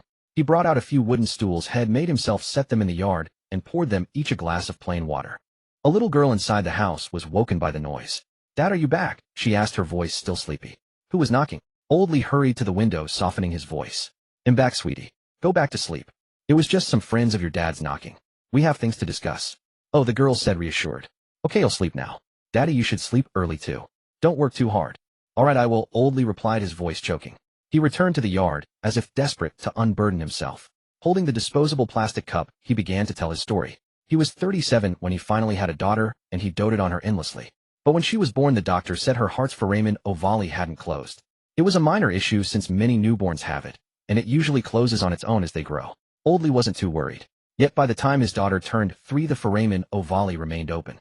She started experiencing migraines and fainting spells. Sometimes while playing with other children, she'd suddenly collapse. A hospital check revealed not just the open foramen ovale, but also a congenital heart defect. The doctors recommended surgery. It was a highly invasive procedure with significant risks and a high chance of failure. But without it, her life was in constant danger. He had no choice but to sign the consent form and raise the money for the operation. Fate was not on his side. The surgery didn't achieve the desired results. Her migraines improved slightly, but she still had frequent nosebleeds and fainting episodes. Years of treatment had drained what little savings his family had. That was when Guzi, a village layabout, suddenly started throwing money around. He smoked expensive cigarettes, wore designer clothes, and even bought a Toyota worth over 100,000 yuan. It was as if Head struck it rich overnight. Old Li asked if Head won the lottery. Guzi said Head won a lot of money and offered to show Old Li how. It was a hidden underground casino. The place was buzzing with noise, and without a familiar face you couldn't get in. Guzi urged him. Old Li, I've been on a lucky streak. Bet with me. Just one win, and you'll have enough for half a year of your daughter's medicine. Caution held Old Li back from betting. But Guzi seemed truly blessed, as if by divine aid. He won over 100,000 in a single night. Watching him rake in the winnings, Old Li's resolve wavered. One win would cover half a year of Niunius medicine, with enough left over for new clothes for his mother and treats for his daughter. It could even let his wife, who was working in a factory, take a break and come home for a few days. Old Li couldn't resist any longer. He used 2,000 yuan to buy chips and followed Guzi's bet. To his surprise, he won. 2,000 turned into 10,000. Guzi laughed. See, Old Li, I told you I've been lucky. You bet too little. Go bigger one more round, and maybe you'll have the money for Niunius' next surgery. The money came too easily, and Old Li was ecstatic. Urged on by the crowd, he bet again with Guzi. This time he wagered 5,000. He lost. In the cycle of wins and losses, Old Li got carried away. A man who's lost his head has no room for reason. When he won, he wanted more. When he lost, he wanted to recoup. But in a casino, no one wins forever. Everyone loses more than they win. With reddened eyes, Old Li lost more and more. From then on, he was saddled with a debt of 60,000. A 60,000 loan at usurious rates. It had now ballooned to 100,000. In agony, Old Li slapped himself, growling in a low voice. I'm not human. My mother is over 70, sewing from dawn till dusk to raise money for my daughter's treatment. She's gone blind from it. And I went gambling, racking up this debt. The yard fell silent. The sea wind moaned through the cracks in the door, a sound like weeping, unending and haunting. Misfortune always finds the weakest link. Lin Jianshen finally understood why Old Li had been stealing steamed buns from the cafeteria. Now he had to make Old Li choose. Lin Jianshen reached out and patted Old Li's trembling shoulder. All right, at least you're not in too deep. 100,000. It's not entirely hopeless. Be more careful from now on. Don't let others fool you again. Old Li choked up. I'm useless. It's hard for me to earn 100,000. Lin Jianshen said, the reason you find it hard to earn money is because what you earn is clean. You should feel at ease, not belittle yourself. Song Siyuan nodded as well. That scoundrel is clearly a plant. He exploited your weakness, that's why you fell for it. This scheme may be simple, but it preys on human nature. It's normal you got caught up. Lin Jianshen pondered for a moment, then said, he'll call Supervisor Wang and see if the co-workers can pool together some money. At least let's pay off the loan sharks first. Old Li said, but... Song Siyuan sneered, what afraid of losing face? Who told you to be so foolish? Old Li shook his head. Will they lend it to me? Lin Jianshen said, we'll find out after we try. He dialed Wang Yong's number. The phone rang for a long time before being answered. Wang Yong's irate voice came through. Do you know I'm on administrative shift? If you need something at night, call the team leader. I know. Wang Yong was grumpy from being woken up, knowing that you still call someone at 2 in the morning. Lin Jianshen, if you don't give me a good reason. Even if you're connected to CEO, Ching'll make your life miserable tomorrow. Lin Jianshen briefly explained Old Li's situation. Wang Yong was silent for a few seconds, then cursed again. That fool Old Li. If he's in trouble at home, why didn't he say so? Would it kill him to ask a co-worker for help? Bring Old Li to my office. He'll be there shortly. Lin Jianshen's motorcycle had a storage box and a Meituan delivery box strapped on the back, making it a tight squeeze for 3 people. They had to remove the Meituan box, letting Song Siyuan sit in the back holding onto it the whole way. He dropped Song Siyuan off at a bus stop, telling him to find his own way back. Then he took Old Li to Wang Yong's office. The room was thick with smoke, crowded with over a dozen people standing or sitting. There were warehouse keepers from other depots, forklift drivers, laborers. All of them were Wang Yong's key men. They looked drowsy, smoking to stay awake. Lin Jianshen walked to the side and opened a window. Wang Yong sat behind his desk, cigarette in hand, saying, I know everyone here, including me, lives by the sweat of our brow. Let's face it, we're at the bottom of the social ladder. Our company has decent benefits, but if anyone had money at home, would they choose manual labor? The talented ones are at the dock testing underwater robots. A forklift driver said, Brother Yong, get to the point. It's the middle of the night. Someone chimed in, yeah, stop beating around the bush. I've got an early shift tomorrow. Wang Yong cursed, you've got no patience at all. He nodded at Lin Jianshen. Shaolin, you tell them. Lin Jianshen stood up. He didn't mention that Old Li owed loan sharks. He only said that Old Li had borrowed 100,000 to pay for his daughter's medical treatment. The creditor demanded repayment by tomorrow, and Old Li had agreed. With no other choice, he had to ask everyone to chip in.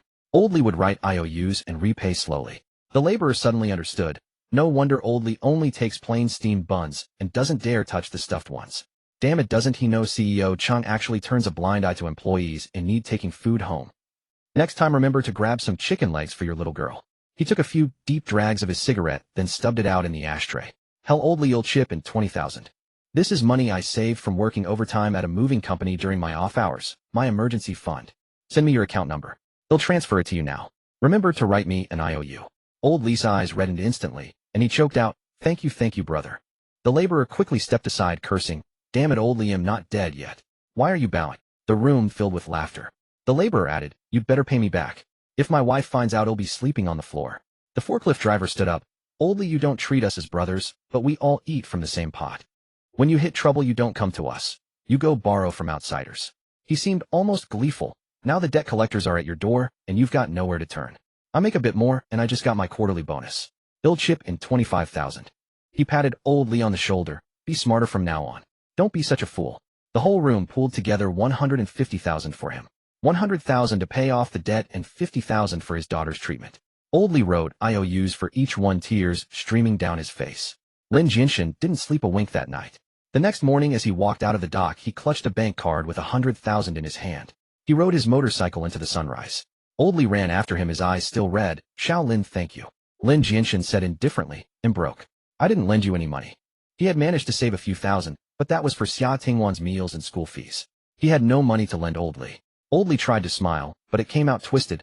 I know you helped me. I've quit gambling. For real. Lin Jianshen looked at him and said, everyone makes mistakes. I used to be a gambler too. I was so afraid others would find out I'd go even farther away to gamble. I lost everything. Old Li was stunned, as if he hadn't expected Lin Jianshen to have such a past. This young man was more complicated than he had imagined. Lin Jianshen said, so don't put too much pressure on yourself. The world is full of rotten people. Live well. Your daughter needs you. Old Li said solemnly, I understand. Lin Jianshen added, and you're a grown man. Don't believe everything people tell you. Pinduoduo says you're the luckiest person, but can you really believe that? I'm off. He turned his head, pulled down his helmet visor, and waved a carefree goodbye. The motorcycle roared away. At the Xingue bar, still the 9-layered jade steps and the luxurious revolving door. Sun Jian had now begun to wield real power. The doorman knew he was one of Sun Jian's men, and their attitudes grew respectful. They all bowed to him, Brother Biao. The bar manager came over and swiped the elevator card for him. The elevator descended to the second basement level. Guards were stationed at the elevator entrance. Seeing him, they led him to Sun Jian's lounge. The room was lavishly decorated with an ornate crystal chandelier shimmering in a cascade of colors, naturally exuding an atmosphere of decadent luxury. Sun Jian sat on an expensive leather sofa, his arm around a stunning woman with a fiery figure. Across from him was a large screen playing a movie. An old classic, God of Gamblers. Yo Biaz is here. Sun Jian yawned again with dark circles under his eyes. Lin Jianshen glanced at the woman in his arms, thinking that he really had been short on sleep lately. Probably because he'd been spending too much time with this woman. Sun Jian wasn't one to indulge in women. He must have been under a lot of pressure recently, fighting internal battles to gain real power. Lin Jianshen tossed a card onto the marble tabletop. He paid up. There's 100,000 on this card. The password is 123,456. I've already verified it. Sun Jian was a bit surprised. From what I know, he shouldn't have been able to scrape together that much money. Lin Jianshen raised his left fist. If my persuasion is strong enough, I'll find a way to scrape the money together. Sun Jian glanced at his fist, seemingly without suspicion, only a hint of regret. I originally wanted him to take the second path. Never mind. I doubt there's much oil to squeeze out of that village anyway. Been at it all night, huh? He patted the woman in his arms. This one's top-notch. Want to try? When you're done, sleep here with me. Get some proper rest. The woman had long, fair legs clad in lace-trimmed white stockings. 2 suspenders stretched upwards, stirring wild fantasies. Her red cheongsam was taut, showing off an enviable figure with a slit cut daringly high. Indeed, she was top-notch. The woman let out a startled cry, forcing a seductive smile. Young master Sun, I'm your woman. I've served you diligently these past 2 days. Sun Jian's face turned cold as he pinched her chin. I never considered you mine. Just a bit of fun. Did you take it seriously? Let me tell you, this is my blood brother. It's your blessing if he wants you to serve him. Lin Jianshen smiled wearily. I talked with that guy all night. I'm dead tired. Can't muster the energy. Let's forget it. The woman sighed with relief and shot Lin Jianshen a grateful look. Though she had few scruples, she didn't want to be treated as a plaything. Every person has their dignity. Sun Jian groped her roughly twice and said, get out. The woman hurriedly rose, head bowed, and left quickly. Her swaying walk was undeniably alluring. Sun Jian then said to Qiangzi, you go out too. I need a word with Biaozi. Qiangzi hesitated. The boss instructed. Sun Jian waved his hand. I know my dad told you to stick close for protection. Don't worry, Biaozi is one of us. Qiangzi said no more and left thoughtfully, closing the door behind him. Sun Jian stood up and pointed at Lin Jianshen, cursing, damn, I don't get what's in your head. Delivering food, stealing dogs, and now hauling sacks at the dock. Are you sick in the head? You'd rather suffer than enjoy life. Lin Jianshen argued, Brother Jian, I didn't steal any dog. I was framed. Sun Jian spat. We're rats in the gutter, birds of a feather. You can fool others, but not me. Lin Jianshen smiled bitterly, taking it as admission. Sun Jian asked, do you know why this job had to be yours? Why, oi? Sun Jian waved his fist excitedly. I want to show you what this damn world is really like. That gambler has more seniority at the dock than you, higher pay, and look what he's become. What about you? Will you earn more than him? Will you do better on the docks? Lin Jianshen said, it's because his daughter is sick. Sun Jian retorted, can you guarantee you'll never get sick? Brother, why do we climb? We have to survive. Money is survival. There's only one disease in this world, poverty. Seeing Lin Jianshen silent, Sun Jian paced angrily. Damn it, I understood why you didn't follow me before. Sure, I acknowledged a father and got money. But I was just a figurehead handling only debt collection.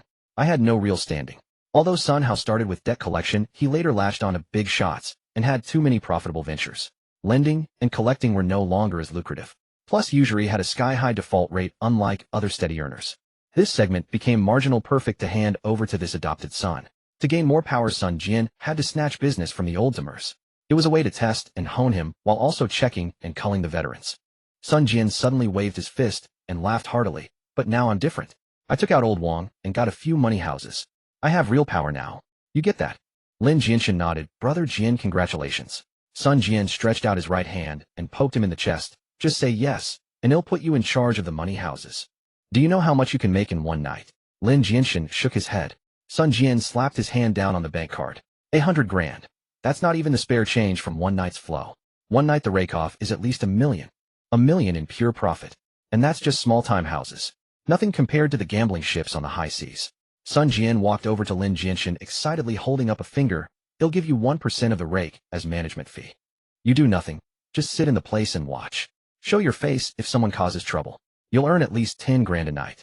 Lin Jianshen seemed to be thinking, damn, that's 300 grand a month.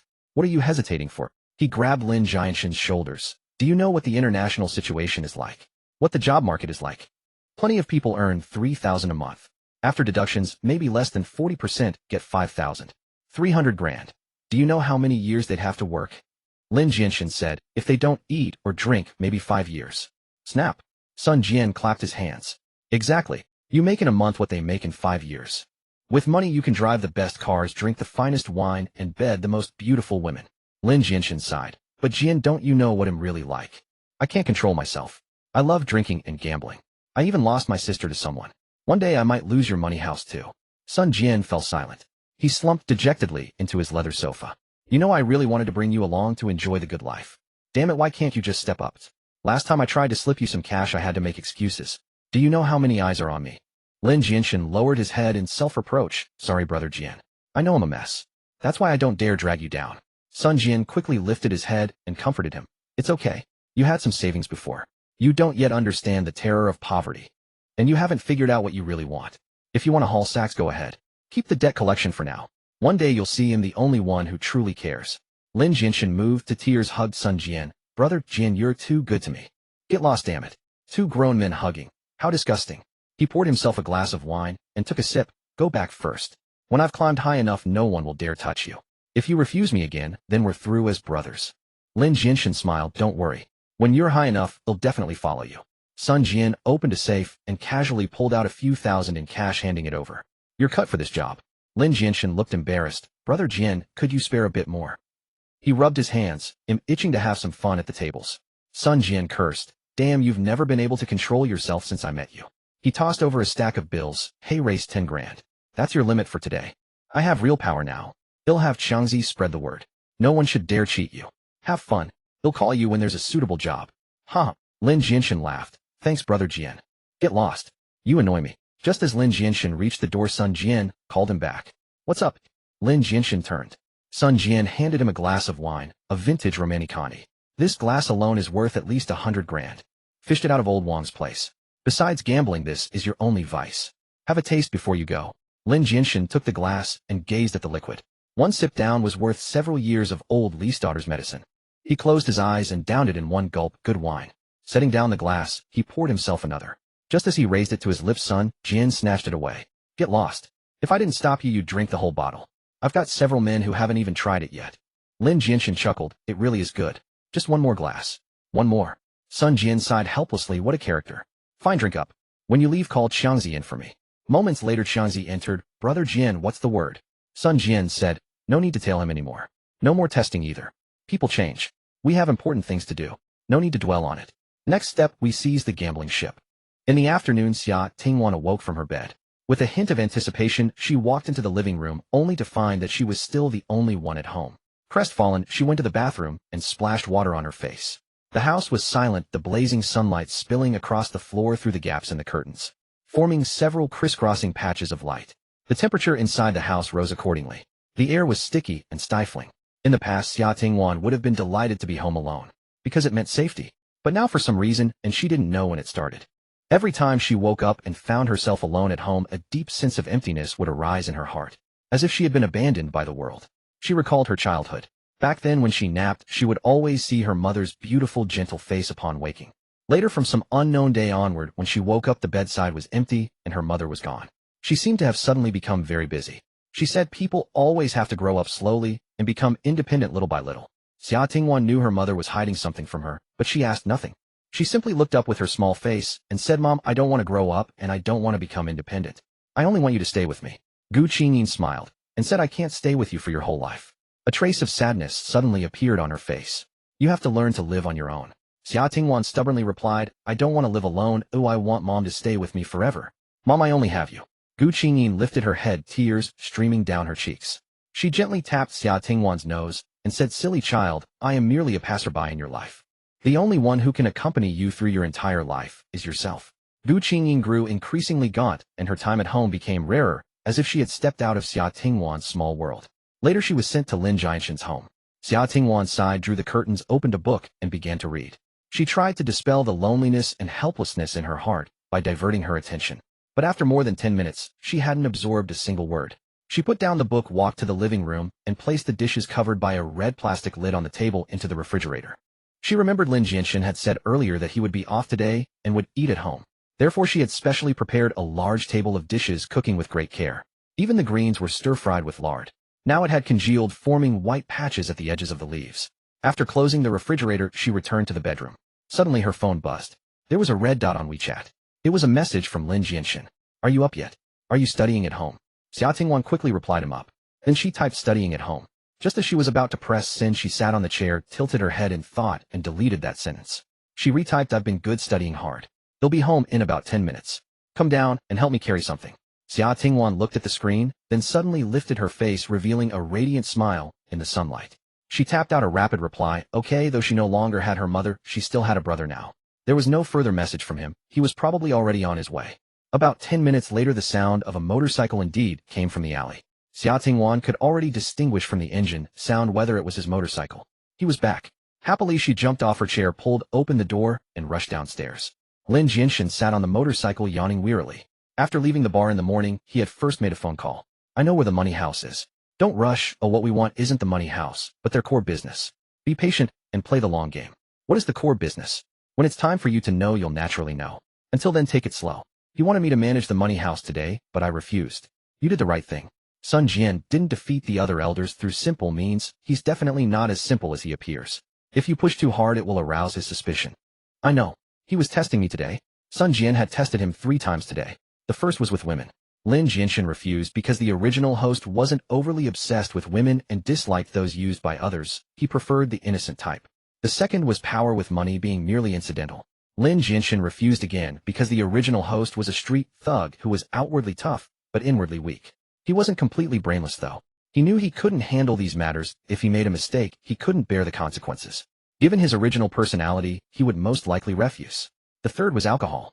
Lin Jianshen didn't refuse because the original host definitely wouldn't have. Moreover, he would have found a way to drink an extra glass. The voice on the other end of the line said again, you did well. Be cautious. Understood. They'll gradually lull him over time. Lin Jianshen hung up the phone.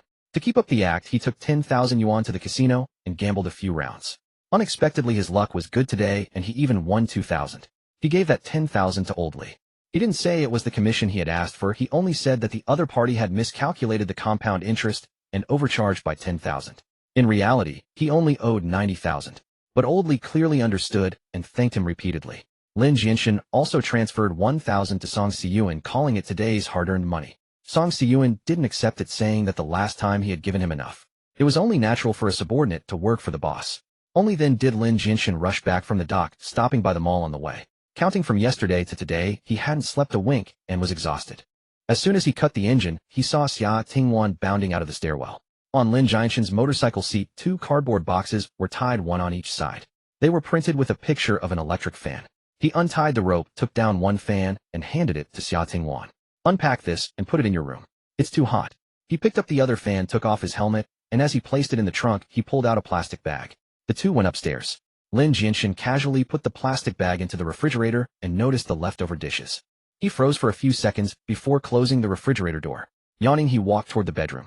I'm going to sleep for a while. Call me when dinner is ready. It doesn't need to be complicated. Just reheat the dishes in the fridge. Okay. Xia Tingwan's eyes curved into crescents. Lin Jianshen felt that she had been using a lot of interjections lately. Her soft-toned, pleasant voice, paired with her obedient expression, was devastatingly effective. It made him, even while at work, occasionally picture Xia Tingwan's figure in his mind. You idiot original host, this is the right way to treat a sister. Making her cry is no skill, making her act cute and adorable is what counts. Lin Jianshen felt immensely proud of himself for subtly getting his sister to gradually accept him. He cleared his throat. Study hard this afternoon. After dinner tonight, he'll check your progress. If you haven't memorized the text well, humph. He raised his right fist. Xia Tingwan hugged the cardboard box, shrank her neck, and nodded. Don't worry, brother. I've always been serious about my studies. Both were quite satisfied with their acting skills. Lin Jianshen walked back to his room, set up the fan, collapsed onto the bed, and fell asleep instantly. When Xia Tingwan knocked on the door, it was already dark. Yawning, Lin Jianshen sat down at the dining table. It felt so good to wake up to a table full of food. The bowls and chopsticks were already set and the noodles had been served. The two sat at the table and finished dinner. Xia Tingwan cleared the dishes and washed them clean in the sink. After she finished, Lin Jianshen checked her recitation of the text. Xia Tingwan recited it fluently. Not only was the main text word perfect, but she also remembered clearly the annotations and explanations of rare characters that were easy to overlook. Listening, Lin Jianshen nodded with satisfaction. I'm not bad. You haven't been slacking off. Go get that plastic bag from the fridge. Xia Tingwan got up and took out the plastic bag. Lin Jianshen took it and walked to the dining table. Under Xia Tingwan's curious gaze, he opened the plastic bag, revealing a square paper box tied with a golden ribbon. He untied the ribbon and lifted the lid. Inside lay a palm-sized round chocolate cream cake. The cake base was dark brown, covered with a layer of fine chocolate cream, and the edges were adorned with a few tiny silver sugar pearls. In the very center, the words "Happy Birthday" were written in red frosting.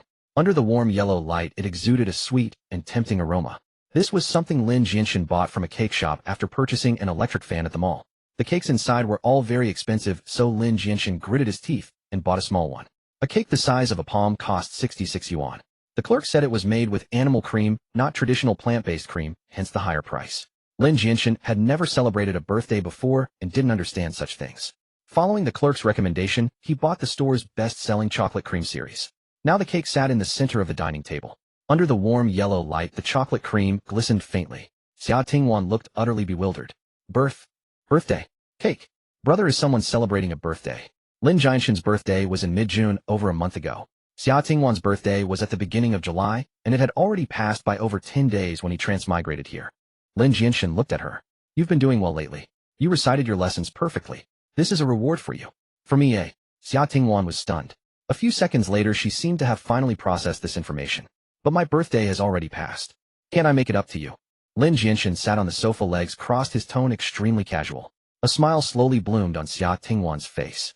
Her eyes were as moist as a window pane during the rainy season. Thank you, brother. Lin Jianshen put on a stern face. Being obedient brings rewards, being disobedient gets you a beating. Understand? I understand. She sniffled softly, her voice brightening. Then, let's eat it together. Lin Jianshen leaned back on the sofa, suddenly recalling his days at the orphanage. The orphanage he lived in wasn't large, but it had plenty of children, and they lived in extreme poverty. Daily meals were bland, with meat being a rare sight. The headmistress worried every day about food expenses. Under such circumstances, it was naturally impossible to celebrate birthdays for the children. Moreover, many children didn't even know their exact birth dates. Take Lin Jianshen, for example. When the headmistress found him at the doorstep, he was too young to remember anything. He was estimated to be about 2.5 years old. The headmistress calculated his birth date by subtracting 2 years and 6 months from the day she found him and registered him accordingly. Thus, the date on his personal information form became his birthday. This estimation method was bound to be highly inaccurate. It might even be wrong about his age. The headmistress felt it was better not to celebrate such a birthday. Furthermore, she was afraid that celebrating birthdays would remind them that they were abandoned children. After all, due to the lack of a nurturing environment, many children in the orphanage were sensitive and awkward inside. Like fragile porcelain, they would crack at the slightest touch. As they grew older, some children inevitably saw birthday celebrations on street-side televisions or passed by restaurants where parents were celebrating their own children's birthdays. They developed a concept of birthdays. If a child showed a hint of cautious longing, and the headmistress noticed, she would give them a bread roll after dinner on their birthday. It was a bulk-packaged, individually wrapped egg bread from the supermarket. 2.5 yuan each. She never said happy birthday. Oh, she would only say you've been doing well lately. This is a reward for you. Lin Jianshen received his first birthday bread when he was 9. He could still remember the texture of that cheap plastic bag, and the words egg bread printed on it in red. Unfortunately, before he could eat it, another child snatched it away. That child was 3 years older and much stronger than him. He was no match. From then on, every year on his birthday, he would fight that child and end up bruised and battered, losing the bread. This instilled in him a deep aversion to celebrating his own birthday. Lin Jianshen's mood suddenly turned foul. I don't want any. Eat it yourself. Xia Tingwan, seeing his suddenly darkened expression, felt at a loss. But she persisted, trying to reclaim that bit of warmth from before. It looks delicious. Let's eat it together, brother. He suddenly let out a cold snort. Xia Tingwan, I'm rewarding you, so just eat it. Don't push your luck. Xia Tingwan didn't understand why he had suddenly turned hostile. She quickly grabbed his sleeve, her voice pleading. Brother, you bought it. Let's eat it together, okay? Lin Jianshen shook her off, his tone impatient. Can't you understand plain words? I said I don't want any. He turned and strode toward the bedroom. He felt incredibly conflicted, because the saliva frantically secreting in his mouth told him that he actually wanted to eat it. He had no reason to be angry at Xia Tingwan. It wasn't her who had bullied him back then. Since his transmigration, Xia Tingwan had never harmed him. On the contrary, it was he himself using the identity of this scumbag brother who constantly lashed out at her with harsh words. But if he didn't act this way, it wouldn't fit his persona. His mood grew even worse. With a loud bang, the door slammed shut. Such a harsh sound. The once warm atmosphere had suddenly shattered. Xia Tingwan stood frozen, a wave of grievance and confusion washing over her, not knowing what she had done wrong. Lin Jianshen lay on the bed, feeling as though he had overreacted. A pang of regret hit him. Was the door slammed too loud? Did it scare her? Anxious people sometimes push others away, secretly hoping for more attention and comfort. But they don't realize that such actions often drive people further away. Xia Tingwan remained silent for a long time. She took out the colorful little candles from the packaging box and stuck them into the cake one by one. On the shoe rack was a lighter Lin Jianshen used to use for smoking. She picked up the lighter, and with a click, a flame shot up. She lit the candles one by one. Closing her eyes, she pressed her palms together, her fingertips touching her brow. With utmost devotion, she made a wish in her heart. I hope he can stay with me forever. It had been many years since she last celebrated a birthday, and she cherished this chance to make a wish. Then she opened her eyes, puffed out her cheeks, and blew out all the candles in one breath. She turned the light back on, cut the cake by herself, and ate it in silence. The rich, slightly bitter taste of chocolate and the dense, sweet fragrance of the cream melted in her mouth. Lin Jianshen lay on the bed, feeling utterly miserable. The sound of running water came from the bathroom. Xia Tingwan had taken a shower, returned to her room, and closed the door. What a waste, he thought, gloomily staring at the ceiling. Such an expensive chocolate cream cake. I've never had one in either of my lives. But if Xia Tingwan ate it all, at least it wouldn't be a total loss. After lying there for an unknown amount of time, Lin Jianshen sat up and decided to take a shower as well. He pushed open the door and walked out of the bedroom. The lights outside were still on. He immediately spotted the half-eaten cake still on the dining table. The cut side revealed layers of cream chocolate and cake sponge. A note was tucked under the plate. Brother, have a taste. The cake is really good. I've already tried it for you. If you don't want to eat with me, you'll have half first and leave the other half for you. Eating something sweet will help you forget your troubles. Below, she had drawn a smiley face with a pen. Lin Jianshen was stunned. Xia Tingwan seemed to have seen through some of his awkwardness. He slowly sat down, picked up a fork, and took a piece of cake into his mouth. A rich, sweet fragrance overwhelmed his taste buds. Perhaps it was time to let go of those unpleasant memories. And certainly he shouldn't hurt his current family because of them. Lin Jianshen ate the cake in large mouthfuls silently, saying in his heart, "Happy birthday, Xia Tingwan. Next year I'll celebrate your birthday with you." Time passed swiftly, and soon the day of school reopening arrived. Lin Jianshen had specially taken a few days off recently. Su Yan, being true to her word, had already handled all the procedures for Xia Tingwan's return to school. All she had to do was go and register normally. Lin Jianshen, carrying a small bag in his hand, pushed open the door and asked, "Have you packed everything?" Xia Tingwan, with her old school bag on her back, nodded and replied crisply, "Yes, I'm all set." Lin Jianshen handed her the small bag, saying, "This is for you. Take it." Xia Tingwan took it, tilting her head in slight confusion, wondering what was inside the bag. She had double-checked everything. Her books, stationery, water bottle, all packed into her school bag with nothing left behind. Lin Jianshen said, "If you're ready, let's go. Study hard at school, understand?" Xia Tingwan responded quickly, her tone tinged with playfulness. "Gotta get into a good university, find a good job, and earn my brother 1 million. Lin Jianshen nodded. Good memory. He paused for a few seconds, then suddenly added, "Actually, it's okay if you fall behind a bit." Huh? Xia Tingwan's mouth fell open in surprise. "After all, you haven't been to school for so long, it's normal to struggle to keep up." Lin Jianshen said, "Just do your best, don't put too much pressure on yourself." Xia Tingwan looked at him with her big watery eyes and said earnestly, "Don't worry, brother, I'll study hard." Lin Jianshen hummed in acknowledgement and said, "Let's go to school." Xia Tingwan watched his retreating figure and thought, "He'll study hard so your efforts won't be in vain. In the future he'll earn a lot of money, so you won't have to work so hard."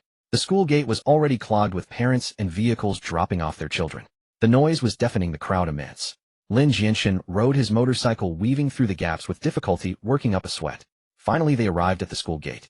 He found a spot and parked the bike.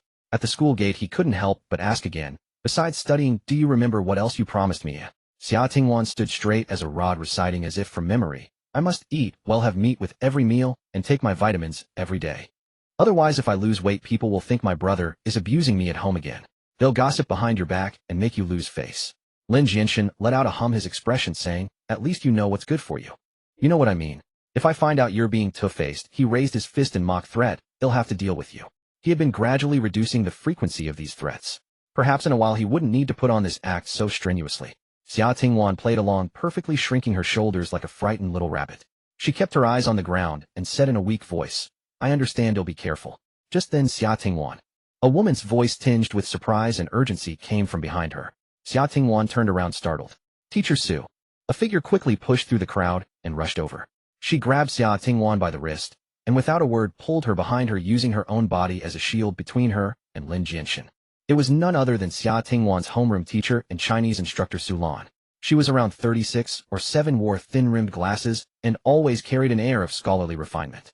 But now her delicate face was filled with anger and vigilance. Teacher Su glared at Lin Jianshen. "Were you about to hit her again? Listen, you scumbag, stay away from Xia Tingwan. This is a school." Xia Tingwan was taken aback, instantly realizing that Teacher Su had misunderstood. Yet she didn't know how to explain.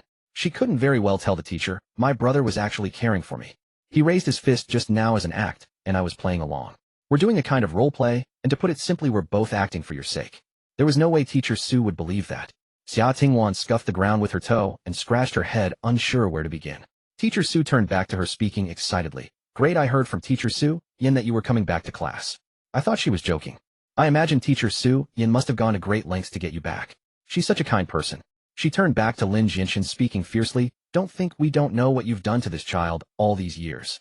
You've beaten her with your fists, whipped her with electrical cords, used her as a punching bag. We couldn't do anything about you before, but Teacher Su is different. Now that she's involved, don't think you can continue as you please." Teacher Su was righteous and indignant, her voice stern. This drew the attention of many nearby parents and students. Security guards gathered around with riot forks and shields.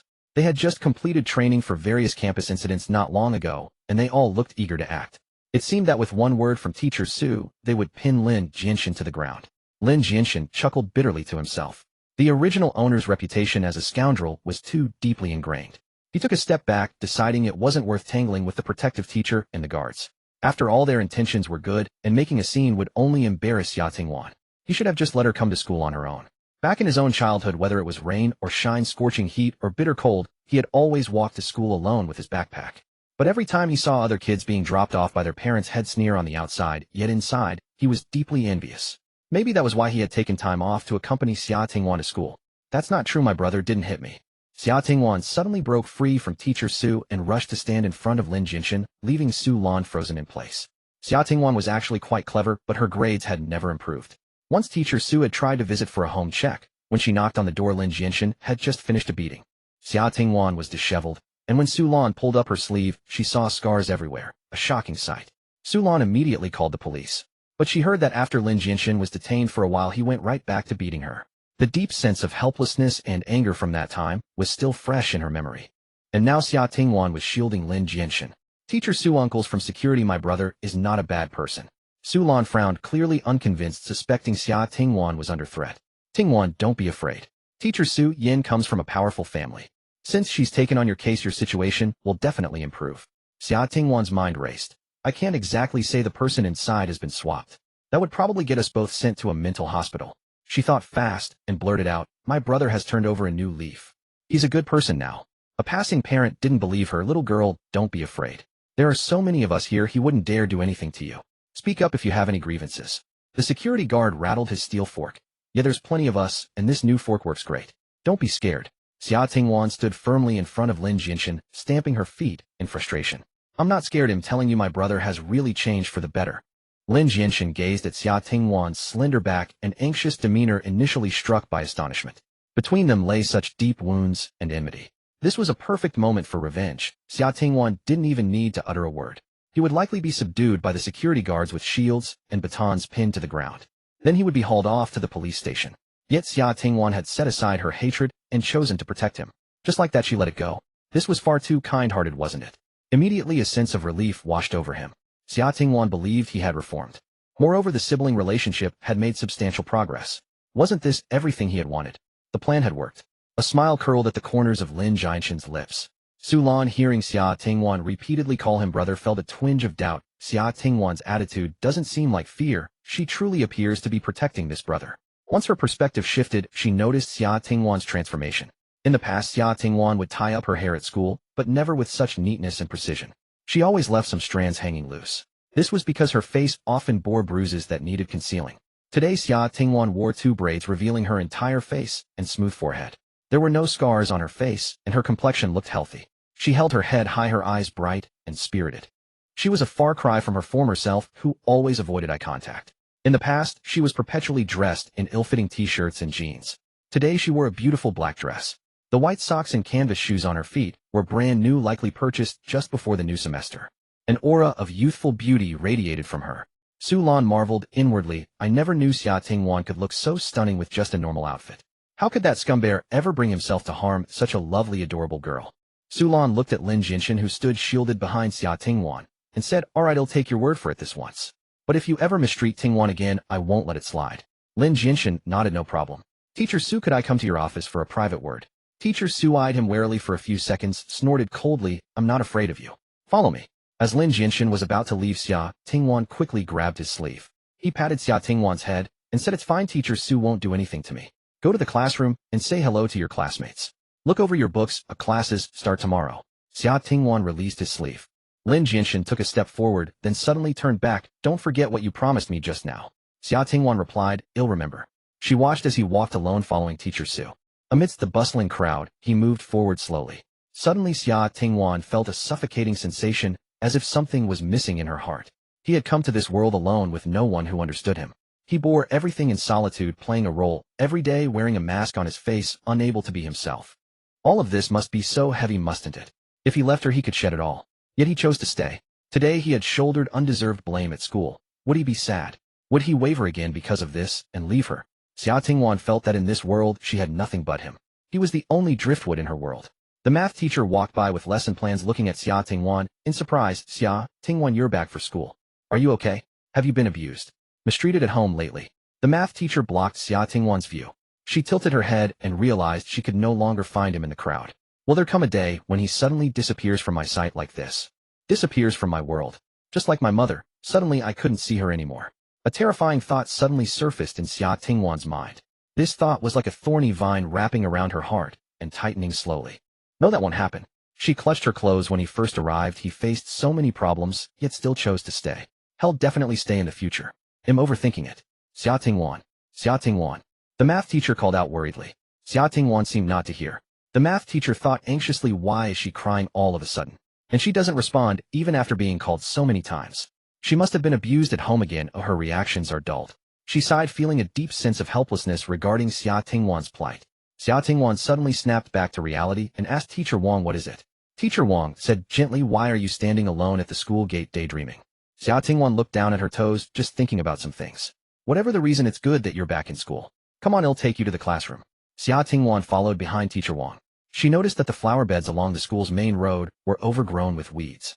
After a summer vacation, the weeds had grown thick and tall. A sanitation worker was crouched in the flower bed weeding, and the air was filled with a pungent grassy smell. So feelings were like the weeds in the flower bed. Unnoticed, they had grown dense and thick. Lin Jianshen followed Su Lan to the office and said earnestly, "I was wrong in the past. It's only right that you're hostile toward me. From now on, I'll change. I'll do my best to take care of her." Su Lan stared at him for a few seconds and said slowly, "A prodigal who returns is more precious than gold. I hope you remember what you said today." Lin Jianshen nodded and continued, "My sister has been away from school for a while, and I'm worried she might fall behind academically. As her homeroom teacher, I hope you can give her extra attention. If there's anything I can do, please feel free to contact me. I'll cooperate." Su Lan looked at the young man before her. His formerly flashy dyed yellow hair was gone, replaced by a clean short buzz cut that revealed his strong facial features. He wore a simple black t-shirt and blue jeans, his tall and sturdy frame accentuated by the smooth, powerful muscles of his exposed forearms. Yet his eyes held a weariness and gravity beyond his years. He seemed to be carrying a burden. Su Lan had no interest in probing the reason for this contrast, and said matter-of-factly, "I will fulfill my duties as homeroom teacher." After a brief conversation with teacher Su, Lin Jianshen took his leave. He found Xia Tingwan's classroom. On the first day of school, the noise in the classroom rivaled that of a bustling market. Boys and girls chattered away, sharing stories of their summer break. Lin Jianshen scanned the room, but didn't see Xia Tingwan. He took out his phone and called her. Xia Tingwan was organizing her books. When her phone rang, she answered. "Come out." Him at the classroom door. Xia Tingwan looked up, saw him, and immediately dropped her books to go out. Lin Jianshen looked at her quietly for a few seconds, then said one more thing, don't use your phone at school. Call me if anything comes up. I'm leaving. He turned and walked a few steps. Brother. Xia Tingwan suddenly called out. He paused, not turning around, only tilting his head something else. Rest at home after work, don't go out delivering food. You need to. Take care of yourself, don't work too hard. His throat tightened, and his nose tingled faintly. In 2 lifetimes, he had never known what it felt like to be cared for. He turned his head, waved his hand, and said somewhat brusquely him off. Xia Tingwan always felt that his silhouette was so lonely. She wanted to rush over and hug him. But the corridor was bustling with people, and so many eyes were watching. She hesitated again. Just then her view was blocked as Teacher Su approached. Xia Tingwan came back to her senses and greeted Teacher Su. Teacher Su nodded and said, Xia Tingwan, come with me to the classroom. He'll arrange a new deskmate for you. Actually, you are quite intelligent, it's just that your focus hasn't been on studying, which is why your grades haven't improved. From now on you need to adjust your mindset and study hard, okay? Xia Tingwan obediently nodded. Teacher Su thought to herself that if it weren't for that scoundrel of a brother she had with her learning ability, she would surely shine in school. In the classroom, the students sat in their original seats. However, they all knew that according to tradition this afternoon, Teacher Su would definitely personally rearrange the seating.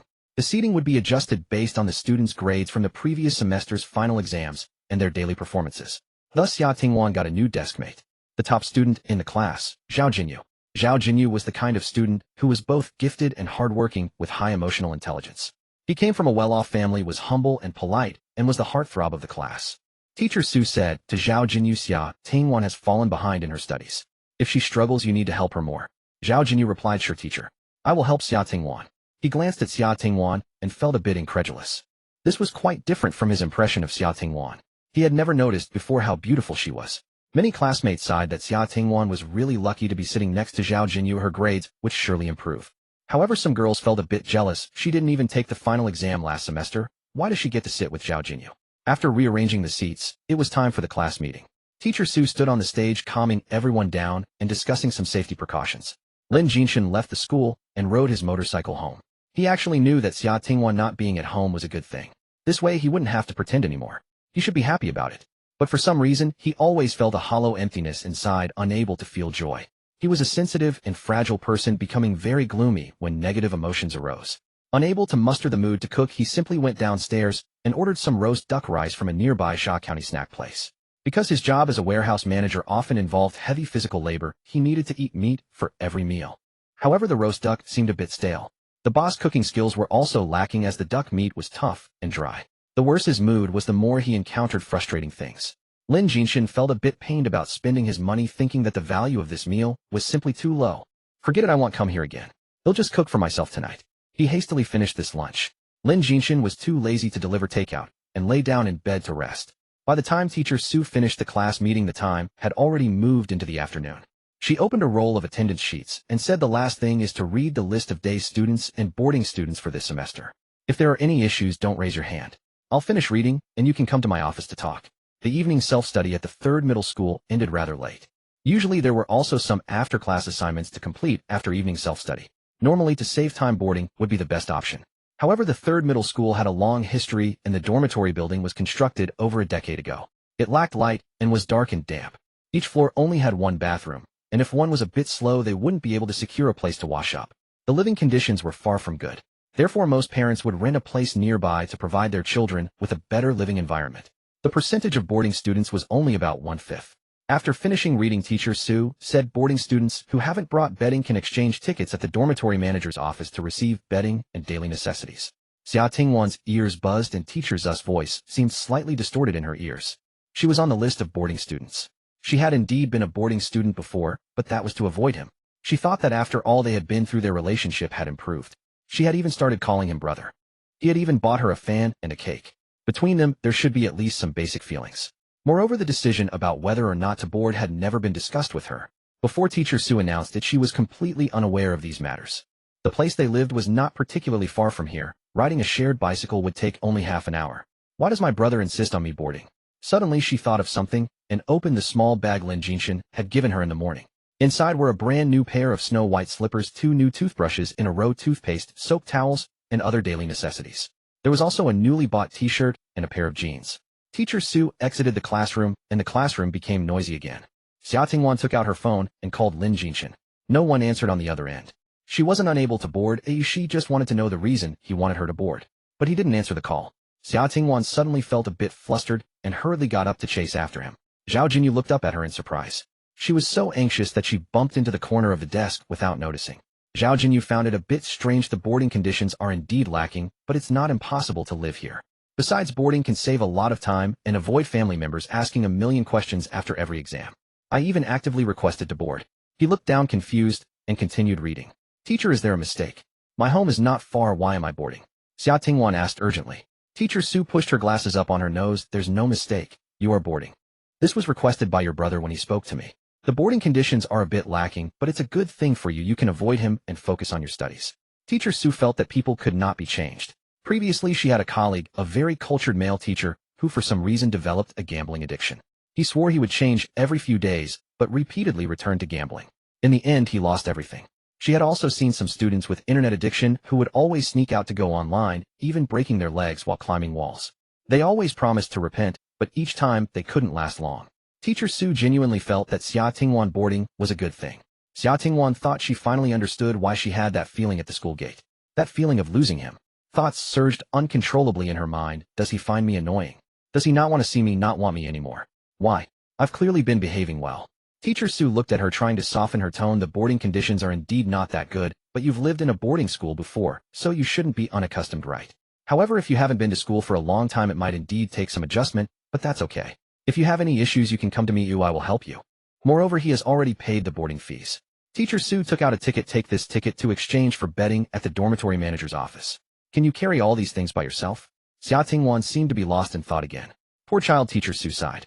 Having stayed in such a family environment for a long time, it's impossible not to be psychologically affected. Xia Tingwan seems normal on the surface, but her reactions appear quite dull, often lost in thought. She gently said, it's okay if you can't carry it well. I just finished my work. I'll go with you to help you carry it, okay? Xia Tingwan suddenly turned her head and said, no, that's not it, Teacher Su. I don't want to board. Teacher Su earnestly advised the human heart is a complex thing. Indeed, he seems different now. But what if he changes back one day? Xia Tingwan shook her head vigorously. He won't. My brother is a good person. Teacher Su looked at Xia Tingwan's side and fell silent. She felt that this student might have developed Stockholm Syndrome. Clearly, leaving that scoundrel of a brother was a good thing, yet she displayed a sorrowful expression. It seemed as though she was on the verge of breaking apart. Xia Tingwan desperately wanted to tell Su Lan, that's not true. My brother isn't a bad person. Please don't burden him with these slanders. He doesn't deserve this. But she couldn't say a word. She couldn't expose her brother's secret. If her brother discovered his secret was exposed, he would surely leave. The mere thought filled her with profound sorrow. Teacher Su decided to persuade her academically. You need to look forward and focus on your studies. Boarding at school can save you a lot of time, giving you more energy for your studies. Look at Zhao Jinyu. She excels in her studies and even volunteered to board. Little did Teacher Su know her words made Xia Tingwan resent Zhao Jinyu. She failed to grasp Xia Tingwan's current anxiety over losing what she held dear. Yet she read the stubborn expression on Xia Tingwan's face. Faced with her intransigence, Teacher Su decided to change tactics, softening her tone. If it's truly impossible, try boarding for a while. If you still can't adapt, you can switch back to day schooling. In reality, once Xia Tingwan completed the boarding process, she would likely grow accustomed to it over time, perhaps forgetting the matter altogether. However, Xia Tingwan shook her head. Teacher Su, I want to go home. I promise I'll be in class by 7 tomorrow morning without fail, and I won't miss the morning reading session. Teacher Su frowned. Human nature is a complex thing shaped by one's experiences, upbringing, and education. She tapped the desk lightly. What I mean is people rarely change at their core. Sooner or later he might revert to his old ways. Xia Tingwan stated firmly he won't. But you can't deny that possibility exists, Su Lan pressed. Even so, do you still want to go back? Xia Tingwan's gaze was resolute. Yes. Teacher Su looked at her helplessly. Xia Tingwan pulled out her phone. Teacher, I have a phone now. If I encounter any problems, I'll call you. Don't worry. The school didn't ban phones as outright suppression was impractical. Scientific management proved more effective than prohibition. Each classroom had a phone pouch hanging on the wall as students just had to place their phones there during class. Usually only the pouch with Xia Tingwan's name remained empty. Now that she had a phone, Su Lan's brow relaxed slightly. At least a channel of communication was open. Xia Tingwan pleaded earnestly, repeatedly promising to return on time the next day. Su Lan finally relented with a sigh. All right then. If anything happens, make sure you call me. Lin Jianshen woke up to find it was already dusk. Orange-eared light streamed through the gap in the tattered curtains. Countless tiny specks of dust floated in the beam of light. Heian sat up from the bed and stared blankly at the drifting dust. As a warehouse keeper, he had to lift heavy loads during the day and squeeze in online courses during breaks. On his days off, he delivered food, leaving little time for rest. It was truly exhausting. This body had always enjoyed excellent sleep quality. Had planned just a short nap, but it turned out to be 6:30 in the evening. Normally, if he slept this late, Xia Tingwan would have already prepared dinner and knocked on his door to wake him. The house was eerily quiet, making him uncomfortable. Lin Jianshen washed his face in the bathroom, sat on the sofa for a while, then leaned against the doorframe of Xia Tingwan's bedroom. Will she be bullied at school? Will she feel immense pressure if she can't keep up with her studies? Her door was open. Inside, it was as sparsely furnished as his own room. Just a bed, a wardrobe, and an old desk. There were no decorations, nothing like a teenage girl's room. Though had recently bought her some clothes, he felt he still hadn't given her enough care. What kind of girl's room was so plain and lifeless? A faint fragrance lingered in the air. He thought of the girl from his past life, the one he had served food to. She too seemed to carry a subtle scent. A strange thought crept unbidden into his mind. That girl. She was no match for Xia Tingwan. She wasn't as pretty, her voice wasn't as sweet, and her figure wasn't as well proportioned. Startled by this notion, he quickly stepped away from the doorway. Regaining his composure, he went to the kitchen and decided to cook noodles for dinner. As he cooked, he pondered why such a peculiar thought had arisen. But comparing his sister to others as a reference point seemed normal given they lived together. After all, prolonged cohabitation easily breeds such comparisons. Yes, that must be it. Having found a plausible reason, he pursed his lips and nodded, then turned off the stove. Only then did he realize he had cooked enough noodles for two. Just as he was about to serve, a knock came at the door. Lin Jianshen opened it to find the landlord standing there. Lin, you haven't paid last month's rent yet, the landlord said with a forced smile. It's already several days overdue. It's September now, and I thought you might have forgotten. Lin Jianshen had grown increasingly robust lately, so the landlord's tone was quite gentle. Lin Jianshen slapped his forehead apologetically. I've been busy with work lately. I'm really sorry. He'll pay for October as well. He transferred the rent to the landlord and said it's no big deal. You could have just sent me a WeChat message instead of coming all the way here. Rest assured, I'm not the type to default on rent. The landlord collected the money, sighed in relief, and nodded repeatedly. I know you're a man of your word. I was passing by on my way to the vegetable market when I remembered, so I thought I'd remind you. Alright, I won't disturb you. He'll be off. After seeing the landlord out and closing the door, Lin Jianshen returned to the kitchen. He took out 2 bowls, divided the noodles, equally topped them with minced pork sauce, and placed a soft-boiled egg on each.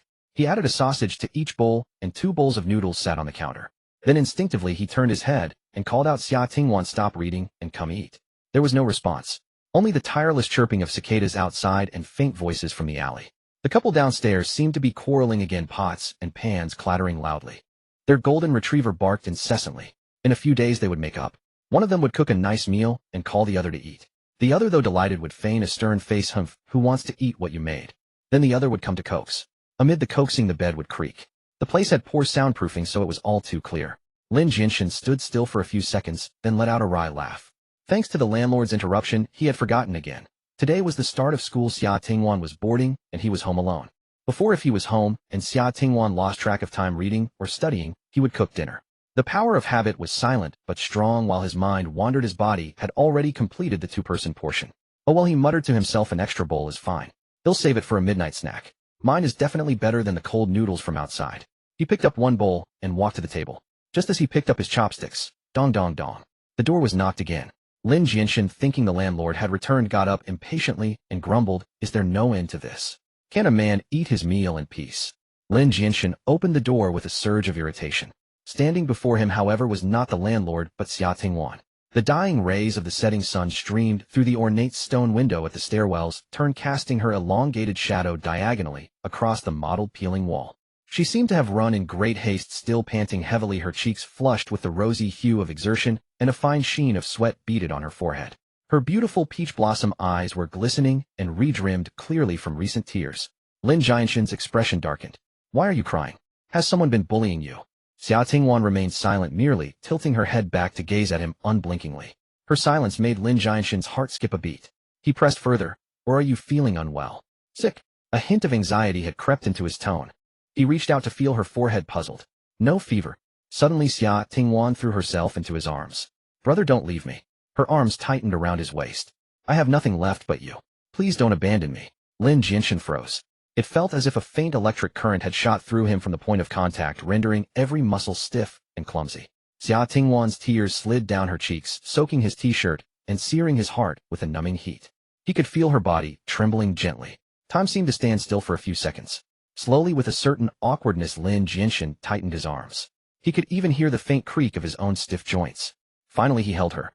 Their silhouettes merged in the sunset light cast upon the pitted wall like an oil painting of rough technique, yet vibrant colors. He gently patted Xia Tingwan's back. Don't cry. Did you come back because you were afraid I'd abandon you, not because you're unwell? The head in his arms nodded vigorously, followed by a muffled thick with tears.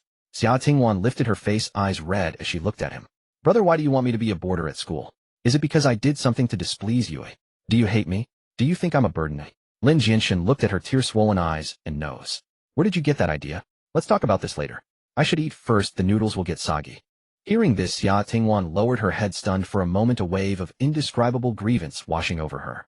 Her nose stung and tears threatened to fall again. She was crying so sadly in his arms, yet he was only worried about his noodles getting soggy. But then joy surged within her. Because his first words upon seeing her had been full of concern. He worried she had been bullied at school, worried she was sick. His movements were stiff, but he hadn't pushed her away. She stopped crying and began to laugh.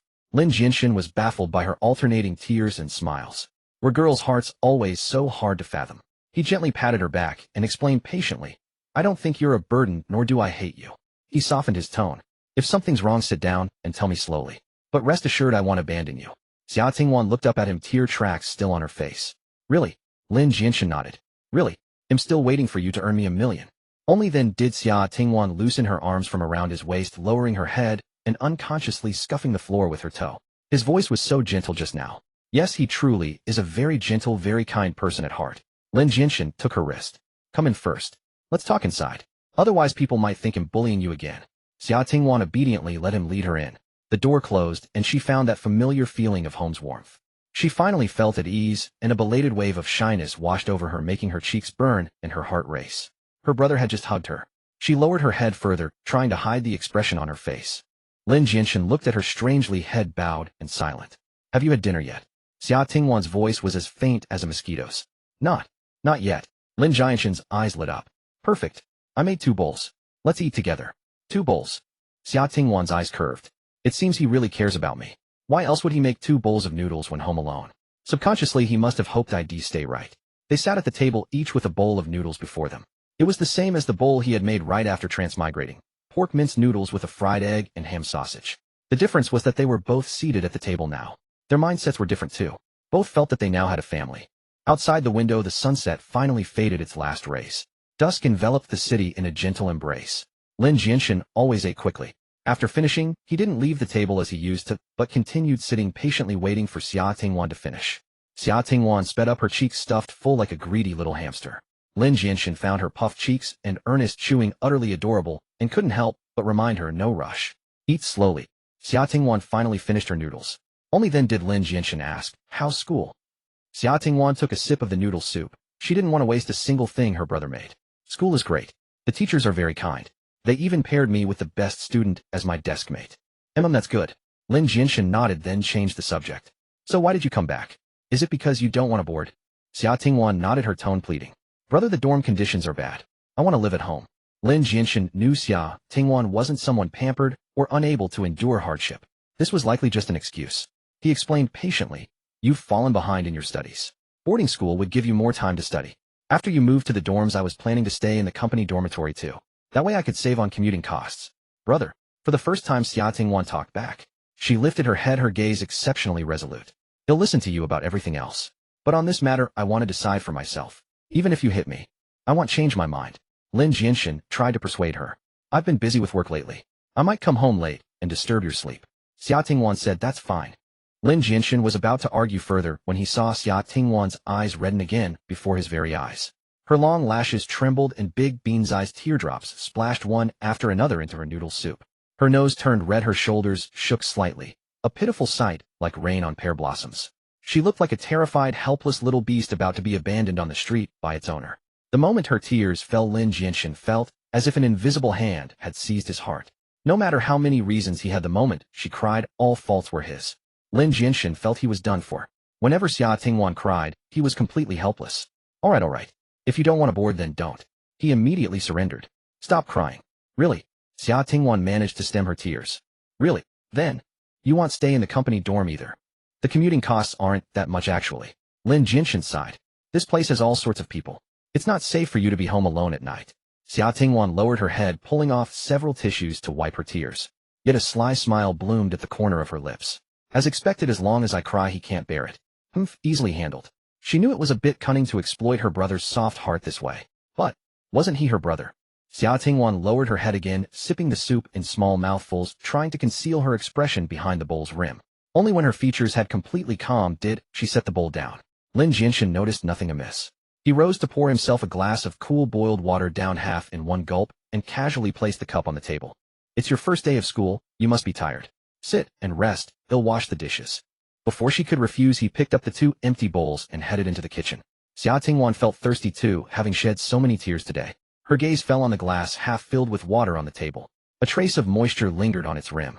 A daring thought crept into her mind. What if I drink that half? That way it would be an indirect.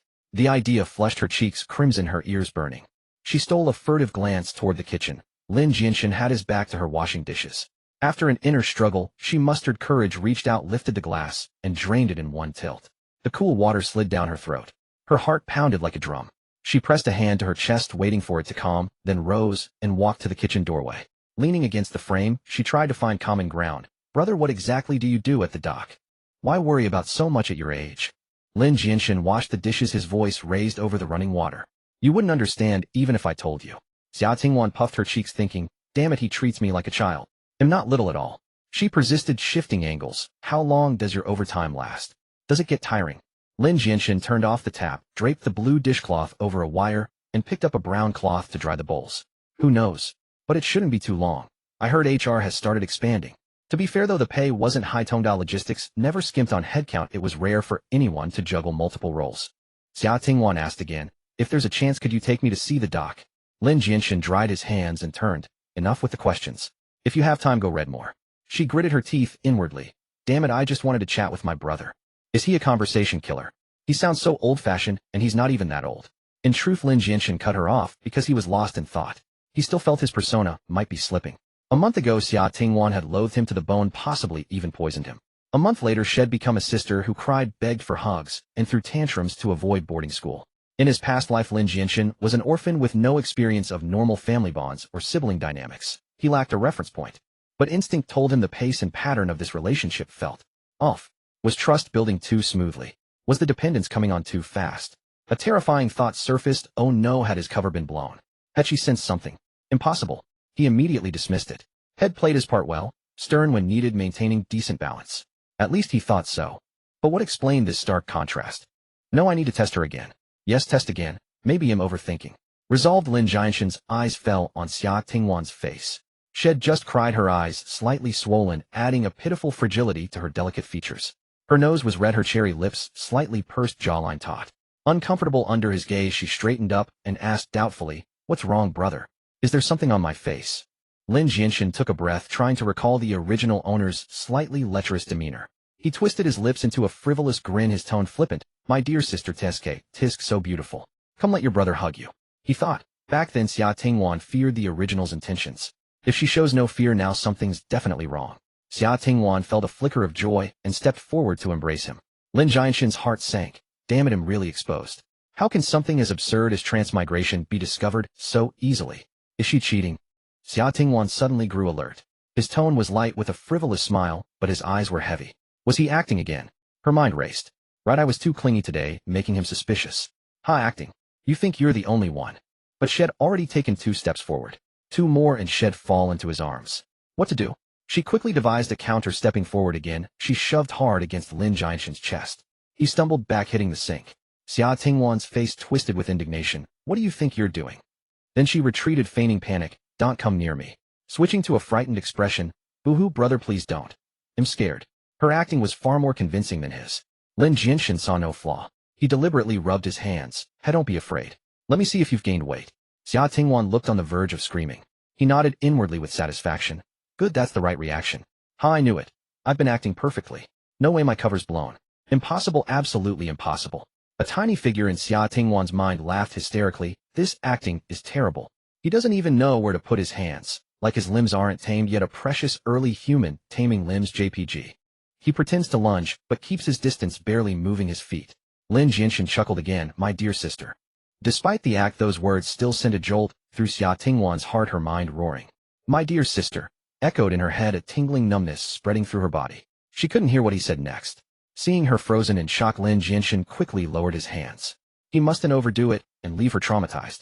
Thankfully his persona remained intact. Knowing that his persona hadn't collapsed was enough. Lin Jian took a deep breath and decided to stop the act right there. If he continued, he couldn't really resort to violence, could he? What would be the difference between him and the original owner then? He snorted coldly. Forget it, you're as thin as a bean sprout, a real letdown to look at.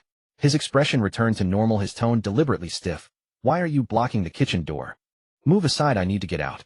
Xia Tingwan, however, seemed not to hear him, her gaze somewhat vacant. She thought back to her childhood. Gu Qingyin had given her a lot of love, but there were voids that even a mother's love couldn't fill. She had always envied children who had fathers. Envied them for being able to lean on their father's shoulders. They envied them for being able to ride on their father's shoulders after school. She had even made a wish in her heart that even without a father she would have a brother to protect her. After being entrusted to Lin Jianshen's parents, she briefly had a father. At that time she had also tried to please Lin Jianshen. But the more she tried to please him, the worse he became. Now she finally had a real brother. Perhaps more than just a brother. Lin Jianshen called her twice more before she snapped out of it. She blinked, shifting slightly to the side to give him way. Lin Jianshen wondered to himself, did I overdo it? Scared her so much she's slow to react. He shook his head, replaying the details of his performance in his mind as he walked out. The tone was a bit sleazy, but there wasn't anything else too excessive, was there? As he stepped out of the kitchen door, he suddenly heard footsteps and the rustle of fabric behind him. Then a pair of arms wrapped around him from behind, embracing his waist. A head fragrant with the scent of shampoo rested against his back. Brother. Xia Tingwan's voice came from behind. Wait, so? Did I expose myself or not? Huge question marks flooded Lin Jianshen's mind like a barrage of comments. He thought again of his roommate's cobbled-together computer. Damn, his brain was smoking again. He gently pried at Xia Tingwan's hands. Xia Tingwan didn't let go. Lin Jianshen's heart sank. Damn, and probably exposed. He stood there stiffly for a long while. The warmth and heartbeat of another person continuously transmitted through his back. In his life, spanning 2 lifetimes, this was the first time someone had embraced him with such intimacy. At this moment his senses were magnified infinitely. He could clearly feel the subtle rise and fall of her breathing. A scorching emotion like high-temperature magma erupted from the depths of his heart. At this moment he no longer wanted to think, he only wanted to tell himself that he too was loved. He craved this softness, was infatuated with this warmth. After a long time some rationality returned. Why did Xia Tingwan suddenly hug him? It didn't match the fear she had just shown. With great effort he squeezed out a hoarse voice, let go. He thought Xia Tingwan wouldn't let go. But the restraint around his waist suddenly vanished. Xia Tingwan immediately released him and took a step back. The warmth abruptly withdrew. This wasn't what he expected. Feeling a sense of loss, Lin Jianshen was even more bewildered. Damn it, what the hell is going on? He roared inwardly. I must have exposed a little, but not completely, right? Yeah, that must be it. He thought self-deceptively. Xia Tingwan watched his back, her eyes curving into crescents, thinking, brother, I understand now. You didn't run at the beginning, and you certainly won't run now. I was overthinking. She admonished herself again. Take it slow, Xia Tingwan. Step by step. Don't scare him off. Lin Jianshen turned around to face her. Xia Tingwan, what exactly are you trying to do? Xia Tingwan lowered her head slightly, her fingers unconsciously twisting the hem of her clothes. The light cast a faint shadow under her long lashes. Brother, what you just thought was wrong. But I didn't want you to be too disappointed, so I comforted you. Just this once. She found a plausible excuse for her impulsive action. Just then Xia Tingwan's phone rang. Lin Jianshen took a few steps forward to indicate he wouldn't eavesdrop. Xia Tingwan, how are you? Su Lan's urgent voice came through the receiver. Are you okay? Although Lin Jianshen didn't want to eavesdrop, he was only a few steps away, so he could still hear the conversation clearly. Xia Tingwan replied, it's fine, Teacher Su. I'm doing well. Thank you for your concern. Su Lan breathed a sigh of relief and asked, is there anyone with you? Is it convenient to talk now? Xia Tingwan glanced at Lin Jianshen and nodded. I can talk. Please go ahead, Teacher Su. Su Lan said, I grew more worried this afternoon, so I looked up the pictures from when I took you to the infirmary before. I also gathered some more evidence. I think it's enough to meet the criteria for filing a case. If he treats you like that again, remember to keep evidence. This time he'll ask Teacher Su Yan for help. We'll get him locked up. Xia Tingwan quickly said, no, teacher. My brother is very good to me. There was a few seconds of silence on the other end of the line, as if Su Lan was muttering to herself, can people really change that much? After a pause she advised again, don't be afraid. I backed down last time. I thought it through. I won't condone domestic violence against you out of fear of retaliation anymore.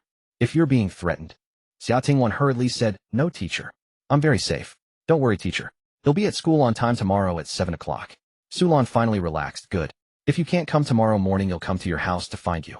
After hanging up, Xia Tingwan looked at Lin Jianshen and gave a silly smile. Teacher Su was just too worried about me. She doesn't really mean to target you.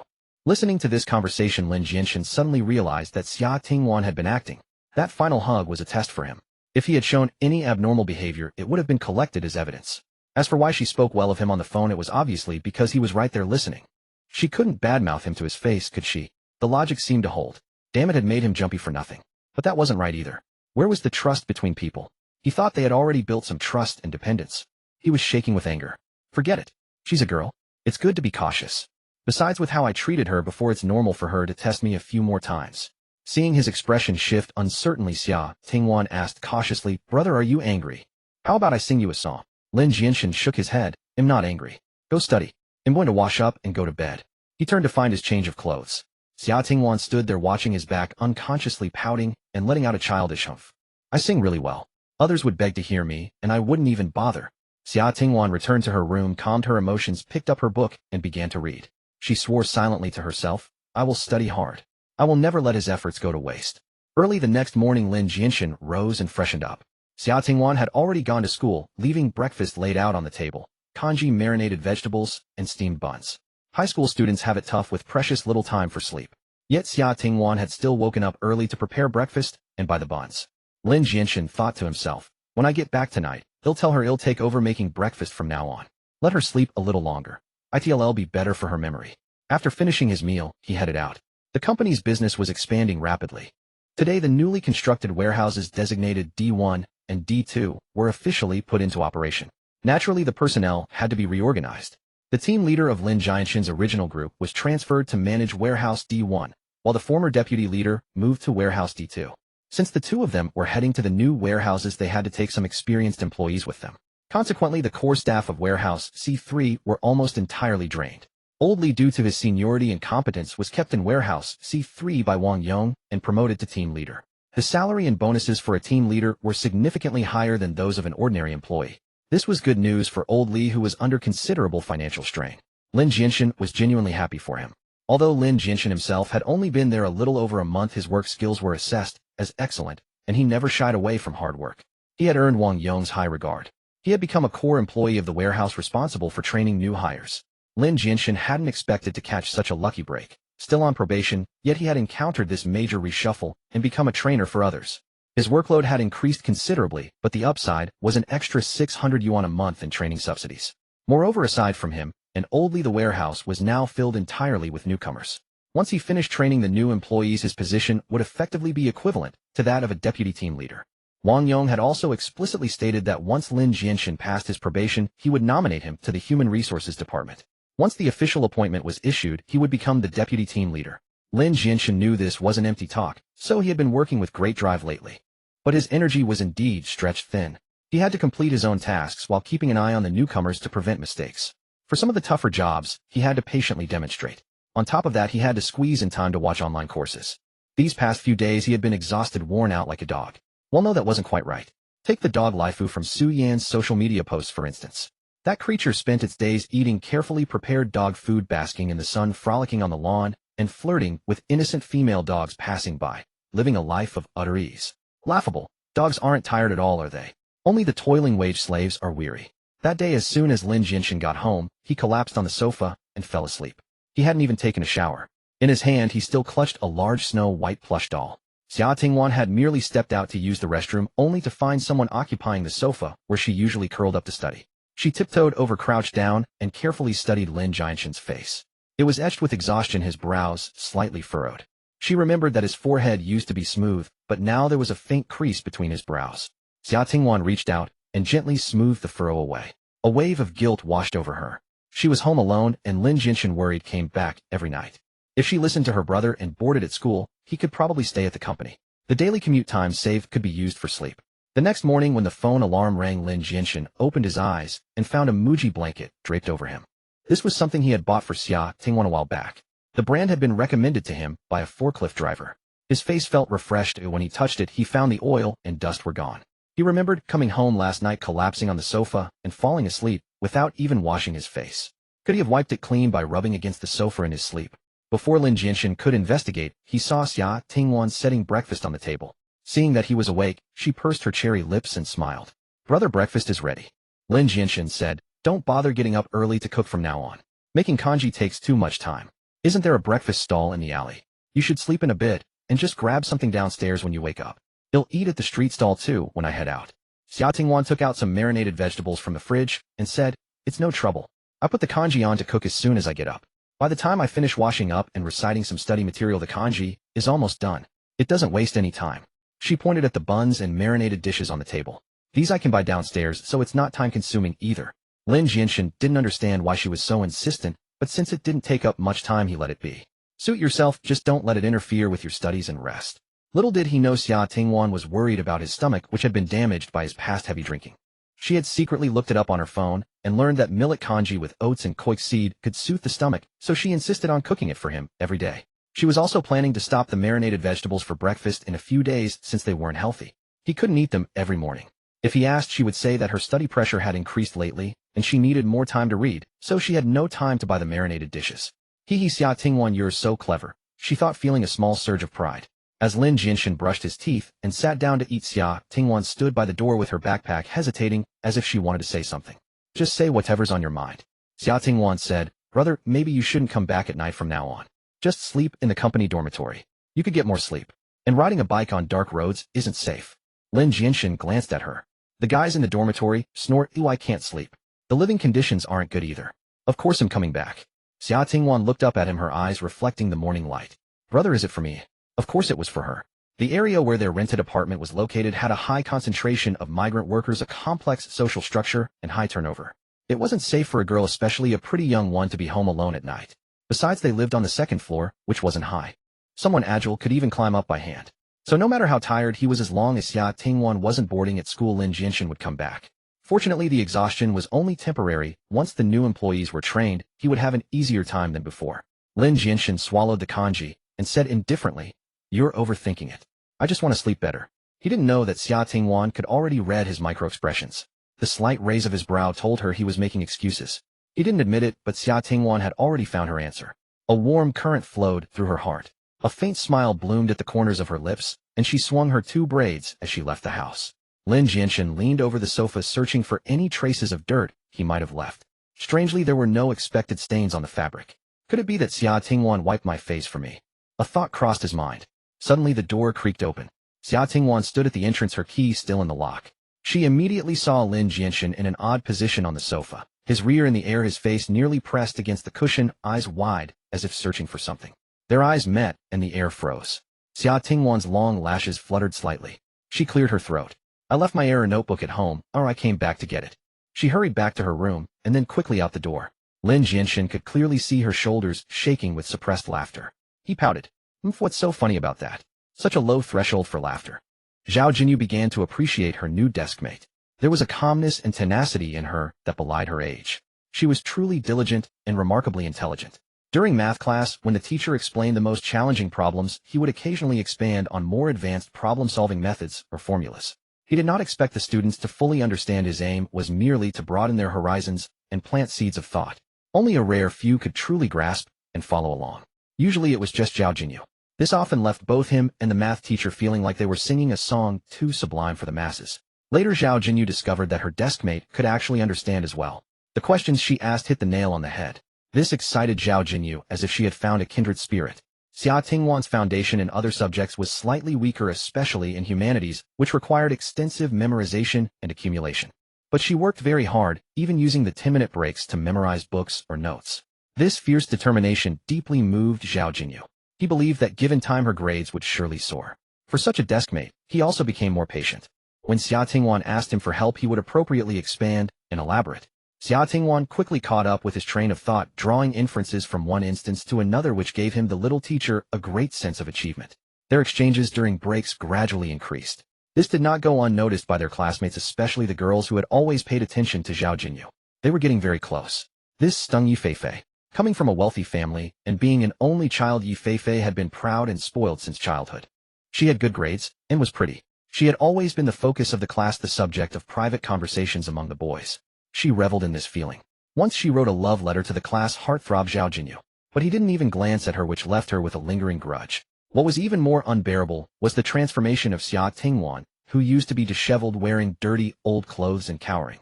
Now she wore well-fitted dresses, braided her hair, and had a rosy complexion and relaxed brows. She possessed a kind of pure, unadorned beauty. Her peach blossom eyes were also quite captivating. Yi Feifei had heard boys in the class gossiping more than once.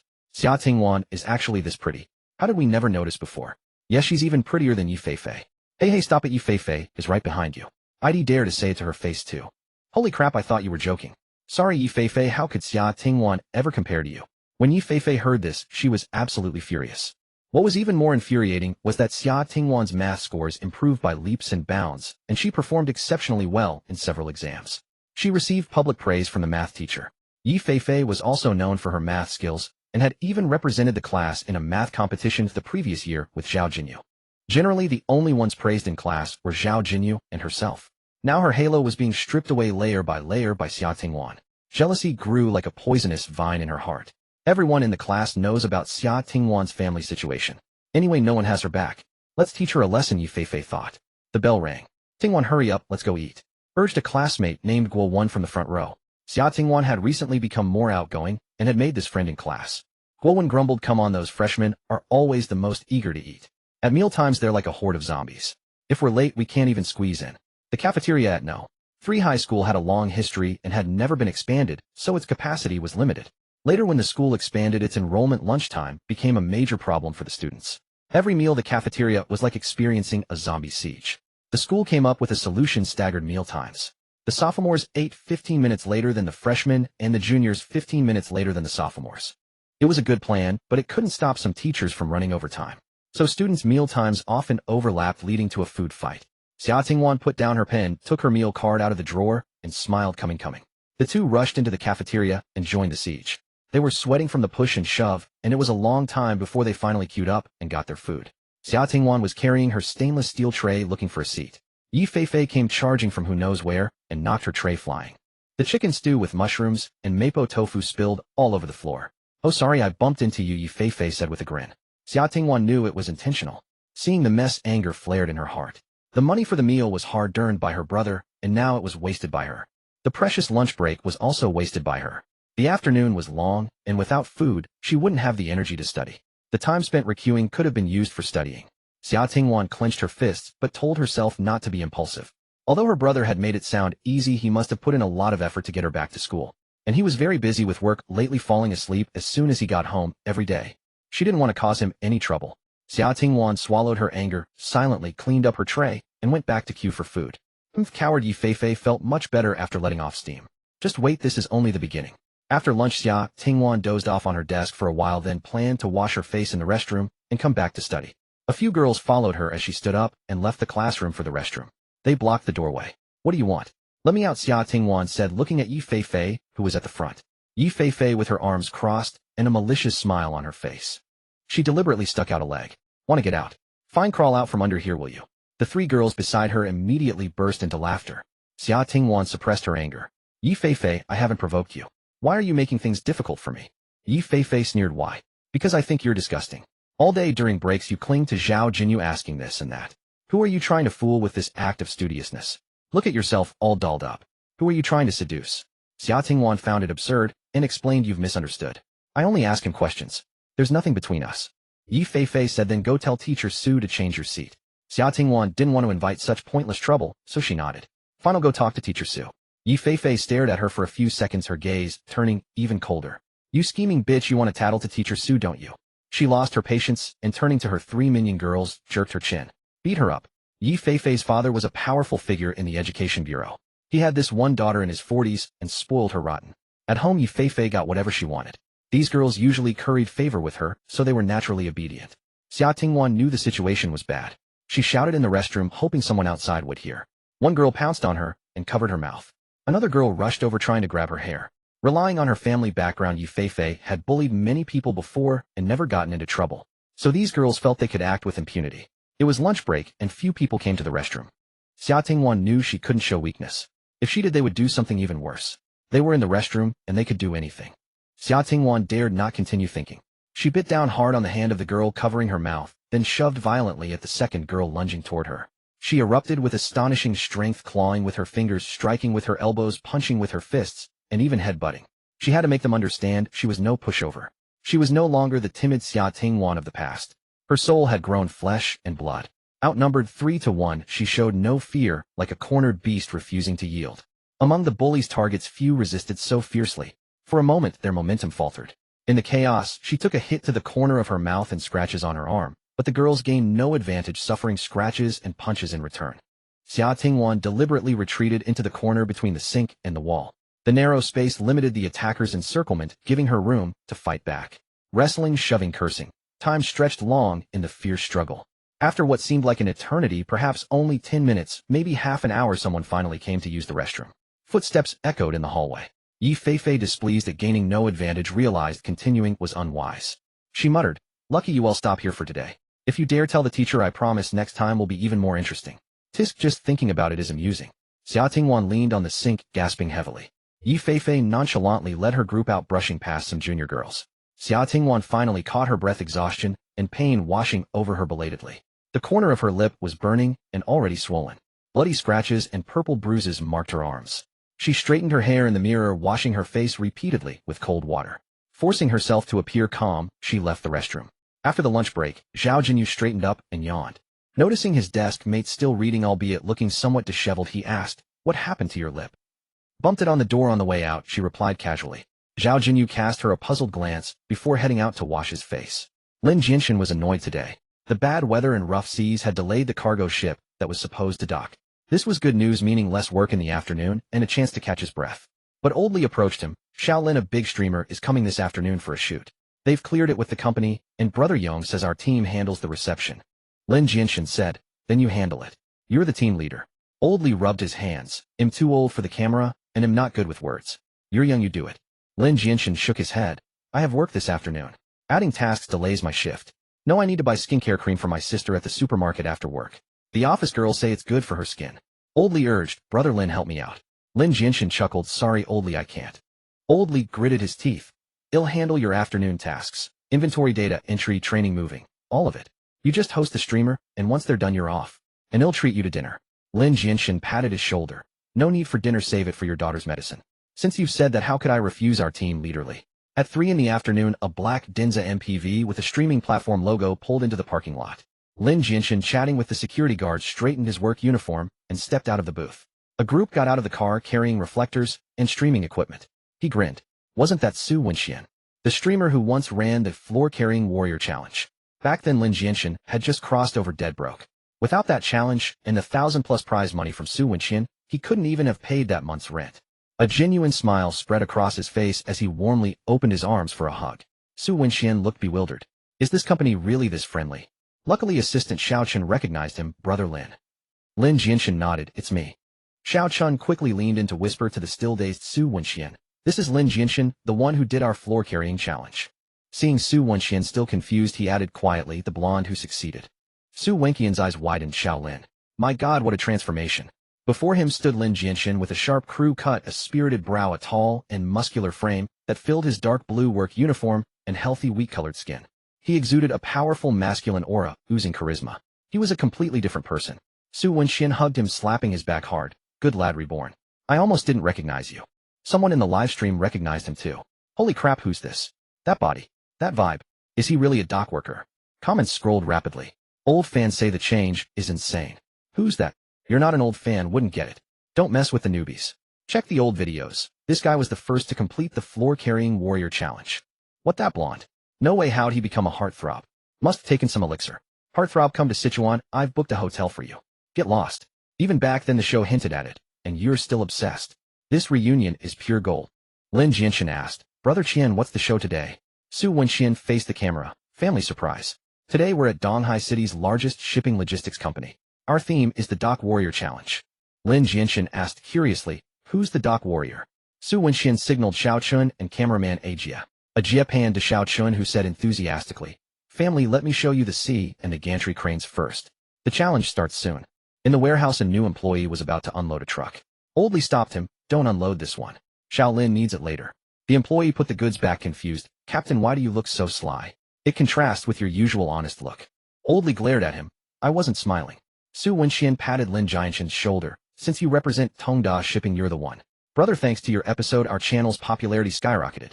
Now I'm a top streamer at the company, haha." Lin Jianshen smiled.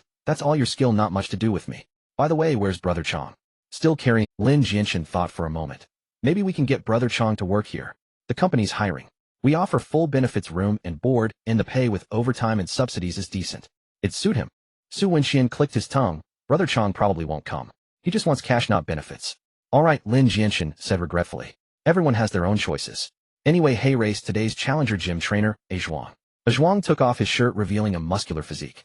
Today's challenge was straightforward. A Zhuang and Lin Jianshen were tasked with unloading cargo from a flatbed trailer. As Lin Jianshen entered the warehouse and saw the 3 neatly stacked rows of goods, he realized he had been tricked by Old Li. Wasn't Old Li supposed to handle all the afternoon work? What were these 3 rows of cargo? Dog excrement. The logistics boxes were far from that. Each weighed around 25 kilograms. Not exceptionally heavy, but the need for continuous and precise handling tested one's physical strength and endurance. A Zhuang possessed formidable power, yet his stamina was somewhat lacking. By the time they reached the last half of the cargo, he could barely hold on. One box nearly slipped from his grasp and crashed to the ground. Fortunately, these goods had been specially prepared and contained no precision instruments or delicate equipment.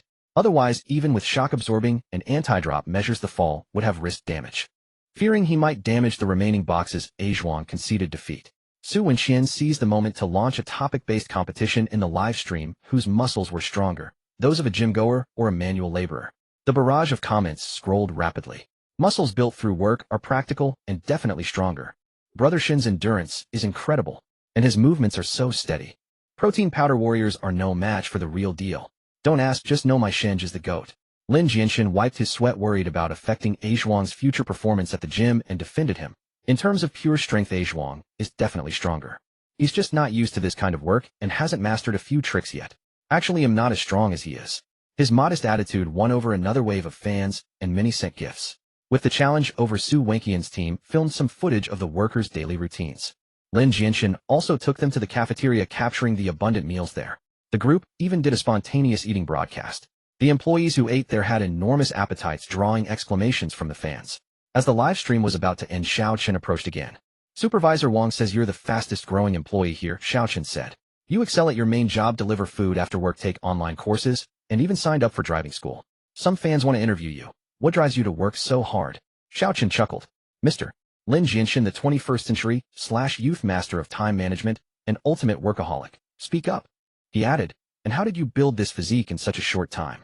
Lin Jianshen thought for a moment and smiled. I have a cat at home to take care of. Xiao Chen laughed. Haha, that old line again. He winked mischievously at the camera.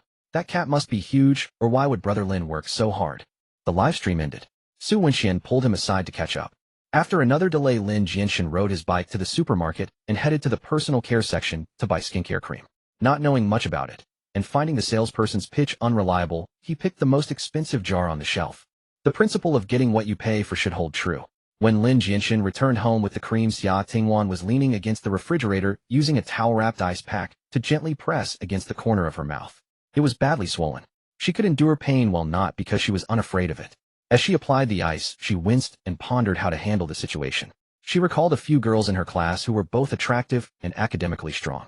Because they had conflicts with Yi Feifei, they had all mysteriously transferred schools. Now she realized it might not be that simple. It was likely bullying by Yi Feifei. Hearing the door open, she tried to turn away, but her reaction was a moment too slow. Lin Jianshen's gaze fell on her swollen lip. How did you get hurt?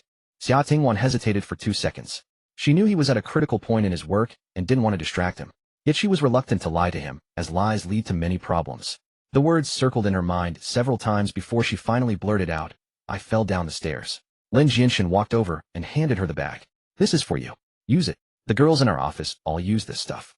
I thought you might need it too. Xia Tingwan took the bag and whispered, thank you, brother. Lin Jianshen took 2 steps toward the bedroom. Xia Tingwan watched his retreating figure, sighing with relief, yet feeling an inexplicable sense of loss. He didn't ask further. Did he not notice? Or does he just not care? If he knew I was being bullied, would he stand up for me? Would he think I'm a burden? The girl's heart was sensitive, delicate, and complex. Lin Jianshen paused at the doorframe and suddenly turned around. When you first get injured, use cold compresses to prevent swelling.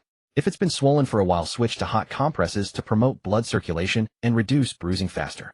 Xia Tingwan responded with a soft, oh, then forced a light-hearted laugh. Haha, I was wondering why the ice wasn't working. It was the wrong method. Brother, you know so much. Lin Jianshen paused for 2 seconds. Just some trivial experience. With that, he entered the room and closed the door. His eyes instantly turned cold. He pulled out his phone and called Old Li in a low voice. Old Li, you weren't fair today. You promised to finish the work for me, so what was up with those 3 truckloads? This afternoon only 3 trucks came and I unloaded them all by myself. Old Li stammered an explanation. Oh, that was Supervisor Wang's arrangement. He said you have a good image and temperament. The entire process was set up by Supervisor Wang with the livestream team beforehand. Lin Jianshen sneered. So you couldn't have told me in advance. You were making a fool of me, weren't you? Old Li chuckled awkwardly. No. I heard from the office that the admin department was very pleased with the livestream. They're adding 1,000 yuan bonus to your pay at the end of the month. Lin Jianshen asked, and what about you? I did you a big favor. You should show some gratitude, right? Old Li said, how about I treat you to dinner? Lin Jianshen shook his head. No need for dinner. Just promise me one thing. Old Li replied, no problem. Lin Jianshen said, I need to take some time off tomorrow and the day after. He paused then added, maybe 2 days won't be enough. I'm not sure how long yet. Cover my training duties for these few days. Old Li protested, but it's the final stretch. Your trainees are about to be assessed. Are you just going to abandon them? Lin Jianshen retorted, enough chatter. I'm asking if you agree or not. Old Li groaned on the other end. You're going to work me to death. Fine, I agree. I owe you one. After hanging up, Lin Jianshen leaned against the wall, his fists clenched tightly at his sides. Damn it, even when the original owner's consciousness was still lingering in my body, I couldn't bear to hit her. She's only been in school a few days, and she's already been beaten. If the lip was from a fall, how could the bloody scratches on her arm be explained? Could a fall cause such angled wounds on the inside of an arm? They were clearly made by fingernails. Xia Tingwan was smart. If she could handle it, she probably wouldn't lie to him. After all, one lie requires countless others to cover it up. Yet she chose to lie, which meant the situation was extremely serious. The other party might be formidable, making her feel that telling him or the teacher would be useless, or could even bring more trouble. Lin Jianshen tightened his fist. Impressive. I'm curious. How many of my punches can you withstand? Lin Jianshen loathed bullying above all else. As a child in the orphanage, he had been bullied by older children, leaving him with a deep shadow. He remembered it vividly. That day the sky was overcast, and a light rain fell persistently. On his birthday, the director said he had been behaving well lately, and gave him a small bun. The font on the plastic bag was crude, yet even through the wrapper he could smell its cheap but enticing sweetness. His mouth watered with craving. It was the first birthday bun of his life. He held it carefully, found what he thought was a hidden corner, and crouched down happily, ready to enjoy it. A shadow loomed over him without warning. A figure appeared before him. Woohoo. Woohoo had a nickname, Woohoo, but no one dared call him that to his face. While the other children were all gaunt, and sallow, Woohoo alone was robust and tiger-headed. He was several years older than Lin Jianshen, and always had 2 lackeys in tow. Though Lin Jianshen was only 9, life in the orphanage had made him sensitive. The moment he saw Woohoo, a foreboding feeling gripped his heart. As expected, Woohoo spoke, hand over your birthday bun. At that instant, Lin Jianshen understood why Woohoo looked so robust. He clutched the small bun tightly, the plastic wrapper rustling faintly. Brother, it's my birthday today. Can you let me off? Woohoo's face was full of impatience. If it weren't your birthday, you wouldn't have a bun. Stop talking nonsense. One word, are you giving it or not? Lin Jianshen pleaded, I haven't even tasted it yet. Let me have this year's bun, and he'll give you every birthday bun from now on. His eyes took on a pleading look. Can you? Bullies do not soften at the pleas of their victims. On the contrary, watching others struggle in fear often brings a twisted sense of pleasure. For Woohoo, the act of snatching was sometimes more delicious than the bun itself. Thus he was in no hurry to take it. As if hearing something amusing, he pointed at Lin Jianshen and laughed twice. He said to his lackeys, hold him up. The 2 kids immediately stepped forward, grabbing his thin arms from left and right, hoisting him up. They were both taller and stronger than him. Lin Jianshen struggled fiercely, but it was futile. He couldn't break free. Without warning, Woohoo suddenly punched him in the stomach. Lin Jianshen cried out in pain, his body instinctively wanting to curl up and cover his stomach, but his arms were firmly held. Tears welled up uncontrollably, blurring his vision. Woohoo looked exhilarated and punched him in the stomach again, striking the same spot. The 2 lackeys finally let go. Lin Jianshen clutched his stomach and slowly collapsed onto the grass. Woohoo nonchalantly walked over, ready to take the bun from his hand. Lin Jianshen gripped the bun, tightly crushing even the inflated wrapper. Woohoo commented with interest, seems a bit tougher than the others. Not bad. One lackey reminded him, boss, it's about time. The director will finish the accounts soon and do bed checks. Woohoo's face darkened. He stepped on Lin Jianshen's fist and ground it under his foot. It felt as if his finger bones were being crushed. Lin Jianshen screamed in agony and released his grip. Woohoo bent down leisurely, picked up the now dusty wrapper, and took 2 steps back. Lin Jianshen struggled to his feet. Woohoo shook the bun in his hand and sneered, the bun is right here. Come and take it if you can. The rain fell in a fine drizzle. Behind Woohoo was a curtain of rain and a pitch-black sky. His sturdy figure seemed shrouded in a dense darkness, completely enveloping Lin Jianshen. He heard the uncontrollable chattering of his own teeth. Was it from pain, fear, or simply the cold of the rainy day? He felt humiliated and tried desperately to stop, but his muscles were beyond his control. Wu, who tore open the wrapper, broke off a tiny piece for each of his lackeys and devoured the rest of the bun in one bite. The sound of chewing was grating in the silent night. Helplessness, rage, and agony threatened to consume Lin Jianshen. Wu, who left with his two lackeys. Lin Jianshen, clutching his stomach, collapsed onto the ground and retched. He had nightmares for a long time. Even in high school, he would occasionally dream of that incident. In his rented room, Lin Jianshen took a few deep breaths, walked to the window, and pulled open the curtain. The weather had been fickle lately. Yesterday's forecast had predicted a sunny day, but by morning the sky had already turned overcast. The wind howled fiercely. The old bulb in the shabby bedroom swayed in the breeze. Sigh, why does it have to be another gloomy day? Lin Jianshen stood by the window, his anger slowly calming in the wind. He decided he must first figure out who was bullying her. The next day he got up as usual. Xia Tingwan slung her backpack over her shoulder and greeted him, brother him off to school. Lin Jianshen sat at the table and nodded him and go ahead. He'll head to work after breakfast. Once Xia Tingwan left, he quickly swallowed the porridge in his mouth. He pushed open the door to her room and casually grabbed a notebook from the desk. Standing by the window, he watched Xia Tingwan scan a code to unlock a shared bike and ride out of the alley. Only then did he go downstairs. He followed at a distance on his motorcycle. Xia Tingwan entered the school. Lin Jianshen waited a moment, then walked to the main gate. What are you here for? The security guard stopped him. School security was much stricter after the term started compared to summer break. Lin Jianshen pulled out a pack of Huanggala cigarettes and handed it over. Sorry, my sister forgot her notebook. I'm just dropping it off for her. He produced the notebook. The guard took it and glanced at it. It was indeed a notebook issued by Donghai No. 3 High School with a photo of the school printed on the cover. Inside, it was neatly filled with notes for argumentative essays. The guard closed the notebook, scanned him with a metal detector, and said, sign in here. Lin Jianshen scribbled a fake name and ID number in the log and walked into the campus. He found a blind spot in the surveillance cameras and hid. High school was busy and the breaks between classes for sophomores were too short for bullies to act. If they wanted to strike, it would have to be during lunch or dinner. At lunchtime, Lin Jianshen saw Xia Tingwan leave the classroom with a few girls. Good, she knows to stay with others for protection, he thought. But there will always be moments of carelessness. This can't just be let go. Lin Jianshen followed quietly. The cafeteria was packed. Xia Tingwan's classmates, having gotten their food, had no place to stand and had to head back. Xia Tingwan was left alone. As she walked toward her classmates with her tray, a good-looking girl approached and flipped it over. Oh, Xia Tingwan, can't you watch where you're going? Look at that expression on your face. Seems like you're really upset. Don't tell me your parents didn't give you any allowance. Xia Tingwan froze. A true bully strikes where it hurts most, never pulling punches. This was a deliberate attack on her deepest wounds.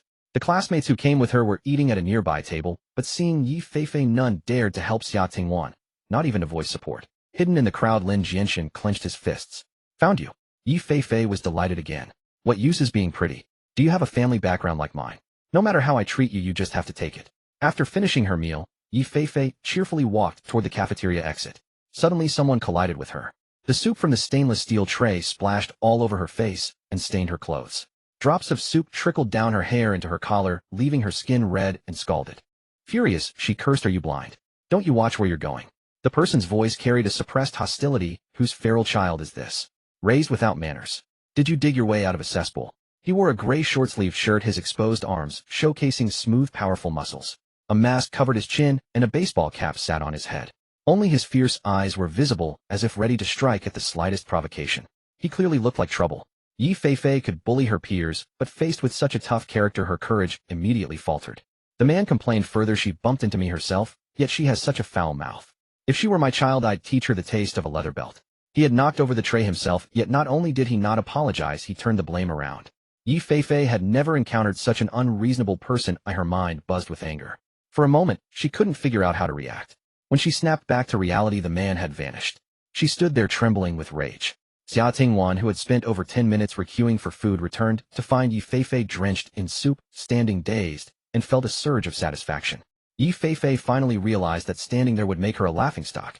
She messaged Su Lan saying her clothes were dirty and she needed to go home to change. She didn't have a leave slip, but the security guards at the gate all knew her and dared not stop her. Fuming, Yi Feifei left school and hailed a ride home to change. The driver nervously handed her a tissue. Wipe yourself off, please. I still have to drive it, don't drip it on my car. Yi Feifei's barely suppressed anger flared again, feeling the driver was mocking her. She didn't take the tissue and kept a dark scowl the whole way. Careful about your car, huh? When she got out, she slammed the door with such force that the entire vehicle shuddered. The driver winced in pain. Still have to drive, huh? Still unsatisfied, Yi Feifei gave the driver a bad review. When she got home, her mother Wang Dan had just finished arranging new flowers and was playing Yin Yun Shi Lu Sheng on the computer. Wang Dan, a stay-at-home mom with nothing to do, had taken on many disciples in the game. Her newly purchased outfit was especially beautiful. Her character belonged to the Qingxi sect and held a fan that matched perfectly. Flattery from her disciples filled the chat, lifting Wang Dan's spirits as she took screenshots in the game. Hearing the noise, she glanced out and was startled by Yi Feifei's disheveled state. What happened? While grabbing a change of clothes, Yi Feifei explained that someone had bumped into her in the cafeteria, spilling soup all over her. Luckily, her skin was only reddened, not blistered. After listening to her daughter's complaints, Wang Dan fumed. What is the school doing? Who's in charge of the cafeteria? Do they want to keep their job? After Yi Feifei showered and changed, she returned to school only to find the lunch break over. She had missed her chance to corner Xia Tingwan in the restroom. After evening self-study, Xia Tingwan slung her backpack over her shoulder and headed for the classroom door. Guowen rushed over, panting, Xia Tingwan, while I was running, my jade pendant fell off onto the playground. Her voice was anxious. That thing means a lot to me. I'm afraid of the dark and can't go alone. Can you come with me to look for it? Oh sure. In truth, Xia Tingwan was also afraid of the dark. But Guowen was her only friend in the class so far, and her jade pendant was indeed missing. Xia Tingwan had been feeling insecure and distracted all day, so she didn't think too deeply. After a moment's hesitation, she finally agreed. She followed Guowen to a corner of the playground. Did you tell the teacher? Maybe someone found it during the day. She crouched down, searching the ground carefully by the faint light of the street lamp. Don't bother looking, Xia Tingwan. A mocking voice came from behind. It was Yi Feifei. Xia Tingwan's body stiffened. She slowly stood up and turned around to see Yi Feifei approaching with her arms crossed, her face full of undisguised malice. Nothing was lost. I wanted to have a chat with you. Guowen, you tricked me. Xia Tingwan found it hard to believe. Because of Lin Jianshen, she had started to try trusting others. She had only made this one friend, yet she had been deceived. Guowen looked guilty. I'm sorry. If I didn't lure you out, they would have beaten me. I can't afford to cross them. With that, Guowen ran off with her backpack and soon disappeared from sight. Yi Feifei savored the hurt expression on Xia Tingwan's face and sneered, surprise, surprise. Today you won't be as lucky as yesterday. No one comes here at night. Xia Tingwan took a deep breath and asked, did Wang Xian and he you transfer schools because of you? Yi Feifei exclaimed in mock surprise. Oh, pretty clever. I thought I'd covered my tracks well. But it doesn't matter that you know. I don't mind telling you. I just like playing with pretty girls who are good at studies. Others aren't even worth my time. Xia Tingwan tried to reason. You're beautiful and come from a good family. They can't compare to you. What's the point? Yi Feifei, let me go. Yi Feifei tilted her head, speaking in a tone that was both innocent and cruel. What's the point? For fun, of course. Xia Tingwan's heart sank as she asked, what did you do to them? Yi Feifei giggled. Nothing much, just a little physical pain. Don't worry, tonight you'll get to experience it too. Xia Tingwan stepped back until her back hit the wall. Yi Feifei took a step forward and said softly, relax, you're prettier than them. I'll make sure you have a memorable time. Cold sweat trickled down Xia Tingwan's back. Last time Yi Feifei hadn't expected resistance. This time, she had brought two more cronies surrounding the area tightly. There was no way Xia Tingwan could escape. She clenched her fists. Even without a chance of winning, she would fight back, refusing to be a sitting duck. Yi Feifei waved lazily. Ladies, entertain our classmate. 5 girls closed in on Xia Tingwan. To defeat the enemy, capture their leader first. Xia Tingwan resolved to take a few punches if necessary to reach Yi Feifei. She tightened her fists, ready to charge. What's going on? A voice called out from afar. Which class? Who's your homeroom teacher? One girl gasped, oh no, a patrolling teacher spotted us. Another asked, doesn't anyone come here usually? Let's go. We'll deal with it later. The girls scattered like startled birds. Yi Feifei stamped her foot in frustration, having her plans ruined at the last moment. But there would be other chances. She ran off too. Xia Tingwan crouched down, panting heavily. It had been far too close. If the teacher had come any later, the consequences would have been unimaginable. But that teacher's voice sounded so much like her brother's. Wasn't he at work? Once the girls had fled, Xia Tingwan ran in the direction where more people were. She decided never to be alone again and never to trust anyone. She absolutely couldn't give Yi Feifei an opportunity. Lin Jianshen restrained himself and called Su Lan. Teacher Su, I want to report a case of bullying against my sister. Do you have evidence? Yes.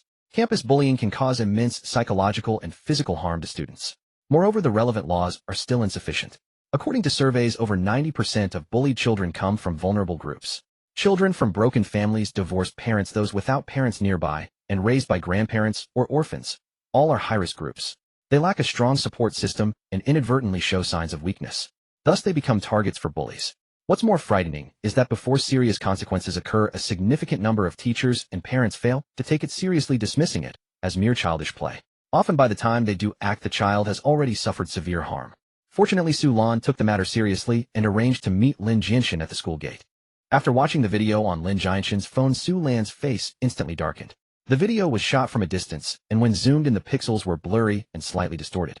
However, since they were all students from her own class, Su Lan recognized at a glance that the one leading the group to corner Xia Tingwan was Yi Feifei. This is going to be troublesome, Su Lan murmured. Lin Jianshen frowned. What do you mean? Yi Feifei's father is the top official in the education bureau, Su Lan explained. Previously, 2 students' parents didn't dare to provoke him, and in the end they had no choice but to transfer their children to another school. Lin Jianshen asked, can Teacher Su Yan help? Su Lan shook her head. Teacher Su Yan's father is his deputy, far beneath him. Lin Jianshen inquired, so regarding this matter the school can't do anything about it. Su Lan smiled bitterly, it seems so. Our principal was even promoted by her father. She looked at Lin Jianshen, a hint of guilt in her voice, but I'll do my best. Send me the video, and I'll report it to the principal and the education bureau. Lin Jianshen already understood that such a report would be futile. In the end, after all the twists and turns, the person handling this will still be Yi Feifei's father. Am I right? Su Lan sighed, it seems so. Lin Jianshen said, I understand. Teacher Su, I won't trouble you with this. I'll handle it myself. Su Lan asked, what do you plan to do? Lin Jianshen replied, you're the homeroom teacher, so you should have the phone numbers and addresses of the students' parents. Please send them to me, and I'll have a talk with him. Su Lan was silent for a long time. You can't fight him. Lin Jianshen said, don't worry, I just want to talk to him and hope he can discipline his daughter. Though he said this, his tone carried a simmering anger. Clearly it wasn't just a simple conversation. Su Lan gazed at him as if trying to understand why he had changed so much. After a long pause, she remarked with emotion, you're indeed different. Before you wouldn't have cared so much about Xia Tingwan. They'll send you the information via text later. After you read it, delete the message, and don't say I sent it. As for Xia Tingwan, they'll have some classmates keep an eye on her and try to ensure she isn't harmed. Lin Jianshen sincerely thanked her, thank you. After Su Lan left, Lin Jianshen called Director Yi. Director Yi asked, who is this? Lin Jianshen got straight to the point. Director Yi, your daughter is bullying other students at school. I'd like to talk to you about it. Director Yi's tone was calm and unruffled. Do you have evidence? Lin Jianshen said, yes, I can send it to you. Director Yi replied perfunctorily, then I have to criticize you, young comrade. If you have evidence, just go through the proper channels to report it. Handle it as it should be handled. Why come to me? Lin Jianshen said, if the proper channels worked, those 2 girls wouldn't have had to transfer schools. So Director Yi, do you intend to do nothing about this, eh? Director Yi grew impatient. Young comrade, how can you speak like that? Didn't I tell you to report it through the proper channels? Lin Jianshen said, Director Yi, since the proper channels are blocked, let's try my channel instead. Director Yi seemed to snicker. What channel do you have? Lin Jianshen replied, I'm just a common man. Let me show you the fury of a common man. Director Yi said contemptuously, I look forward to it. A dial tone followed. Lin Jianshen gripped his phone. In his mind, the image of himself trembling, teeth chattering, and Xia Tingwan being cornered against the wall slowly overlapped. An indescribable fury surged to his head. Why should the weak be bullied? Why? He stood in the wind and let out a beast-like roar. Hey, young man over there, what are you shouting about? Tell this old man about it. The window of the security booth slid open, and an old man with white hair poked his head out. Lin Jianshen frowned. He was sensitive enough to notice the old man's unique aura. The timing of his appearance was also too coincidental. Because the orphanage director was also an elderly woman, Lin Jianshen generally maintained enough respect for the elderly. He calmed his emotions and took 2 steps toward the security booth. Inside the light was a warm yellow.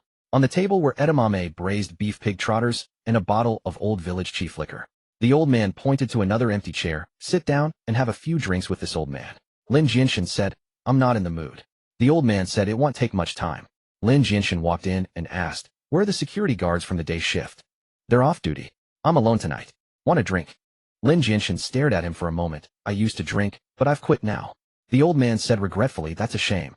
Life loses a lot of its joy. Lin Jianshen advised, sir, you shouldn't drink too much at night. It's bad for your health. The old man raised a plastic cup and downed it all in one gulp. My son often advises me the same way. But I can't help it.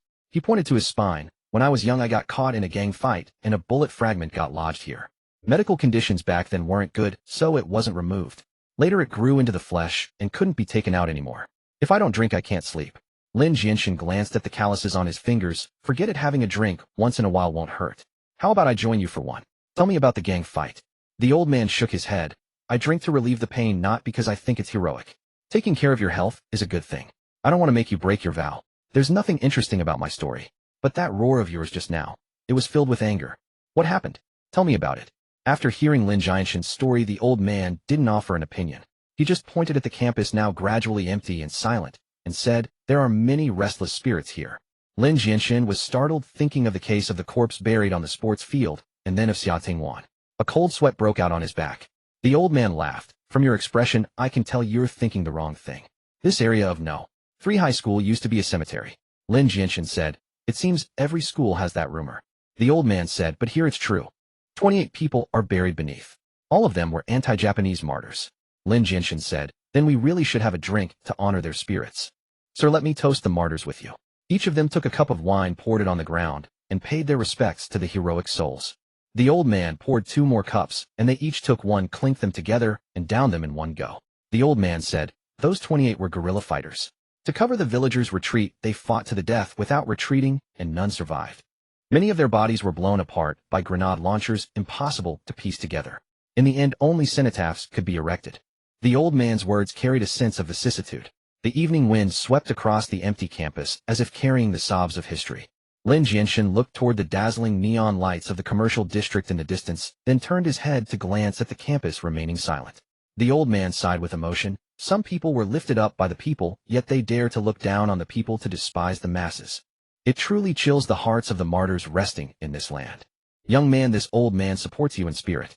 Go teach that good-for-nothing a lesson. Lin Jianshen said, sir, you have a story to tell. The old man smiled. You have one too. Everyone has one. Everyone is the protagonist of their own story. Young man, your story is still long. Learn to restrain yourself. No matter what, never lose your reason. That's very important. Lin Jianshen said, I've already gone through the proper channels to report this. That's quite restrained of me. If I weren't rational, those people would all be lying in the hospital right now. They should be grateful that I have a family to take care of. The old man asked, so what do you plan to do? Lin Jianshen said, I've been taking an online course in Chinese language and literature lately, and reading some biographies. I've gained some new insights. Often advantage is actually disadvantage, and disadvantage is advantage. The key lies in how you perceive it. The old man looked at him with surprise. To have such thoughts at your age is no small feat. Lin Jianshen said, just watch, sir. It'll make him taste what it means to have a common man's fury. The old man sighed but said nothing and didn't ask further. Lin Jianshen suddenly spoke again. I have only one request. The old man was taken aback and asked, what request? Lin Jianshen said, let me handle it my way first. If I still can't resolve it, you'll have to cover for me. Under no circumstances must my sister come to harm. The old man seemed puzzled. What do you mean by cover for you? I don't understand what you're saying. Lin Jianshen said, sir, it's pointless to keep up the act. There may be genuine coincidences in this world, but not too many. And I've already encountered a few. I don't believe I can just happen upon another one casually. Lin Jianshen continued, besides, your hints have been so obvious. If I still couldn't see through them, I wouldn't be qualified to make a deal with you. There's a killing intent in your eyes, and the calluses on your hands are in a unique position. Probably from years of pulling a trigger right. That fragment near your spine definitely isn't from a gang fight. It must be from the battlefield. You can't fabricate the details, so you refuse to talk about it. The old man suddenly burst into laughter. Good lad, you've got some skills. I promise you. As long as you don't go too far, this old man will personally ensure your sister's safety. Lin Jianshen nodded. Actually, even if I hadn't run into you today, I would have made that call anyway. But I didn't want to take that step unless I had no other choice. If you just warn him, threaten him, or have someone investigate him, there will always be traces left behind, creating hidden risks. The old man didn't deny it. You've considered everything thoroughly. Good, very good. Lin Jianshen nodded. I'm glad we've reached an agreement. Actually, your efficiency is lower than I expected. I thought you would have completed the process by now. I still have things to do. Goodbye. Watching Lin Jianshen's receding figure, the old man picked up his phone and made a call. I've met him. Ma Jianfeng asked, so did he pass the test? This young man is exceptional. I have a feeling, well, definitely gained something this time. So he passed. Of course. I've approved his conditions. If he can truly contribute to the people will forgive his past. Ma Jianfeng said. He plans to go through Sun Jian's connections. But Sun Jian himself hasn't even touched Sun Hao's core business yet. The old man said, no rush. Since Sun Jian is Sun Hao's adopted son, it's only a matter of time before he takes over the core business. Sun Hao is no ordinary frontman. Our people simply can't infiltrate his operation. This opportunity is rare. We need to be patient. Cast a long line to catch a big fish. The old man's flaw was deliberately exposed. Whether one could see through it was itself a test. If his vigilance were too low, he wouldn't be able to accomplish great things. The old man took a cushion, placed it behind his lower back, sat down in the chair, and while eating the braised snacks, listened to the story of Wu Song fighting the tiger on his phone. Wu Song stopped and read the notice from Yanggu County. Says, a new tiger has appeared on Jingyang Ridge, taking human lives. The old man let out a soft sigh. After bidding farewell to the old man, Lin Jianshen called Song Siyuan. Mengzi, I need you to do a job for me. Song Siyuan said, Brother Biao, just tell me what to do. After hearing Lin Jianshen's plan, Song Siyuan said Biao Gu Yuer, declaring war on him. Lin Jianshen's voice was cold and hard. His daughter bullied my sister, and he used his power to shield her. That was already a declaration of war against me. To be honest, it's my fault as an older brother for not being capable enough letting her suffer such humiliation. Look at that girl. Why doesn't she pick on students from influential families? All I can do now is take up arms and fight. Song Siyuan asked, but isn't this too radical? Lin Jianshen replied, there's no choice. He has power and influence. If I can't intimidate him in one blow, he'll retaliate. Song Siyuan sighed. Biao Gu, you've changed so much. Lin Jianshen said people always change. That night Lin Jianshen came home very late. Xia Tingwan lay in bed waiting for him, suddenly recalling earlier events, finding Laifu and teacher Su inviting them to dinner. Zhong Ran had told them how when she was tricked into a room, she set the man's hair on fire to escape. She dared to resist, so can I, Xia Tingwan thought. She rehearsed the scenario over and over in her mind until she finally heard the faint sound of the door opening. Then came Lin Jianshen's footsteps. Only then did Xia Tingwan close her eyes and slowly drift off to sleep. The next morning both pretended nothing had happened. Xia Tingwan shouldered her backpack and said in her usual tone, brother, I'm going to school. Focus on work and don't tire yourself out. Lin Jianshen nodded. Kids shouldn't worry so much. Just focus on your studies. If something happens at school, remember to come to me. I know, Xia Tingwan replied obediently. As usual, she drew out the last syllable in a soft, adorable way. Since Lin Jianshen had transmigrated, he hadn't smoked, and the lighter sat untouched on the entryway table. He didn't notice that she took the lighter when she left. That morning, Xia Tingwan finished breakfast at home, took the elevator to the underground garage, and prepared to drive to work. At his rank, he could have arranged for a chauffeur. But he always presented himself as an incorruptible official, so he never did. He always wore old shirts and scuffed leather shoes. His car was a white-aged Sagittar. Over a decade old, its paint had faded to gray, its features outdated, not even keyless entry. Many advised him to switch to an electric car, but he waved them off. A car that runs is fine. Why waste money? The Bureau's official account had even featured him in an article praising his frugality and integrity. Out of habit, he pressed the key fob to unlock the car, but paused when he pulled the handle. The door seemed slightly ajar, as if not fully locked. He was certain he had closed it properly when he returned yesterday. His first thought was that a thief had broken in. But there was nothing valuable inside. He kept his valuables in a hidden place, not even his wife knew where. Xia Tingwan sneered. What thief would be so bold? Still, he felt a flicker of vigilance. That vigilance saved his life. At least that's what he believed. As he inserted the key to turn the ignition, he noticed something off about the dashboard cover. It had been tampered with. The gap wasn't aligned when it was put back, leaving a large crack. He shook it, and the dashboard fell off entirely. A black wire trailed out, one end connected beneath the keyhole. Even if Xia Tingwan were dim-witted, had no, this was no simple theft. And he was far from stupid. Otherwise he wouldn't have risen to his position. He traced the wire forward, following it along the rubber seal of the window, all the way into the engine bay. Drawing a sharp breath, he opened the hood, and found the wire plugged into a bundle of firecracker-like cylinders. There were about a dozen cylinders wrapped in gray craft paper. A small square device, apparently a detonator, was attached to the outside. Xia Tingwan froze, a piercing tinnitus ringing in his ears, his mind buzzing. The healthful goji berry tea he had drunk that morning turned into cold sweat seeping out in layers from his back. In an instant his shirt was soaked. He steadied himself against the wall, trembling as he pulled out a cigarette pack from his pocket and a cheap wheel lighter. Click, click. He scraped the wheel 4 or 5 times, but the lighter wouldn't ignite. His hands were shaking too violently. When he finally managed to light it and take a drag, his thoughts steadied slightly. He quickly dropped the cigarette and stamped it out. If that set off the explosives, it would be no joke. He recalled scenes from movies. A bomb in the car detonated when the driver turned the key, turning the vehicle into a metal coffin. As fear slowly subsided, anger surged within him. In his position, taking sides and facing conflicts was inevitable. The word conflict itself carried a cruel edge. Anonymous letters, incriminating reports, even falls from heights or heart attacks. These were nothing new. But a car bomb was indeed rare. His first instinct was to call the police, but he suppressed the thought. An explosive device would be a major case, drawing intense scrutiny. It might even warrant a special task force. Then they'd inevitably investigate his relationships to see who had a grudge against him. If they uncovered issues in his personal connections, dragging up old skeletons, that would be troublesome. No one in his position could be completely clean. After pondering for a long while, he pulled out his phone to call his secretary. His hands were slick with cold sweat. He entered the password to unlock the screen and was searching for the contact when his wife Wang Dan called. Xia Tingwan had no time for her now. He hung up and called his secretary. Half an hour later, the secretary arrived with Xiao Chun. Xiao Chun was a former Special Forces soldier, highly skilled and adept at handling such things. He set down his backpack, carefully examined the device in the engine bay, leaned in to sniff it, and said, it's fake. Xia Tingwan wasn't reassured. Are you sure? What if it's real? Xiao Chun shook his head. It can't be real. There's only one wire. It can't complete a detonation circuit. And there's no smell of explosives. Yi Tingwan nodded.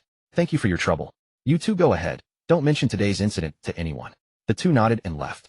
Yi Tingwan wrestled with his thoughts for a long time before deciding to dismantle the fake bomb to see what was inside. Maybe he'd find clues. He retrieved a shovel and a knife from the trunk, carefully unwound the bundle of cylinders, and pried one apart. Inside the craft paper was a Wang's Hongwang ham sausage.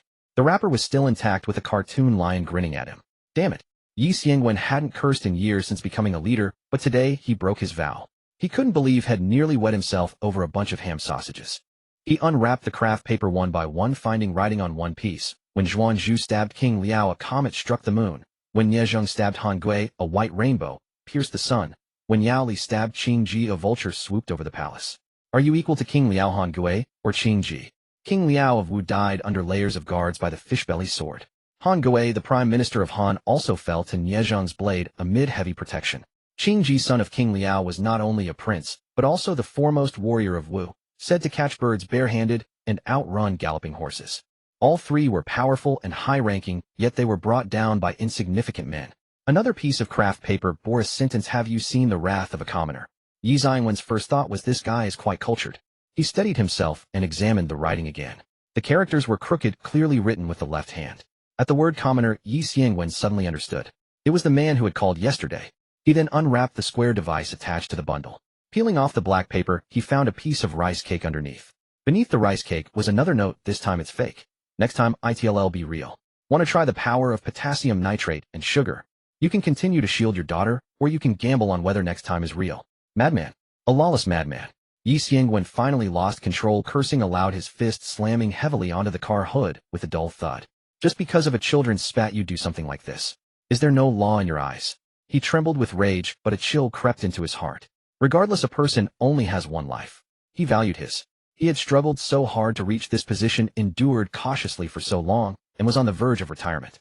Lin Jianshen dared to do this, because in this life, he was still mired in the mud. This body had a long criminal record, having been in and out of prison several times. Sun Jian was also like an invisible noose around his neck, tightening at any moment. He wanted to lift Xia Tingwan out of the mire. He wanted her to live a clean life and see the bustling world outside. As for himself, since he was already in the mud, he didn't care if he got a little dirtier.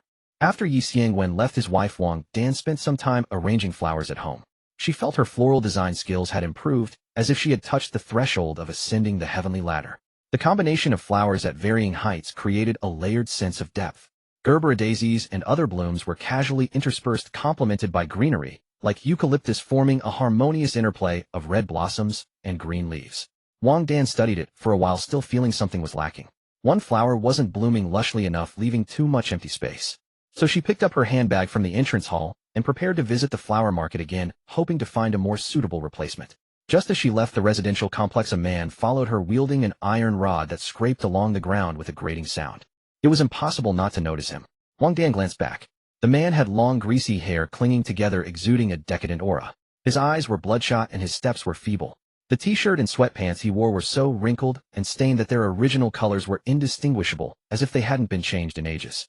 Wherever he went, people around him gave way. Wang Dan initially thought it was a coincidence, but after walking some distance, she sensed something amiss. When she sped up, he did too. When she slowed down, he followed suit. When she turned, he turned as well. After crossing another street, she finally couldn't help but turn to face the disheveled man. He didn't avoid her gaze, but instead grinned, revealing an eerily bizarre smile.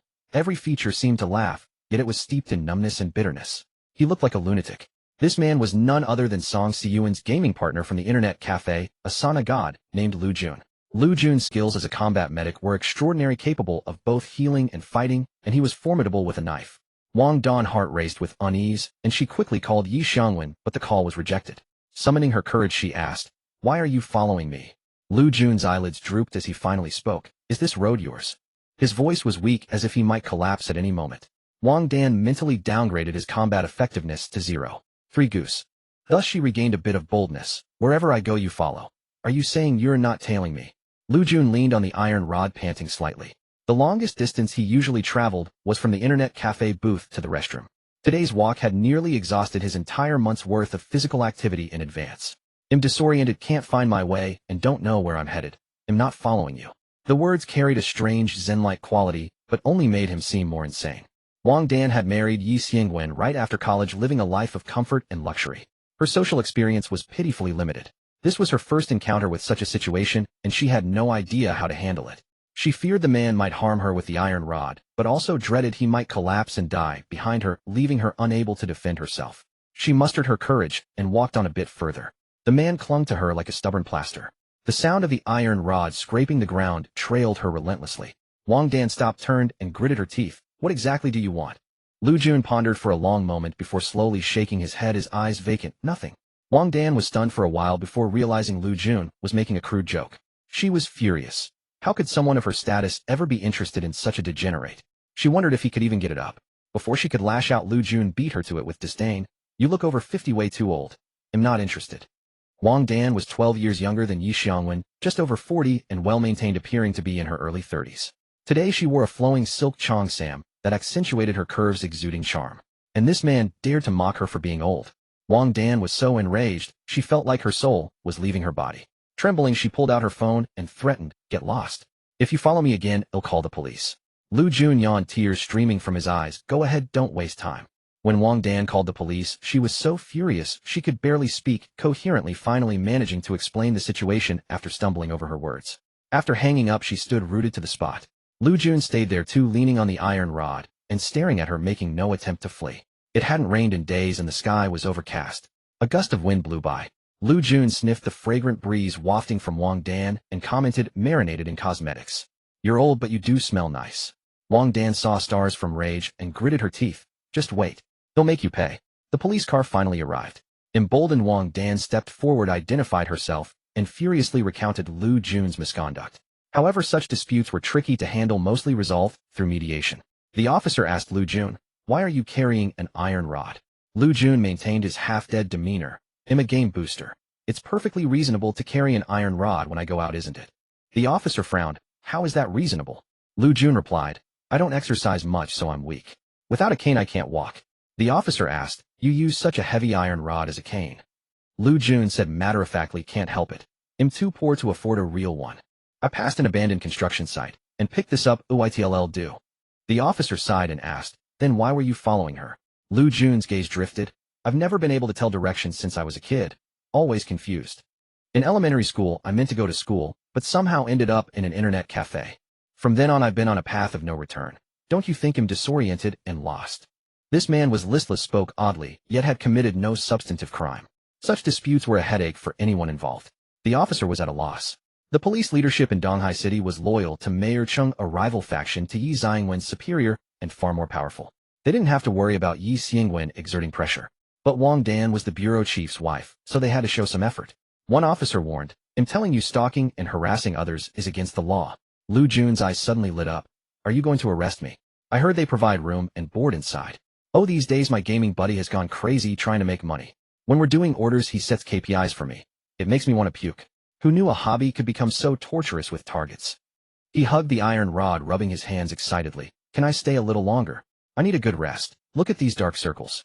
Also, can I get more solid stuff in the egg drop soup? The officer was speechless. Lu Jun extended his hands. Why aren't you cuffing me? Take me away. The officer muttered, what a weirdo. Sometimes I really want to call the cops on him. After giving him a patient lecture, they confiscated the iron rod and drove off. The situation returned to square one. Wherever Wang Dan when he followed. And he became even bolder, his eyes roving over her figure. He seemed to be pondering how to provoke her enough to get himself arrested and secure a steady meal ticket. Wang Dan was genuinely terrified now and called Yi Tingwan again. This time the call went through. Wang Dan tearfully exaggerated the story of being stalked and threatened. Having already recounted it once, she now spoke with flair, making it sound more dire than a car bomb. Yi Tingwan was still in the underground garage. After listening, he roared, damn it. I got it. Go home first and stay indoors for a few days. He himself and his family were under threat. He was dealing with a reckless hothead who feared nothing. Such people were the most dangerous, mindless, playing by no rules and capable of taking desperate risks at any moment, willing to trade their lives. He recalled the infamous QQ case and felt a chill. After all, he just needed to hold on a few more years to retire peacefully from his position. If he capsized in a ditch, all his efforts would be wasted. Many were eyeing his position like his deputy Su, who was constantly waiting to take over. A thought struck him. Su sent his daughter Su Yin to teach at No. 3 high school, and she's Fei Fei's music teacher. Could it be that she's collecting evidence of Fei Fei's arrogant behavior to report me? Yi Xiangwen's paranoia kicked in, and the more he thought about it, the more plausible it seemed, gradually filling him with fear. His high rank was both his strength and his weakness. I can't let Fei keep causing trouble, he murmured. But the ordeal wasn't over. He soon received a call from his secretary. Chief, you need to come. Someone has hung a banner at the office entrance. Yi Xiangwen's mind went blank. Damn it, is this never going to end? Yi Xiangwen no longer dared to drive his own Sagittar. Instead, he hailed a Didi chauffeur and rushed to his workplace in a fluster.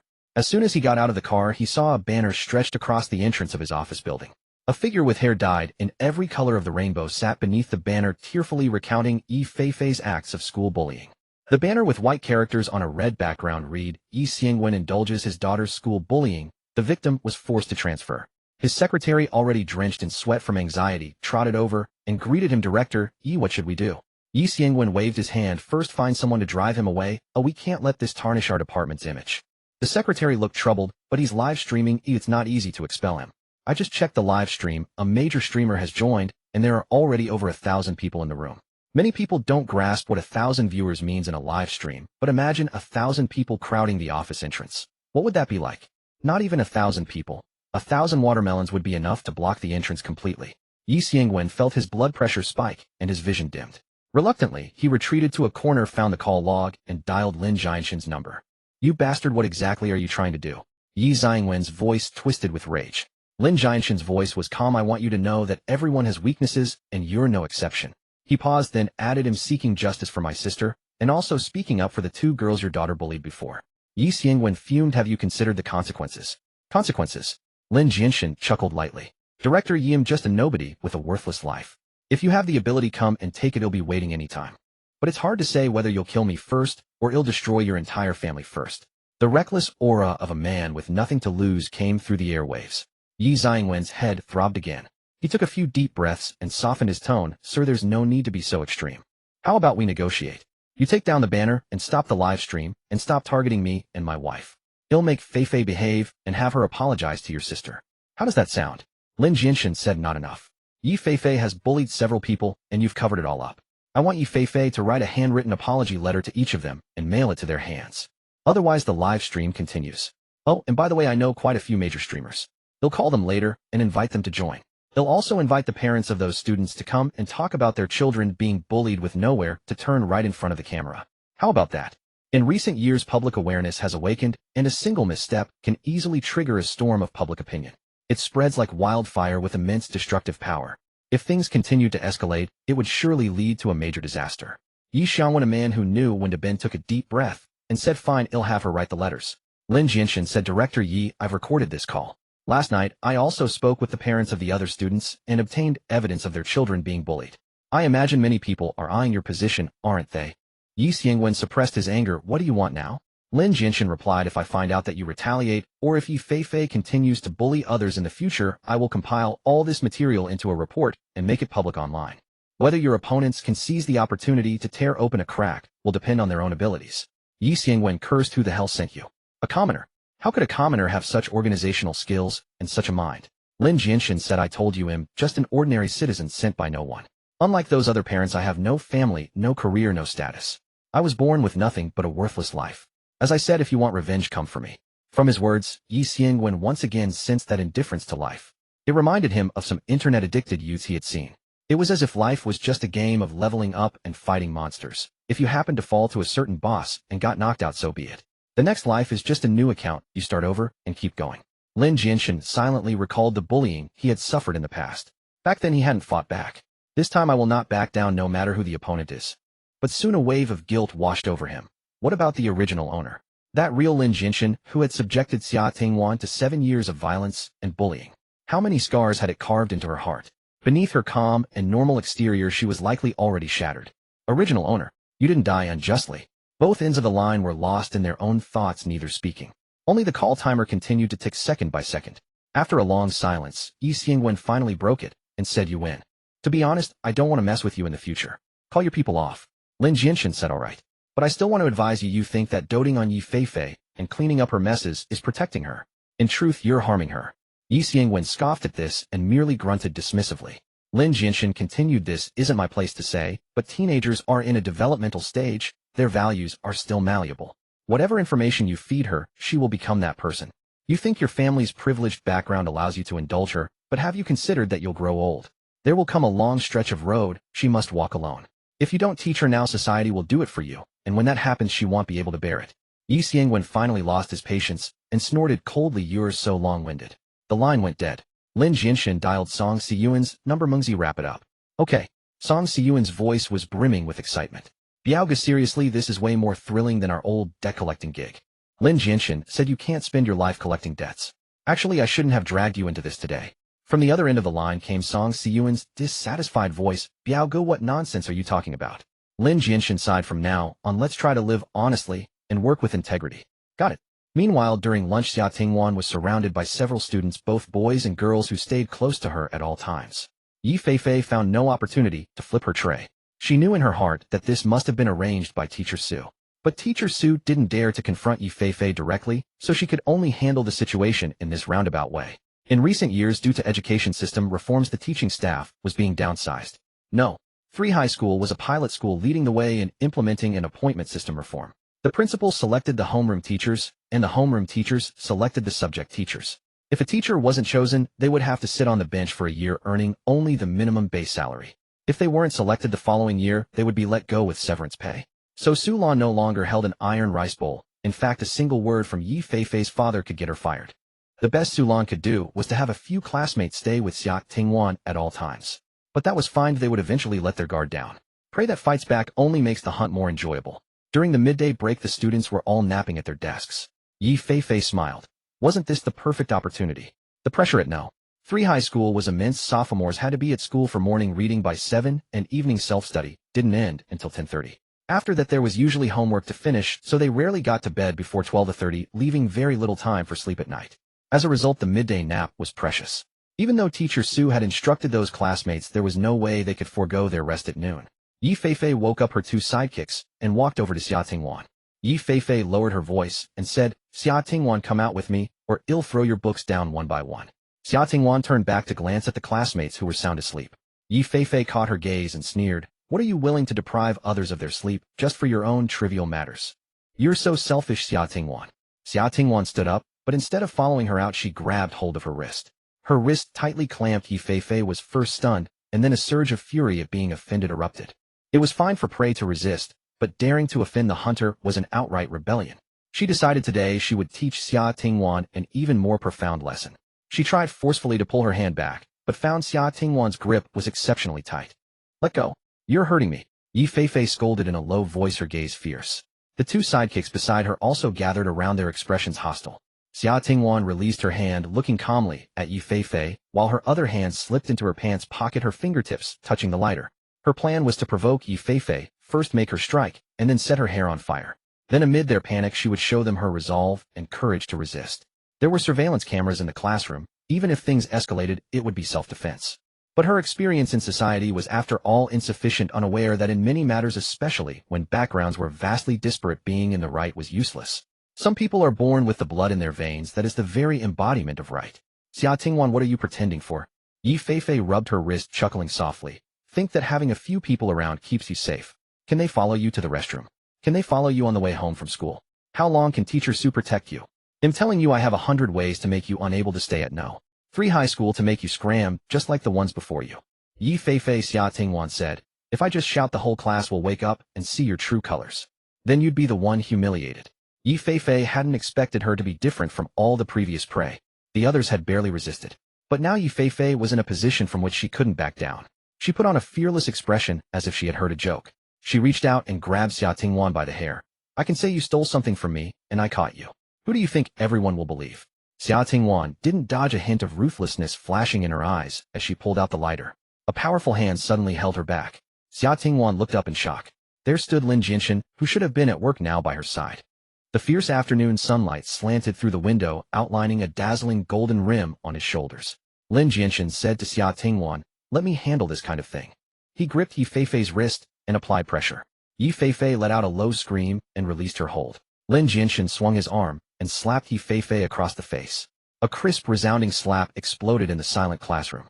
Yi Feifei's head was knocked sharply to the side, her body staggering a few steps, a clear red handprint instantly swelling on her cheek.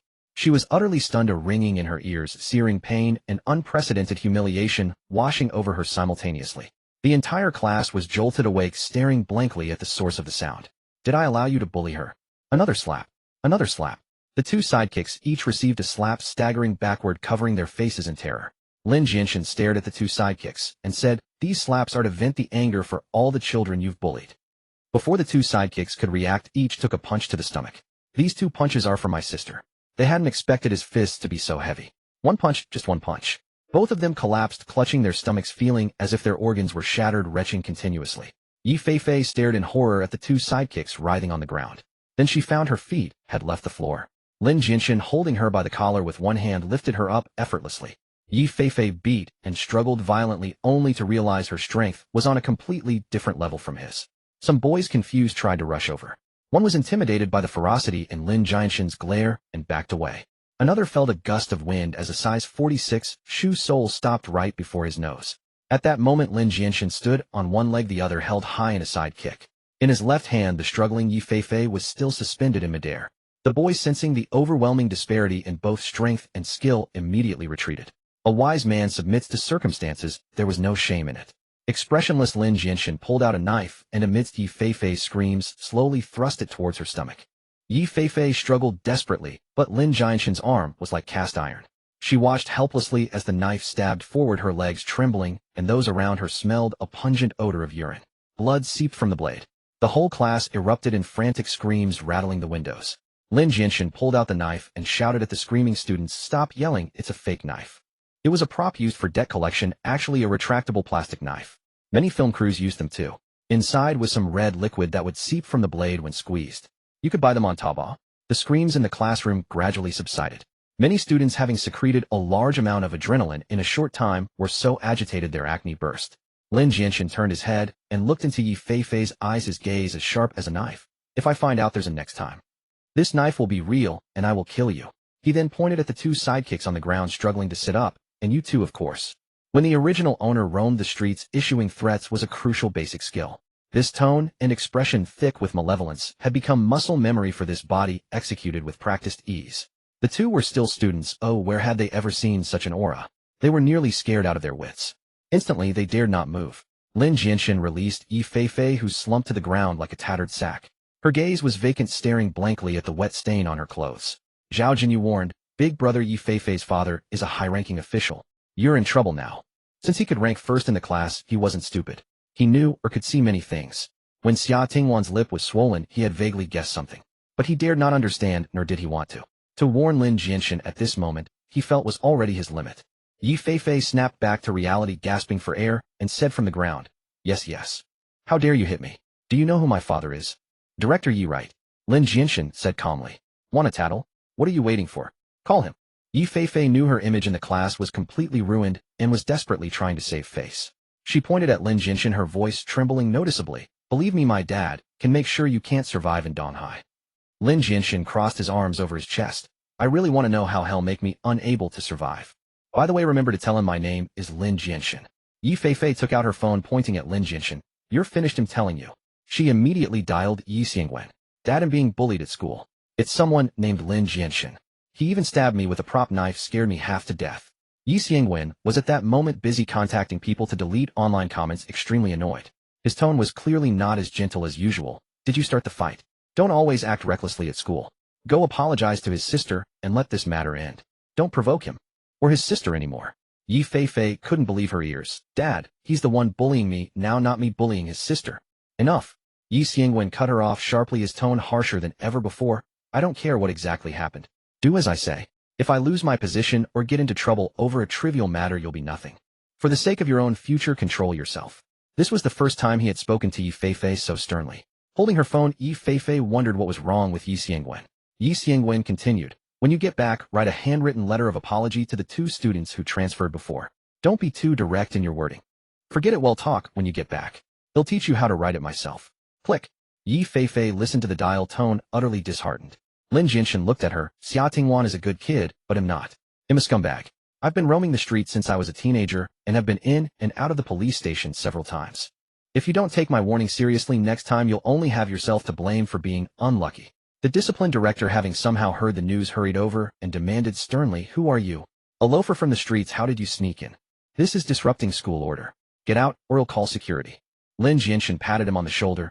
"You couldn't possibly not know how arrogant Yi Feifei is at school. Don't deny it.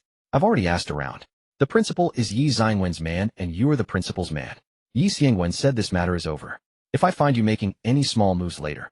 He leaned close to the discipline director's ear. "He'll send the compiled evidence to Deputy Director Su. I think he'd be very eager to finally remove the deputy from his title. If your superior loses power, do you think you'll still be able to get by a?" The discipline director gritted his teeth. "Are you threatening me, yeah?" Lin Jianshen patted his face. "If you dare make any small moves, I'll throw you off from here." Tisk tisk, the 7th floor. "Quite high. All right, your home is on the 10th floor, a bit higher than here." He enunciated each word. "This is what you call a threat. Do you understand the difference?" Jiang Chaos' face turned pale, and he was speechless. Lin Jianshen suddenly raised his voice. "Do you understand the difference?" "Yes. Yes, I understand." In the eyes of many students, the discipline director was already a formidable figure. Now his legs were trembling. Unlike those students, he had life experience and could truly feel the chilling aura of a desperado.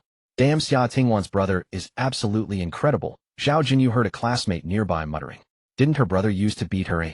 There must be a misunderstanding. If I had a brother like that, I'd probably ascend to heaven with joy." Disciplinary Director Jiang Chao had once met Lin Jianshen, who brought 2 bottles of liquor stuffed with a little local specialty, and humbly begged for a favor, to let his sister return to school. But the offering was too meager for Jiang Chao to take seriously. Thus, he didn't even ask for the sister's name. He simply told Lin Jianshen to prepare 20,000 yuan. Most of the money would be passed up to his superiors, leaving only a small portion for himself. Yet even so, he profited handsomely. Otherwise, he could never have afforded the apartment in Liwan District. The patronage built on bribery was rock solid. Jiang Chao had no fear of being reported, especially since his words had been carefully veiled. Even if recorded, he remained unafraid. The young man's face was full of smiles, but his eyes brimmed with disappointment and guilt. Jiang Chao had seen countless people like him. Many students missed the cutoff for no. 3 high school by a point or two, and their parents would come bearing lavish gifts. He had turned away so many. Such slots were limited, going to the highest bidder. He had grown numb to that look. Lin Jianshen's gaze stirred nothing in Jiang Chao. Still, the incident left a faint impression. Not long after, he patted Lin Jianshen on the shoulder, threatening him in the most casual tone. Because Yi Feifei was involved, Jiang Chao stepped out to make a call, bypassing the chain of command. The reply he received astonished him. "That man is a lunatic. Don't provoke him. As long as Feifei isn't seriously harmed, it's fine. Also, after this semester, transfer Feifei to another class and deal with her accomplices according to school rules. Keep an eye on her from now on. Don't let her cause trouble." Jiang Chao stood there bewildered how Lin Jianshen had made the lofty director Yi bow his head. After dealing with Jiang Chao, Lin Jianshen grabbed Xia Tingwan by the wrist. She had been staring at him blankly since he started, lost in thought. Lin Jianshen softened his fierce tone. "Come out with me. I need to talk to you." She didn't resist, letting him pull her out of the classroom under countless gazes. They crossed the winding corridor, descended the stairs, and stopped on the tree-lined path beside the teaching building. Xia Tingwan finally snapped back to reality, a hint of guilt in her voice. "Brother, aren't you supposed to be at work?" "I took a day off," Lin Jianshen said. "Xia Tingwan, didn't I tell you to come to me if anything happens at school, eh?" "You did," she replied, lowering her lashes. "Then why didn't you say anything when you were bullied, eh?" he asked. His tone was gentle, as if to protect her pride, much like when Head asked if Shed had dinner. Xia Tingwan clutched the hem of her clothes, watching the dappled light fall on him through the leaves. She bowed her head, shoulders shrinking. Lin Jianshen could see she was nervous. He softened his voice further, looking at her. "Are you afraid of something?" "Don't worry, their family may have power, but I have my ways. Some people are just paper tigers, scary on the surface, but they crumble at a touch." Xia Tingwan shook her head. "No, it's not that." She had endured 9 years of bullying from her original self, but what was Yi Feifei's petty harassment? That pain meant little to her. What she feared was something else. "Then what are you afraid of?" Lin Jianshen pressed. Xia Tingwan finally looked up, her eyes revealing vulnerability. She bit her lip and said, "I'm afraid you'll abandon me. I'm afraid you'll think I'm nothing but trouble, a burden, and won't want me. And I'm terrified that if you find out, you'll fight them, and I might never see you again." Lin Jianshen froze, his heart struck as if by an electric current. A fine piercing ache spread through his body. Bullies almost always target those who are deprived of love. They lack a psychological backbone, and this weakness manifests in every aspect, making them vulnerable. So the fault was not hers, but his. "I planned to handle it myself," Xia Tingwan murmured. "I didn't mean to hide it from you." She stood in the shifting light and shadow. Her complexion had improved recently, but her frame remained thin. Lin Jianshen looked at her, his chest feeling as if it were stuffed with a waterlogged sponge, suffocating him. After a long silence, he said, "Xia Tingwan, Don't lower your head. Lift it up. She slowly raised her head. Lin Jianshen met her eyes. You are not a trouble, nor a burden. He spoke each word deliberately. I have never thought of you as a burden. And I will never abandon you. Brother, she whispered, her eyes reddening. In that moment the world seemed to fall silent. The wind ceased its clamor, and the swaying shadows froze. Her ears echoed with his words, I will never abandon you. Lin Jianshen ruffled her hair. It was no longer as brittle as before. She was growing up. I said I'd support you until you graduate from college. They'll wait until you find a good job and earn $1 million for me. After that you can do whatever you want. I won't cling to you. Until then I won't let anyone bully you like this. Xia Tingwan looked at him and nodded. A thought remained unspoken. Brother, I only hope you'll never leave me. Lin Jianshen said, Alright, go back to class. I'm leaving. He took a few steps forward. Scenes of him protecting her flashed through her mind. When the landlord came to collect rent, he stood in front of her. Near the market, when an electric scooter charged at them, he shielded her and made her walk on the inside. When she was bullied and was about to pull out a lighter, he held her hand and said, Let me. She suddenly called out again, Brother. Lin Jianshen stopped and turned, What is it? Xia Tingwan rushed forward and hugged him. Brother, from now on I won't be afraid to trouble you. He'll tell you everything. Good. Brother, you can also tell me about your troubles. I can help too. Good. Brother, no matter what you do, please take care of yourself. Good. Xia Tingwan held him tightly, unwilling to let go for a long time. Lin Jianshen thought about pushing her away, but felt it might be her natural reaction in a moment of vulnerability, so he merely patted her back gently. Her face pressed against his chest, her eyes fell on a flower trellis supported by the roadside trees. There the wisteria was in full bloom. Wisteria's flowering period is very short, usually concentrated from mid-April to early May. A rare few can bloom a second time in July and August. This tree-lined path was one of no. 3 high schools' iconic sites where photos of distinguished teachers were taken. Thus the wisteria here was a carefully selected variety. Thick roots, excellent quality, tended by a dedicated gardener who maintained optimal light, moisture, and nutrients. So in September the wisteria was still blossoming. Though no one knew when it would wither, perhaps next month, next week, or tomorrow. But at this moment the wisteria on the trellis was indeed flowering. Deep and pale purple blossoms cascaded like waterfalls of flower spikes, hanging down passionately. They swayed gently in the breeze, as if each cluster held a vibrant life trembling. Those flowers reflected in Xia Tingwan's pupils, blooming all the way into her heart. All right, Lin Jianshen ruffled her hair again. Go back now. In the first monthly exam, Xia Tingwan's results were disappointing. Out of 65 students in the class, she ranked 55th. The teacher required students to bring the report card home for a parent's signature over the weekend. Xia Tingwan felt embarrassed. Brother, could you sign it? She had no parents, only this brother. Lin Jianshen earnestly signed his name on the report card. Not bad. After being away from school for so long, you've still surpassed many. That's impressive. Xia Tingwan promised earnestly, Brother, don't worry. I haven't taken exams in a while and I'm not used to the pace yet. By the next exam, I'll improve significantly. By the final exam, I'll definitely be in the top 3 of the class. Lin Jianshen said, just do your best. Remember to eat well. If you need more living expenses, tell me. Xia Tingwan looked at him, her eyes curving into crescents. After her adoptive parents died, she had felt utterly hopeless. Who would she show her good grades to?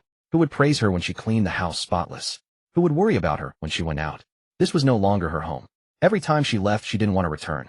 She used to wander the streets like a lonely ghost, only coming back late at night. Now things were different. There was him at home. He would comfort her, encourage her. When she improved, he would surely praise her. She had almost forgotten how wonderful it felt to have a home. Xia Tingwan progressed rapidly. By the second monthly exam, she had already reached the middle tier of the class. By the third monthly exam, she had entered the top 10. She dared not slack off for a single moment. Every time she ate, she reminded herself that the meal came from her brother's hard-earned money.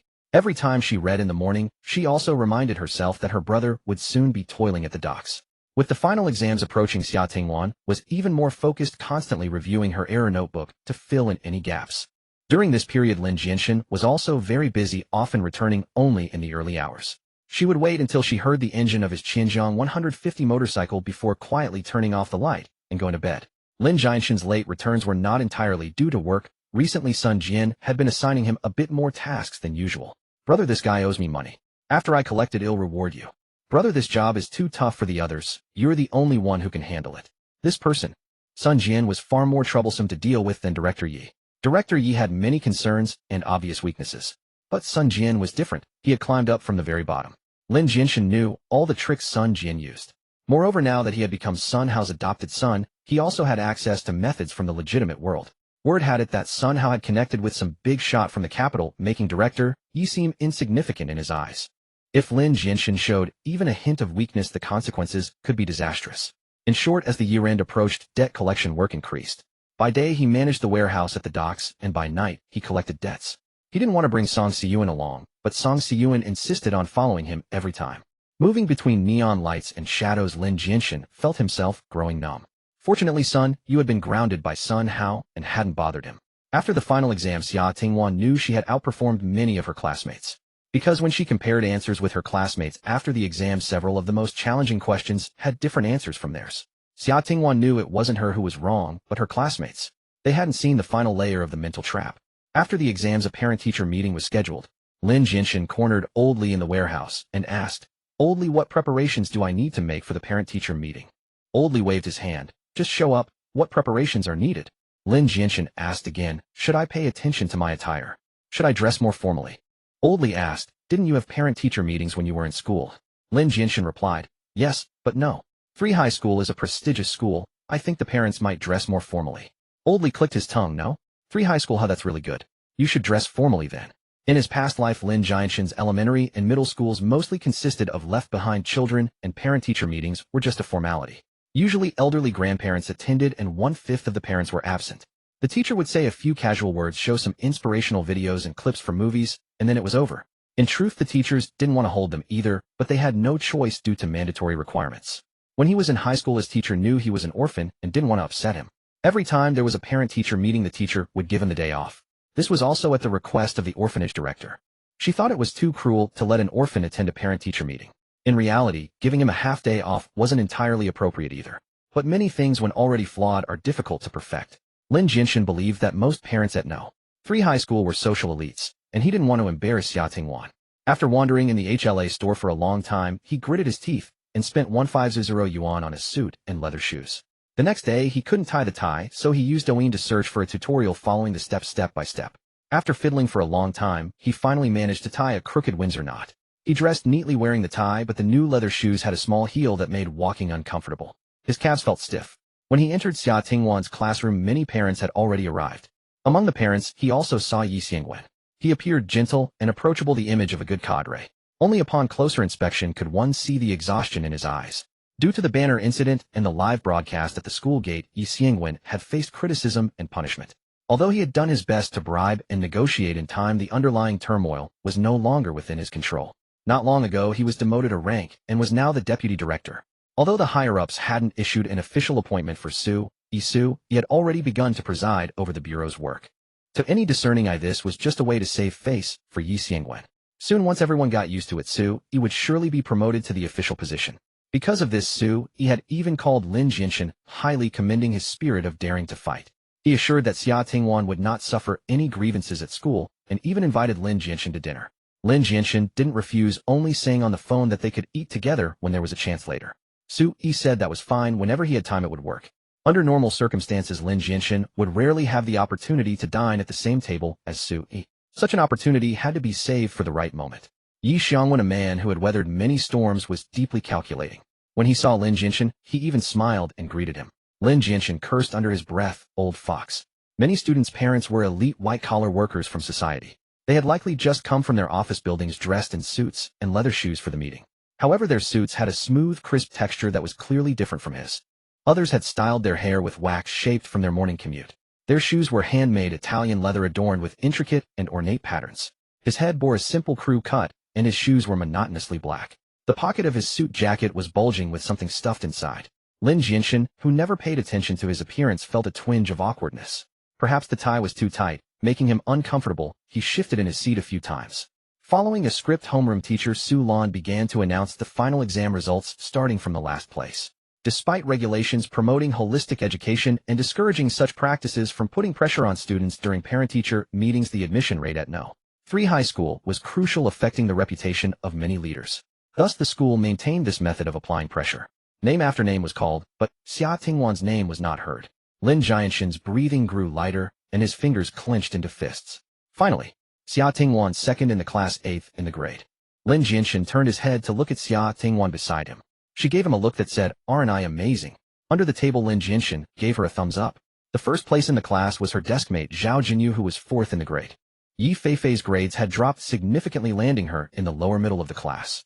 Before his demotion, Yi Xiangwen had tried to save himself by showing impartiality and integrity, giving Yi Feifei a major demerit according to school rules. Unfortunately, it didn't help, but instead it made Yi Feifei even more embarrassed at school. After this semester, she would switch classes next term. When Yi Feifei saw Lin Jianshen, she couldn't help but shrink back. The knife that had been thrust at her, even though it was fake, had left a deep shadow on her, causing her to have nightmares for a long time. Su Lan said from the podium, "High school is the most crucial period. Parents must make time to supervise their children's studies and set a good example at home."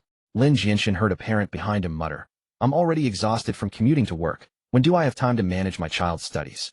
Lin Jianshen turned his head, glanced at him, and nodded in agreement. Initially, he would check Xia Tingwan's homework, but later he stopped. Moreover, recently, he only returned in the early hours, so even if he wanted to, he had neither the time nor the energy.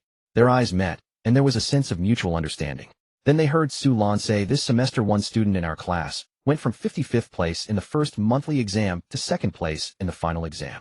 A low murmur of surprise rippled through the parents in the room. "Now please have Xia Tingwan's parent stand up and share your experience." Lin Jianshen stood up under the gaze of the parent who had just complained, which seemed to say, "You're joking. There are always unreasonable people in school. Everyone said the problems were too hard, but when the answers came out, they had gotten them all right." In college, dorm mates would say they'd all fail together and slack off only to study furiously under the covers and pass every course. Now, as parents, they had agreed not to push their children, yet here was his child ranking second. Lin Jianshen's mind went blank. This was his first time attending a parent-teacher meeting as a parent. Curse oldly. I said I should prepare a speech, but he insisted I just show up. Otherwise I could say something now. He who was usually fearless now felt a bit nervous, unsure of what to say.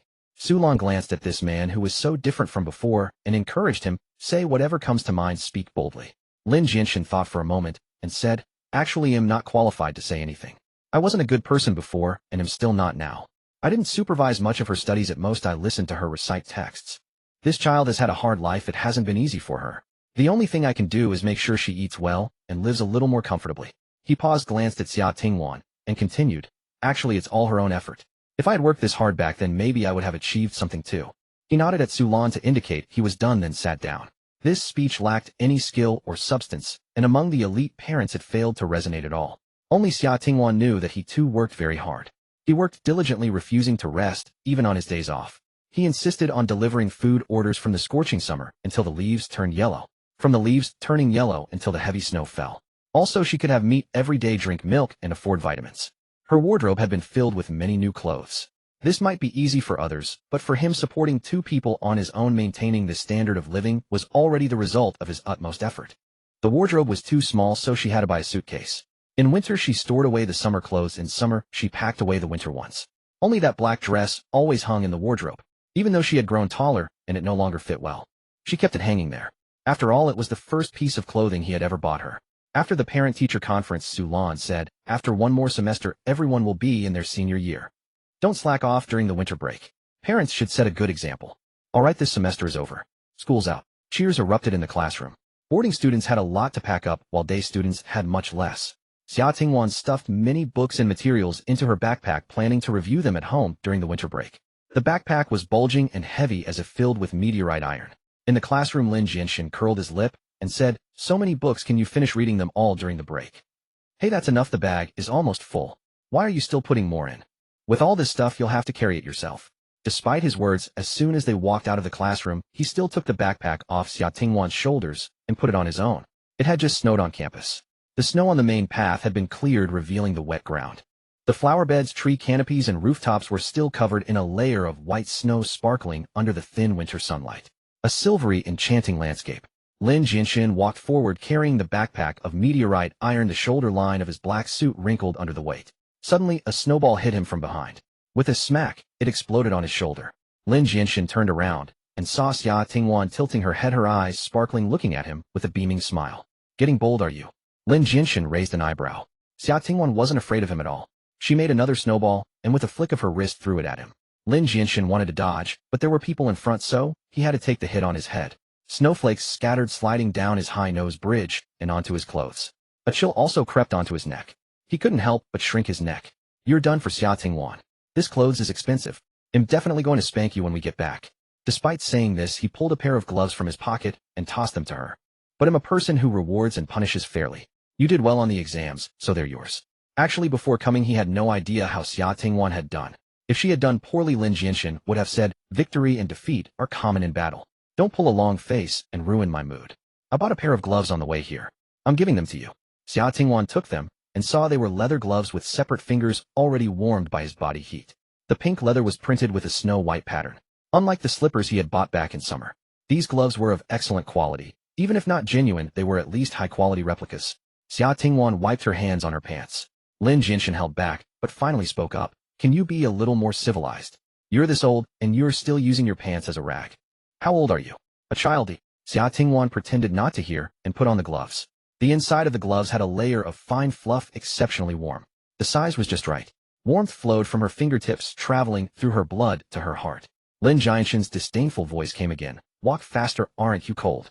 All that dawdling, it's not like there are ants on the road to count in winter. Tisk, still such a sharp tongue, Xia Tingwan grumbled inwardly. She was in a good mood, skipping forward a few steps to follow behind him. A semester had passed, and the two of them had been putting on an act, each thinking they were brilliant performers, changing bit by bit, without startling the other or arousing suspicion. They were even a little smug. They reached the parking spot. Lin Jianshen in his suit and leather shoes tied the backpack of meteorite iron onto the motorcycle's rear carrier. Then he put on his Meituan delivery helmet, shoved his own helmet at her, and called out, "Get on." The trees lining the road were covered in a thick layer of snow. A winter breeze blew, gently swaying the branches. Snow fell softly, sparkling in the sunlight, like celestial maidens scattering blossoms. How beautiful, Xia Tingwan thought to herself. She looked at Lin Jianshen. He was riding the motorcycle, and the falling snowflakes seemed to cast a filter over him. After all, a two-wheeled vehicle wasn't as stable as a four-wheeled one. Lin Jianshen rode very slowly. He looked enviously at the cars speeding by on the road beyond the guardrail. Xia Tingwan spread her arms, catching some falling snowflakes in her palms. They landed on her new gloves, then were blown away by the wind. When she was young, she had seen many children sitting on the back of adult bicycles or electric scooters. They would stretch out their arms as if fantasizing about growing wings and flying in the breeze. Back then she thought it was incredibly childish. Now she had become one of those childish ones. So they weren't childish, they were happy. Only happy people do childish things. Unhappy people are bent by reality, drained of all spirit, losing the right to be childish. She never had that right before. Now she did. She stared at Lin Jianshen's back. He was wearing a full suit, but on his head was a Meituan delivery helmet with the little plastic propeller spinning noisily. It looked incongruous and comical. Xia Tingwan leaned out a little and looked down again. His riding posture had caused his suit trousers to ride up, revealing white socks. There was a checkmark logo on the socks. He usually wore black socks. Many laborers, especially those doing physical work, are naturally denied the right to wear white socks. Because when working, white socks quickly get too dirty to wash clean. This pair of white socks was the only genuine pair he had ever bought. He only wore them on important occasions. Above the socks was a section of ankle. Further up was a pair of gray long johns. The exposed skin had broken out in goosebumps from the cold wind. Don't move around so much. The road is bad. Lin Jianshen's voice came through the wind. Xia Tingwan sat up straight again. She imagined her arms turning into wings, wide and large, covered in white feathers. Thick, dense, warm, and dignified feathers. Like the wings of an angel. She closed her wings, enveloping him, covering him, shielding him from the cold wind outside, bringing him warmth. So she wrapped her arms around his waist. What are you doing? She felt Lin Jianshen's body stiffen, and his voice, carried by the wind, was also rigid. The road is slippery. I'm afraid of falling off, she said. With the winter break beginning, Xia Tingwan felt a surge of joy. She would spend more time at home, and thus more time with him. No longer rushing off to school in the morning, she could enjoy breakfast by his side. Late at night, she could sit on the sofa waiting openly for his return. These ordinary trifles were precious to her, filling the desolate silence of her life. Only one thing displeased her. When they occasionally spoke of his work, he always brushed it off lightly, as if he still thought her a child too naive to understand. An invisible generation gap seemed to lie between them. After all, one was still in school, while the other had already weathered the storms of society. In this regard, they shared little common ground. Xia Tingwan could only wish to graduate quickly and catch up with his pace. As New Year approached, heavy snow fell from the sky, and Lin Jianshen's company also released for the holiday. She feared he might still go out delivering food in this weather, as the delivery fee per order was higher during harsh conditions. Brother, she said, the new year is almost here. Let's go out and buy some snacks. Lin Jianshen looked into her expectant eyes and abandoned the idea of delivering food. All right, let's go buy some of the good stuff. They had no relatives to visit, and no one would come to pay New Year's calls. The snacks were for themselves, so there was no need to be stingy. They stepped out the snow in the alley, already ankle-deep. Lin Jianshen trudged ahead, breaking the path. Let's walk a bit further to the supermarket in the mall. Old Zhang's nearby store had cheap items, but the selection was too limited and the quality mediocre. Sure, Xia Tingwan followed closely. Brother, how about we buy some 3 squirrels? She knew that in his spare time Lin Jianshen also watched online courses. She wanted him to eat some walnuts to nourish his brain. Lin Jianshen was taken aback. 3 squirrels. He frowned deep in thought. Aren't we buying snacks? Why think of buying squirrels? And 3 of them. Xia Tingwan froze, standing in the swirling snow looking up at him. Lin Jianshen continued, besides after the break you'll be in school, and he'll be at work. No one would take care of them. They'd probably die easily. What if we failed to keep them alive? Xia Tingwan felt a stone pressing on her heart. Slowly she forced a smile. Brother, you have such a sense of humor. What snacks do your colleagues at the dock usually eat? Lin Jianshen looked puzzled. I'm just being objective. What's that got to do with humor? We don't eat snacks while working. It's too much trouble to wash hands. I don't go to the office much, only to ask questions. He suddenly recalled that when he used to deliver food had seen orders from a shop called 3 Squirrels on his phone. He hadn't known what it was back then, so he didn't take the order nor look into it. Maybe 3 squirrels wasn't just 3 squirrels. Otherwise the sudden shift in Xia Tingwan's words wouldn't make sense. It wasn't like her. Just as Lin Jianshen was sorting out his thoughts, Xia Tingwan suddenly let go the umbrella, falling to the ground, splashing fine snow. She rushed over and hugged him, bursting into loud sobbing cries. The cries were suppressed yet torrential. Lin Jianshen, not understanding why she was crying, gently patted her back. What's wrong? Why are you crying for no reason? Their people are watching. Xia Tingwan ignored him, sobbing, her voice broken. Brother, I swear, they'll make so much money for you. A question mark slowly appeared over Lin Jianshen's head. He had no choice but to soothe her. All right, make a fortune for me. Just stop crying, okay? You're getting snot on my clothes. Gradually Xia Tingwan's sobs subsided, and she let out a small hiccup. She quickly covered her mouth. Brother, let's buy snacks when we go home. Is there anything you want to eat? Can we go eat something first? Lin Jianshen was tempted, but still hesitated. Eating out is so expensive. Better to buy ingredients and cook at home. Xia Tingwan wiped her tears. It's almost New Year. Let's indulge just this once. Lin Jianshen finally made up his mind. All right, let's go eat KFC. Xia Tingwan's heart ached. In his mind, KFC was the pinnacle of fine dining. Even in her worst days before she turned 9, under Gu Qinjian's care, she had enjoyed a long stretch of good living. They walked to the mall under an umbrella, shaking off the snow. The mall played a song. Congratulations on your fortune, congratulations on your splendor. The best is welcome, the bad is shown the door. The place was festively decorated, brimming with a thick New Year atmosphere. Even the glass windows of KFC were adorned with red paper cuts. Xia Tingwan politely declined the server's suggestion to order via phone and ordered a double burger combo. At the counter, a spicy chicken leg burger, an Orleans chicken leg burger, a portion of golden chicken nuggets, an egg tart fries, and 2 iced colas. Lin Jianshen had eaten KFC many times before, but this was the first time he sat there as a customer. It was also the first time he knew that a freshly made burger could taste so good. It was a world apart from the leftover burgers had scavenged in his past life. Many would question how a burger could be left uneaten. The truth was they simply hadn't mastered the right technique. Some people with large appetites found 1 burger not enough, but 2 too many, so they ate 1.5. Others would order an Orleans burger for a child, but forget to tell the server to leave out the green pepper shreds, so the child ate only a few bites. These leftover burgers would later be collected by the staff and thrown into the trash. Thus, with the right technique and by targeting the right crowd, the odds of scoring a leftover burger were high. But this burger was freshly made. 1 bite released a symphony of sweet bun, crispy chicken fillet, and fresh lettuce, each layer distinct and dancing on the tongue. Vivid and intense. A sip of the iced cola felt like a baptism for the soul. Unlike the scraps he remembered, this was damn delicious. So irresistible, so addictive. After finishing 1 burger, Lin Jianshen still craved more. He ate quickly, careful to keep his expression in check, lest he appear unsophisticated and embarrass Xia Tingwan. She handed him the half-eaten Orleans burger from her own hand. Brother, I'm not very hungry today. Have the other half. Lin Jianshen's throat tightened as he swallowed his saliva. It's got your saliva on it. No way. Finish your own burger. Don't waste it. Reluctantly, Xia Tingwan took it back and bit into it. Lin Jianshen took another sip of cola, putting on a parental tone. You must study hard and get into a good university. Xia Tingwan wrinkled her nose. I know. Go to college, get a good degree, find a good job. Find a good job, and it'll make $1 million for you. Don't worry, brother, it'll earn you a fortune. How about I write you an IOU for $1 million? Lin Jianshen looked at her. Her hair was jet black and silky, spreading like satin down her back. A delicate nose, cherry-like lips, and stunning peach blossom eyes. Lin Jianshen sighed inwardly. The world is harsh. Even after graduating from college, you'll likely just be a slightly better beast of burden, running on the treadmill of mortgages and car loans. He quietly munched on fries. $1 million. It's really hard for an ordinary person to earn. But if you can save $1 million quickly, that means you're no longer ordinary. You can live a great life. Then take your $1 million and live free. You've suffered so much with me. I hope the rest of your life is happy. Xia Tingwan. He had gradually noticed the girl's meekness and dependence on him. But no matter how deep the bond, people always part. Everyone has their own path. After entering college, Xia Tingwan would surely make new friends. She would fall in love with a boy her age, experienced many novel and interesting things.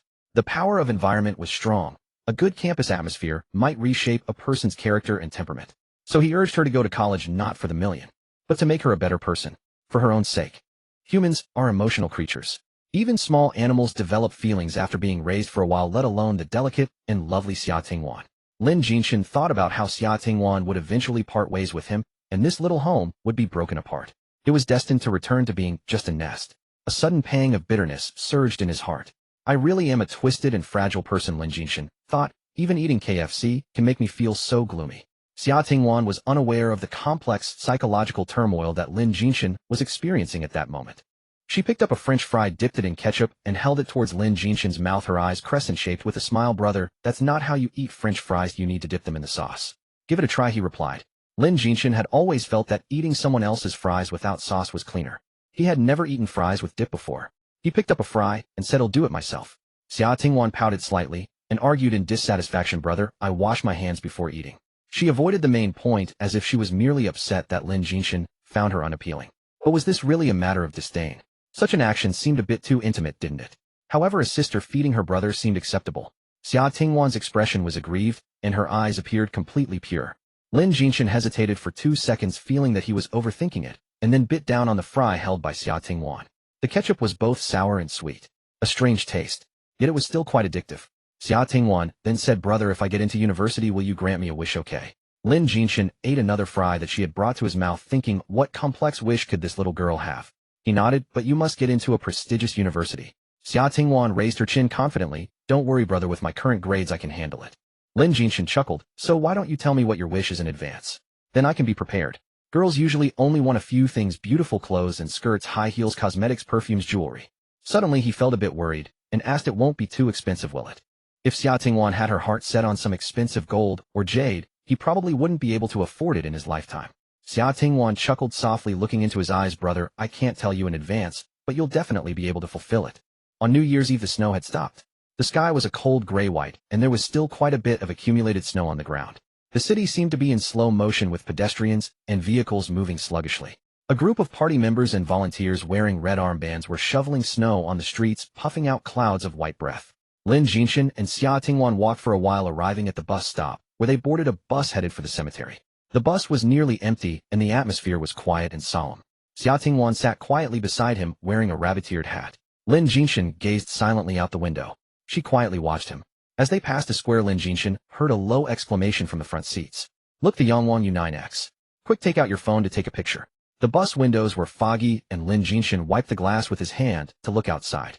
Other cars moved slowly, but that sleek-looking vehicle seemed unbothered by the slippery roads, even performing a drift as it parked by the roadside of the square. The person in the front seat said again, this car is globally limited to 30 units. Only General Liu of Qingshan Group in Donghai City has one. The door of the Yangwang U9X opened, and a handsome middle-aged man stepped out of the driver's seat. He stretched beside the car, looking lethargic, as if he had been locked in a small dark room for 2 days. Lin Jianshen recognized his face. This man had given him 2 bottles of Evian when fishing by the river. A lady also exited from the passenger seat, dressed elegantly, with an extraordinary demeanor.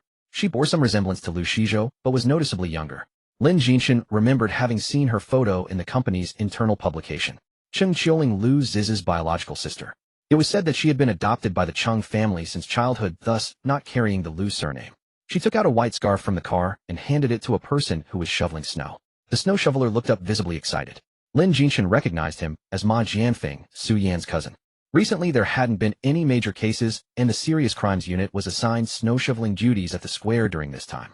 Surrounding colleagues shoveling snow began to cheer. A group of strong men shouted in unison, give him a hug, give him a hug. The elegantly dressed woman, without any shyness, warmly embraced him. The strong men cheered loudly, the sound of their applause echoing. Even those inside the car could hear it clearly. Lin Jianshen felt happy for him, followed by envy, and then a sense of inferiority. Both Cheng Qiuling and Ma Jianfeng were figures he could not reach. He seemed somewhat silent throughout the journey. Upon reaching their destination, they first visited the joint grave of Lin Jianshen's parents. Father Lin, Chao, Mother Fu Monli. In this day and age, even tombstones come in different grades. Their tombstone was the simplest kind, without intricate patterns or designs, covered with a layer of thin snow. Lin Jianshen cleaned the grave, offering tributes and lighting 3 incense sticks. Xia Tingwan also lit 3 incense sticks and glanced at Lin Jianshen beside her. In previous years she had come alone. This year she finally had someone to accompany her. Wu Qingjian's grave was also here, just 6 rows away. Even in a black and white photo, she was beautiful and charming, her smile gentle. Unfortunately, beauty often meets with misfortune, and she passed away in her 30s. Previously, Lin Jianshen had not cared about Xia Tingwan, and naturally he was indifferent toward her mother. This was his first visit. He respectfully placed 3 incense sticks for her as well. Xia Tingwan brushed away the icy crystals from the photo with her finger, her eyes slightly moist. She seemed to be silently conveying something, remaining still for a long time. The weather was quite cold and the tip of her nose was turning red from the chill. Lin Jianshen subtly shifted to block the cold wind for her. Xia Tingwan finally said in her heart, "Mom, I think I understand those words of yours now. You said not to believe in true feelings in this world, for when you find out they are false it will be devastating. But I want to take the gamble once without any regrets." Xia Tingwan stole a glance at Lin Jianshen, who was gazing at the snow on the treetops beside the cemetery, lost in thought. The lines of his side profile appeared quite strong. He won't let me lose. After paying their respects, the two set off on their return journey. They got off the bus, and after walking a bit further they would return to their little alley. Xia Tingwan took a few steps, and suddenly said, "Brother, I can't walk anymore." Lin Jianshen turned around, and said, "No way, we haven't walked far at all. How can you be tired? Just hold on a bit longer, it's only 10 minutes more to home. I really can't walk anymore, you have to carry me." Her voice carried a hint of sulkiness. Lin Jianshen glanced at the gloves on her hands, which had a snow-white design. Indeed, she was as delicate as Snow White. Lin Jianshen clicked his tongue, a "what can I do with you" expression on his face, muttering, "What a hassle. If I didn't have things to do later I wouldn't bother with you." He turned around and slightly squatted down. Xia Tingwan leaned against his broad back. Lin Jianshen stood up, carrying her as he walked forward. He was very strong, seemingly unburdened by the weight. As he walked he muttered, "This isn't heavy at all. Are you not eating well?" Xia Tingwan's view widened a bit. The snow-covered roads, eaves and treetops along with the glowing signs flashed past her eyes. Xia Tingwan rested her chin on his shoulder, experiencing the world from this perspective for the first time. Now she didn't have to envy other children anymore. She had a broad back uniquely hers. Suddenly she began to hum the gentle breeze on the southern branch, still longing in dreams, waiting for autumn high to see the mountains shape, to visit old friends. In the light of the lamp, whispering your name, "Perhaps I am too obsessed. No flower blooms can compare to your return." Her heart felt like it was being brushed by feathers. Lin Jianshen felt flustered by her actions, unconsciously twisting his neck to evade the annoying heat. He complained, "There's snow all around. Where are the flowers? Besides, your lyrics are out of season, you're singing nonsense." Summer Tingwan looked at the snow around them, thinking to herself, as long as the meaning is conveyed, it's enough. She tightened her arms around Lin Jianshen's neck, continuing, "Brother, you don't need to envy them, you have me. They have someone to hold, you have someone too." On the bus she began to understand some of his awkwardness. Because essentially they were the same kind of people. Now she didn't need to envy other kids who had wide backs or shoulders to lean on. She had that too. Lin Jianshen earnestly said, "You should sing Edelweiss." "No, that's wrong, the snow has stopped. Singing that isn't fitting." Summer Tingwan gently punched him with her right-hand side, and said, "Brother, you really are a joy killer." She leaned closer to his ear, almost biting it. "You're doomed, with your emotional intelligence, you'll definitely be single for life." Lin Jianshen always had a tough exterior. "I'm handsome and plenty of female colleagues in the company add me on WeChat. Why should you worry?" "Oh." Summer Tingwan elongated her voice, suddenly reaching out with both hands to pinch his ears. "Hiss. Why are you pinching my ears?" Lin Jianshen feigned displeasure, and said, "Summer Tingwan, I've realized you've become increasingly pushy. 3 days without a beating, and you'd be tearing down the roof. Just wait until I get back to properly teach you a lesson." Summer Tingwan was no longer afraid of him. She exerted a bit of strength on the reins, lightly shaking them, as if riding a horse. "Giddy up. Move faster. Stop dawdling like you're counting ants on the ground." Lin Jianshen muttered, "Reverse the heavenly cycle, it's truly reversing the heavenly cycle. I really can't believe it, at your age you're still so childish." Despite saying this, he still quickened his pace. The girl's light breaths and humming lingered in his ears. Lin Jianshen indeed had matters to attend to. He sent Summer Tingwan back home and instructed her to stay inside. "Chat more with classmates and don't just study all day, or you'll end up as a fool." Summer Tingwan stuck her tongue out at him, la la la la. Then he went out to the supermarket to buy a bottle of white wine. During the winter vacation, Donghai 3rd Middle School became eerily quiet. The campus was deserted. To his surprise, the old man was still there. As Lin Jianshen approached, the window was pushed open, and the old man's face appeared, looking at the wine he was carrying, smiling. "Oh, you've come, and even brought something." Lin Jianshen originally intended to use this bottle of wine to honor the martyrs, allowing the heroes resting below to have a drink on New Year's Eve. He hadn't expected the old man to be present, but he reacted quickly and changed his words. "I brought this wine to see you. Half of it is to honor the heroic spirits, and the other half is to warm you up." At his age the old man had seen it all, his mind as clear as a mirror, and he didn't expose him, smiling as he nodded. You're considerate. Don't just stand outside, come in, it's warm inside. What about you, are you drinking today? Lin Jianshen shook his head. I've quit. That last drink was an exception, but if I make exceptions every day it defeats the purpose of quitting. The old man laughed heartily, not forcing the issue. All right, you have your principles. Then I'll get you something else to drink. In the guard room a small heater was emitting a warm, orange glow. On the table were several cold dishes and a shiny roast chicken. The old man pulled out a bottle of Coca-Cola from under the table. Then you can drink this. Lin Jianshen was somewhat surprised. Oh, old man, you still drink this?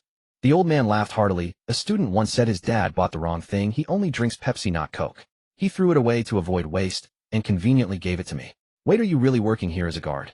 The old man replied. Ha ha ha, of course, I need to keep myself busy. Lin Jianshen asked again. Aren't these two both cola? Is there any difference? The old man laughed heartily again. Asking me, an old-timer, about this is a mistake. Ooh, I can't understand young people's tastes. But this is a good thing, but shows that this kid has a good living condition and can taste the difference in cola.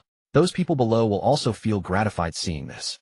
He opened the door, poured half the bottle of wine onto the snow outside, then closed the door and poured himself a glass. Come, let's have a toast. Lin Jianshen sat across from the heater, opened the bottle of Coke, and clinked glasses with the old man. The old man asked, about last time I noticed you, Shang-Wen has been quite honest. How did it all happen? You don't know? Lin Jianshen raised an eyebrow. Of course I know, but I don't know the details. Lin Jianshen said, I'll be eating this roast chicken later. The old man became interested. I'll let you eat it. Quickly tell me the details. Lin Jianshen recounted what had happened at the time. The old man smacked his lips. You're really bold. Aren't you afraid of retaliation? There's no choice. It's a worthless life. Even if there's retaliation, it doesn't matter. The old man took a bite of the cold dish, sighing. If you were born a few hundred years earlier, you'd probably be a hero, enjoying the camaraderie in the mountains and rivers, eating meat and drinking wine openly at Liangshan. Seeing that the old man had no habit of eating, without speaking, Lin Jianshen tore off a large piece of roast chicken and stuffed it into his mouth, chewing heartily. With his mouth full, he mumbled, We can also eat meat and drink Coke now. The old man slapped his thigh. You're really ruthless. Right when you start, you take such a big chicken leg for yourself. Leave some for this old man. I'm saving it. There's still another chicken leg, right? What's wrong? Are you afraid it won't grow a second leg after hatching? The two of them exchanged drinks and chatted about everything under the sun. The old man was well informed and could handle any topic, whether it was local anecdotes, historical stories, or current affairs. He was evidently an impressive figure. After half a bottle of white wine, the old man, feeling spirited, grabbed a rubber stick from the guard room and walked onto the main road of the school. Kid, I'm feeling good today. Let me show you a thing or two and demonstrate my old man's might. The old man struck a pose. Lin Jianshen was startled and hurried outside to advise, Grandpa, take it easy. You're old. Don't forget you have shrapnel in your waist. It's cold and slippery, you forget it.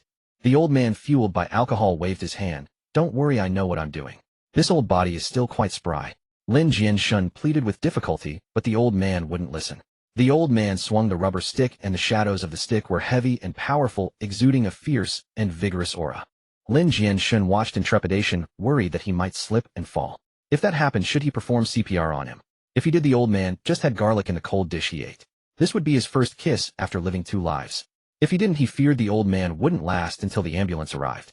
How was that? The old man, unaware of Lin Jianshen's chaotic thoughts, exhaled a puff of white mist and made a gesture to conclude.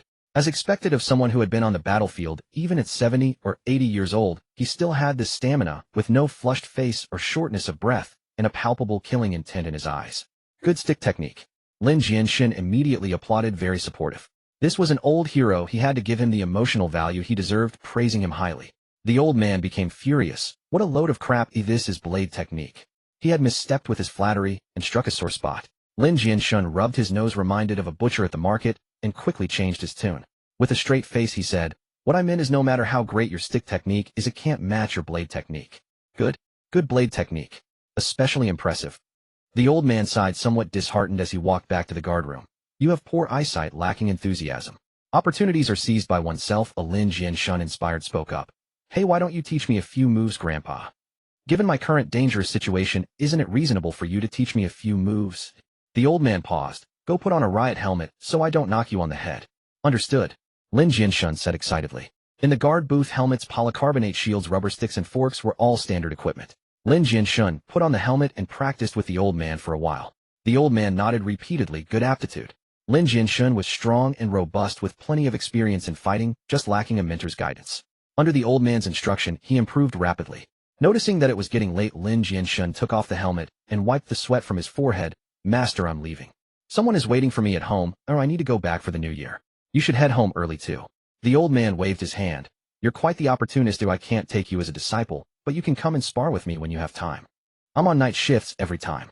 Let's go, let's go. Lin Jianshen placed the helmet in the guard booth, and just as he pushed the door open, he turned back to ask, Old man, it's fine if you don't want to take me as a disciple.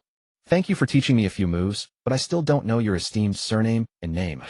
The old man stuffed a cushion at his waist, squinting his eyes, casually opening an audiobook on his phone, which was playing a martial arts story.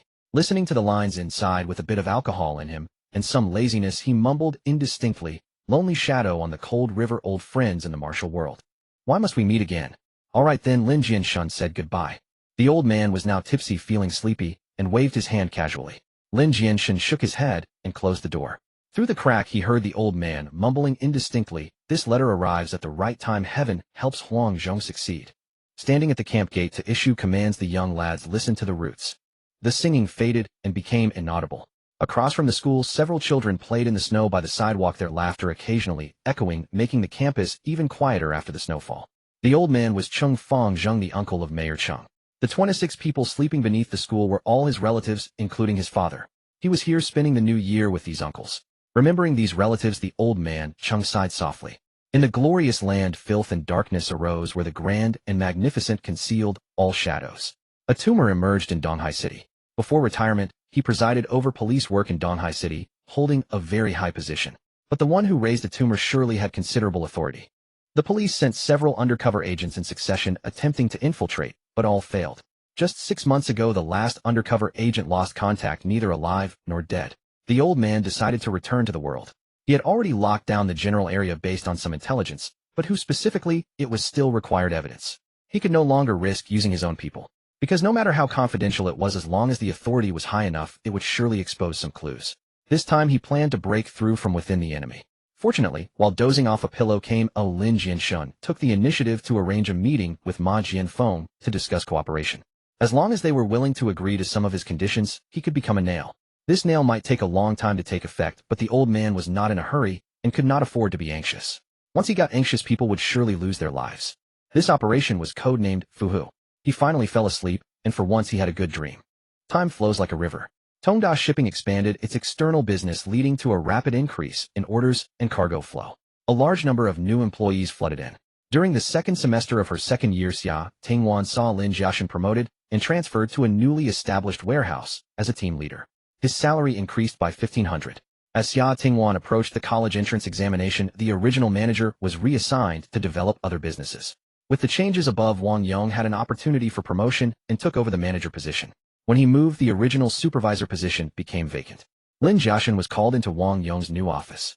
This office was considerably larger than the previous one, complete with a reception area and leather sofas. Wang Yong brewed a cup of tea for him in a disposable plastic cup, pushed it over, and got straight to the point. Xiao Lin, regarding my former supervisory position. What are your thoughts? Who do you think is suitable?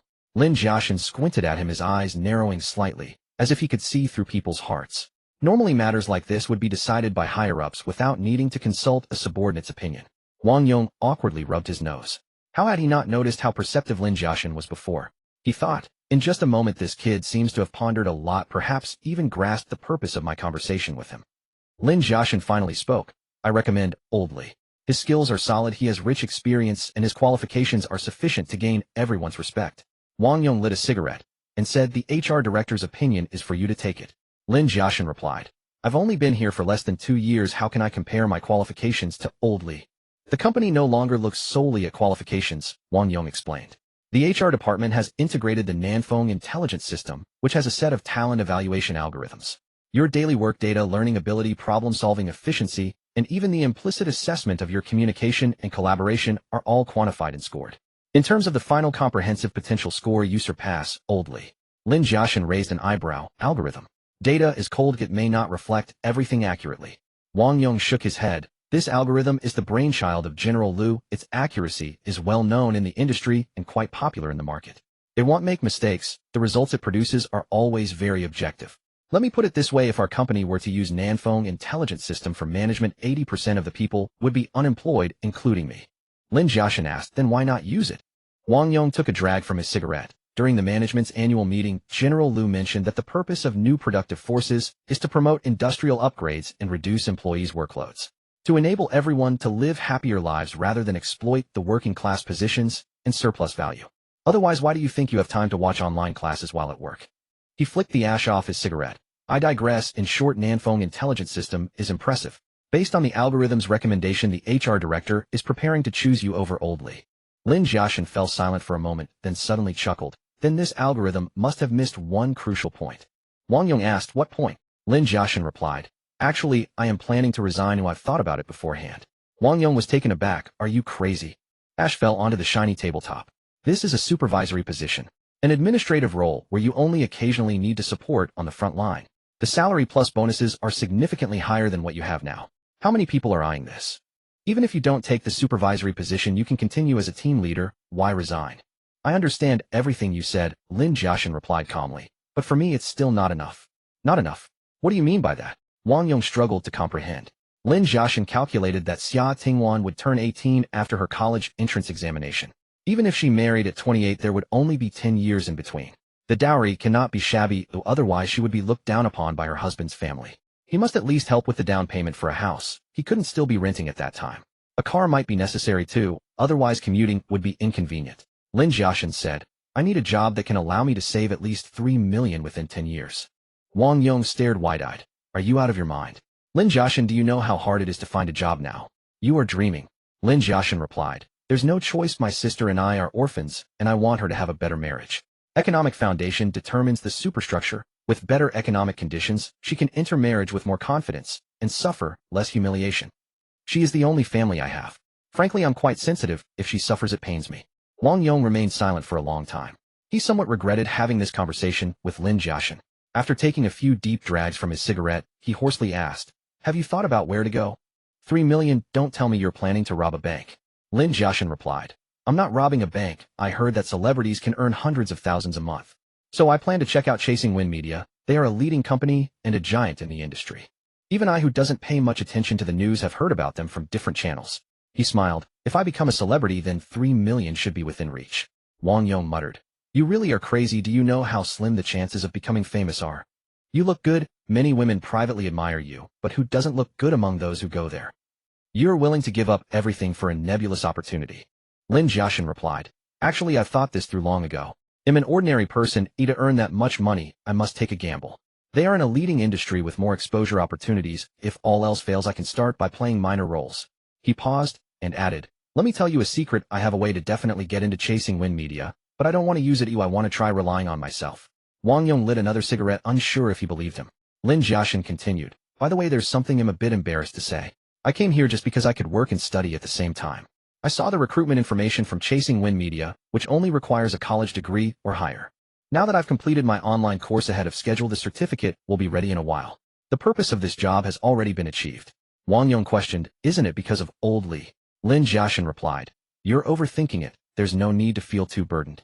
I decided around this time to leave when I joined. I'm a self-interested person. Old Li cannot influence my decision. Wang Yong remained silent for a long time, with only the air conditioning buzzing in the background. In truth, he preferred Old Li to take the supervisory position, as Old Li had been with him since the company's inception. Old Li's personal abilities were not in question, and his family's economic situation was dire. His daughter needed to undergo chest surgery again this year. Old Li needed this stable income even more than he did. Every time there was an evaluation, Wang Yong would nominate Old Li. This time Wang Yong nominated Old Li as well. However, the Nanfeng intelligence system showed that Lin Jianshen's work capabilities and personal potential far exceeded Old Li's. Wang Yong was also helpless. Hence this conversation took place. Wang Yong actually hoped he could persuade Lin Jianshen to voluntarily give up the supervisory position by speaking with the HR department. Thus, the opportunity for promotion would naturally belong to Old Li. He did not expect Lin Jianshen to directly ask for resignation. This left Wang Yong with a hint of guilt. However, in the adult world, there is not much fairness to be found.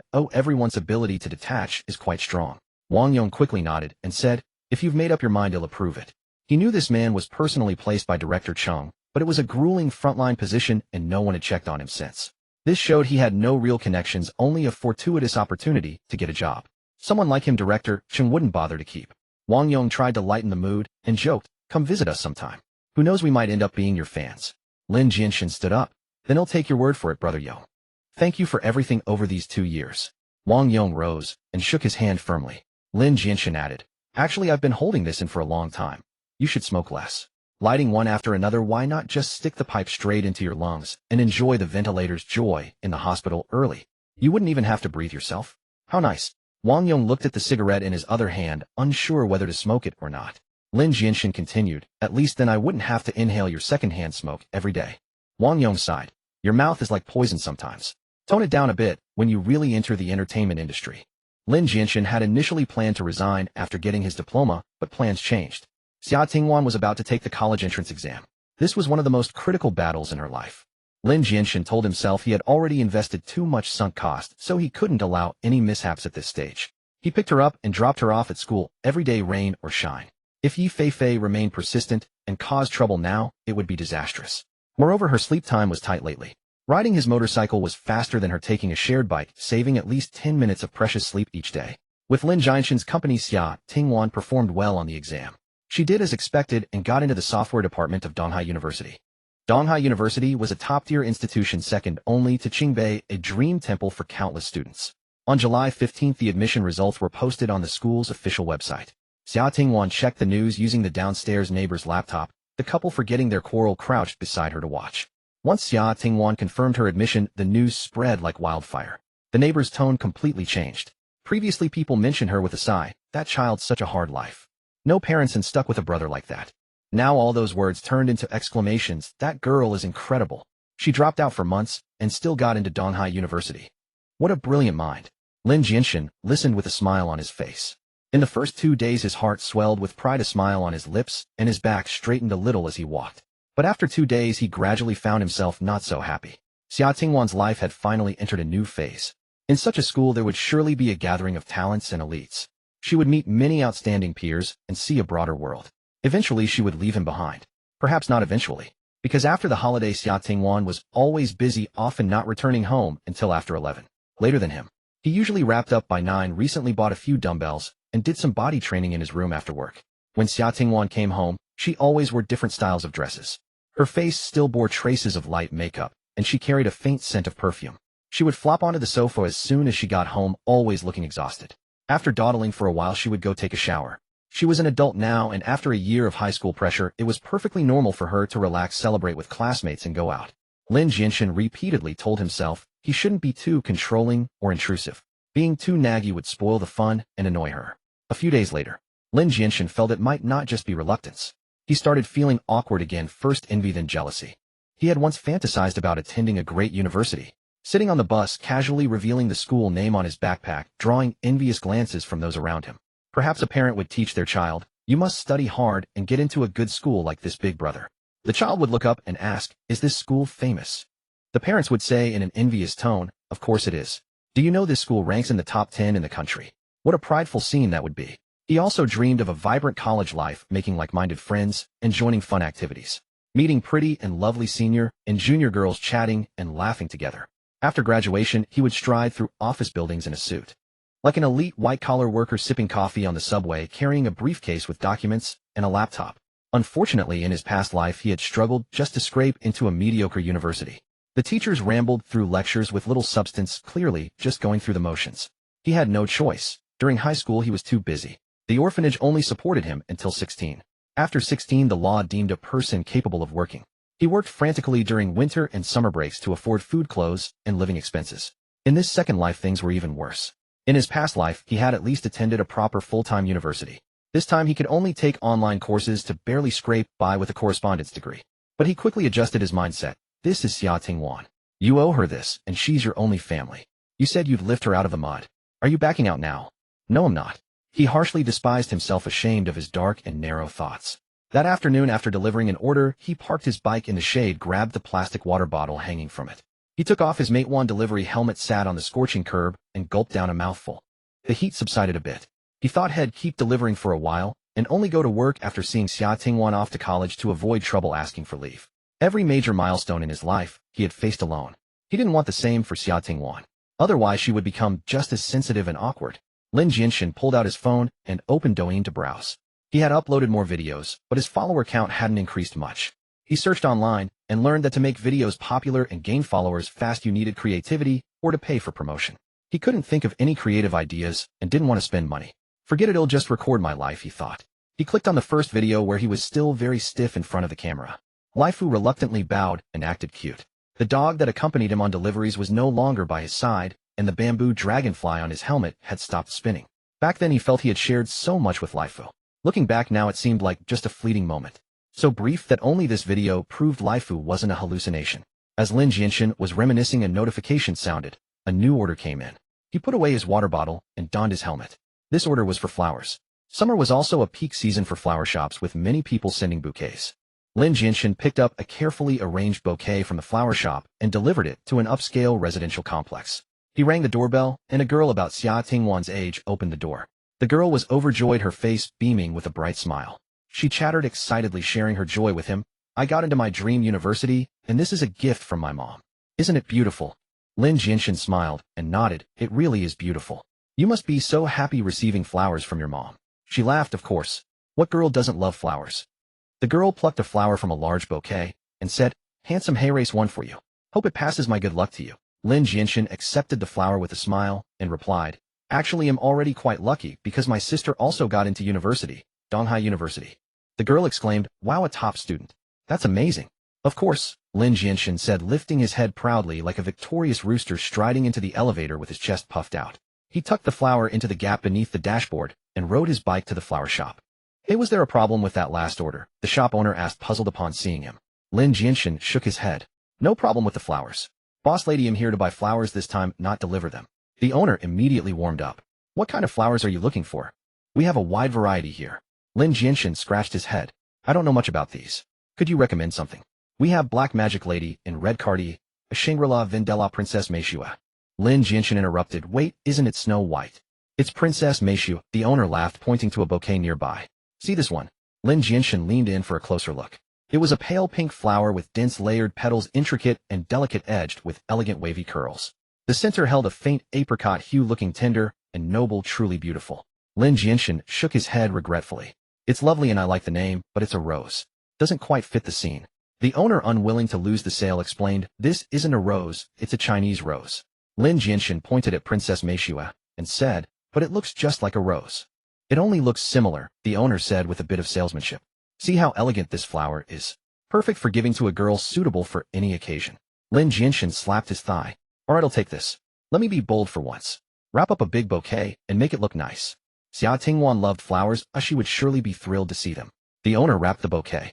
The large cluster of flowers crowded together, vying to showcase their charm, like a brilliant sunset glow in the sky. Lin Jianshen was very satisfied. He carried the large bunch of Princess Meishua home and placed it on the table, leaving almost no space for anything else. He studied it for a moment and felt something was missing. It's nice to look at, but lacks creativity. He stroked his chin, pondering, I need to set it up. When Xia Tingwan returned home around 10 in the evening, she kicked off her shoes and let out a long sigh. Finally home. Without even wearing slippers, she stepped onto the floor in just her white socks. As she turned on the light, she saw Lin Jianshen sitting on the sofa with a cake on the table. Xia Tingwan asked in surprise, brother, why didn't you turn on the light? Sitting in the dark like that startled me. In his past life, Lin Jianshen was used to thinking in the dark like this, saving on electricity while clearing his mind. The light made him squint. Before he could speak, Xia Tingwan had already spotted the cake on the table. Her eyes widened. There's cake too. But both our birthdays have passed. We already had cake a while ago. Lin Jianshen smiled. This is to celebrate you getting into a good university. Others throw graduation banquets, but we wouldn't have many guests if we did. So let's just celebrate on our own. It was a chocolate cake with animal cream. Xia Tingwan cut it. She and Lin Jianshen sat across from each other, each eating half. After finishing, Xia Tingwan let out a contented burp. She patted her stomach. Oh no, brother, if you keep feeding me like this, I'm definitely going to get a belly. So what if you do? Xia Tingwan stretched out her arm and wagged a finger in front of him. No way. A beautiful girl can't have a belly. Lin Jianshen chuckled. It's just one cake, but won't hurt. Congratulations to classmate Xia Tingwan for getting into Donghai University. There's a gift in your room. Want to go see? Xia Tingwan's eyes lit up. There's a gift too. She rushed to the door and flipped on the light, stunned. On the wall beside the entrance, the wardrobe had been shifted slightly to the window wall, leaving the entire wall empty. A colorful net was hung there. The Princess Meishua flowers had been taken apart one by one and tucked into the gaps of the net covering the entire wall. Row after row, these flowers had emptied 2 flower shops. Under the light, the flowers bloomed with solemnity, carrying a silent, yet dazzling fervor. Xia Tingwan murmured, "Brother, why roses?"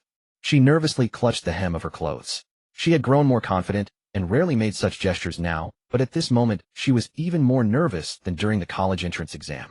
Lin Jianshen answered seriously, "These aren't roses, they're Chinese roses. The shop owner said so." Hearing his reply, Xia Tingwan felt a pang of disappointment, her heart sinking slowly. She struggled to compose herself, then let out a chuckle. "Brother, she tricked you. These are indeed a type of white rose. Though they're Chinese roses, they're commonly sold as roses in the market, just like Vendela." Lin Jianshen said, "How would you know that? Are you sure you're not fooling me?" Xia Tingwan replied, "I love flowers, I could never be wrong." Lin Jianshen's mouth fell open in shock, and he fumed. "I'm never delivering flowers for that shop again. They tricked a novice like me. So mean." Xia Tingwan turned around, her eyes sparkling. "But I love it. I hope it's a rose. The rose you gave me. Do you understand, Brother Ashen?" Brother Ashen. The word struck him like a lightning bolt, piercing his heart. He never expected Xia Tingwan to say such a thing. Her tone was unprecedentedly intimate. But he was her brother. How could she have such thoughts? What would people think of her when they mentioned her? When Lin Jianshen shopped for groceries, he had overheard two middle-aged women at the market gossiping about someone having an affair. Many said Lin Jianshen's words were venomous, but he felt he paled in comparison to them. The terror of rumors and verbal violence. Lin Jianshen had already experienced it once, when he was called a dog thief. In the internet age, secrets are hard to keep. How would the people around her see her then? The atmosphere grew heavy with silence. To avoid awkwardness, Xia Tingwan quickly changed the subject. She pulled out 1,000 yuan in cash from her pocket. "Brother, my wages." "Pretty impressive, huh?" Lin Jianshen was still lost in thought. Xia Tingwan kept her hand raised, pretending to be dissatisfied. "Hey brother, I did keep some pocket money for myself, but you've got to leave me a little." "Take it." Lin Jianshen snapped out of it, and took the money. "What were you doing?" "Commercial performances." "I went dancing." Lin Jianshen asked doubtfully, "Dancing? Are you any good?"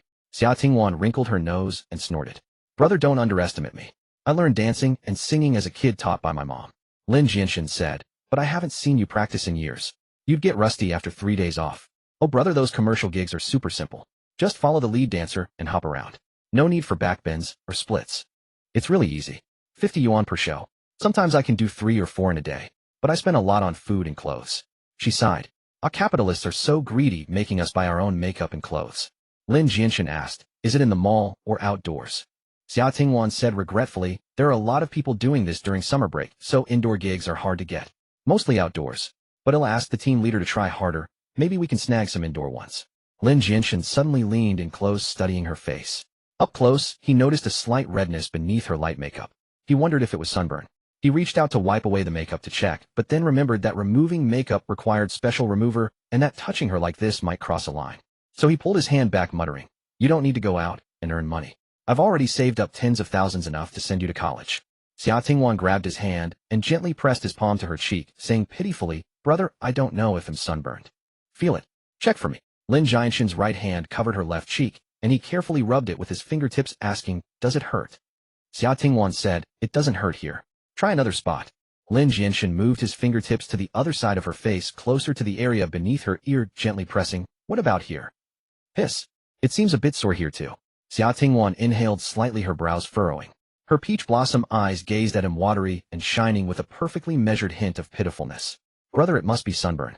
It feels all fiery and hot." Lin Jianshen sighed. "Ah, you girl, didn't I give you some pocket money? Buy some expensive sunscreen and put it on. The pricey one should have better sun protection." "Huh?" Xia Tingwan blinked, looking at him in surprise. "Brother, you even know about sunscreen protection levels?" She remembered not long ago he had thought 3 squirrels were actual squirrels. Now he knew about this sort of thing. "Don't look down on me," Lin Jianshen said discontentedly. "Wait, you're steering the topic off course. What I'm saying is we have enough money at home.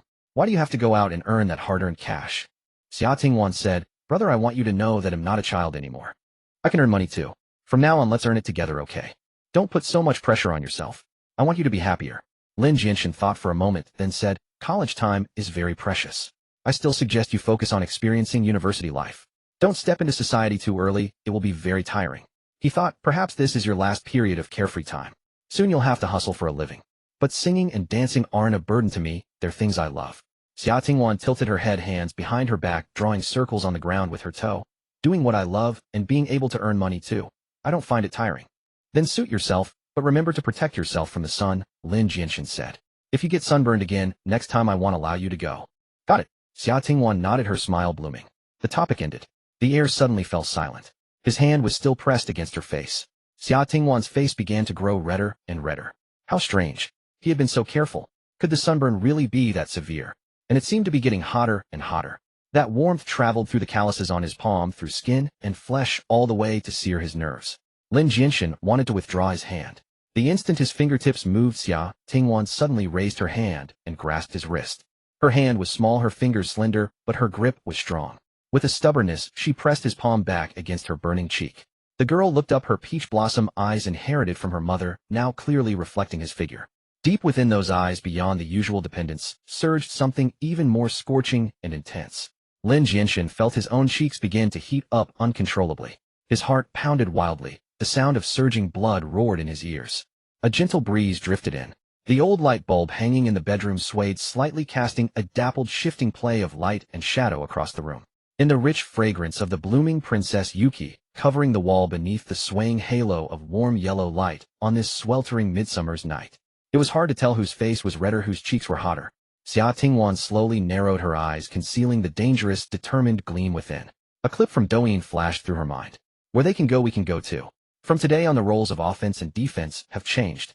Yes, she was an adult now, and she had gotten into university. From this moment on, it was her turn. Brother Shin, you can't escape. She gently rubbed her cheek against his palm, feeling its breadth and warmth. This hand was a hand that worked. It wasn't delicate, in fact it was very rough. His palm was covered in calluses. Unlike the calluses on his knuckles, every single callus here was a testament to his hard work for this family. Proof of his meticulous care in raising her. Proof that he had shouldered the sky for her. Brother, I will make sure you have a good life in the future. So don't leave me. Never. She closed her eyes, gently rubbing her cheek against his palm, once more using the tender skin of her face to carefully feel the shape and texture of every callus. Then she traced them meticulously in her heart. These hands were hers. Every callus on his hands was her collection. Her rare treasures. No one was allowed to touch them. No one but me, Xia Tingwan told herself. Lin Jianshen finally pulled his hand away. Xia Tingwan didn't grab it again. She had to take it slow, not scare him. A good hunter must have ample patience. Lin Jianshen stared blankly down at his own hand. That heat had just traveled from his palm straight to his heart. And then naturally some changes occurred within him. This was dangerous. She was his sister. He shouldn't feel this way. As if nothing had happened, Xia Tingwan walked lightly over to the flower wall, admiring it with interest. The flowers were truly beautiful. Elegant, with a touch of ethereal grace. She reached out her fingertip, tracing over a perfectly blooming Princess Yuki, then plucked it, tucking the flower diagonally into her raven black hair. Brother, she turned back with a smile, her beauty outshining the flower. Do you remember? You once promised me. Promised you what? Lin Jianshen's voice was a little dry. Xia Tingwan looked at him. You promised me if I got into a good university, you would grant me one wish. Lin Jianshen nodded. Yes, but you can't ask for anything too excessive. I am your brother. Those words stuck, the words Xia Tingwan had originally planned, right in her throat. Damn it. Xia Tingwan bit her lip, imagining a little figure in her mind rushing up to tear apart Lin Jianshen's utterly clueless mouth. How could a mouth at 36 degrees Celsius always utter such icy words? Go on, what's your wish? Lin Jianshen asked. Xia Tingwan's eyes darted around as she quickly adjusted her strategy. My wish is for you to spend the whole day with me. We'll go shopping and have a great time, just the two of us. That's it. Lin Jianshen was a bit surprised. That's it. Xia Tingwan nodded, her eyes expectant. Let's go tomorrow, okay? Tomorrow won't work. Lin Jianshen shook his head. Brother, are you going back on your word? Xia Tingwan frowned. I have something to do tomorrow, Lin Jianshen said. Xia Tingwan pressed on. What do you have to do? She was afraid he was just making an excuse. Lin Jianshen said, a former colleague of mine insists on treating me to a meal. Xia Tingwan said, then I want to go with you. Lin Jianshen felt a headache coming on. It's all guys over there. It wouldn't be appropriate for me to bring you. Xia Tingwan said discontentedly, but I'm your sister. If he's treating you to a meal, what's wrong with me eating one too? I need to supervise you to see if you're secretly drinking. Drinking is bad for your health. She yearned to know everything about him, and she wanted to see what kind of people his colleagues were. Lin Jianshen said, I want drink, and you're not allowed to go either. Just stay home and rest for a day. You come back every night tired as a dog. Oh no, Laifu isn't as tired as you.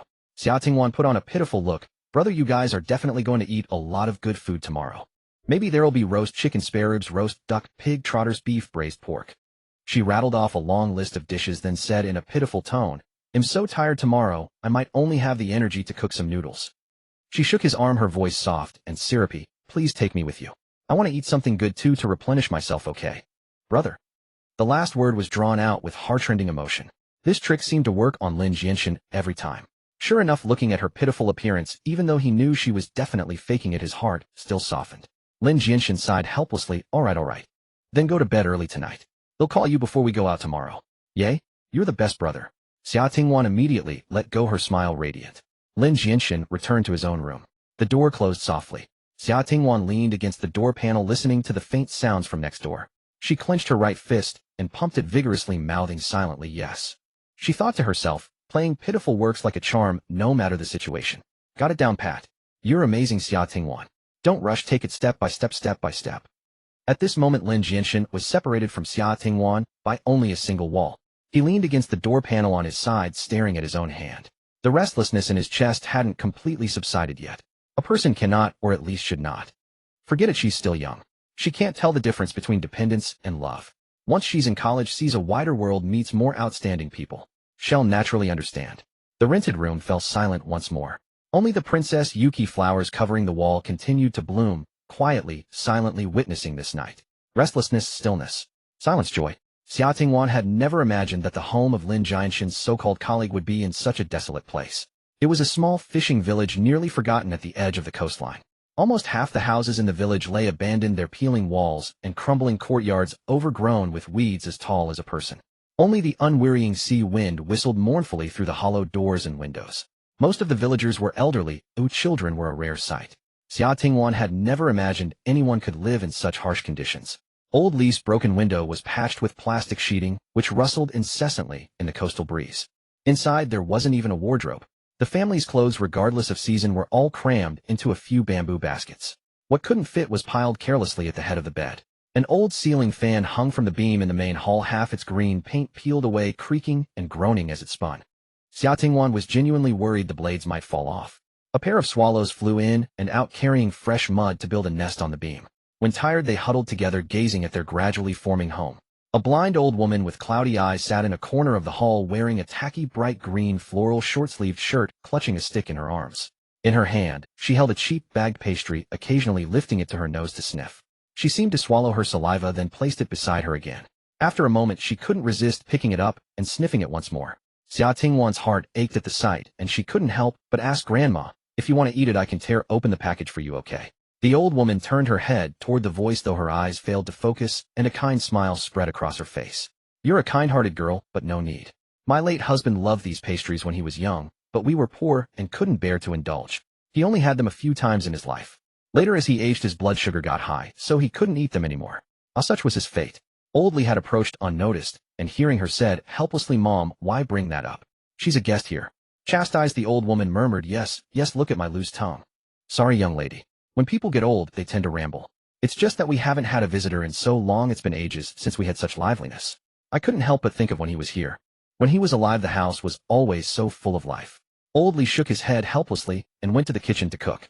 Xia Tingwan crouched by the old woman's knees, studying her. She resembled a withered branch, so fragile a passing breeze might snap it from the tree. Xia Tingwan suddenly spoke, "Grandma, when you had him by your side, were you happy?" The old woman lifted her vacant eyes, seemingly glancing at her, and the wrinkles around her mouth slowly stretched into a tender smile. Then came a sigh, barely a whisper, "Happy, yes. Poverty, illness, separation. None could dim the faint glow of a lifetime spent hand in hand supporting each other. Who could say they weren't happy? Back when she married him, he had cupped her face so gently and called her softly wife." That voice seemed to echo in her ears still. A timid little girl approached, offering Xia Tingwan a cup of tea. She was about 7 or 8 years old, perhaps older, but looked younger due to her frail frame. She clutched a colorful rag doll. Her face was pallid with a sickly hue, cheeks sunken, but her large eyes were strikingly clear, watching Xia Tingwan with nervous curiosity. "Thank you," Xia Tingwan said, taking the disposable cup and giving her a gentle smile. Hearing her footsteps, the old woman asked softly, "Nyonyo, how are you feeling today?" Nyonyo answered quietly, "I don't feel any discomfort. Grandma, can I play with this pretty sister?" A glimmer of longing shone in her eyes. "Just for a little while." She gently shook the doll stitched from different fabrics. "I brought Lele out. I can play house with her." The old woman shook her head. "Go lie down in your room. You have surgery in a few months, don't tire yourself out." The light in the girl's eyes faded, instantly replaced by disappointment.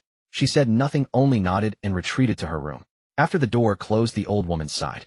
She was born with it. It wasn't obvious when she was small, but we found out about her heart condition as she grew older. There's no help for it. Xia Tingwan asked, "Where is her mother?" "She works in a factory and only comes back during the new year. That rag doll she calls Lele was made by her mother when she returned. She treasures it more than anything." The old woman lamented again, saying how hard her daughter-in-law worked, toiling 12 hours a day on the assembly line. Before 40, half her hair had turned white at the roots. A mother would go to any lengths for her child. The old woman sniffed the pastry again. Xia Tingwan fell silent, thinking of her own mother. Lin Jianshen stared fixedly at the swallows on the beam, lost in thought. They each harbored their own joys and sorrows, disconnected in that moment. The old fan continued its creaking rotation overhead. The swallows chirped noisily by the nearly completed nest. "Dinner's ready," came old Li's voice from the kitchen, breaking the heavy atmosphere. Wang Yong emerged carrying dishes and set them on the table in the main hall. Everyone took their seats. Wang Yong, who had been tending the earthen stove in the kitchen, was drenched in sweat and seeing Xia Tingwan for the first time. He blurted out, "Hey Shaolin, is this your sister-in-law?" Lin Jianshen shook his head. "She's my sister." Wang Yong slapped his forehead. "Oh, sorry, my big mouth." He laughed it off. "It's just that you two don't look alike at all, ha." Xia Tingwan looked at Lin Jianshen and emphasized, "Not by blood. I'm adopted." Lin Jianshen raised an eyebrow and shot Wang Yong a glare. Wang Yong pretended not to notice, hurriedly inviting everyone to sit, and poured Sprite for himself and Old Li. Your brother doesn't drink, so I don't know what to serve as a host. We'll make do with some Sprite." Old Li stood up abruptly, glass in hand, and addressed Lin Jianshen. "Shaolin, I must toast you." "Truly, thank you. If it weren't for you, I wouldn't be in this position." Lin Jianshen rose as well. "Old Li, you're exaggerating." When Xia Tingwan had asked him why he wasn't working anymore, he had answered that he made a mistake and got fired. In truth, the main reason was her upcoming college entrance exams, and the secondary reason was that he had to leave eventually anyway, so he might as well go early and leave the promotion opportunity for Old Li. That clever girl Xia Tingwan might pick up on something from his words and cause trouble. That was why he hadn't wanted her to come. He didn't want her to feel burdened, and he had already sensed that she was developing an unusual affection for him. It seemed to go beyond what a normal sister should feel for her brother. This was a dangerous sign that absolutely could not be encouraged. They clinked glasses and drained them. The meal was quite varied: fish, ribs, pork, chicken, beef, and various vegetables. But the taste was mediocre. Lin Jianshen knew immediately it was due to a lack of seasonings, making the flavors rather bland. He stuffed a piece of rib into his mouth, chewed heartily, and gave Old Li a thumbs up. "Not bad." Old Li beamed with joy. Xia Tingwan suddenly asked, "Uncle Li, why don't you have Grandma and Nyonya join us?" Old Li paused and explained, "My mother is old and has few teeth left. She smacks her lips when she eats. Nyonya is eating with her in the room. I've set some food aside for them." Xia Tingwan looked at Old Li with sincere eyes. "If Nyonya is well enough, let her come eat.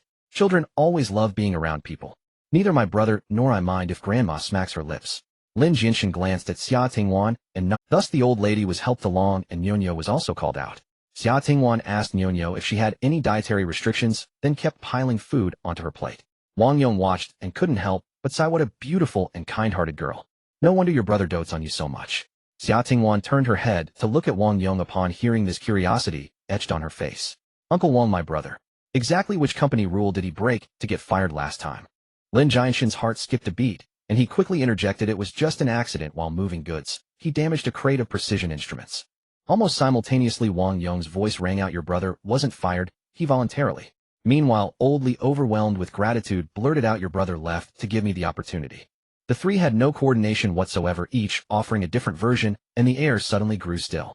Lin Jianshen frantically signaled them with his eyes. Xia Tingwan asked with a sweet smile, "Brother, did some soup splash into your eye? Let me blow on it for you." "Ahaha, it's nothing now," Lin Jianshen replied dryly. Wang Yong spoke up again, "What's there to hide? I tried to talk him out of leaving back then, but he wouldn't listen. He said the pay was too low. Said he couldn't save enough for your dowry, and if you married and got bullied it would break his heart. He wanted to take a chance at Juefeng Media." Lin Jianshen sighed inwardly. A manager, and still couldn't read the room. Absolutely no social awareness. Fortunately, Xia Tingwan didn't press further, just shot Lin Jianshen a complicated glare. Though Wang Yong lacked tact, he was fairly articulate. He regaled them with amusing tales and anecdotes from the dock and warehouse, with Old Li and Xia Tingwan playing along. Occasionally Nyonya chimed in, gradually livening up the atmosphere.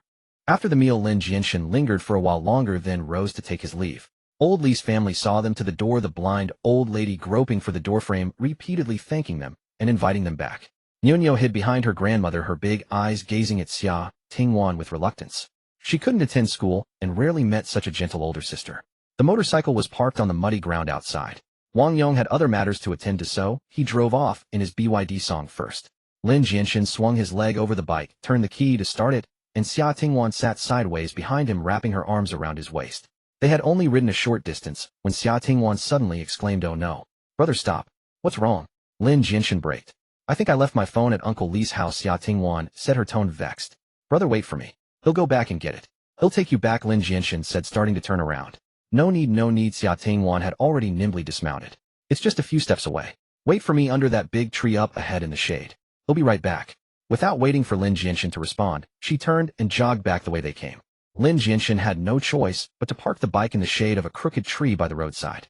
Xia Tingwan returned to old Li's home, where the old lady was fumbling with a box to get Nyonyo her medicine. In the main room, there was a wooden box filled with all of Nyonyo's medications. Each medicine box had heavy, deep scratches etched into it by a pen tip. The old lady slowly felt the marks, took out a blister pack from the box, popped out the pills, and placed them tremblingly into Nyonyo's palm. Nyonyo took them and swallowed them with water from a nearby plastic cup. Unable to help, Xia Tingwan asked Nyonyo, "Where's your dad?" Nyonyo pointed to the kitchen. "Washing dishes in there." Xia Tingwan walked over and saw old Li using a halved gourd ladle to scoop water from a large earthen jar into an iron pot, then scrubbing the pot with a dried loofah sponge. Seeing Xia Tingwan enter, he paused his work. "Little Lin's sister, why are you back?" Xia Tingwan smiled. Little Lin's sister. Old Li couldn't think of a better term, so he rubbed his hands and scratched his head. She was wearing a beautiful black dress today. It wasn't the one from before, of course.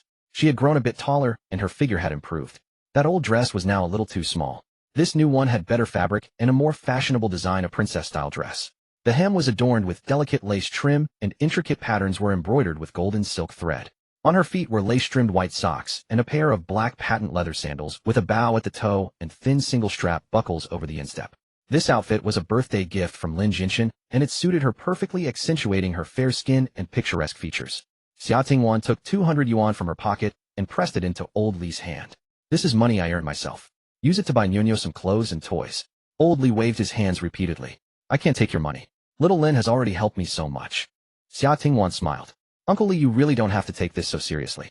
The main reason my brother left the dock was me. Around that time I was about to take my college entrance exams, and he was worried something might happen to me, so he insisted on driving me to and from school every day. Sometimes he'd even sneak into the school at noon to secretly check if I was being bullied." Old Li was taken aback. "Bullied?" Xia Tingwan nodded without hesitation. "I was bullied at school. He helped me deal with it. But he never stopped worrying, thinking the other party came from a wealthy family and might try something again. He felt he had to make sure my exams went without a hitch. He just couldn't keep up with the dock work anymore. So his resignation was mainly for me. You don't have to feel so indebted." Old Li listened, his rough face a mix of emotions. After a long silence, he murmured, "Regardless, he helped me more than once. Little Lin is a good man. I knew it the first time he helped me. At that time I truly didn't know what to do. I was in debt and had reached the end of my rope." He changed his address. "Miss Xia, do you understand that feeling of utter desperation?" Xia Tingwan keenly caught the implication in his words and said softly, "I do." The weight and world weariness in her voice suggested she truly understood.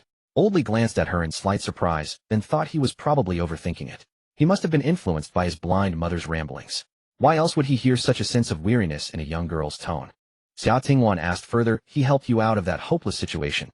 Old Li nodded. She pondered for a moment and ventured to him, "It might have been just a small favor. After all, I assume you repaid the money yourself in the end." Old Li replied, "It's different. The debt I owed was different. It was a gambling debt to a casino." Perhaps because Xia Tingwan had frankly shared her experience of being bullied, creating a bond of trust between them, Old Li now spoke, without much concealment, about his shameful past. "I was bewitched at the time. I owed gambling debts. With compound interest, it quickly ballooned to 100,000. If it hadn't been for Little Lin. The person who came to collect the debt happened to be him, and he showed me a way out. I really don't know what would have become of me." Xia Tingwan smiled enigmatically. "Yes, everyone has another side, don't they? You'd never guess that he used to be addicted to gambling too." Old Li said he told me that himself back then. "Can you please talk him out of always hanging around those debt collectors for the casino? Those people are very dangerous." Old Li emphasized again, "Really, really dangerous. He who plays with fire gets burned." Xia Tingwan nodded. "They'll figure something out." Old Li smiled. "That would be wonderful. I've tried to advise him, but he never responds. You're his precious little treasure. What you say should carry weight." Xia Tingwan's eyelashes fluttered and she laughed again. "Precious little treasure." Old Li nodded. "Yes, everyone in our work group knows." Whenever he had time, Head asked the female colleagues with daughters what kind of clothes looked good on a girl your age, what shoes were fashionable, what skincare products could protect your skin. Xia Tingwan looked down at the intricate patterns on her skirt hem and the bow on her shoes, murmuring, "Yes, precious little treasure." She looked up and smiled at Old Li. "Uncle Li, he's still waiting for me. I have to go now. Goodbye." "Ah, okay, take care on the road." She stepped outside. Pressing her hand tightly against her chest, she crouched among the roadside weeds. Her heart ached with a swollen fullness, as if something had filled it, weighing it down with a heavy, sinking sensation. Those skincare products suited for her skin type, the vitamin pills he urged her to take daily, the gradually increasing wardrobe of comfortable, well-fitting clothes. The warm hat and gloves for winter, the mosquito repellent spray, and cooling patches for summer. Each detail flashed through her mind one by one. He had truly tried his best, nurturing her with the finest methods he could conceive. But what about himself? He bore the stigma of a tainted past, navigating the fringes of danger. He lifted her up, yet he himself remained trapped in that mire. The mire was terrifying, filthy, and viscous, capable of devouring all. He need not have faced it, he could have fled. Yet he chose to stay and confront it all. The initial sweet flutter in her heart was swiftly drowned by a more overwhelming surge of empathy and anguish. She found it hard to breathe. A fine, sharp pain radiated from her heart, and each breath carried a sour ache from her throat to her nasal passages. "Brother," she murmured, burying her face in the crook of her arm. "How can I comfort you, help you?" Lin Jianshen had waited long under the shade, idly plucking a blade of dog's tail grass to chew on. Lying on the motorcycle seat, he moved the grass stem lightly between his lips, watching its tip sway in the air, exuding an air of lazy leisure. He was nearly asleep when he saw Xia Tingwan running over, breathless. "Why so long, TSK?" Lin Jianshen raised his phone and waved it. "You didn't answer my calls. Don't tell me you were playing with Nyonyo. That girl can't play with people." Xia Tingwan panted slightly. "I wasn't with Nyonyo. It's just that an elderly lady insisted on talking to me, and I couldn't just ignore her, so it took a while. The old lady was so warm I couldn't interrupt her, so I couldn't answer your call." She couldn't answer because she had been in the grass, unable to stop her tears. Lin Jianshen spat out the grass without suspicion. "You're quite likable. Hey, why are your eyes red?" Xia Tingwan let out a small hiccup, pretending to rub her eyes. "Look at how strong the sun is, my face is sunburned again." Lin Jianshen grew anxious. "Quick, put on your helmet. Your skin is already a bit sunburned." "I know." Xia Tingwan took the helmet and put it on, then sat sideways on the motorcycle, wrapping her arms around his waist and pressing her cheek against his warm back. As the motorcycle moved forward, she asked again, "Brother, you'll have time tomorrow, right? I want you to go shopping with me." Lin Jianshen nodded. "I have nothing much to do tomorrow, so sure." "Ho!" A cheerful, undisguised cry of joy came from behind him. "Brother Ashen, get ready," she thought to herself. The next morning, Xia Tingwan went to Lin Jianshen's bedroom to wake him up. "Brother, wake up. The sun is shining on your butt." She leaned over the bed and reached out to push him. Lin Jianshen groggily fumbled for his phone, squinted at the screen, and let out a pained groan. "Xia Tingwan, are you kidding me? It's only 7:30 in the morning. You want to drag me shopping at 7:30? With that kind of energy, you could be the top delivery rider." He tossed the phone aside and went back to sleep. Xia Tingwan kicked off her slippers printed with Snow White's image, climbed onto the bed, and shook him vigorously. "Get up, get up, get up. You promised the whole day, starting from the morning." Lin Jianshen was utterly speechless. "Xia Tingwan, you really need a good lesson. 3 days without a beating and you're tearing down the house, lawless and unruly, turning the world upside down." Xia Tingwan wrinkled her small nose, snorted, and shook him even harder. "You just repeat the same lines, no creativity at all. Go ahead if you can. Hit me if you want. It's not like I'm stopping you." Lin Jianshen was shocked. "Do you hear what you're saying? What a peculiar hobby. This must be the result of long-term domestic abuse, making the child mentally unhealthy." Get up, he had to get up. He had to go shopping with her immediately. Lin Jianshen cleared his throat. "Then get off me. How can I get up with you sitting like this?" He yawned and added casually, "And don't dawdle so much in the future." He suddenly realized his words were inappropriate. Xia Tingwan blushed deeply and quickly got off the bed. "What nonsense are you talking about? Who? Dawdles? Oh, you're so annoying." She rushed out of the bedroom. Lin Jianshen threw off the covers, got up, and paced back and forth. It took a while for his agitation to subside. "Beast," he silently condemned himself. "That's your sister. Even if there's no blood relation, a sister is a sister. How could you?" Lin Jianshen shook his head violently, as if to throw out those chaotic thoughts. He got up, washed up, and asked, "Why isn't there breakfast? Cooking porridge takes too long. How about I make you some noodles? Oh, let's just eat out." Xia Tingwan had already changed. She wore a JK uniform, a white short-sleeved blouse with a matching bow paired with a light gray pleated skirt that reached her knees. On her legs were white stackable socks, the cuffs soft, accentuating the slender, beautiful lines of her calves. On her feet were shiny little patent leather shoes with rounded toes, adding a touch of playfulness. Her long hair fell smoothly over her shoulders, and her face bore only a faint, almost invisible lip gloss, making her appear fresh, bright, and full of youthful vitality. It took Lin Jianshen a few seconds to look away. "Where to eat?" His voice was dry as he picked up his water glass for a tactical sip. Xia Tingwan squinted, mischievously spinning quickly in place. Her skirt flared out like a half-opened umbrella. "They'll take you to a place that's busy as a bee for a panini." What's a papa panny?" "It's panini." Xia Tingwan corrected with a laugh, grabbing his arm. "Let's go, or we'll have to queue." At the KFC counter, Lin Jianshen pointed at the sign. "They'll have this chicken papa panny." "It's panini, bro. What a memory." Xia Tingwan sighed, hand on her forehead. Lin Jianshen muttered, I feel like I'm in the wrong place. Isn't this a fried chicken joint? Since when do they have soy milk fried dough sticks, hot dry noodles, and soup dumplings? The cashier girl explained these items have been available for a long time. There were quite a few people having breakfast at KFC. Many had placed pre-orders, and a long row of paper breakfast bags sat on the pickup counter. A line of Colonel Sanders' faces grinned at him. Sir, would you like a drink? I'd like this 9-jewel juice. The girl turned to the older worker at the station. Sis, batch some 9-jewel juice. Lin Jianshen looked puzzled. Why is it called 9-jewel juice and not 8-jewel or 10-jewel? This guy talks too much. The smile on the girl's face vanished, replaced by the pained expression of a worker forced to serve. Because it contains 9 kinds of fruit. In Lin Jianshen's preconception, juice only had 1 kind of fruit. He was amazed. No wonder it's KFC. 9 kinds of fruit in 1 juice. When I tell oldly, he'll be blown away. Miss, what are the 9 kinds of fruit? The girl wore a mask of agony, improvising on the spot. Apple, orange, pear, peach, banana, grapefruit. She counted to 6, and her mind seemed to go blank. She couldn't recall the last 3 no matter how hard she tried, so she just stopped there. Xia Tingwan quickly grabbed Lin Jianshen's arm. Brother, I brought you here to enrich your life experience, not to pick a fight. Lin Jianshen replied, I wasn't trying to pick a fight, just curious. This man's emotional intelligence could be alarmingly low at times. If she weren't by his side, what would he ever do? Would he get beaten up walking down the street? Xia Tingwan rolled her eyes discreetly and resigned, continued the girl's train of thought, and watermelon, oranges, and cantaloupe. Ah, yes, yes, yes. The little girl nodded vigorously like a chick pecking at rice. Xia Tingwan gave her an apologetic smile. I'm so sorry, my brother is just naturally curious, he means no harm. The girl returned a stiff fake smile, quickly lowered her head, and pretended to be busy tidying the counter, daring not to respond to Lin Jianshen's words again. Unaware of the psychological burden he had just inflicted on a worker, Lin Jianshen mused, 9 kinds of fruit. How particular? Xia Tingwan rolled her eyes again. Is drinking a cup of juice being particular? Your panini is ready, eat up.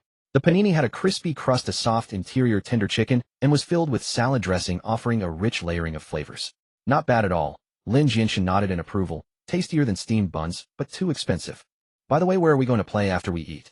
We'll take the bus to that little town on East Street, Xia Tingwan said, biting the straw of her iced soy milk. Today, let's have a good time. East Street was a cultural tourism town built in an antique style, with an antique market nearby. Such towns were heavily commercialized and not much to see, mainly featuring local specialty snacks. Lin Jianshen wasn't particularly interested in such places, but he didn't mind accompanying Xia Tingwan for a stroll. A brother accompanying his sister is a normal interaction, he told himself. Besides, I've already promised her I'd fulfill her wishes. When the bus arrived, Xia Tingwan pulled Lin Jianshen aboard and headed straight for the back row. Lin Jianshen held her back. Don't sit in the very back, it's too bumpy and uncomfortable. Xia Tingwan stopped and looked at him. He explained, see, most people are too lazy to walk a few extra steps, so the front and the area near the middle door are especially crowded. But the rear part of the carriage, especially the 3rd or 4th row from the back, is often emptier. Also, it's best to sit on the same side as the driver. Why, oi? Xia Tingwan asked, puzzled. Just in case there's a sudden situation requiring an emergency swerve. The driver's instinct is to protect their own side first. So theoretically this side is a little safer. Xia Tingwan was taken aback, then burst out laughing. Brother, when you take the bus, just take the bus. Don't overthink everything, it's exhausting. She suddenly leaned in, her bright little face magnifying before Lin Jianshen's eyes. But I want to sit in the back row to take pictures more easily. Take pictures? Eh? Of course. Xia Tingwan pulled him to sit by the window in the last row, took out her phone, and waved it at him. Today is the first time we've officially gone out to play together, so of course we have to document it well. Sitting in the back row, I don't have to worry about accidentally taking pictures of others. She sat on the blue plastic seat, happily adjusting filters, and insisted that Lin Jianshen pose with her. When he said he didn't like taking pictures, she immediately put on a pitiful expression. This was her ultimate move, and it never failed. So Lin Jianshen had to watch himself in the lens, sprouting little devil horns one moment, and having his skin smooth to look like a silicone doll the next. Your photography skills. And these filters, Lin Jianshen commented helplessly, are terrible. It would be better to just use the original camera and zoom out. Brother, I've thought about it for a long time. Maybe you should just donate your mouth. Xia Tingwan shot him a glare. Come on, look at the camera one more. Forget it as long as she's happy. Lin Jianshen looked at the lens and forced a smile. The last row was terribly bumpy, and the camera shook along with it. As if he didn't know how to smile, he sat up straight, pulling the corners of his mouth into a fake grin. In the end, they didn't manage to take a single satisfactory photo. But she didn't seem to care about the result, as she was just enjoying the process. When they arrived at the East Street town stop, it was only 8:50 a.m. Luckily, it was the peak summer season, or the shops here wouldn't even be open. After getting off the bus, Xia Tingwan naturally took Lin Jianshen's hand and led him inside. Lin Jianshen's fingertips trembled slightly. His hand instinctively recoiled, but didn't pull free. Xia Tingwan held on tightly. This was the first time he had held a girl's hand. Her hand was small with slender, elegant fingers and skin that was delicate and smooth. Held in his palm, it truly felt as soft as if it had no bones. The temperature of her palm was slightly lower than his, carrying a touch of coolness. Brother Ashen, Xia Tingwan turned her head to look at him, her eyes curving into crescents as she declared with utter confidence, "It's crowded here, you have to hold on tighter. Otherwise, if I accidentally get lost, you'll have to spend time looking for me, which is such a bother." Lin Jianshen looked at the sparse stream of tourists on the bluestone street before him and was momentarily speechless. "There will be more people in a bit," Xia Tingwan added preemptively, as if reading his mind. She tightened her grip and pulled him forward. The small, cool, and soft hand in his palm. Under his care over the years, its once somewhat rough skin had long become delicate and smooth. Held now, the sensation was astonishingly wonderful. The scorching summer sun, the roar of passing cars, the music blaring from street-side shops. It all seemed to fade slowly away. All his senses were overwhelmed by this touch. Soft, warm, cool. He suddenly felt something was wrong and hunched his body awkwardly. It must be because I haven't been working at the dock lately, too much pent-up energy with nowhere to spend it. He never expected that on his first time accompanying her shopping, he would end up looking so pathetic. Out of the corner of his eye, he noticed Xia Tingwan's shoulders seemed to be shaking again. Lin Jianshen's breath caught, and he began to silently sing in his mind, "Little swallow in colorful dress, every spring you come here." After shifting his focus, the awkward agitation barely subsided. Xia Tingwan, in high spirits, pulled him into a Hanfu experience shop named Jinxiu Nikhang. The antique shop was filled with a variety of magnificent Hanfu. A shop owner, also dressed in elegant Hanfu, was organizing makeup supplies at the counter. She finally let go of his hand and wandered among the Hanfu hanging on racks. After circling a few times, her gaze wavered between two outfits. One was a set of Tsiujushini in a somber ancient style with the bearing of the Warring States period, and the other was a dazzling resplendent Tang-style Qisheng Ruchuan. One was cold and solemn, the other passionate and flamboyant. Standing before the two outfits, she finally settled on the Tang-style Ruchuan. "They'll take this one. Brother Ashen, get ready to be amazed." Xia Tingwan changed into a Tang-style ancient costume and had her makeup done. The wait was long, and Lin Jianshen bored stared at the cashier. On the wall behind the cashier was a relief of the 100 family surnames, and on the counter sat a constantly waving lucky cat and a small flower pot. The flower pot held a plastic peach blossom, aged and slightly faded. Lin Jianshen slowly counted its petals. By the fourth count, Xia Tingwan finally emerged from the makeup room. Her usually loose black hair was completely swept up into an intricate and elaborate bun. A few deliberately selected strands of hair hung by her neck, adding a touch of lively charm. In her hair was a magnificent step shake adorned with pearls trembling gently with her steps.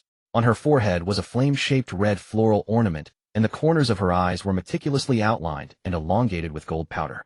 Her lips were a full, vibrant red, the first time she had used such a bold color. She wore a Tang-style chest-high Ruchuan. The upper garment was red with delicate intertwined lotus patterns embroidered on the cuffs and collar. The skirt was also as red as blazing fire, wide and layered, flowing like drifting clouds, as she moved, breathtakingly magnificent.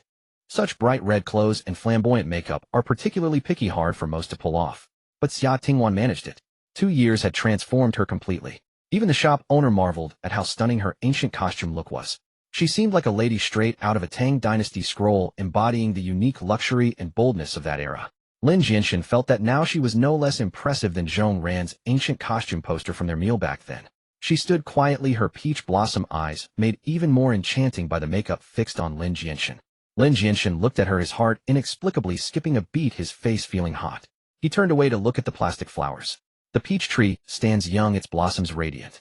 These flowers were blooming so brightly. Xia Tingwan left her original clothes at the shop and pulled him outside. The town was actually not small. Winding bluestone paths were lined with antique buildings featuring upturned eaves and carved beam shops standing in rows. In the small square, a stage was set up where folk artists performed fire-breathing and face-changing, drawing a crowd of tourists with constant gasps and applause. Lin Jianshen had only seen snippets on TV or short videos before, witnessing it in person felt novel. The fire-breather took a deep breath, his chest swelling, then spat out a long fiery dragon, its scorching heat warming their faces. The face-changer swayed, his sleeves fluttering, masks shifting in an instant like the complex and changing moods of a person. He gradually became absorbed, forgetting even the blazing sun overhead. Xia Tingwan stood quietly beside him, looking up at the stage, but her peripheral vision was always on his profile. The sunlight clearly outlined his straight nose and sharp jawline, his Adam's apple moving as he swallowed. Watching him, she unconsciously curved her lips into a gentle smile. But when Lin Jianshen turned to look at her, she had already lowered her head.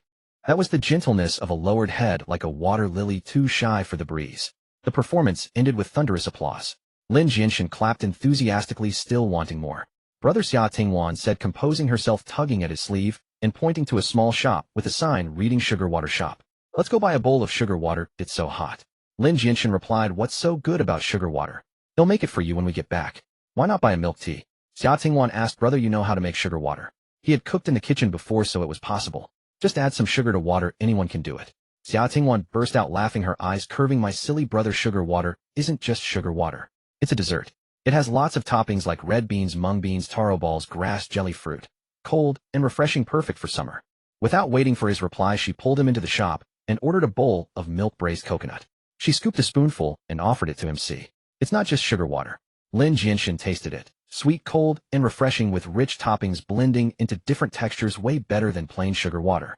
Then Lin Jianshen watched as she used the same spoon to scoop another spoonful, seemingly about to eat it herself. Hey, that spoon. Before he could finish, Xia Tingwan had already put it in her mouth. Lin Jianshen swallowed the rest of his words. Forget it, we eat from the same pot, sharing a spoon for sugar water is normal. The company does annual checkups, healthy, no risk of infection, Lin Jianshen thought. So without meaning to, they ended up sharing the same spoon. For the rest of the day, it was less about Lin Jianshen accompanying Xia Tingwan shopping and more about her guiding him through experiences he'd never had. They ate shaved ice drizzled with condensed milk and red beans, cute and creamy panda-shaped ice cream, tried old Beijing doji, and dancing octopus balls. Lin Jianshen felt like he was entering a new world. Though he occasionally complained, too fancy, too sweet, what a strange taste, his body was honest. He finished almost everything Xia Tingwan handed him. Except for the old Beijing doji, the smell was too strong, he just couldn't handle it. Back when he worked in the kitchen, he'd seen people eating raw wasabi in the restaurant. He never understood it.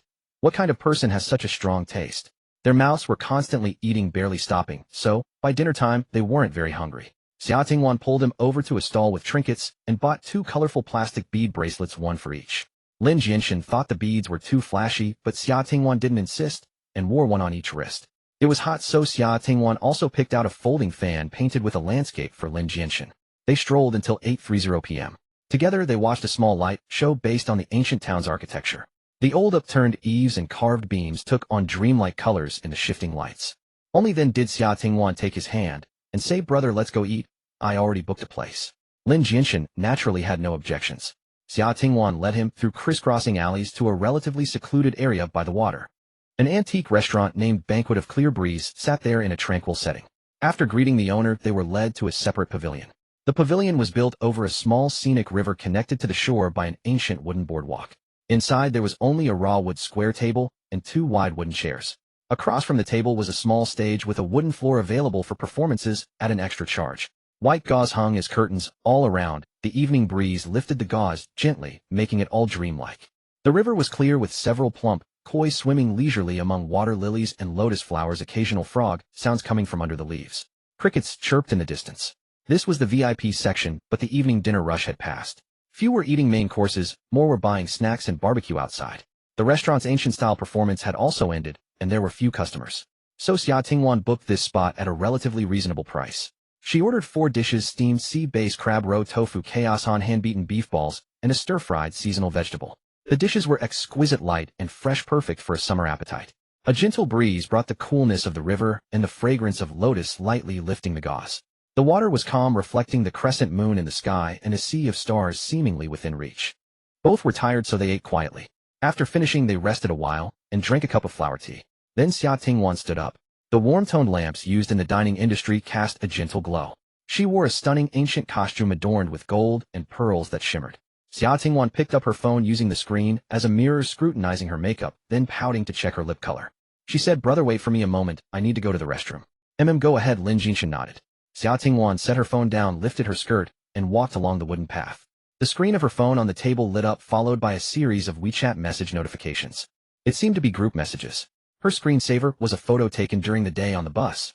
In the photo, his expression was stiff, while Xia Tingwan smiled brightly, with a blurry backdrop of the bus window and street scene. The use of some filter made it look like an old Hong Kong-style photo. Lin Jianshen was quite dissatisfied with his appearance in the photo. The smile looked so forced, as if he were collecting debts. Collecting debts. His heart sank a little, and a trace of gloom quietly passed by. Xia Tingwan had not returned for a while, and the screen dimmed and lit up again over and over. His stiff smile kept flashing before his eyes. It was truly an unpleasant sight. The noise of the crickets was exceedingly disruptive, making him feel restless. After hesitating for a long time, he finally couldn't help but pick up his phone, preparing to flip it over and place it face down on the table. Out of sight, out of mind. Just then the sound of footsteps approached. Lin Jianshen looked up and saw Xia Tingwan walking back along the path. He awkwardly set his phone down, his cheeks slightly flushed, explaining, "Your phone screen lit up. I was just about to flip it over, nothing else." Xia Tingwan stepped into the pavilion, standing beside him, suddenly smiling brightly. She had touched up her makeup, reapplying a vibrant red lipstick that looked dazzling under the lights. "It's fine, brother." Her voice was soft like a gentle breeze brushing over lotus leaves. "If you want to look, feel free. I have no secrets from you." At this moment, Lin Jianshen noticed that she was holding a drum, its body tied with a red silk ribbon. It swayed gently in concert with the evening breeze and the flowing fabric of her cloak. It turned out that the evening wind could take shape. It was her fluttering garments, the swaying tassels, and the dancing red silk. It turned out she had not only gone to the restroom, but also touched up her makeup and borrowed this performance drum from the owner. No wonder it took her so long. She walked to the edge of the stage and rolled up the flowing curtain. Thus the night fell into the pavilion. The sky was deep blue. Stars were stranded in the Milky Way. Time flowed unrealistically in the night. The lotus flowers in the water had long passed their tender age, standing tall and spreading their plump petals. They were straight and unbranched. The sound of frogs could be heard. The crickets chirped as well. "Brother, the atmosphere is just right.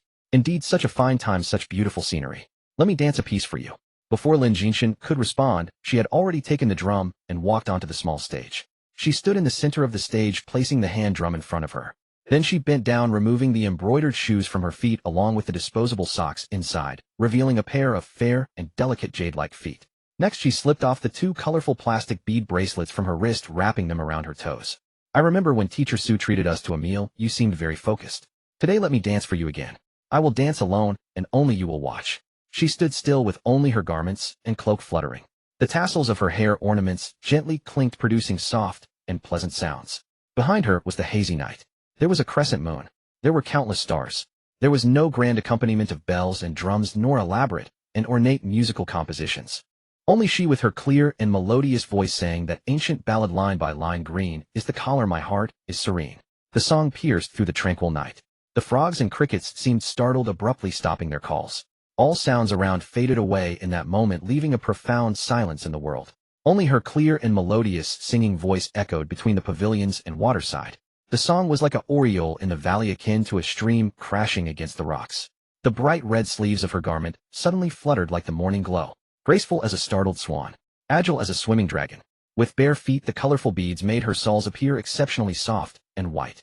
As her body spun, leaped, and stepped, the beaded tips of her feet struck rhythmically against the surface of the red lacquer drum in front of her, producing a crisp and lively beat. Thus her voice found an accompaniment. "Though I do not go, do you not send your sound?" The warring state-style long robe might fit the ancient essence of the Book of Songs better. Yet this magnificent and colorful Tang-style outfit of hers expressed her fervor more vividly. "Green is the bracelet, my thoughts are serene. Though I do not go, do you not come?" The frogs began to sing again, and the crickets chirped defiantly. Nature began to voice itself. The wind also responded, bringing with it the gentle sound of flowing water. The lotus leaves rustled. In the song, an accompaniment with a wild charm emerged. She continued to sing, "In the city walls I seek you. A day without seeing you feels like 3 months." The song reached its climax, and her dance became even more expansive. The bright red sleeves surged like flames, the skirt swayed like a sea of blooming peonies under the moonlight. An excellent dancer must not only control her movements, but also express emotion. She embodied affection in her eyes and grace in her demeanor, portraying the longing and elegance of ancient poetry to perfection. Lin Jianshen sat in the audience. Initially, he was surprised, not expecting Xia Tingwan to dance so well, not at all inferior to those dancers from years past.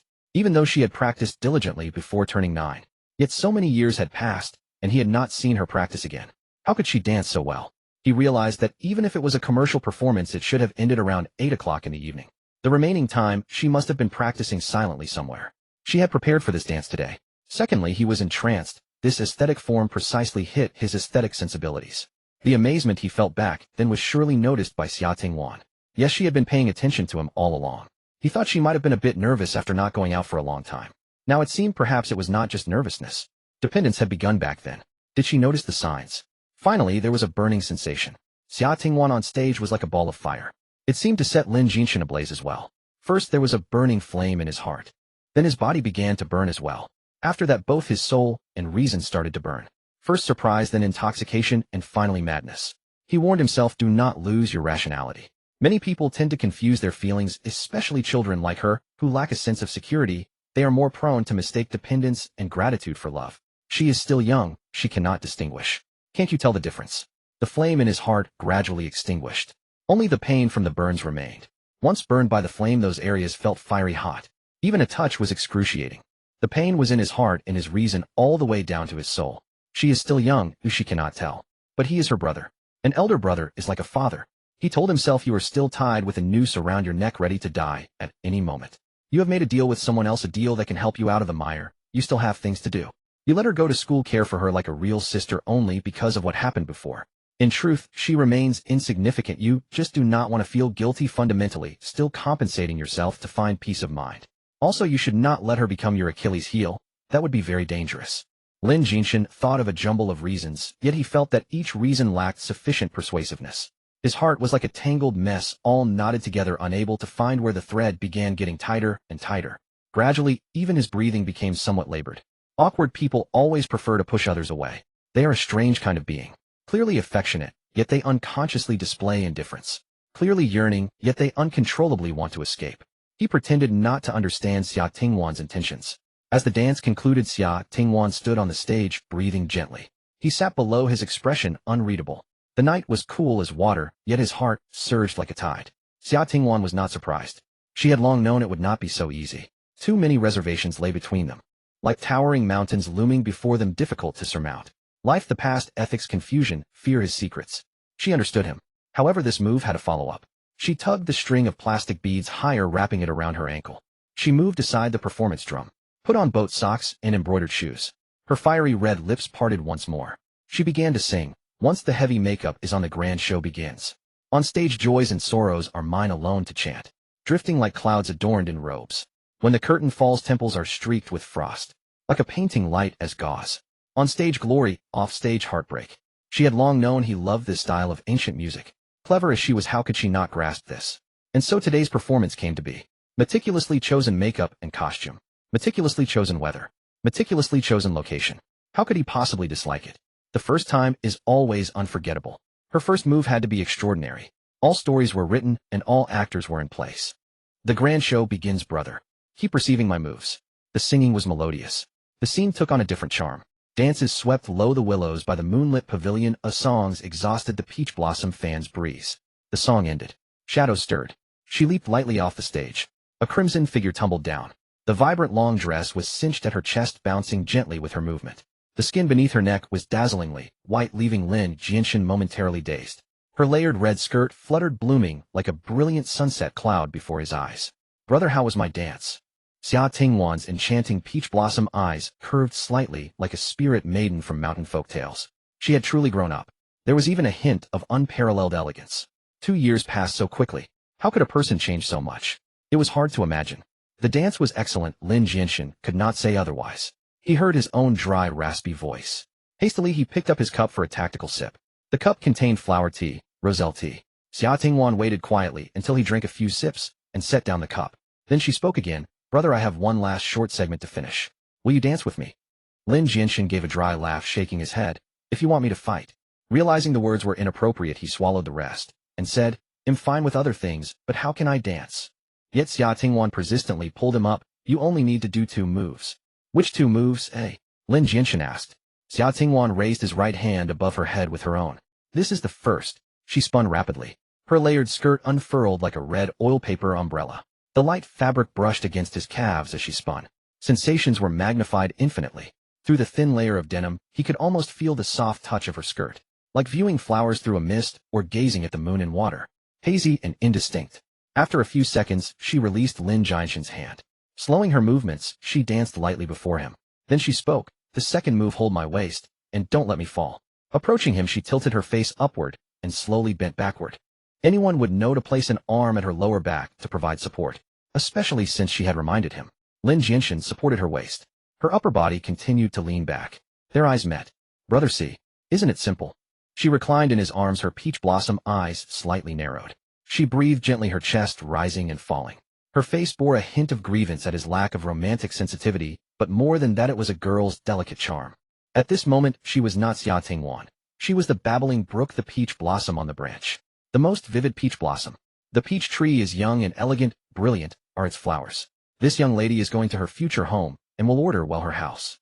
Brother, she spoke again, for this last move you must hold steady, or it'll fall, and it will hurt. Lin Jianshen's mind was a tangled mess. He nodded woodenly. So she reached back, extending her body backward. Her right leg supported her on the ground, while her left leg slowly rose. Inch by inch. Higher and higher. Her layered red dress slid downward. First the embroidered shoes were fully revealed. Then the arched instep. Then the ankle wrapped with colorful plastic beads. The dress continued to slide down, revealing her shapely, straight, fair leg. Her movement froze. Only the golden ornaments on her hairpin clinked softly in the evening breeze. Yet they struck Lin Jianshen's heart like the tolling of a great bell, as if to shatter his shell and pierce his soul. Perhaps they had already pierced his heart.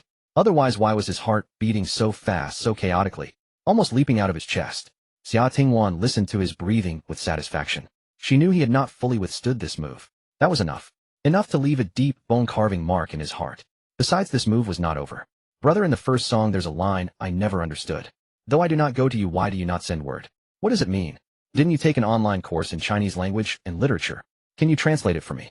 Lin Jianshen's Adam's apple bobbed, his eyes dark and unclear. After a pause he said, this poem is called Zijin. That line means, even if I do not go to see you, will you not send me a message? Xia Tingwan still nestled in his arms. She nodded as if in sudden realization, then asked, what about the next line? Though I do not go to you, why do you not come? Lin Jianshen was silent again before answering, that means, even if I don't come to you, can't you come yourself? Xia Tingwan nodded. She said only one word, good. If you refuse to come to me on your own, then I will walk into your heart. Using every means I will enter your heart. Brother, you invited me yourself. You can't take it back. She smiled softly and thought, my mother said I shouldn't believe in true love. Otherwise, when I find out it's fake, I'll die. But I insist on being the moth that flies into the flame. What is death? Without you I would have long withered and decayed. You are mine and mine alone. You are my collection, my treasure, my love. I will not allow anyone to possess you. I will be the moth that flies into the flame. I will also be the dancing butterfly.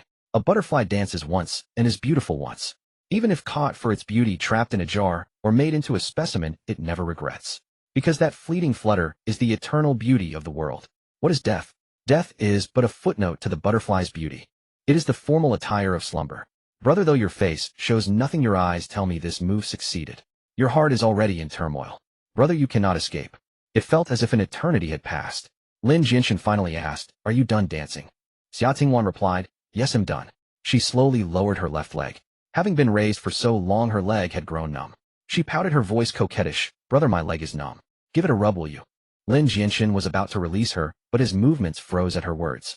As if oblivious to his stiffness, Xia Tingwan added in a matter-of-fact tone, it's only natural for a brother to rub his sister's legs, isn't it? Lin Jianshen helped her sit on a stool, and said in as casual a voice as he could muster, rub it yourself. Of course, he couldn't possibly rub her legs for her. His own heart was in turmoil at that moment.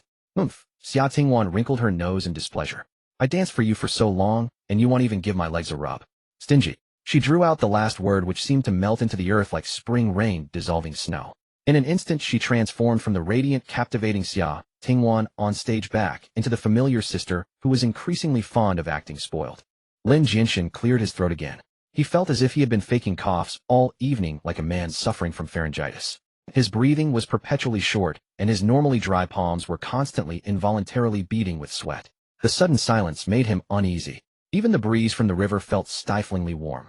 Gazing at the leftover dishes on the table, he said, he'll go to the restaurant and ask for some takeout boxes. They had been snacking on various treats all afternoon and weren't very hungry, even by evening. They had ordered too many dishes and barely touched them. It would be a waste to leave them here. Taking them back meant they wouldn't need to cook for breakfast, lunch, or dinner the next day. Xia Tingwan watched his retreating back with amused interest. Lin Jianshen packed up the leftovers. They left the pavilion together. Xia Tingwan paid the bill at the front desk with her phone. Lin Jianshen frowned. Where did you get all this money? Xia Tingwan clasped her hands behind her back and tilted her head to look at him. The allowance you usually give me is more than I can spend. It just adds up over time, doesn't it?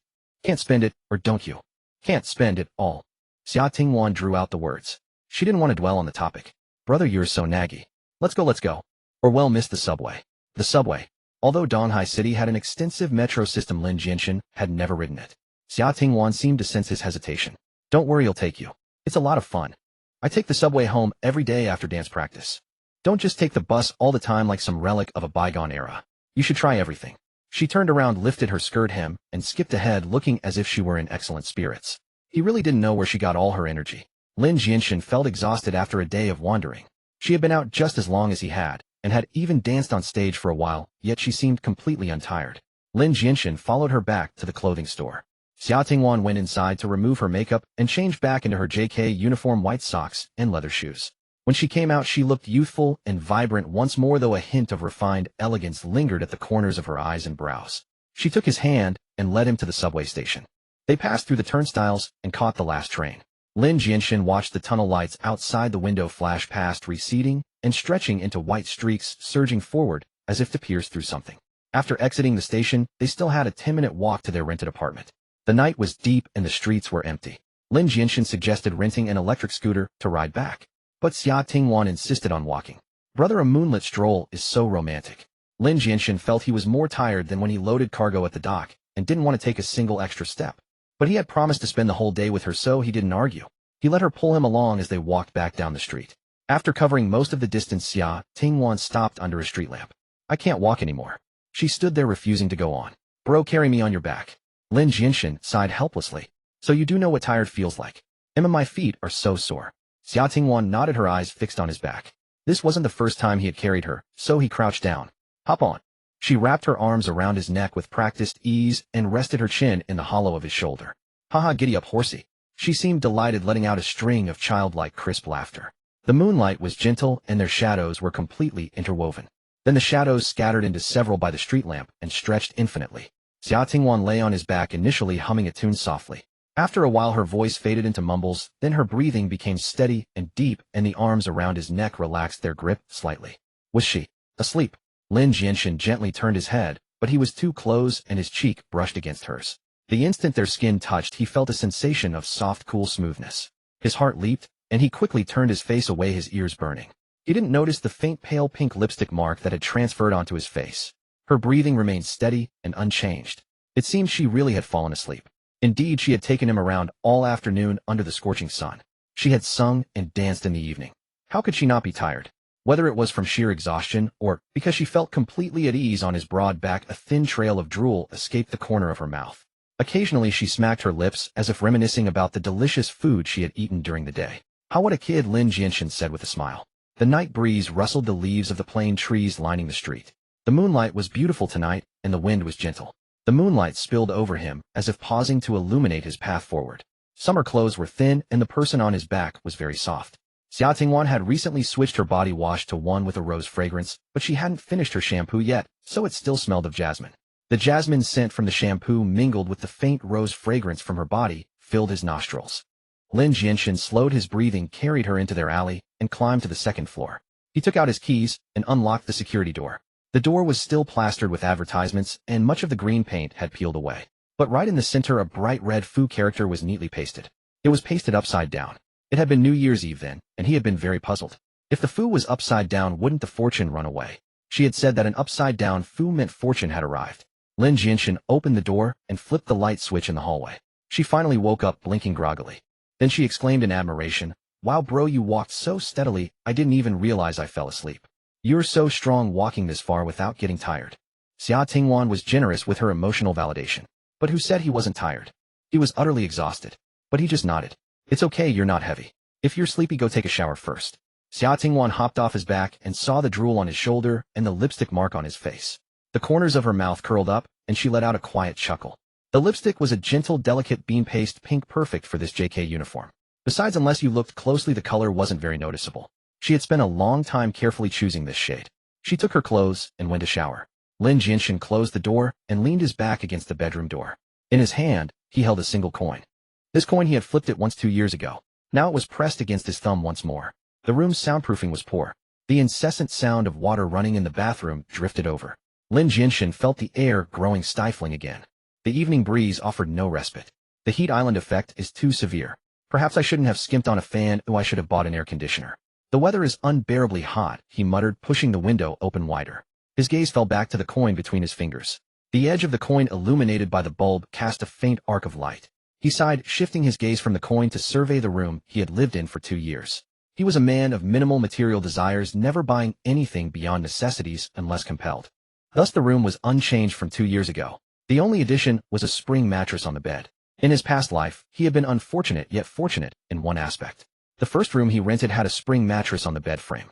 That soft resilience was a luxurious indulgence. He would often fling himself heavily onto the mattress, bouncing back up. In the orphanage they slept on a communal bed. How could they have such a luxury? Later he developed a habit. Sometimes he would throw himself onto the bed, feeling the momentary lift, as if all his worries were briefly cast aside. When he first transmigrated here, the bed had a hard wooden board. Because of this habit he suffered quite a bit, and then he broke it. At the age of 24, Xia Tingwan gave him this spring mattress as a birthday gift. Her peach blossom eyes sparkled. "Brother, happy birthday. Now you can fling yourself down without pain." Yes, he was already 24. Xia Tingwan had only just turned 18. He was 6 years older than her. He was her elder brother. An elder brother is like a father. These 4 words seared his reason like a red-hot branding iron sizzling. His hand trembled as he slowly clenched the coin in his palm, almost embedding it into his flesh. Alas, the midsummer night breeze scattered a faint sigh. After his shower, Lin Jianshen lay on the straw mat atop the spring mattress. He thought he would fall asleep quickly, being so tired. Moreover, this body slept exceptionally well, almost never suffering from insomnia. It wouldn't be like his past life, where he would inexplicably wake up in the middle of the night. But tonight he was sleepless. Lying in bed, he couldn't help but recall the hazy steam when he first entered the bathroom. Xia Tingwan loved flowers and their fragrance. The current shower gel smelled of roses. The rich fragrance in wisps and strands stubbornly invaded his nostrils. Water droplets on the bathroom tiles slowly gathered, forming larger ones, then meandered downward, leaving shallow trails. Minutes ago the young maiden who lived with him day in and day out had undressed here, standing under the shower head, rinsed by the hot water. He covered his face in anguish, tossing and turning. The pitiful insomniac still couldn't control his thoughts. He recalled the mirror in the bathroom. When he first entered, it was clear the previous bather had wiped it with a hand. What enchanting scene had it reflected then? The mirror was still slightly misty from the steam, making the reflection blurry. He inadvertently discovered something and wiped the mirror too. Finally, he saw clearly a lipstick print on his cheek. The shape of a cherry mouth. It must have been left when he carried her on his back. Then he thought of the soft touch. He remembered her in his arms, the gentle rise and fall of her chest. She looked at him with her peach blossom eyes. "Brother, what does that line mean? Even if I do not go to you, why do you not come to me?" He remembered her dancing the flying flame-like layered skirt. He remembered the long straight fair leg as she slowly raised it. He remembered the gently trembling neckline as she jumped down. Don't think. She needs a normal romance, not this twisted attachment. Perhaps she's too close. You should keep your distance, give her space to see her own heart clearly. Lin Jianshen started counting sheep in bed. The more he counted, the more awake he became, irritating him to the point of wanting to kill the sheep. Immediately, right now. Who invented this stupid method? What nonsense. Fortunately, in his past life, he often suffered from insomnia, so he had many methods. If one didn't work, he would try another. One was bound to be effective. Since he couldn't sleep anyway, he had plenty of time. The 487 breathing technique, regulating the rhythm of his breath, focusing on the flow of air. Autosuggestion, silently repeating, "I am sleepy, I want to sleep." Self-hypnosis, imagining himself floating on a calm sea. He didn't know which method he was on, or how much time had passed. The insomniac finally managed to drift into a light sleep. Lin Jianshen dreamed of the girl he had secretly admired in his past life. The background was blurry, only a hazy silhouette, and no matter how he tried, he couldn't see her face clearly. The girl's voice drifted over, tinged with reproach. "Lin Jianshen, why don't you like me anymore?" Lin Jianshen was stunned, and asked, "How do you know I like you?" The girl said, "I can tell from the look in your eyes. When you like someone, your eyes can't hide it." Eyes. Can't hide it. Yes, when did Xia Tingwan's gaze towards him begin to change? Gradually it became tinged with dependence, joy, and something he dared not identify. The girl interrupted his thoughts, dissatisfied. "Hey, you're zoning out while talking to me. That's too much." Lin Jianshen smiled bitterly. In this situation, he could only smile bitterly. "It's okay." The girl's voice suddenly became brimming with confidence, mixed with a hint of coyness. "He'll make you like me again." Then she inexplicably started dancing. As she danced, her clothes inexplicably turned into a bright red ancient costume. The skirt was layered. The red was dazzling like burning flames. She spun faster and faster, her garments scattering in the whirl. Then she stepped into an ancient wooden bathtub filled with steaming hot water. Rose petals floated on the surface. "Come on, what are you waiting for?" She lay in the tub, beckoning seductively with her finger. "Even if I don't invite you, won't you come on your own?" Her voice was languid. Lin Jianshen couldn't control his body. He walked over. She embraced him, her peach blossom eyes shimmering with mist. Her lips parted, breath fragrant as orchid. "Even if I do not go to you, why do you not come to me?" "What?" Lin Jianshen was startled. He still couldn't see her face clearly, but those eyes were unmistakably Xia Tingwan's. He jolted awake. He gasped for breath, his chest heaving violently. The sultry summer wind blew in. His legs were drenched in sweat. He reached down and touched. What the? FCK Lin Jianshen uttered in shock. He scrambled up, grabbed a tissue from the table to wipe his hands. Must get an air conditioner, absolutely must. It's too hot, really too hot, unbearably hot. Fortunately, they both always wore clothes when leaving the bathroom after a shower. There was no need to specifically undress for sleep. He was still in shorts and an old t-shirt. Otherwise, it wouldn't just be his underwear needing attention, the straw mat would need scrubbing too. He took a few deep breaths, forcing himself to calm down. Midsummer night, a dream of passion. Deeply knowing that while passion exists, the body lives, the past does not ride with the colorful clouds. But, alas, he stood in a daze for a long time before fetching a change of clothes and entering the bathroom. In the corner of the bathroom stood a little Swan washing machine so tiny it could only wash a few pieces of clothing at a time. He had bought it last winter when it could barely handle even a single thick garment without straining. He casually tossed his underwear into the machine and stepped into a cold shower. After a few seconds, his mind cleared. He remembered the thin walls here. The noise might wake Xia Tingwan. Tomorrow she would ask, "Brother, why are you taking a shower at 4 in the morning?" So he turned the water to a mere trickle of faint drizzle and washed slowly. Then he poured detergent into the machine and pressed the start button. The beep of the washing machine echoed loudly through the silent night. Lin Jianshen's heart nearly leaped out of his chest. Frantically, he jabbed the button several times, then yanked open the socket's waterproof cover and ripped out the plug. Damn, it couldn't they just add a setting to turn off the startup and finish chimes? When I start washing, I stand right in front of the machine. I can see if it's working. Why the need for a melody? It's so loud, what if it wakes someone up? When I buy a house, I'll get a better washing machine. Lin Jianshen sighed again and peered into the drum. Unfortunately, water had already filled it. And Xia Tingwan's JK uniform was inside too. She had only worn it yesterday when she went out and came back, but it was summer and hot. Walking made her sweat. When he carried her on his back, they both perspired heavily. So she must have tossed the clothes into the machine after her shower. But she was too tired tonight, too late to wait for the cycle to finish. So they remained unwashed. I'm doomed, he thought, regretting not checking before tossing his own clothes in. How could I wash this with her clothes? He lamented. But now that it's like this, if I fish out her JK and hand wash it, wouldn't that seem perverted? No choice, he'll have to wash them together in the machine. He seemed to forget that during her most hectic senior year, when time was scarcest, he had washed her school uniform and other clothes. Many times. But never with so many tangled thoughts. Perhaps some things, though they appear the same, have already changed. Resigned to his fate, he restarted the little Swan, then leaned over it. Sound is produced by vibration. If he pressed down on it, the washing machine would vibrate him too, damping its own amplitude and reducing the noise. Maybe it would work. He clung to the machine's casing like a koala. He thought about how ever since leaving the orphanage he had never surrendered.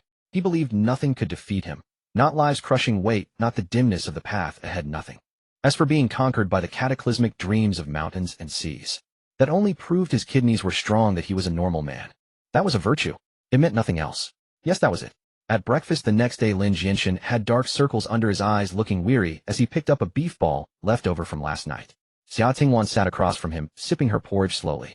Her gaze swept over his face, and she suddenly sang, "At 4 in the morning, I saw the crabapple flowers still awake." Damn it. Lin Jianshen's hand trembled, and the beef ball clattered back into the plate. It even bounced a couple of times. So springy. Xia Tingwan quickly pressed the tip of her chopstick down on the restless ball, stopping it from rolling off. She propped her chin on the table, yawned, and stared at him. In this slightly bowed posture, Lin Jianshen could see a tiny swirl on the crown of her head, nearly hidden by her thick hair. Xia Tingwan said lazily, "Brother, you're acting off." The beef ball he had just picked up fell into the plate again. Lin Jianshen clicked his tongue. What was up with this beef ball? Handmade, and this round. Fake, probably machine-made. Why hadn't he noticed last night? He gave up on the ball and lowered his head to drink his porridge. How am I acting off? Xia Tingwan picked up his beef ball and put it in her mouth, chewing loudly. Crunch, crunch, crunch. Little girl, have some manners, Lin Jianshen scolded, without looking up, perhaps to hide something. Xia Tingwan ignored him completely. Only after she finished chewing did she say slowly, "Brother, did you know the soundproofing in this place is really terrible?" Lin Jianshen paused his porridge sipping. "Yeah, I know. Last night. No, this morning the washing machine went off twice. Xia Tingwan leaned forward slightly, lowering her voice, as if sharing a huge secret. "I remember clearly, first at 411, then at 438. Lin Jianshen said nothing, just kept drinking his porridge, drinking. Tactical porridge drinking. And he dared not drink fast, because there wasn't much left in the bowl. Xia Tingwan pursed her lips and said in a naive, teasing tone, "And also, it sounded like someone was taking a shower in the bathroom. The water was splashing." As for who it was, she drew out the word, her eyes curving into crescents. "Oh, I won't say, it's so hard to guess." Lin Jianshen stubbornly replied, "It was too hot at home, couldn't sleep, sweating all over, so I had to get up and wash up. Anyway, you've saved up enough for your tuition. Maybe we should buy 2 air conditioners." Xia Tingwan blinked. "Brother, this is a rental. Installing AC is such a waste." We can't take it when we move. Let's just make do with fans and save money. Lin Jianshen thought for a moment. You have a point. We still need to work hard and buy our own place soon. Then we can install whatever we want. Xia Tingwan's eyes lit up and she clapped. Yay yay. Seeing her so happy, Lin Jianshen breathed a sigh of relief. He had finally changed the subject. What a genius he was. He reached out again to pick up a beef ball from the plate. Since there were so many leftover beef balls from last night, they hadn't bought steamed buns this morning. Drinking porridge without buns just felt unsatisfying, too bland.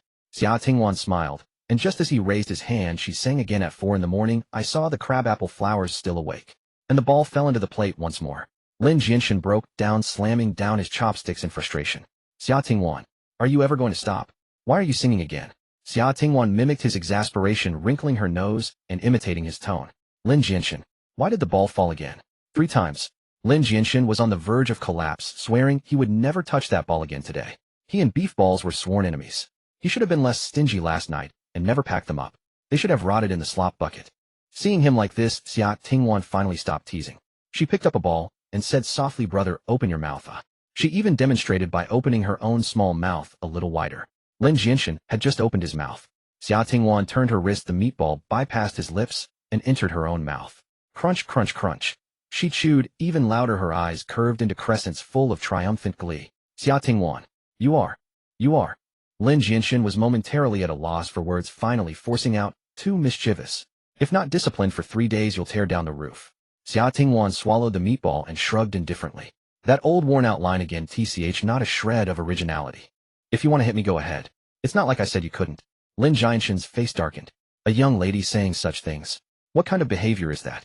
Xia Tingwan immediately dropped her playful expression and sat up straight obediently. She even cooperatively shrank her shoulders, putting on a docile, I know I was wrong look. After maintaining this pose for a few seconds, she picked up another meatball and brought it to his lips. With a coaxing smile, she said, brother, this time I'll really give it to you, no tricks. Come on, open your mouth. Lin Jianshen, however, leaned back, resting against the chair, and turned his face away. Forget it, I don't want any. Xia Tingwan pouted and muttered softly, see, you're getting impatient again. Lin Jianshen didn't respond, abruptly changing the subject. How much did you pay for this JK outfit? Xia Tingwan eagerly shared. I bought it secondhand from Xinyu. This set is from Walnut. It was over 200 originally, but I only spent 60 to get it. The seller only wore it once. See how awesome I am. She raised her chin triumphantly, then immediately asked, by the way, bro, why the sudden question? Lin Jianshen reached out, pinched a beef ball from the plate, and popped it into his mouth. After chewing and swallowing, he said, quite expensive, forget it. You can keep wearing it. How strange, Xia Tingwan grumbled, lowering her head to drink her kanji. Lin Jianshen ate quickly. It had always been that way at home. After Xia Tingwan finished her meal, she found him still sitting in his chair, staring blankly at the ceiling, as if there were a painting on it. She asked, bro, are you free today? Lin Jianshen slowly came back to his senses. Not free. I'm going to take a nap soon, then go out to run deliveries. Xia Tingwan asked again, what about tomorrow? I have to run deliveries tomorrow too. We can't always live in a rental, right? We need to save up to buy a house. Xia Tingwan persisted, what about the day after tomorrow? I have something to do the day after tomorrow. Just tell me what you want. If it's important, I'll take care of your matter first. Xia Tingwan thought for a moment. It's not really that important. I just wanted you to take me to see Donghai University first. Her face was full of longing. I've heard that many universities are huge. If I don't get familiar with them in advance, I might even get lost. Lin Jianshen recalled that when he started university, the senior student who welcomed him just took him to the dormitory and left. Not enthusiastic at all. Just because he didn't buy the campus card he recommended, was it really worth it? After making his bed, he had nothing to do and didn't feel like meeting his roommates, so he decided to explore the campus alone. As a result, he got completely lost inside, refused to ask for directions, and didn't come out until sunset. Alright, after I'm done with the day after tomorrow's business, he'll go with you to look around, Lin Jianshen said. He had relatively free time during this period, and he decided to see her off when she started school. It was a very important moment in her life, and as her brother, he shouldn't be absent. Xia Tingwan happily raised her hands in front of her chest, shaking them left and right like cat paws. It resembled the Tuski emoticon he often used on WeChat. She stood up to clear the dishes, then suddenly sat back down. What's so important about the day after tomorrow? Lin Jianshen nodded. I'm going to attend a graduation banquet. Xia Tingwan's delicate eyebrows lifted slightly. The kind of banquet for getting into university? Lin Jianshen asked in confusion. Is there a banquet for getting into high school or middle school? Xia Tingwan's guard went up. Feigning nonchalance, she asked, it's a girl, isn't it? Lin Jianshen nodded. Xia Tingwan's fingers dug into the bowl, the color rapidly draining from her nails. The rim of the bowl was nearly chipped by her grip. Who is it? She asked, trying to sound lighthearted. Her ponytail slid from her shoulder to her back, pulling slightly at her scalp. You wouldn't know her even if I told you, Lin Jianshen replied. Oh, come on, tell me. Maybe I do know her. Xia Tingwan pressed on. Sun Yu. Over the past 2 years many things had happened. Just a while ago Sun Jian had acquired a gambling ship. Wealth unreturned to one's hometown is like walking in brocade at night. Sun Jian must have wanted someone to share it with, and now he was the only one who had accompanied Sun Jian from poverty to prosperity. He was the perfect person to share it with. So under the guise of a graduation banquet, he had invited him. Perhaps there were other matters to discuss as well. Hey, if you can attend her graduation banquet, she must be a close friend, right? Xia Tingwan feigned confusion. Why haven't I heard you mention her before? Lin Jianshen didn't need to explain much to her. But at that moment for some reason he added, actually I'm not that familiar with her. Besides she's been grounded by her father for 2 years. I haven't seen her in a long time. Xia Tingwan secretly breathed a sigh of relief and asked, can I come with you? No, absolutely not. Lin Jianshen's tone suddenly became unprecedentedly serious. Xia Tingwan's mind worked quickly. Under normal circumstances, he wouldn't use that tone. He couldn't even bear to say harsh words. So the answer was simple, son, you must be connected to the mire. Otherwise, if it were just an ordinary friend's graduation banquet, there would be no reason for him not to take her. He had even taken her to old Li's house for dinner before. Xia Tingwan decided to probe further. She put on a pitiful look. Bro, I want to go eat something nice too. Lin Jianshen refused. No. Perhaps feeling his tone was too harsh he added, didn't we eat out all day yesterday? And we ate very well. Oh, who would pass up a chance to eat something delicious? Xia Tingwan walked over shaking his arm and acting spoiled. Take me with you. Brother. This matter is not up for discussion. Lin Jianshen turned his head to the other side, avoiding her gaze. Xia Tingwan confirmed her suspicions. In that instant many thoughts raced through her mind. But she decided that she would stand by him. Maybe she could help. She didn't want him to bear this burden alone. He was the light of her life. She wanted to become the light of his life as well. The horror of the mire lies not in its filth and stickiness, but in its devouring power. It lies in how it gradually robs one of the strength to struggle day after day. It lies in how it makes hope itself a luxurious torment. She wanted to be his hope. Even if she were to be devoured, she would be devoured alongside him. Brother, I have long seen my own heart. When did it start? Perhaps it was when the wisteria flowers bloomed in full cascading like a waterfall on the school's trellis. Perhaps it was when the wall of Princess Snow flowers blossomed, and the flower in her heart also bloomed. Love arises without reason and deepens with time. When my heart first awakened to love, you happened to be here. How could I not fall in love with you? And have you seen your own heart? You stubborn one. Xia Tingwan looked at him and thought Brother Shen ill throw you one more move. Son, you owned a private villa by the sea, vast in area and lavishly decorated at great expense. Her graduation banquet was held here. Sun Hao had raised Sun Yu as a refined lady, keeping a strict watch over her. Thus Sun Yu often showed rebellion in small ways. For instance, while others held their graduation banquets at noon, hers was deliberately an evening affair. Of course, the timing of this banquet was not particularly important. What mattered was that it was a golden opportunity for Sun Jian to expand his network.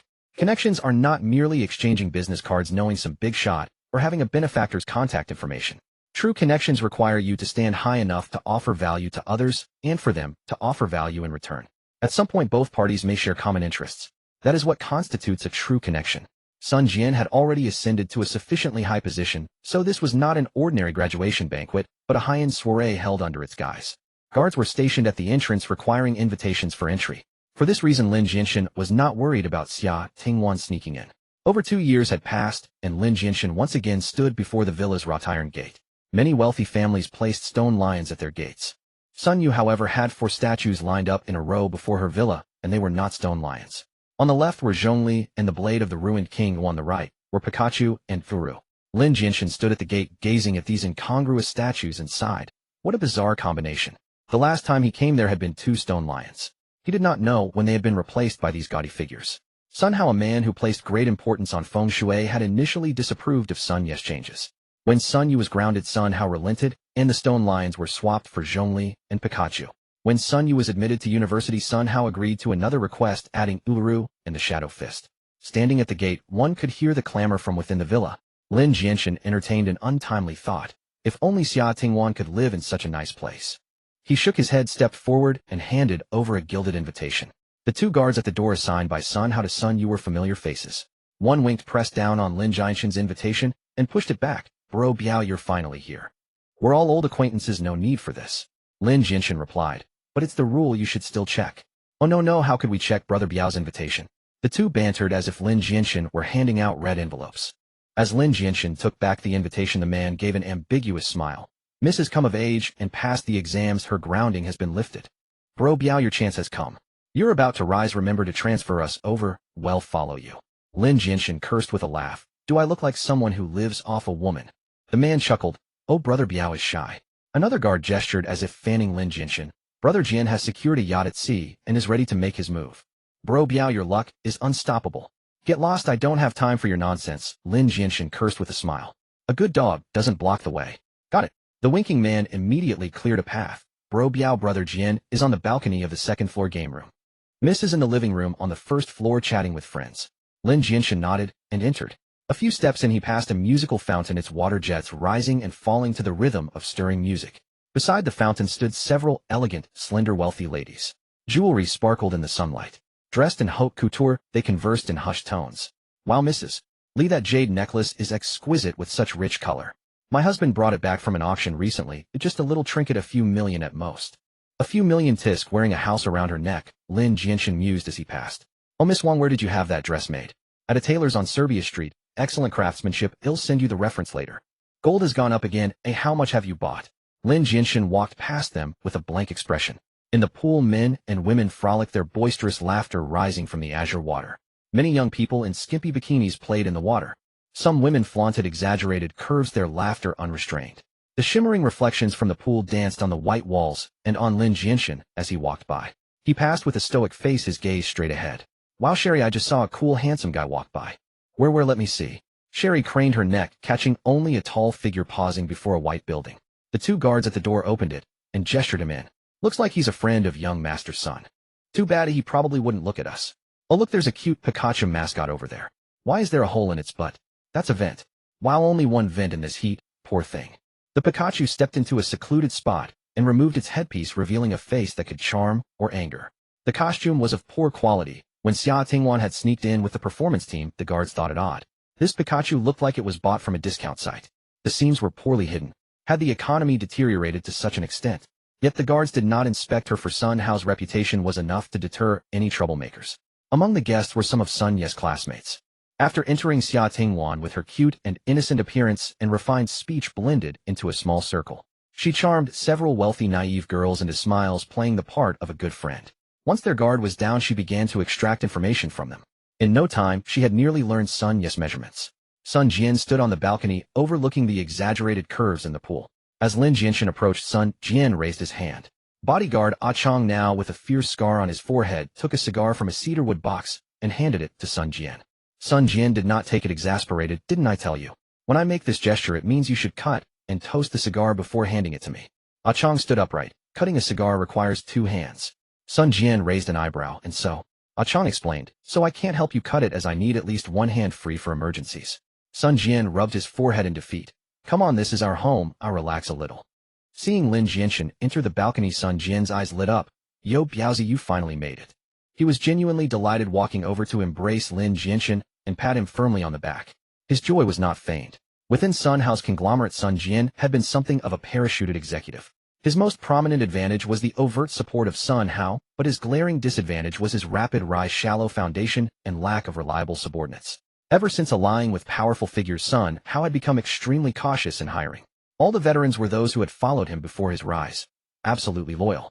New recruits, unless thoroughly vetted, were only assigned to the most peripheral debt collection tasks.